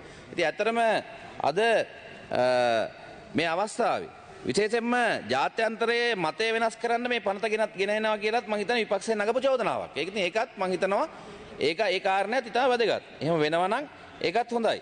ඒ වගේම මම මේ අවස්ථාවේ අපි සිහිපත් කරන්න ඕන අපි දන්නවා මේ වෙද්දි දේශපාලන සිරකරුවන් අද උදේ අපි දැනගත්තේ 13000කට අධික ප්‍රමාණයක් ඉන්නවා සිරගෙවල් වල කිසිම චෝදනාවක් ඒ වගේම ඉදිරිපත් කරලා නැතුව අධිකරණයට. ඉතින් ඒ වගේ ඇත්තටම මේ පනත තුලින් ඒ වගේ සිරකරුවන්ටත් යම් මේ හරහා යම් සහනයක් ලබා දෙන්න බලාපොරොත්තු වෙනවා කියන කාරණේ අපි සිහිපත් කරනවා. ඉතින් ඇත්තටම අපි මතකයි හැම වෙලාවෙම මේ පනත් භාවිතා කරමින් දැන් ජාතිකරු ජනාධිපතිතුමා බලයට පත් වුණාට පස්සේ එහෙම කරේ නැහැ. දැන් අපි දන්නවා සමගි ජන බලවේගය පහුගිය 4 වෙනිදා උද්ඝෝෂණයක් ලෑස්ති කරලා උද්ඝෝෂණයෙන් ඇවිල්ලා ඒ වගේම ජනාධිපති ලේකම්කාරයා ඉස්සරහට ඇවිල්ලා උද්ඝෝෂණය කරා. ඒ වගේම ආර්ථික වැඩපිළිවෙළ ඉදිරිපත් කරා. සජිත් ප්‍රේමදාස මහත්මයා විපක්ෂ නායකවරයා විදිහට රටවල් 3කින් තෙල් දෙනවා කිව්වා. ඒ වගේ මේකට බාරාන් ඉස්සරහ කරගෙන යන්න පුළුවන් කිව්වා. ඉතින් ඒ වගේ මං හිතනවා මේ වගේ ක්‍රියා කරන්න පුළුවන් අද පත්වෙන නායකයාගේ මානසිකත්වය තුළ තමයි හැම දෙයක්ම ක්‍රියාත්මක වෙන්නේ. මේ රට තුළ විශේෂයෙන්ම මර්ධනයට යනවාද? ඒ වගේම මිනී මරනවාද? අපි දන්නවා ඉතිහාසයේ ඒ වගේ ඕන තරම් කරුණු කාරණා අපිට ඉතිහාසය තුළ දකින්න හැකියාව ලැබුණා. ඒ වගේම විශාල වශයෙන් 88 89 වල රාජ්‍ය ත්‍රස්තවාදයක් ක්‍රියාත්මක වුණා. රාජ්‍ය නොවන ත්‍රස්තවාදයක් ක්‍රියාත්මක ජනතා විමුක්ති පෙරමුණ විසින් රාජ්‍ය නොවන ත්‍රස්තවාදයක් ක්‍රියාත්මක වුණා. ඉතින් ඒ වගේ විශාල පිරිසකගේ ජීවිත අහිමි වුණා. ඉතින් අද මම හිතනවා අපි විශේෂයෙන්ම රජයක් විදිහට අපිට අතිගරු ජනාධිපතිතුමා විශේෂයෙන්ම මේ රටේ බලයට පත් වුණාට පස්සේ මේ රටේ උද්ඝෝෂණ පැවැත්වෙනවා. අද බලන්න විශේෂයෙන්ම ජනතාව අතර තොරතුරු යන සමාජ මාධ්‍යාල හරහා. ඒ වගේම සමාජ මාධ්‍යාල යන තොරතුරු කොච්චර දුරට ඇත්තද කියන කාරණේ අපි මම හිතන්නේ මේ සභාවේ පසුවිපරක් කරන්න වටිනවා. අද බොහෝ වෙලාවට ජනාධිපතිතුමා මේ තනතුරින් අයින් වෙනවා කියලා සමාජ මාධ්‍යාල සඳහන් වුණා. ඊයේ කනකහෙරත් ගරු අමතුමාට ගෑස් සිලින්ඩරකින් ප්‍රහාරයක් කෙරුණා කියලා පට්ටපල් බොරුවක් සමාජගත කරා. ඉතින් මේ වගේ මං හිතන්නේ කරුණු කාරණා ගණනාවක් මේ සමාජ මාධ්‍යාලා තුල ඒ වගේ මේ සමාජ මාධ්‍යාලාවල අපි දන්නවා බොහෝ වෙලාවට වැරදිකරුවන් නොවන පිරිස් පවා වැරදිකරුවන් බවට පත් කරලා සමාජගත කරනවා. ඉතින් හින්දා මේ වගේ බරපතල කරුණු කාරණාත් අපි මේ අවස්ථාවේ මේ සභාවේ පෙන්ලා දෙන්න ඕන. ඒ වගේම තිස්සනා අතනායක මැතිතුමාලා මම හිතන්නේ මේ සභාවේ ඉන්න එතුමාට අපිට මතක 2015 ICCR ඇට් එක පාවිච්චි කරලා කූටලේකන සැකසීම යටතේ අවුරුදු 1.5ට අධික කාලයක් සිරගත කරලා හිටියා. මට මතක හැටියට නේද අපේ තිස්සරත්තරන් මැතිතුමා. ඉතින් ඒ වගේ අපි දන්නවා විශාල වශයෙන් මේ දේශපාලනයේ තමන්ගේ දේශපාලන ක්‍රියාකාරීන් මර්ධනය කිරීම සඳහා ඒ පනත් උපයෝග කරගත්තා. ඉතින් ඇත්තට මේ කාල සීමාව තුළ එහෙම උන්නේ නැහැ කියන කාරණේ අපි සිහිපත් කරන්න ඕනේ. ඉතින් ඇත්තටම උදේ විපක්ෂ නායකතුමා කිව්වා තෙල් පෝලිං වල ඉඳලා 3 දිනක ජීවිත අහිමුණා කියලා. ඉතින් මං කියන්නේ මේකේ ජීවිත අහිමි වෙන්නේ කාගේද කියන කාරණේ සම්බන්ධ නෙමෙයි. ඒක ඇත්තටම එහෙම කතා කරනවා නම් එදා සමගි ජන බලවේගයේ ඒ සඳහා පැමිණිච්ච එක්තරා කාන්තාවක ජීවිත අහිමුණා. ඉතින් මේවා මං හිතන්නේ එහාට මෙහාට අපි බෝල පාස් කර අපේ තෙල් පෝලිං වල ඉඳලා මෙවුවා මෙහෙම වෙනවා. ඒ වගේම අහවල්ලුන්ගේ ජීවිත අහිමිනවා කියන කාරණේ නෙමේ අපි විමසා බලන්න ඕනේ. ඇත්තටම අද අපි දන්නවා සර්වපාක්ෂික කමිටුවක් ඇඳවලා සමුළුවක් ඇඳවලා තියෙනවා. ඒ සර්වපාක්ෂික සමුළුවට ගිහිල්ලා ඉල්ලුවානේ විපක්ෂයෙන් සර්වපාක්ෂික සමුළුවක්. අද සර්වපාක්ෂික සමුළුවට අපි සහභාගී වෙන්නේ නැහැ කියලා කියනවා විපක්ෂ නායකතුමා. විපක්ෂය කියනවා. ඉතින් අද මේ රටේ ඇතිලා තියෙන අර්බුදයක් ගැන කතා කරනවා නම් ඒ අර්බුදය ගැන තොරතුරු කතා කරන්න ඕන ඒ සර්වපාක්ෂික සමුළුවට ගිහිල්ලා. ඉතින් හින්දා අද මේ වගේ Tamanට හිතන ආකාරයෙන් ඒ වගේම අර දියකොරහේ කිඹුල්ලු දකිනා වගේ විවිධාකාරයෙන් බොරු පට්ටපල් බොරු සමාජගත කරලා ඒ වගේම අද ජනතාව බය කරලා ජනතාව භීතියට පත් කරලා මේ වැඩ ගෙන යන වැඩපිළිවෙල සම්බන්ධයෙන් ඇත්තටම අපිට මන්ත්‍රීවරු හිටි තියෙන දැඩි පිළිකුලක්. ඉතින් ඒක මේ අවස්ථාවේ අපි සිහිපත් කරන්න ඕන. ඉතින් විවිධාකාරයේ අපි දන්නවා ඉතිහාසයේ ඉඳන්ම අපිට මේ ප්‍රජාතන්ත්‍රවාදයේ කැඩපත තමයි නීතිය. ඉතින් නීති යම් ආකාරයේ කාලවකවානුවලතර ජනතාවට විශේෂයෙන්ම අපිට වඩා වැදගත් වන්නේ මේ සමාජය. මේ සිවිල් සමාජය. ඉතින් මේ සිවිල් සමාජයේ ආරක්ෂාව සඳහා ඒ නීති යම් తాවකාලික සංශෝධන එන්න පුළුවන්. ඉතින් 1979 ඉඳන් මේවා යම් ආකාරයෙන් සංශෝධන ඇවිල්ලා ජනතාවගේ යහපත උදෙසා අද මේ తాවකාලික විධිවිධාන පන්තක් විදිහට ඉදිරිපත් කරලා තියෙනවා. ඇත්තටම මේක අපි විය යුතු දෙයක්. අපි දන්නවා ජාත්‍යන්තරයට ගිහිල්ලා විවිධාකාරයෙන් මම හිතන්නේ මේ රට ගැන බොරු චෝදනා එල්ල කරන්න උත්සාහ කරා. ඒ වගේම අපි දන්නවා විවිධාකාරයේ චෝදනා එල්ල කරමින් අපේ රට අද සම්පූර්ණම මේ රට තියෙන තැන සම්බන්ධයෙන් විවිධ චෝදනා එල්ල කරමින් විවිධ මතයක් හදන්නට උත්සාහ කරා වැරදි මතයක්. ඉතින් අත්‍තරම ඒ වගේ අපි එහෙම කරපු දේශපාලඥයන් අහන්න ඕන. මෙහෙම තමන්ගේ දේශපාලන උවමනා මුදුන්පත් කරගන්නට ඒ වගේ ජාත්‍යන්තරයට ගිහිල්ලා අපි විවිධාකාරයේ පට්ටපල් කෙබර අතවා ඇදබාන එකත් අමුන්නාන්සලාගේ මං හිතනවා දේශපාලන විනය සම්බන්ධ ප්‍රශ්නයක් කියන එක මේ අවස්ථාවේ සිහිපත් කරනවා. ඉතින් ඇත්තටම නැවත වාරයක් අපි ස්තුතිවන්ත වෙනවා මේක අපේ අමාත්‍යතුමා ජීල්පිරි සමාත්තුමා අද මේ පන්ත ගෙනලා අපේ රට තියෙන තැනින් අපි ඉස්සරහට අරන් ගිහිල්ලා යම් කරුණුකාරණා පොයින්ට් ඔෆ් ඕඩර් ගරු සභාපතිතුමනි මම මගේ කතාවේදී මම පැහැදිලි කරා මේ 2019 මේ වාර්ෂික වාර්තා එතුමා මේ කිව්වා මම මේ 2019 වාර්තාවක් ඉදිරිපත් කළා 2019 වාර්ෂික වාර්ෂාව 2019 print වෙන්නේ නැහැ ඒක print උනේ ඊයේ පෙරේදා ඒ හින්දා තමයි අද තමයි අපිට මේ පාර්ලිමේන්තු මන්ත්‍රීවරුන්ට මේක ලබා දුන්නේ ඒ කියන්නේ මේක තමයි ගිය සුමානේ print කරලා තියෙන්නේ ඔබතුමන්ලා කාලේ මේවා දෙන්න එපා එහෙමනම් ඔබතුමාලා ඒක ඔබතුමාලා පාලන කාලේ එහෙම නොදුන්නේ ඉඳන් මේ වගේ අද මේ වගේදී මේ අද මන්ත්‍රීවරුන්ට මේ වගේ දෙයක් අතරපත් වෙන ඉඩ මේ අද ලබා දෙන අවශ්‍ය පහසුකම් සලස්සලා තියෙනවා. ඉතින් ඒ හින්දා ඒ කාර්ය කරන්න තිබිච්ච දේවල් කරන්නේ නැතුව අද මුජිබුර් රහ්මාන් මන්ත්‍රීතුමාලා මේ විකාර දඩවනවා. ඒ කාලේ තමුන්නාස්ලා ආණ්ඩුවේ කාලේ කරන්න තිබිච්ච දේවල් නෙවෙයි. ඉතින් අද ඇත්තටම මේ අවස්ථාවේ අපි විශේෂයෙන්ම ස්තුතිවන්ත වෙනවා මේ පනතේ යම් යම් ඇත්තටම මේ තියෙන සංශෝධන ඉදිරිපත් කරලා බොහෝ වෙලාවට හිතනවා මේ විපක්ෂය අද ඒකයි මං කිව්වේ අර දියකොරහයි කිඹුල්ලු දකින්නවා කියන්නේ බොරු පියක් වෙලා තියෙනවා විපක්ෂ 나යකතුමා ඇතුළු විපක්ෂයට ඒ හින්දා දියකොරහයි කිඹුල්ලු දකින්න එපා කියන එක විපක්ෂ 나යකතුමා ඇතුළු විපක්ෂයට මතක් කර දෙමින් මේ අවස්ථාව ලබා දීම සම්බන්ධයෙන් ස්තුතිවන්ත වෙමින් මන් නිහඬ වෙනවා බොහොම ස්තුතියි ගරු ඩී සිද්ධාර්ථන් මන්ත්‍රීතුමා 5 minutes தலைவர் அவர்களே 1979ஆம் ஆண்டில் இந்த 48வது இலக்க பயங்கரவாத தடுப்பு தற்காலிக ஏற்பாடுகள் என்ற ரீதியிலே இந்த சட்டம் கொண்டு வரப்பட்டது. பின்பு 1982 1988 காலகட்டத்தில் இந்த திருத்தங்கள் கொண்டு வரப்பட்டு இந்த சட்டம் ஏறக்குறைய இப்போது 40 வருடத்துக்கும் மேலாக தொடர்ந்து கொண்டிருக்கின்றது. இந்த சட்டம் கொண்டு வரப்பட்ட காலத்தில் இவ்வளவு ஒரு கொடூரமான சட்டம் கொண்டு வந்திருக்க தேவையில்லாத ஒரு காலகட்டமாக இருந்தது. அப்போது ஆயுத ரீதியான எதிர்ப்புகள் எதுவுமே அரசுக்கு இருக்கவில்லை. ஜனநாயக ரீதியாக பல போராட்டங்கள் இருந்து கொண்டிருக்கின்றது. சிறிய சிறிய ஆயுத ரீதியான விஷயங்களும் நடந்திருக்கின்றது. அது வழக்கமான வளமையான ஜனநாயக போராட்டங்கள் அல்லது இந்த சிறிய ஆயுத விஷயங்களை அடக்குவதற்கு இந்த சட்டம் தேவையில்லை. நிச்சயமாக சாதாரணமான சட்டங்களுக்கு கீழ் சட்டம் ஒழுங்கு சட்டத்தின் கீழ் இதை செய்திருக்க முடியும். ஆனால் அரசு நிச்சயமாக என்ன செய்தது என்றால் தனக்கு இருக்கக்கூடிய ஜனநாயக ரீதியான எதிர்ப்புகளையும் அடக்கி ஒரு எதாச்சாரிகார அரசை நிறுவுவதற்காகத்தான் அன்று இருந்த அரசு இதை தொடர்ந்து இந்த சட்டத்தை கொண்டு வந்திருக்கின்றது. அந்த சட்டத்தை கொண்டு வந்த பிறகு கூட தொடர்ந்தும் அந்த சட்டம் எல்லா அரசுகளாலும் தொடர்ந்து வந்த ஒவ்வொரு அரசும் அதை பாவித்து தங்களுடைய எதாச்சாரியாரத்தை நிலைநாட்டுவதிலே மிக கவனமாக இருந்திருக்கின்றார்கள். இந்த சட்டம் கொண்டு வரப்பட்ட போது மிக சிறிய அளவிலே இருந்த போராட்டம் இந்த சட்டத்தின் கொடூரத்தால் எங்களுடைய தமிழ் இளைஞர்கள் பலர் கைது செய்யப்பட்டு சித்திரவதை செய்யப்பட்டு கொல்லப்பட்டு வீதிகளிலே மதகுகளுக்கு எறியப்பட்ட காலகட்டத்தில் தான் இளைஞர்கள் ஒரு விஷயத்தை உணர்ந்து கொண்டார்கள். ஜனநாயக ரீதியான போராட்டங்கள் நிச்சயமாக தமிழ் மக்களுடைய விடிவை நோக்கி செல்ல முடியாதென்று. அன்று தமிழர் விடுதலை கூட்டணி மிகப்பெரிய அளவிலே வடகிழக்கிலே வெற்றியடைந்து தமிழீழம் என்ற கோரிக்கையின் அடிப்படையிலேயே வெற்றியடைந்திருந்தது.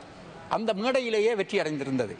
இருந்தாலும் 80ஆம் ஆண்டு மாவட்ட சபைகள் என்று ஒரு சிறிய அதிகார பரவலாக்களை மிக மிக குறுகிய அளவிலே இருக்கக்கூடிய ஒரு அதிகார பரவலாக்களை அன்றிருந்த அரசு கொடுத்த போது அது அன்று இருந்த தமிழர் விடுதலை கூட்டணி அதை ஏற்றுக்கொண்டு அதற்கு தேர்தல் நடந்தது.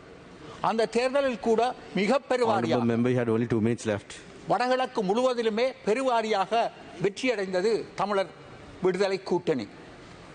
தனிநாட்டுக்காக வாக்களித்த மக்கள் மாவட்ட சபைகளுக்கும் வாக்களித்தார்கள். அவர்கள் தமிழ் மக்களை பொறுத்தமட்டில் ஆயத்தமாகவே இருந்தார்கள் ஒரு நியாயமான தீர்வை நோக்கி போவதற்கு. ஆனால் தொடர்ந்து வந்த அரசுகள் ஒவ்வொன்றும் இந்த சட்டத்தை பயன்படுத்தி தமிழ் மக்களுடைய போராட்டங்களை அடக்குவதிலே ஜனநாயக ரீதியான போராட்டமாக இருந்தால் என்ன ஆயுத ரீதியான போராட்டமாக போராட்ட காலத்தில் கூட போராட்டத்தை அடக்குவதை காட்டிலும் வெளியிலே இருந்த சாதாரண அப்பாவி இளைஞர்கள் பலர் கைது செய்யப்பட்டு மிக நீண்ட காலங்கள் சிறையில் அடைக்கப்பட்ட மாத்திரமல்ல சித்திரவதைகள் செய்யப்பட்டு கொலைகளும் செய்யப்பட்டிருக்கிறார்கள். இவை அனைத்தையும் செய்வதற்காகத்தான் இந்த சட்டம் பாவிக்கப்பட்டது. அதனால் தான் இதை முழுதாக இல்லாமல் பண்ண வேண்டும் என்ற எங்களுடைய கோரிக்கை வலுப்பெற்றிருந்தது அன்று தொடக்கம் இன்று வரையும். ஆகவே எங்களுடைய அமைச்சரவர்கள் இருவருமே நீதியமைச்சரும் வெளியுறவு அமைச்சர்களும் இதை கவனத்தில் எடுத்து, ஏனென்றால் அவர்கள் மிகவும் நியாயமானவர்கள், அவர்களுக்கு நிச்சயமாக தெரியும் இதனால் எவ்வளவு தூரம் எல்லா இன மக்களும், அது தமிழர்களாக இருந்தால் என்ன, முஸ்லீம்களாக இருந்தால் என்ன, ஒரு காலத்திலே சிங்களவர்கள் கூட மிகப்பெரிய அளவிலே பாதிக்கப்பட்டிருக்கிறார்கள். ஆகவே இது நிச்சயமாக இல்லாமல் பண்ணப்பட வேண்டிய ஒரு சட்டம், அதை நிச்சயமாக நாங்கள் எதிர்க்கின்றோம் என்பதை பதிவு செய்து முடித்துக் கொள்கிறேன். நன்றி, வணக்கம். Thank you. Would Honorable Ali Sabri go next? Yes. Honorable Presiding Member, first of all, I'm thankful for providing me some opportunity to take part in this very important debate.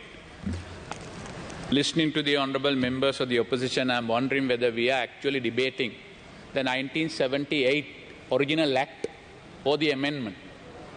The manner in which criticism had been levelled against us, as if we are bringing in a new law for the first time to introduce PTA. We are not doing that. We are introducing safeguards in order to address some of the long-standing issues which we have identified over a long period of time, which need rectification. So instead of applauding that, instead of at least saying that there is something progressive happening, you just want to bring it to note. What's the point? Let's assume that you are saying that you will not vote for it. So let's assume that this vote is not get passed. What happens? PTA remains as such, as it is now. Is that what you want? I think we have, over a period of time, had so divided in this house, no one can see what is positive or negative other than your party affiliation and political ambitions. Now, Honourable Minister, Honourable Leader of the Opposition made an empathetic claim, a passionate speech, asking to withdraw the entirety of the PTA. May I now bring it to the attention of an article which I reminded the Honourable Opposition Leader about the U-turn on the PTA which appeared on the last Sunday Times. When the previous government brought the Counter-Terrorism Act, this is what the Sunday Times says: in Sri Lankan politics, changing party colours often or making U-turns on critical policies for one's own political convenience is not something new. When the ultimate goal is securing votes and retaining your seat, it could be one of the reasons why we have had only a handful of state persons and plentiful or run-of-the-mill politicians in our recent political history. One such complete U-turn was witnessed this week when opposition leader Sajith Premadasa declared in a letter to the Tamil National Alliance spokesman, Mr. M.A. Sumandiran, stating that the Prevention of Terrorism Temporary Provisions Act number 48 of 1979, PTA, should be abolished completely without tinkering with the law and only making amendment to the substantive law. Not so long ago, it is in this article, I will table this. Not so long ago, addressing a rally in Ampara, weeks after the Easter Sunday attack in 2019, Mr. Premadasa, who was the Housing, Construction and Cultural Affairs Minister, reiterated that the PTA must be strengthened, while suggesting that the SLparliament, Good Governance Administration, in which he was a fairly prominent member, should suspend the reforming process which you were leading. Honourable Member, of the law by replacing PTA with Counter-Terrorism Act. So this kind of political bargaining, we should forget about this. We are not here to do that. We sincerely believe some progress has to be made. We are making that progress. I'm tabling that. I won't speak without just for the sake of speaking. I'm tabling this. This is from the Sunday Times itself. So therefore... Honourable what's the point of order? The Honourable Minister quoted the Leader of the Opposition and said that he had asked for the repeal of the PTA. That's only half the story. He asked for the repeal and the replacement of the PTA by the Law Commission draft on counter-terrorism. Thank you. That's a full picture. No, it's not the full picture. That is correct. What I am saying, in the past, when he was the Honourable Minister of Housing, when the counter-terrorism was brought in, he told that the PTA should be strengthened. Yeah, so that is what. That's what they are saying. So what is your problem now? No, that is exactly what we are saying. That is what we are saying. We are inviting you. Oh, exactly. Order, order please. Order, order please. Karun Niyoja Katana Yakatuma Mullah Senator. Order please. Honorable Minister. Honorable Minister, 1 minute. Honorable Deputy Speaker is to come into the chat. Order please.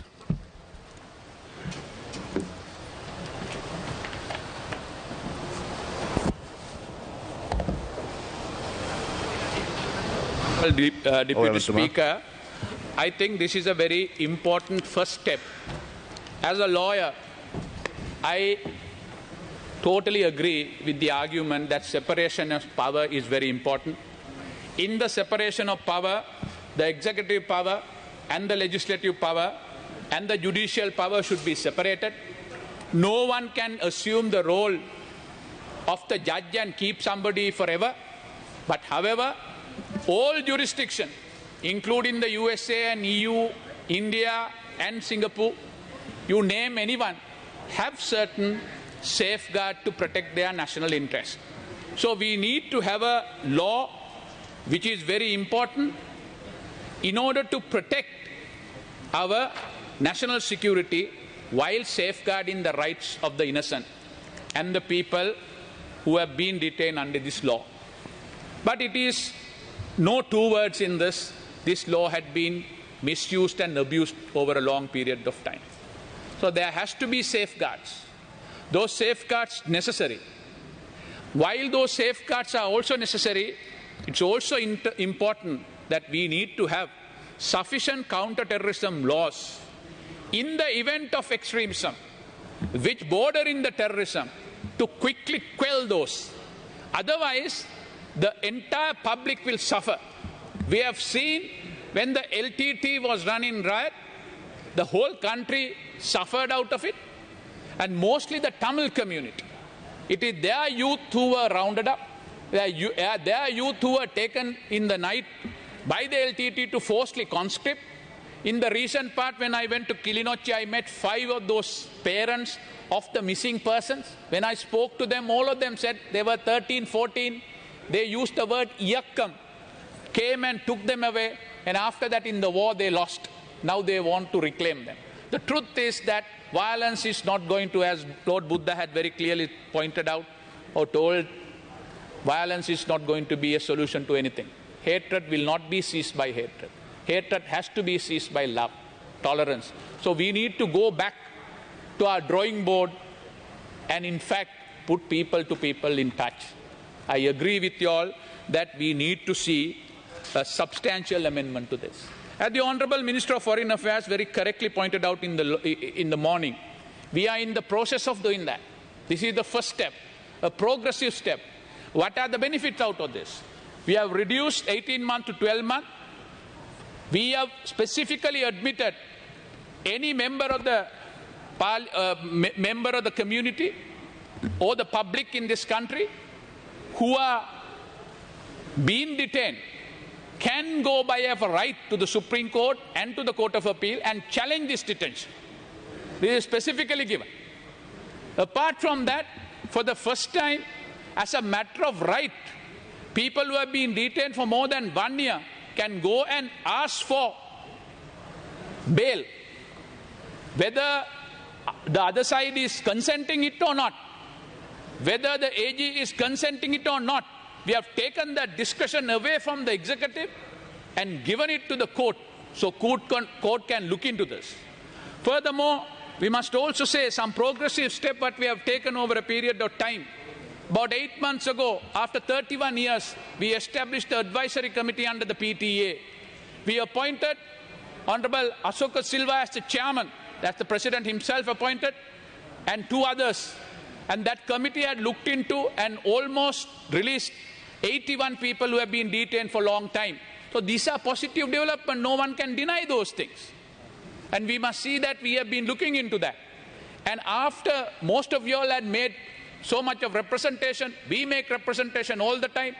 President himself had very clearly stated that not to use the PTA unless for absolute matters which are connected to the terrorism. As a result of which, the IGP had sent a circular in September 2000, that's what I asked the Honourable Member, in September 2021, not to use the PTA indiscriminately for the offences which Honourable Vikramaratne and Honourable Members of the Parliament referred, not to be used for that kind of offences. And as a result of which, since September 2021, there is a de facto moratorium on not using the PTA for offences other than directly involvement of terrorism. So therefore, these are progressive steps on that.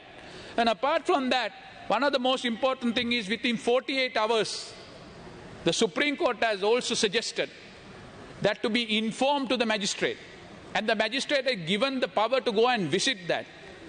And they will visit. And that's a shall, not may. It's a shall. That's a responsibility on their part. Then it is further being asked to hear the cases on a day-to-day basis. Up to now, it was for the Chief Justice to direct. Then only it takes place like that. Now it is a duty cast upon the judge to hear it on day-to-day basis. If after 1 year of the detention, if the cases are not being filed, they as a matter of right can make an application for bail to release them. So therefore, these are not simple progress. These are actual substantial progress. So therefore, these have been introduced in order to safeguard the people's right and the liberty, because we believe in that. And it is also very, very important that when these kind of attacks which happened in the past, maybe the JVP uprising in 1987 to 89 and the LTT activities, and also post-Easter Sunday attack, some sort of a national security law was important for the country. So we are not even at the behest of the international community or otherwise going to totally remove our anti-terrorism laws without in place something which is current, something which is important, something which is balanced. So therefore we will work on that. We understand that terrorism has different phases. Now things have changed. It is no longer of controlling a territory and carrying out guerrilla attacks. It's more than that now. It is a cyberspace. It is brainwashing. It is using political power. It is money transferring. It is money laundering. So in order to meet these serious challenges, we need to introduce a new law. So we will do that. But in the meantime, it is equally important. No one should be given the power to abuse this. I agree with many of the members, both sides of the divide, came out how they have used these confessions in order to punish or detain innocent people. Two of the most recent examples is Vaunathu. 2 people were arrested for that Vaunathu murder of police officers. They were arrested on a confession and said that the LTT was involved. But after that, it was realized it was actually Saharan and the clan was involved in that. So until such time, on a confession, they were inside. And recently, another person from Trincomalee was arrested and detained for something happening in the Lanka hospitals, saying that the bomb was planted there. But after the church bomb was disclosed, it was found those poor fellows have nothing to do with it. So it is true. It has been abused. There is no two word on that. So we need to have.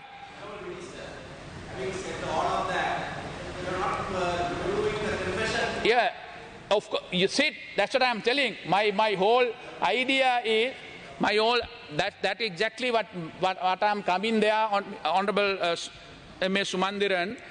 We are doing it now, as a result of which the new amendment what we are bringing it today. Now let's assume that this amendment is defeated. Are you in a better position or worse? That's what I'm asking. As a result of this amendment, magistrate had been forced to oversee. They had been asked to visit. There is a necessity to produce before 48 hours. That is exactly what you did for the last 5 years. During the SLparliament government, you were almost acting as the deputy prime minister there. Were you able to get anything here? Nothing was brought. Not even the comma was changed. So you have to. I think you. No, we are doing it. We are doing it. We are categorical. Mr. Sumandiran, we are doing it. This is the first step.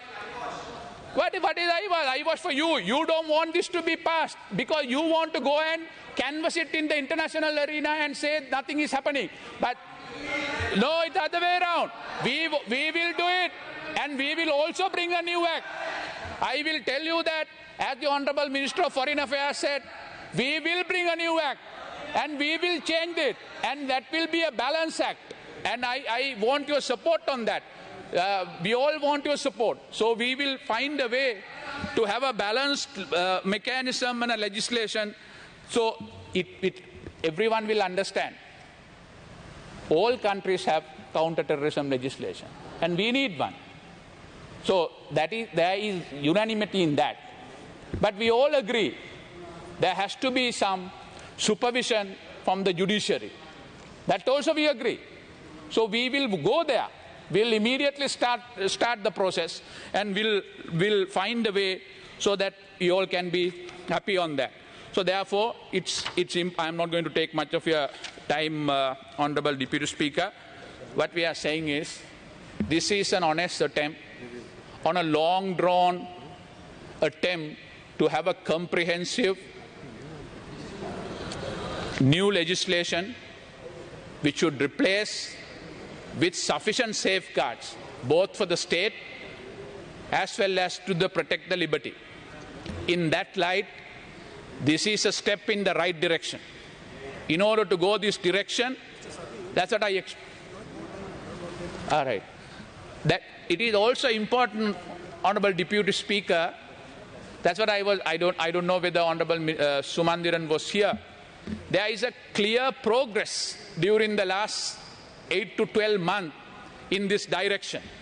First, we went to the cabinet and got the sanction of the cabinet to amend it. Secondly, I personally wrote to His Excellency the President on the advice of the Honourable Attorney General to establish an advisory committee so that the people who have been detained unfairly, providing them a mechanism to apply to review their cases. That mechanism is happening, and Honourable former Chief Justice, His Lordship, Justice J.N. De Silva, Asoka De Silva is chairing that committee. That mechanism is also working. As a result of this mechanism, we have been able to provide relief to at least 81 people. So these are progress. Then I was explaining to the Honourable Member, there is a de facto moratorium of using of this since September 2021, where the IGP has sent a circular not to use the PTA other than on anything specifically related to terrorism. As a result of which it has not been used. So finally, this is the next direction is what we are discussing now. That is this new law and amendment which is coming in as at now. So there is a clear progress.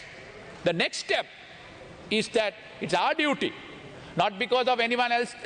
We don't treat our citizens as different. For me, whether they are Muslims or Tamils or Sinhalese, there is no difference. For me, all are human beings. We need to treat all of them equally.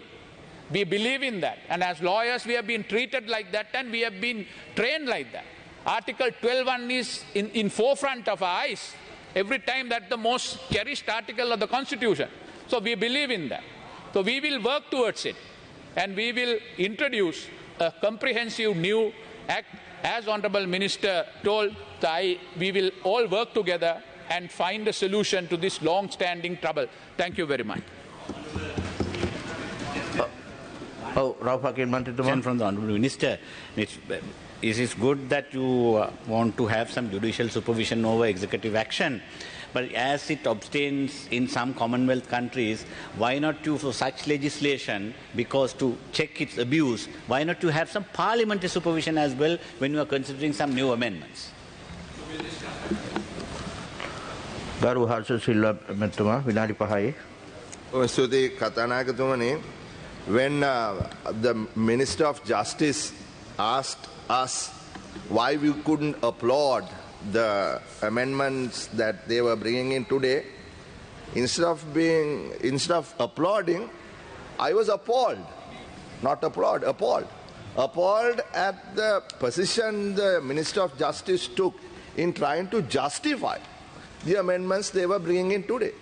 He said it was a start, and he apparently is of the belief that these superfluous amendments, in fact, because some other laws subsequent to the Prevention of Terrorism Act has in fact erased some of the positions that was originally included in it, for instance in giving bail and so on.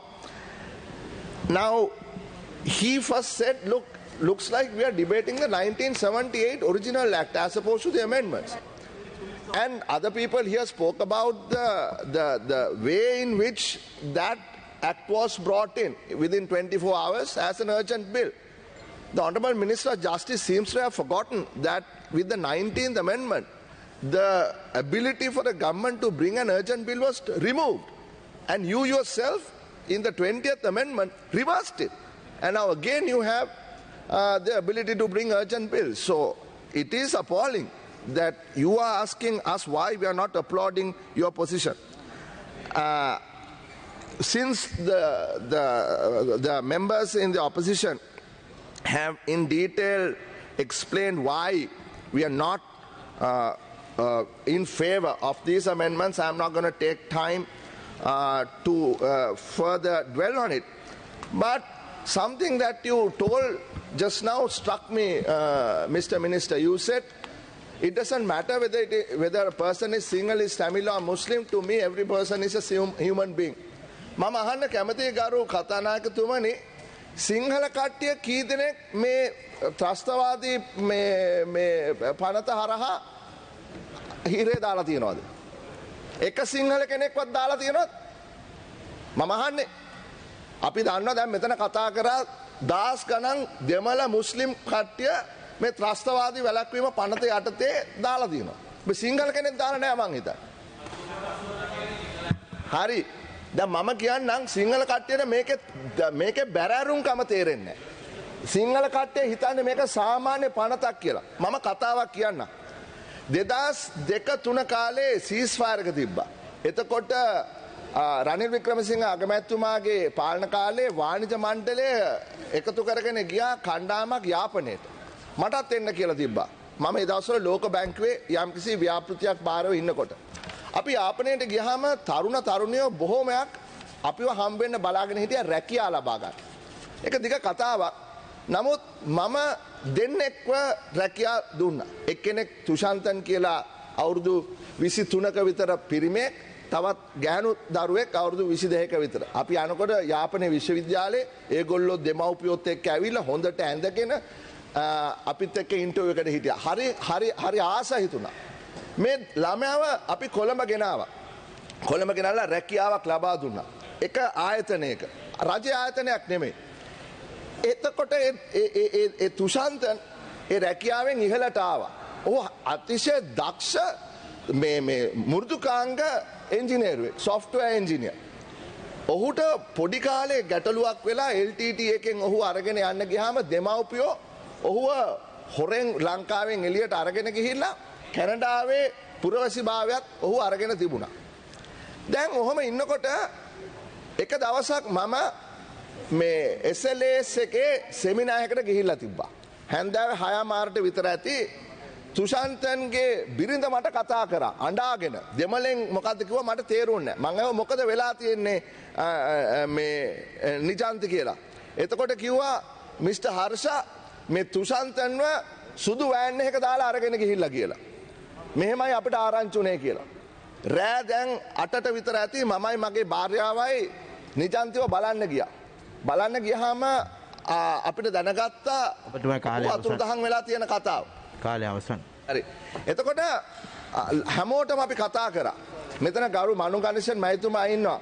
රෑ 1ට විතර එතුමා කතා කරලා මට කිව්වා හර්ෂා අපි තුෂාන්තන් ඉන්න තැන හොයාගත්තා. තුෂාන්තන්ව මරලා දාලා නැහැ. පස්සේ අපි කැනඩාවේ එම්බසි එකට කතා කරලා කිව්වා අපි දන්නවා තුෂාන්තන්ව මරලා නැහැ. හැබැයි කරුණාකරලා මොකක්වත් කරන්න එපා මේ දරුවට කියලා. ඒගොල්ලෝ ඉන්ටර්වින් වෙලා එයා එදා මැරුවේ නැහැ. අදත් මනෝ ගණේෂන් මන්ත්‍රීතුමාට ඒගොල්ලෝ මේ නමස්කාර කරනවා වඳිනවා. හරි. මොකද වුනේ? එයාව දැම්මා ඩීఓ ගැහුවා. ගහලා අප්‍රේල් මාසේ 29 වෙනිදා මේ කතාව වුනේ. නොවැම්බර් මාසේ 24 වෙනකන් ගරු ඇමතිවරයා ඔහුව නොයෙකුත් තැන්වල තියාගෙන හිටියා. බූසේ තියාගෙන හිටියා. අවසානයේදී ඔහුට ටියුබර්කියුලෝසිස් හැදුනා. ටීබී හැදුනා. අවසන් කරන්න මම කිසිම විදියකට එළියට ගන්න බැරි වුණා. හැබැයි මම මේ කතාව මෙතන කියන එක හරි නෑ. මම පස්සේ ලොබියේදී ඔබතුමාට කියන්නම් කොහොමද කියලා තුෂාන්තන්ව එළියට ගත්තේ ලංකාවේම නීතිඥයෝ කට්ටියක් එකතු වෙලා. කොහොම හරි තුෂාන්තන්ව එළියට ගත්තා. හැබැයි අවසානයේදී මොකද වුනේ? සම්පූර්ණයෙන්ම ඒ පවුලත් කඩාගෙන වැටුණා. තුෂාන්තන්ගේ වයිෆ්ගේ අම්මා වහබීලා මැරුණා. මොකද ඒ කට්ටියට කිව්වා බලන්න ඔයාගේ එකම දුව අර මේ ත්‍රස්තවාදියෙක් එක්ක කසාද බැඳ කියලා. මේ ඔක්කොම කතාව ඉවරුණාම ඒ ආයතනයේ ඉන්න ප්‍රධානියෙක් මට කතා කරලා කිව්වා හර්ෂා මම කියන්න දුන්නේ මොකද්ද කියලා. මෙතන තිබුණා ජෙලසි එක, ප්‍රොෆෙෂනල් ජෙලසි එක. සමහරු කැමති වුණේ නැහැ මේ දෙමළ දමයා ඉස්සරහට යනවට. කෝල් කරලා කිව්වා මෙන්න මෙතන කොටි ත්‍රස්තවාදියෙක් ඉන්නවා කියලා. අර කරපු එකට දේශපාලනඥයා හරහා ඩීఓ එකක් ගහලා මෙන්න මේ ඛේද වාචකේ වුණා. ඉතින් මම කිව්වේ ගරු ඇමතිතුමා මට වෙච්ච පෞද්ගලික සිද්ධියක්. මාවත් හොයාගෙන ආව ටෙරරිසම් ඉන්වෙස්ටිගේෂන් එකෙන් මගෙත් කට උත්තර ගත්තා. මොකද ඔහුගේ වොලට් එකේ මගේ කාඩ් එක තිබිච්ච නිසා හැම කරදරයකටම මට කතා කරපු නිසා. ඉතින් සිංහල මිනිස්සු මේක ගැන දන්නේ නැහැ කතානායකතුමනි. සිංහල මිනිස්සු මේ ත්‍රස්තවාදී වළක්වා ගැනීම පනත කිව්වම ඒගොල්ලන්ට නිකන් මේක තේරෙන්නේ නැහැ. ඉතින් ඒකයි මම මේ කතාව මේ අවස්ථාවේදී කිව්වේ. ඒ නිසා ඔබතුමාව අප්ලෝඩ් කරන්න බෑ. ඔබතුමා මේ පනත වෙනුවට ගරු සජිත් ප්‍රේමදාස මැතිතුමා යූටර්න් එකක් ගහලා කිව්වා. ඔව් යූටර්න් එකක් ගහලා. එතුමා පිළිගත්තා. එතුමා කිව්වා එතුමාත් එදා හිටිය තැන නෙමෙයි අද ඉන්නේ කියලා. ඒක හොඳ දෙයක්. හොඳ යූටර්න් එකකට ඔබලා ඒකට ගරු කරන්න. මං හිතන්නේ ඒක තමයි අපි වැදගත්කම කියන්නේ. දේශපාලන මේ හැකියාවක් තියෙනවා හරි තැනට එන්න. බොහොමත්ම ස්තුතියි. ගරු මහාචාර්ය ඩී.එල්. පීරිස් අමාත්‍යතුමා. ඔව් කිරියල් මැතිතුමා. පසුගිය අවුරුදු දෙක තුල ඩිටෙන්ෂන් ඕඩර් ඩීఓ ගහපු 7 දෙනෙක් පොලිස් බාරේ ඉන්නකොට වෙඩි කාලා මැරුණා. ඒකට මොකද කියන්නේ? 7 දෙනෙක් මැරුණා. මෙතුමා කියනවා මේ විධායක ජනාධිපතිතුමා හැම අඟලක්ම හොඳයි ඔබතුමාට පරීක්ෂා 7 දෙනෙක් මැරුවා. හරි ගරු ඩී.එල්. Peiris අමාත්‍යතුමා. Sir, Mr. Deputy Speaker, we have had a very Ponnambala මැතිතුමා. Honorable Deputy Speaker, in my speech I just said that the laws in this country are never implemented, and that's a part of this problem with the amendment. The Presidential Task Force for One Country, One Law has written to me, a member of Parliament, a Tamil member of Parliament in Sinhala. To the best of my knowledge, I think I think we are in a country that says that the official language, Tamil is also an official language, but this is the law. This is the way this country behaves. So, Deputy Speaker, we have had a rich and rewarding debate throughout the day in which various points of view have been expressed by honourable members on both sides of the House. I would like to express my genuine appreciation to all of them, and also to the ministers and the officials who worked very hard on this legislation. in the Ministry of Justice, the Ministry of Foreign Affairs, the Ministry of Defense, and the Attorney General's Department. The Honorable Leader of the Opposition used strong language to denounce the present Prevention of Terrorism Act. I agree with him. He used words like outdated and draconian. He said there are many serious weaknesses. I'm quoting the exact phrase that he used. He said there are many serious weaknesses in this legislation. And that is why, Mr. Deputy Speaker, we have brought these immediate amendments, urgent amendments, to rectify the situation to a large extent. I have indicated succinctly the main areas in which these amendments will have operation: the increased authority of magistrates and judicial medical officers, day-to-day trials, access to counsel, communication with the next of kin or other close relative, the virtual repeal of Section 15, subsection 2 of the PTA, which denies bail in all circumstances, shall remand. The court is forced to remand. That is no longer the case. That in itself is a very significant amendment. Then Section 9, which says that the detention order shall not be called in question in any proceedings whatsoever. We are making an explicit exception in respect of fundamental rights jurisdiction of the Supreme Court, the writ jurisdiction of the Court of Appeal, and habeas corpus applications. So all of these represent significant changes in the law. I would like to reiterate what my colleague, the Honourable Minister of Justice, said. These are urgent amendments. We do not want to postpone these until the overall exercise is completed. The House will agree that that is a complex exercise. It is going to take some time, but I can assure members of the House that the suggestions that you made will be taken fully into account when we bring before this House complete legislation dealing with national security in the country. That will be a fresh point of departure. That will be a completely new statute. It will not take the form of amendments to existing legislation. The Honourable Lakshman Kiriella has submitted a series of amendments. The Chief Opposition Whip, I would like to tell my honourable friend that we are not in a position, Honourable Kiriella, I was just saying that we have received the amendments that you have presented. We are not in a position to accept those amendments right now, but I assure you that we will study these very carefully, genuinely, not superficially, and we will do our best to extract from those amendments the substance that you are proposing, and all of that will be taken into account when we complete the exercise that we have already embarked upon, that is the comprehensive legislation. Yes. Yeah, I know. Yes. Yes. Yes. The amendments I submitted, they are not only the amendments of the SJB. Yes. We have had discussions with all parties, yes, and with human rights organizations. And in line with the committee which was headed by Law Commission headed by Romesh De Silva. So all the more reason, Honourable Kiriella, to reflect seriously on the content of those amendments. We are certainly happy to do that when we bring before you the complete overall legislation. So may I thank the House for the cooperation they have extended to us. I have no doubt that this is going to make a definite change in the law. It is going to make a difference on the ground. If the law remains exactly as it is, the position will be far worse than what it would be with these amendments being enacted into law. And I therefore ask all members of the House, irrespective of party affiliation, to extend their unqualified support to these amendments. I thank you, Mr. Deputy Speaker. Stuti.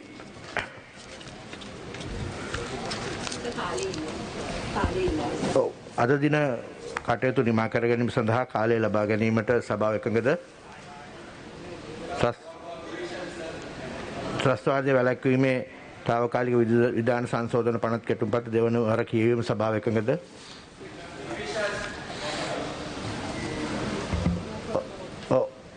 අනුකුමාර මන්ත්‍රීතුමා. ගරු නියෝජ්‍ය කතානායකතුමනි, මේ ත්‍රස්තවාදය වැළැක්වීම පනත සංශෝධනය කළ යුතු කියන ස්ථාවරය අපි හැමදාමත් හිටියා. ඉවත් කළ යුතු කියන ස්ථාවරෙත් හිටියා. නමුත් මේ ඉදිරිපත් කොට තිබෙන සංශෝධන ඒ අවශ්‍ය වෙන ප්‍රජාතන්ත්‍රවාදී ශක්තිමත් කිරීම සඳහා ප්‍රමාණවත් නැහැ. ඒ නිසා අපි මේ සඳහා විරුද්ධත්වය ප්‍රකාශ කරනවා. ඒ නිසා වෝට් එකක් අවශ්‍යයි.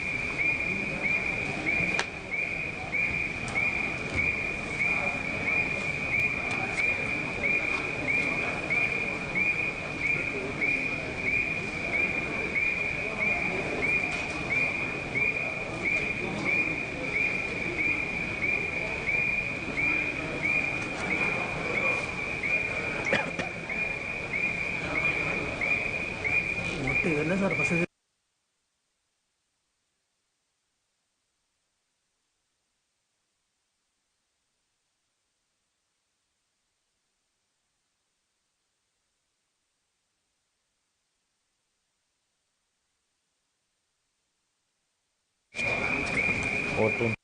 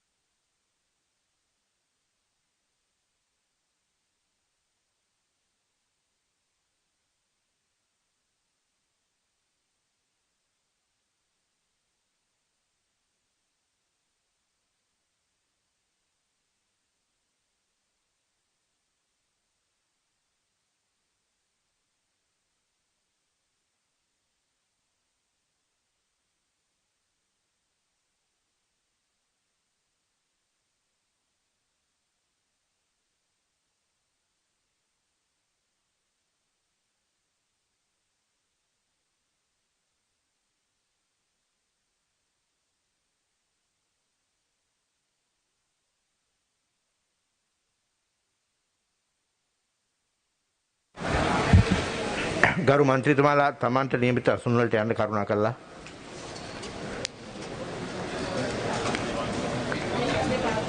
ඡන්දය ප්‍රකාශ කිරීමේ අවස්ථාව පනත් කෙටුම්පතට පක්ෂ ගරු මන්ත්‍රීතුමාලා කොළ පාටත් විරුද්ධ ගරු මන්ත්‍රීතුමාලා රතු පාටත් භාවිත කර ඡන්දය ප්‍රකාශ කරන්න.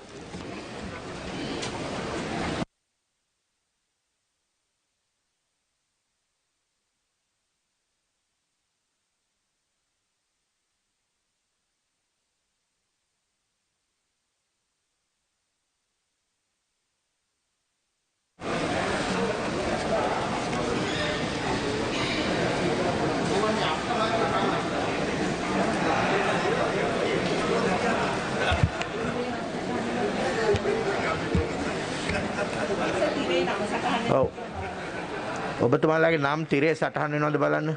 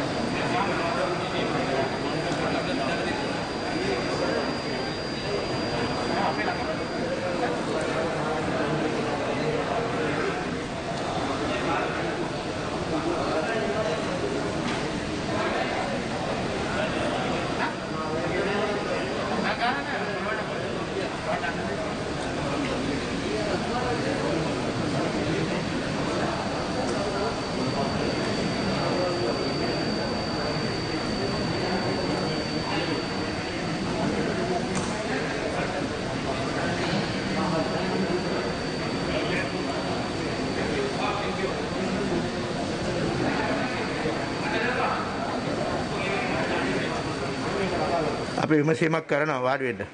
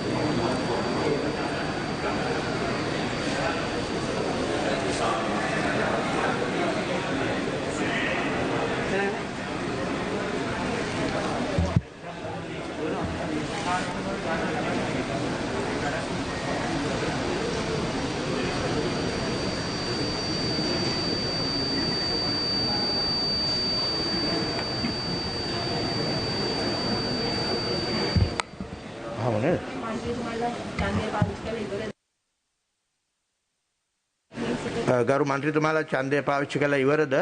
විශේෂයෙන්ම මේ ඡන්දය ප්‍රකාශ කරන්න නොහැකු ආණ්ඩු පක්ෂයේ ගරු මන්ත්‍රීතුමාලා ඉන්නවද?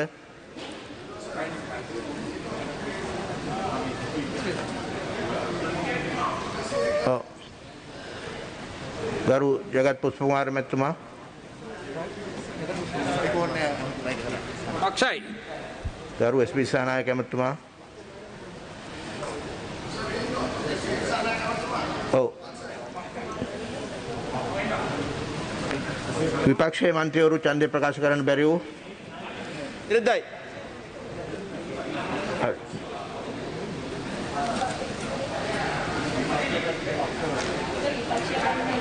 හා? ඇව්වා. හරි. තවත් ඡන්දය පාවිච්චි කරන්න බැරි වුණු ගරු මන්ත්‍රීතුමාලා ඉන්නවද?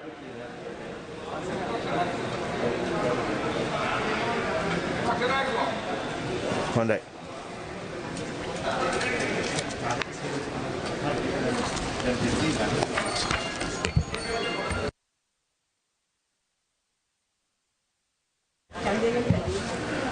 ගරු නන්දසේන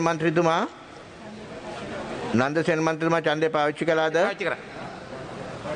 හරි. බොහොම ස්තුතියි.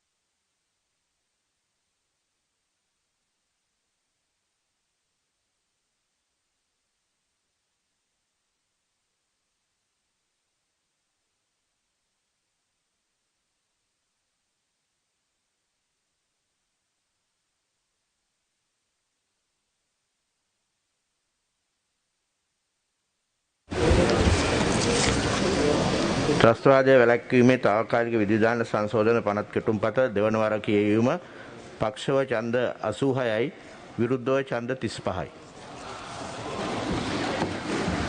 කාරක සභා අවස්ථාව.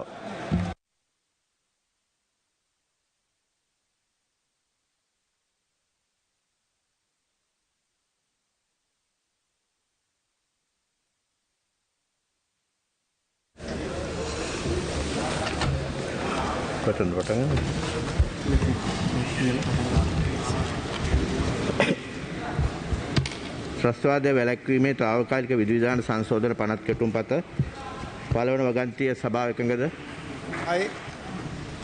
දෙවන වගන්තිය සංශෝධන ඉදිරිපත් කිරීමට ගරු ලක්ෂ්මන් කිරියල්ල මහතා. දෙවන වගන්තිය තුන්වන වගන්තියට ඔබතුමා යුද්ධ කතා රාජතුමනි මම උදේ මේ සංශෝධන ගැන කියනකොට ගරු ජේල්-පිරිස ඇමති බාගුවේ සංශෝධන බාර ගන්න බෑ කියලා. ඉතින් මගේ සංශෝධන ඉදිරිපත් කරන්නේ මම ඒක ටේබල් කරනවා. ඔව්. හොඳයි. අමාත්‍යතුමා ගරු සභාපතිතුමනි තුන්වන වගන්තියට සංශෝධන කීපයක් දෙවන වගන්තිය සභාව එකඟද? තුන්වන වගන්තිය සංශෝධන කීපයක් තියෙනවා. පළවන පිටුව 18 වන පේලිය සිට 21 වන පේලිය දක්වා පේලි ඒ පේලි දෙකද ඇතුළුව ඉවත් කොට ඒ වෙනුවට පහත දැක්වෙන කොටස ආදේශ කරන්න. කොට්ටාසයක් තුලද 9 ආවගන්තිය ප්‍රකාරව එම රඳවා තැබීමේ ස්ථානය බැලීමට යාම සඳහා එම මහේස්ත්‍රාත්වරයා වෙත ඒ නියමයේ සහතික කළ පිටපතක් රඳවා තැබීමේ ස්ථානයේ බාර නිලධාරියා විසින් නවවන වගන්තිය යටතේ නියමයක් නිකුත් කළ වහාම සහ කවර අවස්ථාවකදී වුවද එම නියමය නිකුත් කරනු ලැබුවේ වේලාවේ සිට පැය 48ක් නොඉක්වීමට පෙර ලැබීමට. දෙවන පිටුව 30 වන පේලිය සිට 33 වන පේලිය දක්වා ඒ පේලි දෙකද ඇතුළුව ඉවත් කොට ඒ වෙනුවට පහත දැක්වෙන කොටස ආදේශ කරන්න. මහේස්ත්‍රාත්වරයා විසින් අයන්න එම සැකකරු වෛද්‍ය පරීක්ෂණයක් සඳහා අධිකරණ වෛද්‍ය නිලධාරියෙකු වෙත ඉදිරිපත් කරන ලෙසට සහ එම වෛද්‍ය නිලධාරියා විසින් මහේස්ත්‍රාත්වරයා වෙත ඒ පිළිබඳ වාර්තාවක් ඉදිරිපත් කළ යුතු බවට විධාන කිරීම සහ ආයන්න සැකකරුගේ රඳවා තැබීමේ ස්ථානය වෙනස් කරන ලෙසට ආග්‍රාවක් කිරීම කරනු ලැබිය හැකිය. තුන්වන පිටුව 1 පළවන පේලිය සහ දෙවන පේලිය ඉවත් කරන්න 2 14 වන පේලිය ඉවත් කොට ඒ වෙනුවට පහත දැක්වෙන කොටස ආදේශ කරන්න යුතුය. තුන්වන වගන්තිය සංශෝධනිත ආකාරයෙන් සභාව එකඟද? හතරවන වගන්තිය සංශෝධන ඉදිරිපත් කිරීම ගරු අමාත්‍යතුමා. හතරවන වගන්තියට සංශෝධනයක් තිබෙනවා ගරු නියෝජ්‍ය කතානායකතුමනි. 19 වන පේලිය ඉවත් කොට ඒ වෙනුවට පහත දැක්වෙන කොටස ආදේශ කරන්න. ව්‍යවස්ථාවේ 126 වන ව්‍යවස්ථාව 140 වන ව්‍යවස්ථාව හෝ 141 වන හතරවන වගන්තිය සංශෝධිත ආකාරයට සභාව එකඟද? ආයි. පස්වන වගන්තිය සභාව එකඟද? ආයි. 6 වන වගන්තිය සංශෝධන ඉදිරිපත් කිරීම ගරු අමාත්‍යතුමා. 6 වන වගන්තියට සංශෝධනයක් තියෙනවා ගරු නියෝජ්‍ය කතානායකතුමනි. 29 වන පේලිය සිට 31 වන පේලිය දක්වා පේලි ඒ පේලි දෙකද ඇතුළුව ඉවත් කොට ඒ වෙනුවට පහත දැක්වෙන කොටස ආදේශ කරන්න. වන අවස්ථාවකදී මහේස්ත්‍රාත්වරයා විසින් අයන්න ඒ තැනැත්තාට අවශ්‍ය වෛද්‍ය ප්‍රතිකාර ලබා දීම සඳහා උචිත ආග්‍රාවක් කිරීම සහ ආයන්න 1 පළවන උපවගන්තිය යටතේ කරන ලද නියමයක් එම තැනැත්තාට බාර දෙනු ලබන අවස්ථාවේ ඒ තැනැත්තා සම්බන්ධයෙන් වන රඳවා තබා ගැනීමේ නියමයක්ද බලාත්මක පවතී නම් එම තැනැත්තාගේ රඳවා තැබීමේ ස්ථානය වෙනස් කරන ලෙස ආග්‍රාවක් කිරීම.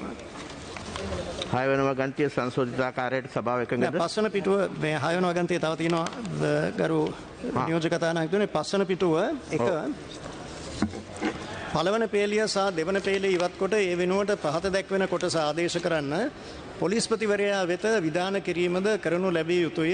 2 11 වන පේලිය ඉවත් කොට ඒ වෙනුවට පහත දැක්වෙන කොටස ආදේශ කරන්න 126 වන ව්‍යවස්ථාව 140 වන ව්‍යවස්ථාව හෝ 141 වන ව්‍යවස්ථාව යටතේ. 6 වන වගන්තිය සංශෝධිත ආකාරයට සභාව එකඟද? 7 වන වගන්තිය සභාව එකඟද? ආයි. 8 වන වගන්තිය සංශෝධන 8 වන වගන්තිය සභාව එකඟද? ආයි. 9 වන වගන්තිය සභාව එකඟද? ආයි. 10 වන වගන්තිය සංශෝධන ඉදිරිපත් කිරීමට ගරු අමාත්‍යතුමා. 10 වන වගන්තිය 11 වන පේලිය සිට 16 වන පේලිය දක්වා වන පේලි ඒ පේලි දෙකද ඇතුළුව ඉවත් කොට ඒ වෙනුවට පහත දැක්වෙන කොටස ආදේශ කරන්න. එසේ වුවද මහාධිකරණය විසින් සුවිශේෂී අවස්ථානුගත තත්ත්වයන්හිදී 15 වන වගන්තියේ දෙවන උපවගන්තියේ විධිවිධාන වල කුමක් සඳහන්ව තිබුණද මහාධිකරණය විසින් යෝග්‍යයි සලකනු ලැබිය හැකි යම් කොන්දේසි වලට යටත්ව සැකකරු අප මත නිදහස් කරනු ලැබිය හැකිය. 10 වන වගන්තිය සංශෝධිත ආකාරයට සභාව එකඟද? ආයි. 11 වන වගන්තිය සභාව එකඟද? ආයි.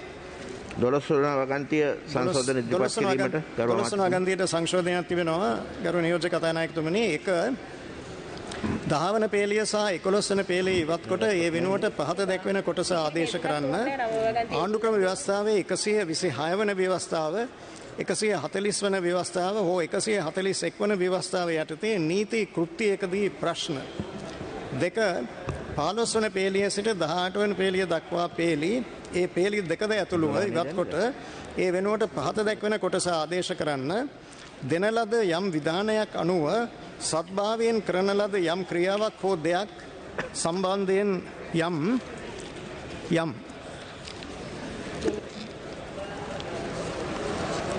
එපමණයි දොළොස්වන වගන්තිය සංශෝධිත ආකාරයට සභාව එකඟද? ආයි 13 වන වගන්තිය සභාව එකඟද? ආයි 14 වන වගන්තිය සභාව එකඟද? ආයි ප්‍රඥාප්ති වගන්තිය සභාව එකඟද? ආයි නාමයේ සභාව එකඟද? ආයි පාර්ලිමේන්තුව යාලි රැස් වේ. උඩට ගන්න.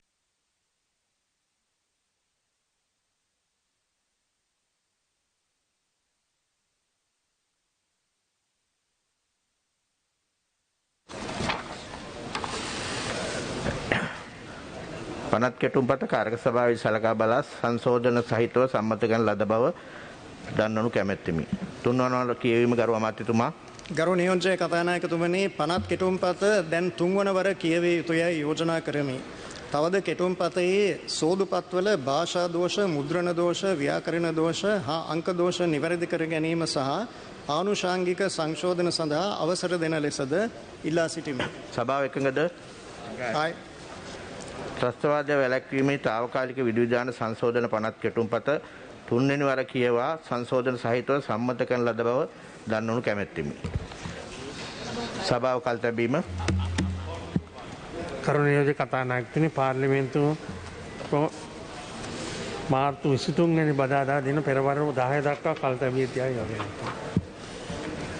කල් තබන අවස්ථාවේදී ප්‍රශ්න ගරු හේෂා විතානගේ මන්ත්‍රීතුමා.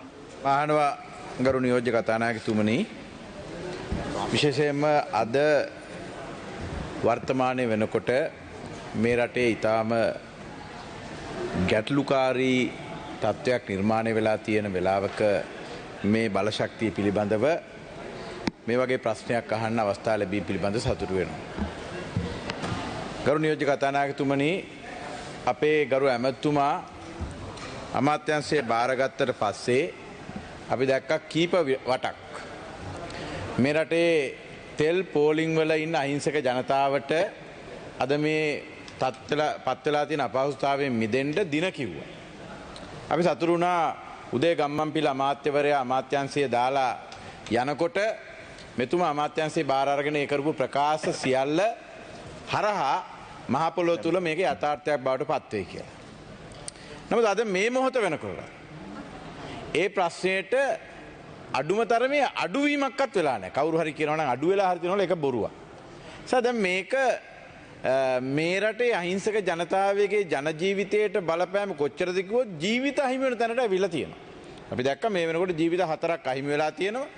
මේ වෙනකොට රටේ තමන්ගේ දෛනික කටයුතු වල නිරත වෙන සාමාන්‍ය ජනතාවගේ සම්පූර්ණම දෛනික ජීවිතය වෙනස් පැත්තකට ගිහිල්ලා තියෙනවා. මොකද තෙල් පොලිමේ ඉඳීම හරහා තමන්ගේ රැකියාව කරගන්න බෑ.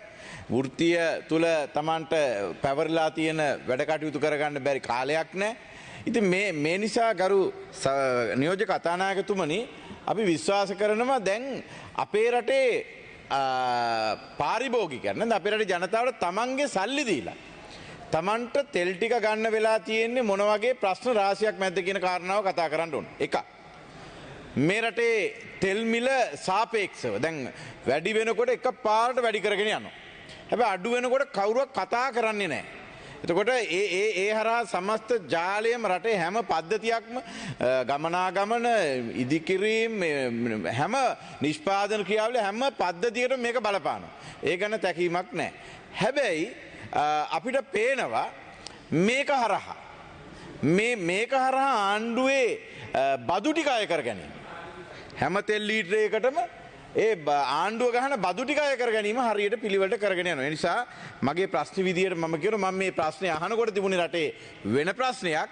අද ගරු නියෝජ්‍ය කතානායකතුමනි රටේ මිනිස්සුන්ට තෙල් නිසා ජීවිතය සම්පූර්ණයෙන්ම පැත්තකට දාලා ඉවිලා කටයුතු කරන්න වෙලා තියෙන නිසා ගරු ඇමතුමාගෙන් අහනවා මේ ගේන තෙල් වල ප්‍රමිතිය පිළිබඳව අහන්නවත් හිතන්නවත් කියන්නවත් විදියක් නැහැ. මොකද 92ද නැත්තම් ඊට වැඩිය හොඳ එකක්ද මොකද්ද කියලා දැනගන්න විදියක් නැහැ. මිනිස්සු පොලිමේ ඉඳලා දුන්නම ලාම්පු තෙල් හරි ගහගෙන යනවා. ඒ තරම්ම මිනිස්සුන්ට තියෙන්නේ මහ විශාල පීඩනයක්. මම ගරු ඇමතුමාගෙන් අහනවා අපි අද මේ පත් වෙලා තියෙන තත්ත්වය කාගේ වැරදින් හෝ අද මේකට උත්තරයක් හොයාගන්න බැරි තැනක හිර වෙලා තියෙන එක මේ ලබා දෙන තෙල් පිළිබඳව ප්‍රමිතිය ගැන ඔබතුමාට සහතිකයක් දෙන්න පුළුවන්ද? ඒ වගේම මේ උත්තරීතර පාර්ලිමේන්තුව ඔබතුමාගෙන් ප්‍රකාශයක් ඉල්ලනවා මේ ගැටලුව සමනය වෙන්න. මේ රටේ ජනතාව පෝලිං වල ඉඳලා මැරෙන එක නවතින්නේ. මේ රටේ ජනතාවගේ මේ තෙල් ටික සපයන්න පුළුවන් නිවැරදි ක්‍රමවේදයක් ඔබතුමාගේ අමාත්‍යාංශය හරහා මේ රටේ ජනතාවට හදලා දෙන්නේ කවද්ද කියන කාරණාව දැනගන්න කැමතියි. මම ස්තුතියි. අමාත්‍යතුමා. සරු කතානායකතුමනි, මෙතුමා අහලා තිබුණ ප්‍රශ්නය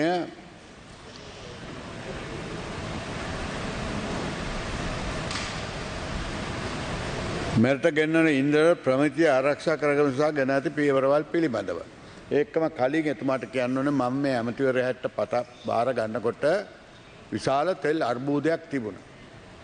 පහුගිය කාලේ තෙල් නියම වෙලාවට ඇනෝම් නොකර කූඩ් ඔයිල් ඇනෝම් නොකර රිෆයිනරිය දවස් 20 වෙනිදා වෙනකන් විතරයි තිබුණේ. හැම ඩීසල්, පෙට්‍රල්, භූමි තෙල්, දැවි තෙල් වල හිඟයක් තිබුණා. නමුත් අද මේ මොහොත වෙනකොට අපිට පුළුවන්කමක් ලැබිලා තිනවා ටොන් 20000ක තොගයක් අපේ අතේ තියාගෙන බෙදීම් කටයුතු කරන්න. අද වෙනකොට ලංකාවේ හැම පිරුම් හලකටම ඩීසල්, පෙට්‍රල් බවුසර් දෙකක් නැත්තම් තුනක් දවසකට දෙන්න තත්ත්වයට පත් වෙලා තියෙනවා. අද උදේ පෝලිං තිබුණත් මේ මොහොත වෙනකොට මුගක් දුරට පෝලිං අඩු වෙලා තියෙනවා. ඒ අපේ පාරිභෝගික ප්‍රමාණය දවසකට ටොන් 7000ක් තමයි මේ රටේ තෙල් දවසකට බෙදා හැරියේ. නමුත් පහුගිය දවස්වල වෙනකොට ඒක 10000ක් තත්ත්වයට පත් වෙලා තිබුණා. විශේෂයෙන්ම වාහන වලට තෙල් ගන්නවා වගේම කෑන් වලට තෙල් ගැනීමත් විශාල වශයෙන් වැඩි වෙලා තිබුණා. අපි ඒක නවත්තන්න නොගියේ. සමහරලාට එයාගේ ජෙනරේටර් එකට වෙන්න පුළුවන්. නැත්තම් කුඹුරු කපන මැෂිමකට වෙන්න පුළුවන්. නැත්තම් කර්මාන්ත ශාලාවකට වෙන්න පුළුවන්. ඒ හින්දා අපි ඒකට තදින් මැදිහත් උනේ නැහැ. ඒකත් පවත්වාගෙන යන්නේ. නමුත් මේ සතිය අවසන් වෙනකොට මේ තෙල් අර්බුදය හුඟක් දුරට සමනය වෙයි කියලා හිතනවා. අපි දැන් බෙදා හැරීමේ කටයුතු කරගෙන යන හින්දා. ඒකම ප්‍රමිතිය පිළිබඳව එතුමා අහපු ප්‍රශ්නයට මම ලෑස්ති වෙලා ඉන්න උත්තර දෙන්න. තෙල් තොග පිටුම් වාරයේදී නැවගත කිරීමේදී පැටවුම් වරාය සිට ගොඩබෑම ස්ථානය දක්වා ප්‍රවාහනයේදී පිරිපාදු කරන තෙල් ඇනෝම් කිරීමෙන් පසුව සැපයුම් කරගෙන තෙල් ප්‍රවාහන යාත්‍රා පිළිගැනීම සිදු කරනු ලබන්නේ අදාළ යාත්‍රාව අවසන් වරට ප්‍රහාණය කරන තෙල් තොග 3 පිරිපහදු කරන ලද පිරිසිදු පෙට්‍රෝලියම් තර්කදයි තහවුරු කර ගැනීම පසුව පමණි. තවද තෝරාගත් යාත්‍රාවකට භාණ්ඩ පැටවීමට පෙර යාත්‍රාවේ ටැංකියේ පිරිසිදු බව සහ වේලී බව පිළිබඳව සහතිකයක් ස්වාධීන තත්ත්ව පරීක්ෂකවරුන් ලබා ගනු ලැබේ. ඇනවුම් කළ තෙල් තොග පැටවුම් වරායේදී නැවගත වන පෙර ගොඩබිමේ ගබඩා කර ඇති ටැංකිවල ජාත්‍යන්තර සම්මත ක්‍රමද අනුව වෙනම ලබා ගන්නා සාම්පල් නැවගත කරන වරාය ආසන්නයේ ඇති ජාත්‍යන්තර පිළිගත් රසායනාගාරයක් මගින් ස්වාධීන තත්ත්ව පරීක්ෂකවරුන් අධීක්ෂණය අනුමතය මත පරීක්ෂා කරනු ලැබේ. CPC ආයතනයේ විසින් ලබා දී ඇති පිරිවෙතයන් වල ඇති සියලුම පරාමිතිවලට අනුකූලව මේ පරීක්ෂණය සිදු කළ යුතුය. තවද අදාළ පිරිවෙතයන් ස්වාධීන තත්ත්ව පරීක්ෂණ අනුමත කළ පසුව තෙල් පැටවීමට පෙර අදාළ යාත්‍රාවේ තෙල් පැටවන ලබන සියලුම ටැංකි වෙනුවෙන් වශයෙන් භෞතික පරීක්ෂාවට භාජනය වේ. එමගින් නැව තෙල් පැටවීම පසු නැවතුල්ලදී තෙල් තොගවල අහිතකර සංඝටක එක්වීම නොවන බව තහවුරු වේ. තෙල් රෝග මෙරවට පැමිණීමෙන් පසු තවද තෙල් පැටවූ නෞකාව කොළඹ රායට පැමිණීමෙන් පසුවද ගොඩබාමට පෙර ගොඩබෑමේ වරායත් පත් කරන ලද පිළිගත් ස්වාධීන තත්ත්ව පරීක්ෂණ සහ ලංකා කන්ටේබල් තොග ගබඩාවේ පර්යන්ත සමාගමේ රසායන පරීක්ෂකවරුන් නැවේ ඇති සෑම ටැංකියක්ම ජාත්‍යන්තර පිළිගත් ක්‍රම අනුගමනයේ නියදි ලබා ගන්න අතර එම නියදි පිරිපාදු තෙල් රසායනාගාරය හා CPST රසායනාගාරයේදී පරීක්ෂාවට ලක් කරනු ලබයි. තෙල් තොග කොළොන්නාය නිමාව හා මුත්‍රාජවල පරයන්තෙහිදී ගොඩබැම සිදු කර ලබැමේ රසායන පරීක්ෂණ වලින් තෙල්ගොඩ නියමිත ප්‍රමිති ඇති බව තහවුරු පසුවේ. මේ ක්‍රමයේ අනුගමනය මගින් රටේ තුළට ප්‍රමිතිගෙන් තොර තොග ඇතුල් වීමට වළක්වනු ඇත. තවද මේ තොල් මිල ගැනීම සඳහා සිදු කර ලබන්නේ ජාත්‍යන්තර වාණිජ්‍ය මණ්ඩල ICC මගින් ප්‍රකාශිත DAP delivery place මත 2004 යාවත් කර ඉන්ටර්කොට්ටියම් මගින් වෙන අතර මෙහිදී ඇනුම් කරන භාණ්ඩවල අයිතිය ලංකා ගණනීය සත්තාව ස්ථානතාවට හුමාරු වන්නේ ගොඩබැමැලි වරායදී අදාළ සාම්පල ප්‍රමිතිය CPC ආයතනයේ පිරිවර්තනයට අනුකූල වන්නේ නම් පමණි. යම්මකින් මේ තොල් පිරිහිතරට අතුල නොපෙහුතු නැවේ ඇති තෙල් තොග බාර ගැනීම ප්‍රතික්ෂේප ලැබේ. එලෙසම නැවතොග ප්‍රතික්ෂේප වුවහොත් කිසිදු මූලික පාඩුවක් නොවන අතර එමගින් සිදුවන පාඩුව වන්නේ එම ප්‍රමාණය තෙල් සංචය අඩුවීම වන අතර තෙල් තොග ප්‍රතික්ෂේප කිරීමෙන් කිසිදු වගකීමක් සංස්ථාව නොබෙදේ.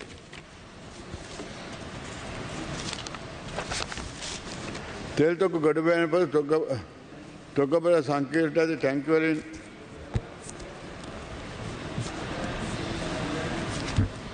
පරිභෝජනය සඳහා නිකුත් කිරීමට නැවතත් අදාළ ජාත්‍යන්තර ක්‍රමවේදය අනුගමනය කිරීමෙන් අදාළ ටැංකි වලින් නියැදි ලබා ගන්න අතර ඒ නියැදි කොළොන්නාවේ රසායනාගාරය මගින් පරීක්ෂා කරන අතර එම පිරිවැතයන් ලංකාව තුළ අලුය කරන තෙල්වල අදාළ ප්‍රමිතියන්ට අනුකූල නම් පමණක් නිකුත් කරනු ලැබේ.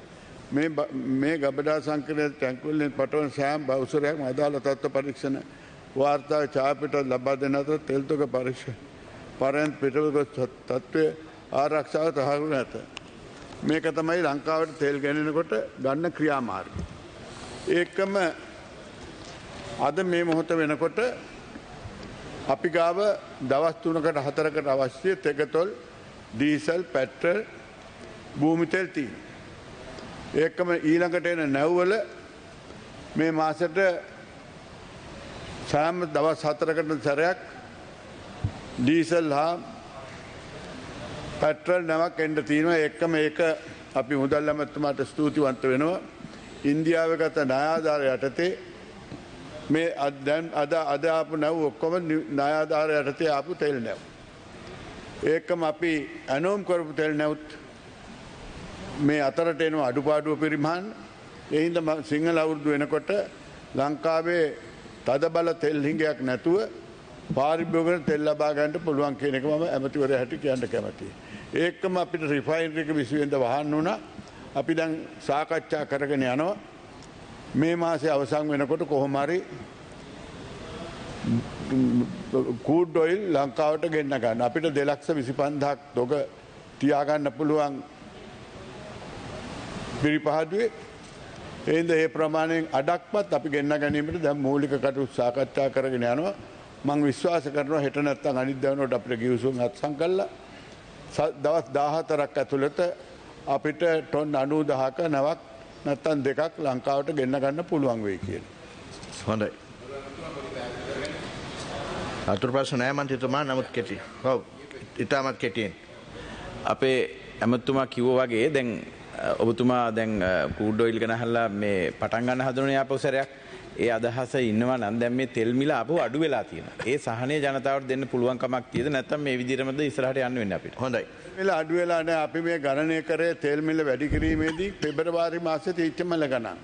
මාර්තු මාසයේදී තමයි රෂ්‍යාවේ යුද්ධය නිසා බැරල් එකක මිල 130 දක්වා වැඩි වුණේ. අද 198ට 200ට විතර බහැලා තියෙනොත් අපි ඊටත් වඩා අඩු ගන්නක තියෙදි තමයි පෙබරවාරි මාසයේ මිල ගණන් අනුව තමයි මේ තෙල් මිල වැඩි කරේ. නමුත් ඉදිරියේදී තෙල් මිල විශාල වශයෙන් අඩු වුණොත් අපි ඒ අඩු කරන්න ලෑස්ති වෙයි. හොඳයි. බොහොම ස්තුතියි. ප්‍රශ්නාංක 2 ගරු වසන්තයාපා බණ්ඩාර මහතා. ගරු නියෝජ්‍ය කතානායකතුමනි ඇත්තරම මේ ප්‍රශ්නය ඉතාමත්ම බරපතල ප්‍රශ්නයක්. විශේෂයෙන්ම නාගරික ප්‍රදේශවල සහ ග්‍රාමීය ප්‍රදේශවල අනවසර ඉදිකිරීම් ගොඩක් වෙලාවට කරන්නේ අධිකරණයේ ක්‍රියාත්මක නොවන අවස්ථාවලදී නීතියට පටහැනිව. ඒ කියන්නේ නාගරික සංවර්ධන පනතේ පවතින්නේ අඩි වර්ග අඩි 3500 වැඩි අනවසර ඉදිකිරීම බාධක ඉවත් කිරීම පිළිබඳව. නමුත් වැව් රක්ෂිතවල ගංගා ඉවුරුවල ගංගාවල අනවසරෙන් කරන ඉදිකිරීම පිළිබඳව පළාත් පාලන ආයතන වලට බලතල ලබා දී නැහැ. මේ නිසා අනවසර ඉදිකිරීම සිදු කරන මුල් අවස්ථාවේදී මේවා නතර කිරීමට මහේස්ත්‍රාත් අධිකරණ වලට පිවිසීමට මෙම ආයතන වලට ලබා දී නොමැත්තේ මන්ද වගේම 1987 පළාත් පාලන පනත සම්පූර්ණයෙන්ම වෙනස් කිරීම සඳහා අපි යෝජනා කරනවා. මොකද හේතුව මේ පවතින බලතල ප්‍රමාණය පළාත් පාලන ආයතන වලට මෙවැනි ඉදිකිරීම මුල් අවස්ථාවේදීම නතර කිරීමට හැකියාවක් නොමැති බවයි බොහෝ විට දක්වන්නේ නියෝජ්‍ය කතානායකතුමනි. දැනට පෞද්ගලික පාර්ශව දිසාධිකරණයෙන් අඩු පැවරීම් කළත් ඒ සඳහා විශාල පිරිවැයක් වැය වෙනවා පෞද්ගලික පාර්ශවයන්ට මේ සඳහා අඩු කටයුතු වලට පිවිසීමට. මේ නිසා පෞද්ගලික පාර්ශවයන් මේ සඳහා ඉදිරිපත් වෙන්නේ නැහැ. පළාත් පාලන ආයතන වලට මෙම බලතල ලබා දීමට පළාත් පාලන පනත සංශෝධනය නොකරන්නේ මන්ද දැනට මහවැලි ගඟේ මෙවැනි ඉදිකිරීම් කරනවා. විශේෂයෙන්ම මහනුවර ප්‍රදේශයේ ගත්තොත් එහෙම මහවැලි ගඟේ ආක්‍රමණය කරලා විවිධ පුජ්‍යලයන් ඉදිකිරීම් කරනවා හෝටල් ආයතන සහ විවිධ නිවාසී ඉදිකිරීම් ආදී කටයුතු සම්බන්ධයෙන්. නමුත් මහවැලි අධිකාරිය පිහිටුවපු පනතෙම තිබෙන්නේ මේකේ රුපියල් 500ක දඩයක් ගෙවලා නැවත නීති විරෝධී ඉදිකිරීම පවත්වාගෙන යන්න පුළුවන් බව. නාගරික සංවර්ධන පනත යටතේ ප්‍රකාශ වන්නේ යම්කිසි අවස්ථාවක මෙවැනි ඉදිකිරීමක් කරාට පස්සේ ඒ ඉදිකිරීම අනවසර ඉදිකිරීම එසේම තිබියදී දඩයක් ගෙවලා ඒ අනීතික ඉදිකිරීම නැවත පවත්වාගෙන යන්න පුළුවන් කියලා. මම කියන්නේ නියෝජ්‍ය කතානායකතුමනි නාගරික සංවර්ධන අධිකාරියත් ඒ වගේම පළාත් පාලන ආයතන වල යටත් ප්‍රදේශත් සම්බන්ධයෙන් මුල් අවස්ථාවේදීම මහේස්ත්‍රාත්වරයෙකුට ඇයි බලතල ලබා දීමට නොහැකි මේවා නතර කිරීම සම්බන්ධයෙන් පළාත් පාලන ආයතන වලට බලය ලබා දීමට මේ නීතිය සංශෝධනය නොකරන්නේ මන්ද කියන එකයි මම අහන්නේ නියෝජ්‍ය කතානායකතුමනි. හොඳයි ගරු අමාත්‍යතුමා. ගරු නියෝජ්‍ය කතානායකතුමනි තෝෂිම කියනවා මේ ප්‍රශ්නය අමාත්‍යාංශ කීපයකටම අදාළ වෙනවා. නමුත් මම පොදුවේ මේ අමාත්‍යාංශ සියල්ල වෙනුවෙන් මේ අවස්ථාවේ මේකට උත්තර දෙනවා. මන්ත්‍රීතුමාගේ පළවෙනි ප්‍රශ්නයට උත්තරය වැව් රක්ෂිතවල ගංගා ඉවුරුවල ගංගාවල අනවසරයෙන් කරන ඉදිකිරීම සහ ඕනෑම අනවසර කටයුත්තක් පාලනය කිරීමේ නීතිමය බලය වාරිමාර්ග දෙපාර්තමේන්තුව, ගොවිජන සංවර්ධන දෙපාර්තමේන්තුව, ශ්‍රී ලංකා ඉඩම් සංවර්ධනය කිරීමේ සංස්ථාව, මධ්‍යම පරිසර අධිකාරිය, මහවැලි සංවර්ධන අධිකාරිය යන ආයතන හා අදාළ ප්‍රාදේශීය ලේකම් කාර්යාල සතු වෙනවා. ඒ අතර නාගරික සංවර්ධන අධිකාරී පනත අනුව නාගරික බල ප්‍රදේශයට අයත් ලෙස ප්‍රකාශයට පත් කර ඇති ප්‍රදේශවල වැව් රක්ෂිතවල ගංගා ඉවුරුවල ගංගාවල අනවසරය කරන ඉදිකිරීම ඉවත් කිරීමේ බලතල නාගරික සංවර්ධන අධිකාරියට තිබෙනවා. ඊට ප්‍රශ්නයේ සඳහන් වන නාගරික සංවර්ධන පන්ති යටතේ වර්ග අඩි 3500කට වැඩි අනවසර ඉදිකිරීම සඳහා පමණක් බාධක ඉවත් කළ හැකි කියන කතන්දරේ වැරදි. මොකද නාගරික සංවර්ධන අධිකාරී පන්ති යටතේ බලපත්‍රයක් රහිතව ඉදිකර ඇති සියලුම ඉදිකිරීම් අනවසර ඉදිකිරීම ලෙස සැලකනවා. ඒ අනුව ඕනෑම අනවසර ඉදිකිරීමට එරෙහිව මහේස්ත්‍රාත් අධිකරණයේ ඉදිරියේ නඩු පවරලා නියෝගයක් ගන්න පුළුවන්. නාගරික බල ප්‍රදේශයට අයත් ලෙස ප්‍රකාශ කර ඇති ප්‍රදේශවල එම බලතර ක්‍රියාත්මක කිරීමට නාගරික සංවර්ධන අධිකාරී ඍජුව වගේම නාගරික සංවර්ධන අධිකාරී පනතේ බලතල අභිනියෝජනය කර ඇති පළාත් පාලන ආයතනයට වල නෛතික හැකියාව තිබෙනවා. සමහර විට මේක නොදැනුවත්කම නිසා ක්‍රියාත්මක නොවනවා වන්නට පුළුවන්. මහනගර සභා, නගර සභා, ප්‍රාදේශ සභාවල වැව් රක්ෂිතවල ගංගා ඉවුරුවල හා ගංගාවල අනාරක්ෂිත සහ අන්තරාදායක යම් අනවසර ඉදිකිරීමක් හෝ සිද්ධියක් වේ නම් මහේස්ත්‍රාත් අධිකරණයේ නඩු පැවරීමෙන් තොරව ලිඛිත දැනුමක් මගින් ඉවත් කිරීමට මෙයට දැනටමත් ප්‍රතිපාදන තිබෙනවා. ඒතර දෙවෙනි ප්‍රශ්නෙට උත්තරය පළාත් පාලන පනත සංශෝධනය කිරීමෙන් සම්බන්ධයෙන් කටයුතු කිරීම රාජ්‍ය සේවා හා පළාත් පාලන අමාත්‍යාංශයේ විෂයපතයට අයත් වෙනවා. අපි ඔබතුමාගේ ප්‍රශ්නේ එයට දැනටමත් යොමු කරලා තිබෙනවා. ඒ කෙසේ වෙතත් නාගරික සංවර්ධන අධිකාරී පනතේ 23.5 වගන්තිය අනුව නාගරික බල ප්‍රදේශ ලෙස ප්‍රකාශයට පත් කරලා තියෙන පළාත් පාලන බල ප්‍රදේශවල බලතල දැනටමත් අභිනියෝජනය කරලා තියෙනවා. ඒ අනුව පළාත් පාලන ආයතන වලට නාගරික සංවර්ධන අධිකාරී පනතේ යටතේ අනවසර ඉදිකිරීම වලට නඩු පවරා එකී අනවසර ඉදිකිරීම ඉවත් කිරීමට දැනටමත් හැකියාව තිබෙනවා. මේ නඩු පැවරීම සම්බන්ධයෙන් නාගරික සංවර්ධන අධිකාරී විසින් පළාත් පාලන ආයතන වෙත නීතිමය දැනුවත් කිරීම සිදු කරනවා. තුන්වෙනි ප්‍රශ්නය සඳහන් වෙනවා මේ මහවැලිගඟේ මෙවැනි ඉදිකිරීමක් කරොත් නඩු තීන්දුව ලැබෙන රුපියල් 500ක දඩයක් පමණයි කියලා. ඊට පස්සේ මේ කරුණත් ඍජුවම නාගරික සංවර්ධන අධිකාරිය විශේෂපතයට අදාළ වෙන්නේ නැහැ. නමුත් අපිට වාරිමාර්ග දෙපාර්තමේන්තුව දැනුම් දීලා තියෙනවා මේ සම්බන්ධයෙන් අවශ්‍ය කරන රෙගුලාසි යාවත් කිරීම සඳහා දැන්ටමත් ගැසට් පත්‍රයක් කෙටුම්කත් කර තිබෙන බවත් ඒ නුදුරු කාලයේදීම ප්‍රකාශයට පත් කිරීමට නියමිත බවත්. නාගරික සංවර්ධන අධිකාරියේ රෙගුලාසි වලට පටහැනිව ඉදිකර ඇති අනවසර ඉදිකිරීම සඳහා කිසිම අවස්ථාවක අනුමැතිය ලබා දීමට කටයුතු කරන්නේ නැහැ. ඒ වගේම අනුමත සැලැස්මක් නැතුව ඉදිකරනු ලබන සියලුම ඉදිකිරීම් අනවසර ඉදිකිරීම් ලෙසයි අපි සැලකන්නේ. ඒ නිසා නාගරික සංවර්ධන අධිකාරිය පනත ප්‍රකාරව එවැනි කරුණක් සම්බන්ධයෙන් මහේස්ත්‍රාත් අධිකරණයෙන් නඩු පවරන්න පුළුවන්. හැබැයි යම් අනවසර ඉදිකිරීම සම්බන්ධයෙන් මහේස්ත්‍රාත් අධිකරණයේ නඩු කටයුත්ත විභාග වෙන අවස්ථාවකදී අධිකරණයේ අවසරයට යටත්ව අදාළ විත්ති පාර්ශවයට සංශෝධිත සැලැස්මක් ඉදිරිපත් කර ගැනීමේ නීතිමය අයිතියක් තිබෙනවා. එහිදී නාගරික සංවර්ධන අධිකාරිය සැලසුම් හා සංවර්ධන රෙගුලාසි වලට අනුකූල වනවා නම් පමණයි සේවා ගාස්තු අය කිරීමට යටත්ව විෂයගත කටයුතු අනුමැතිය ලබා ගැනීමේ හැකියාව තිබෙන්නේ. ඉදිකිරීම රෙගුලාසි වලට අනුකූල වන්නේ නැත්නම් ඒ ඉදිකිරීම මහේස්ත්‍රාත්වරයාගේ ආඥාව අනුව ඉවත් කරන්න පුළුවන්. ඒ අනුව ඉහත කරුණු සම්බන්ධයෙන් නාගරික අධිකාරී පනතුල් දැන්ටමත් ප්‍රතිපාදන තිබෙන අතර ඉදිරියේදී මේ සම්බන්ධ තවදුරටත් සංශෝධන ඉදිරිපත් කිරීමට අපි සූදානම් වෙලා සිටිනවා. ඒවා තවදුරටත් විධිමත් කිරීම සඳහා. ස්තුතියි. හෙට පෙරවරු 10 දක්වා සභාවේ කටයුතු අත්හිටවනු ලැබේ.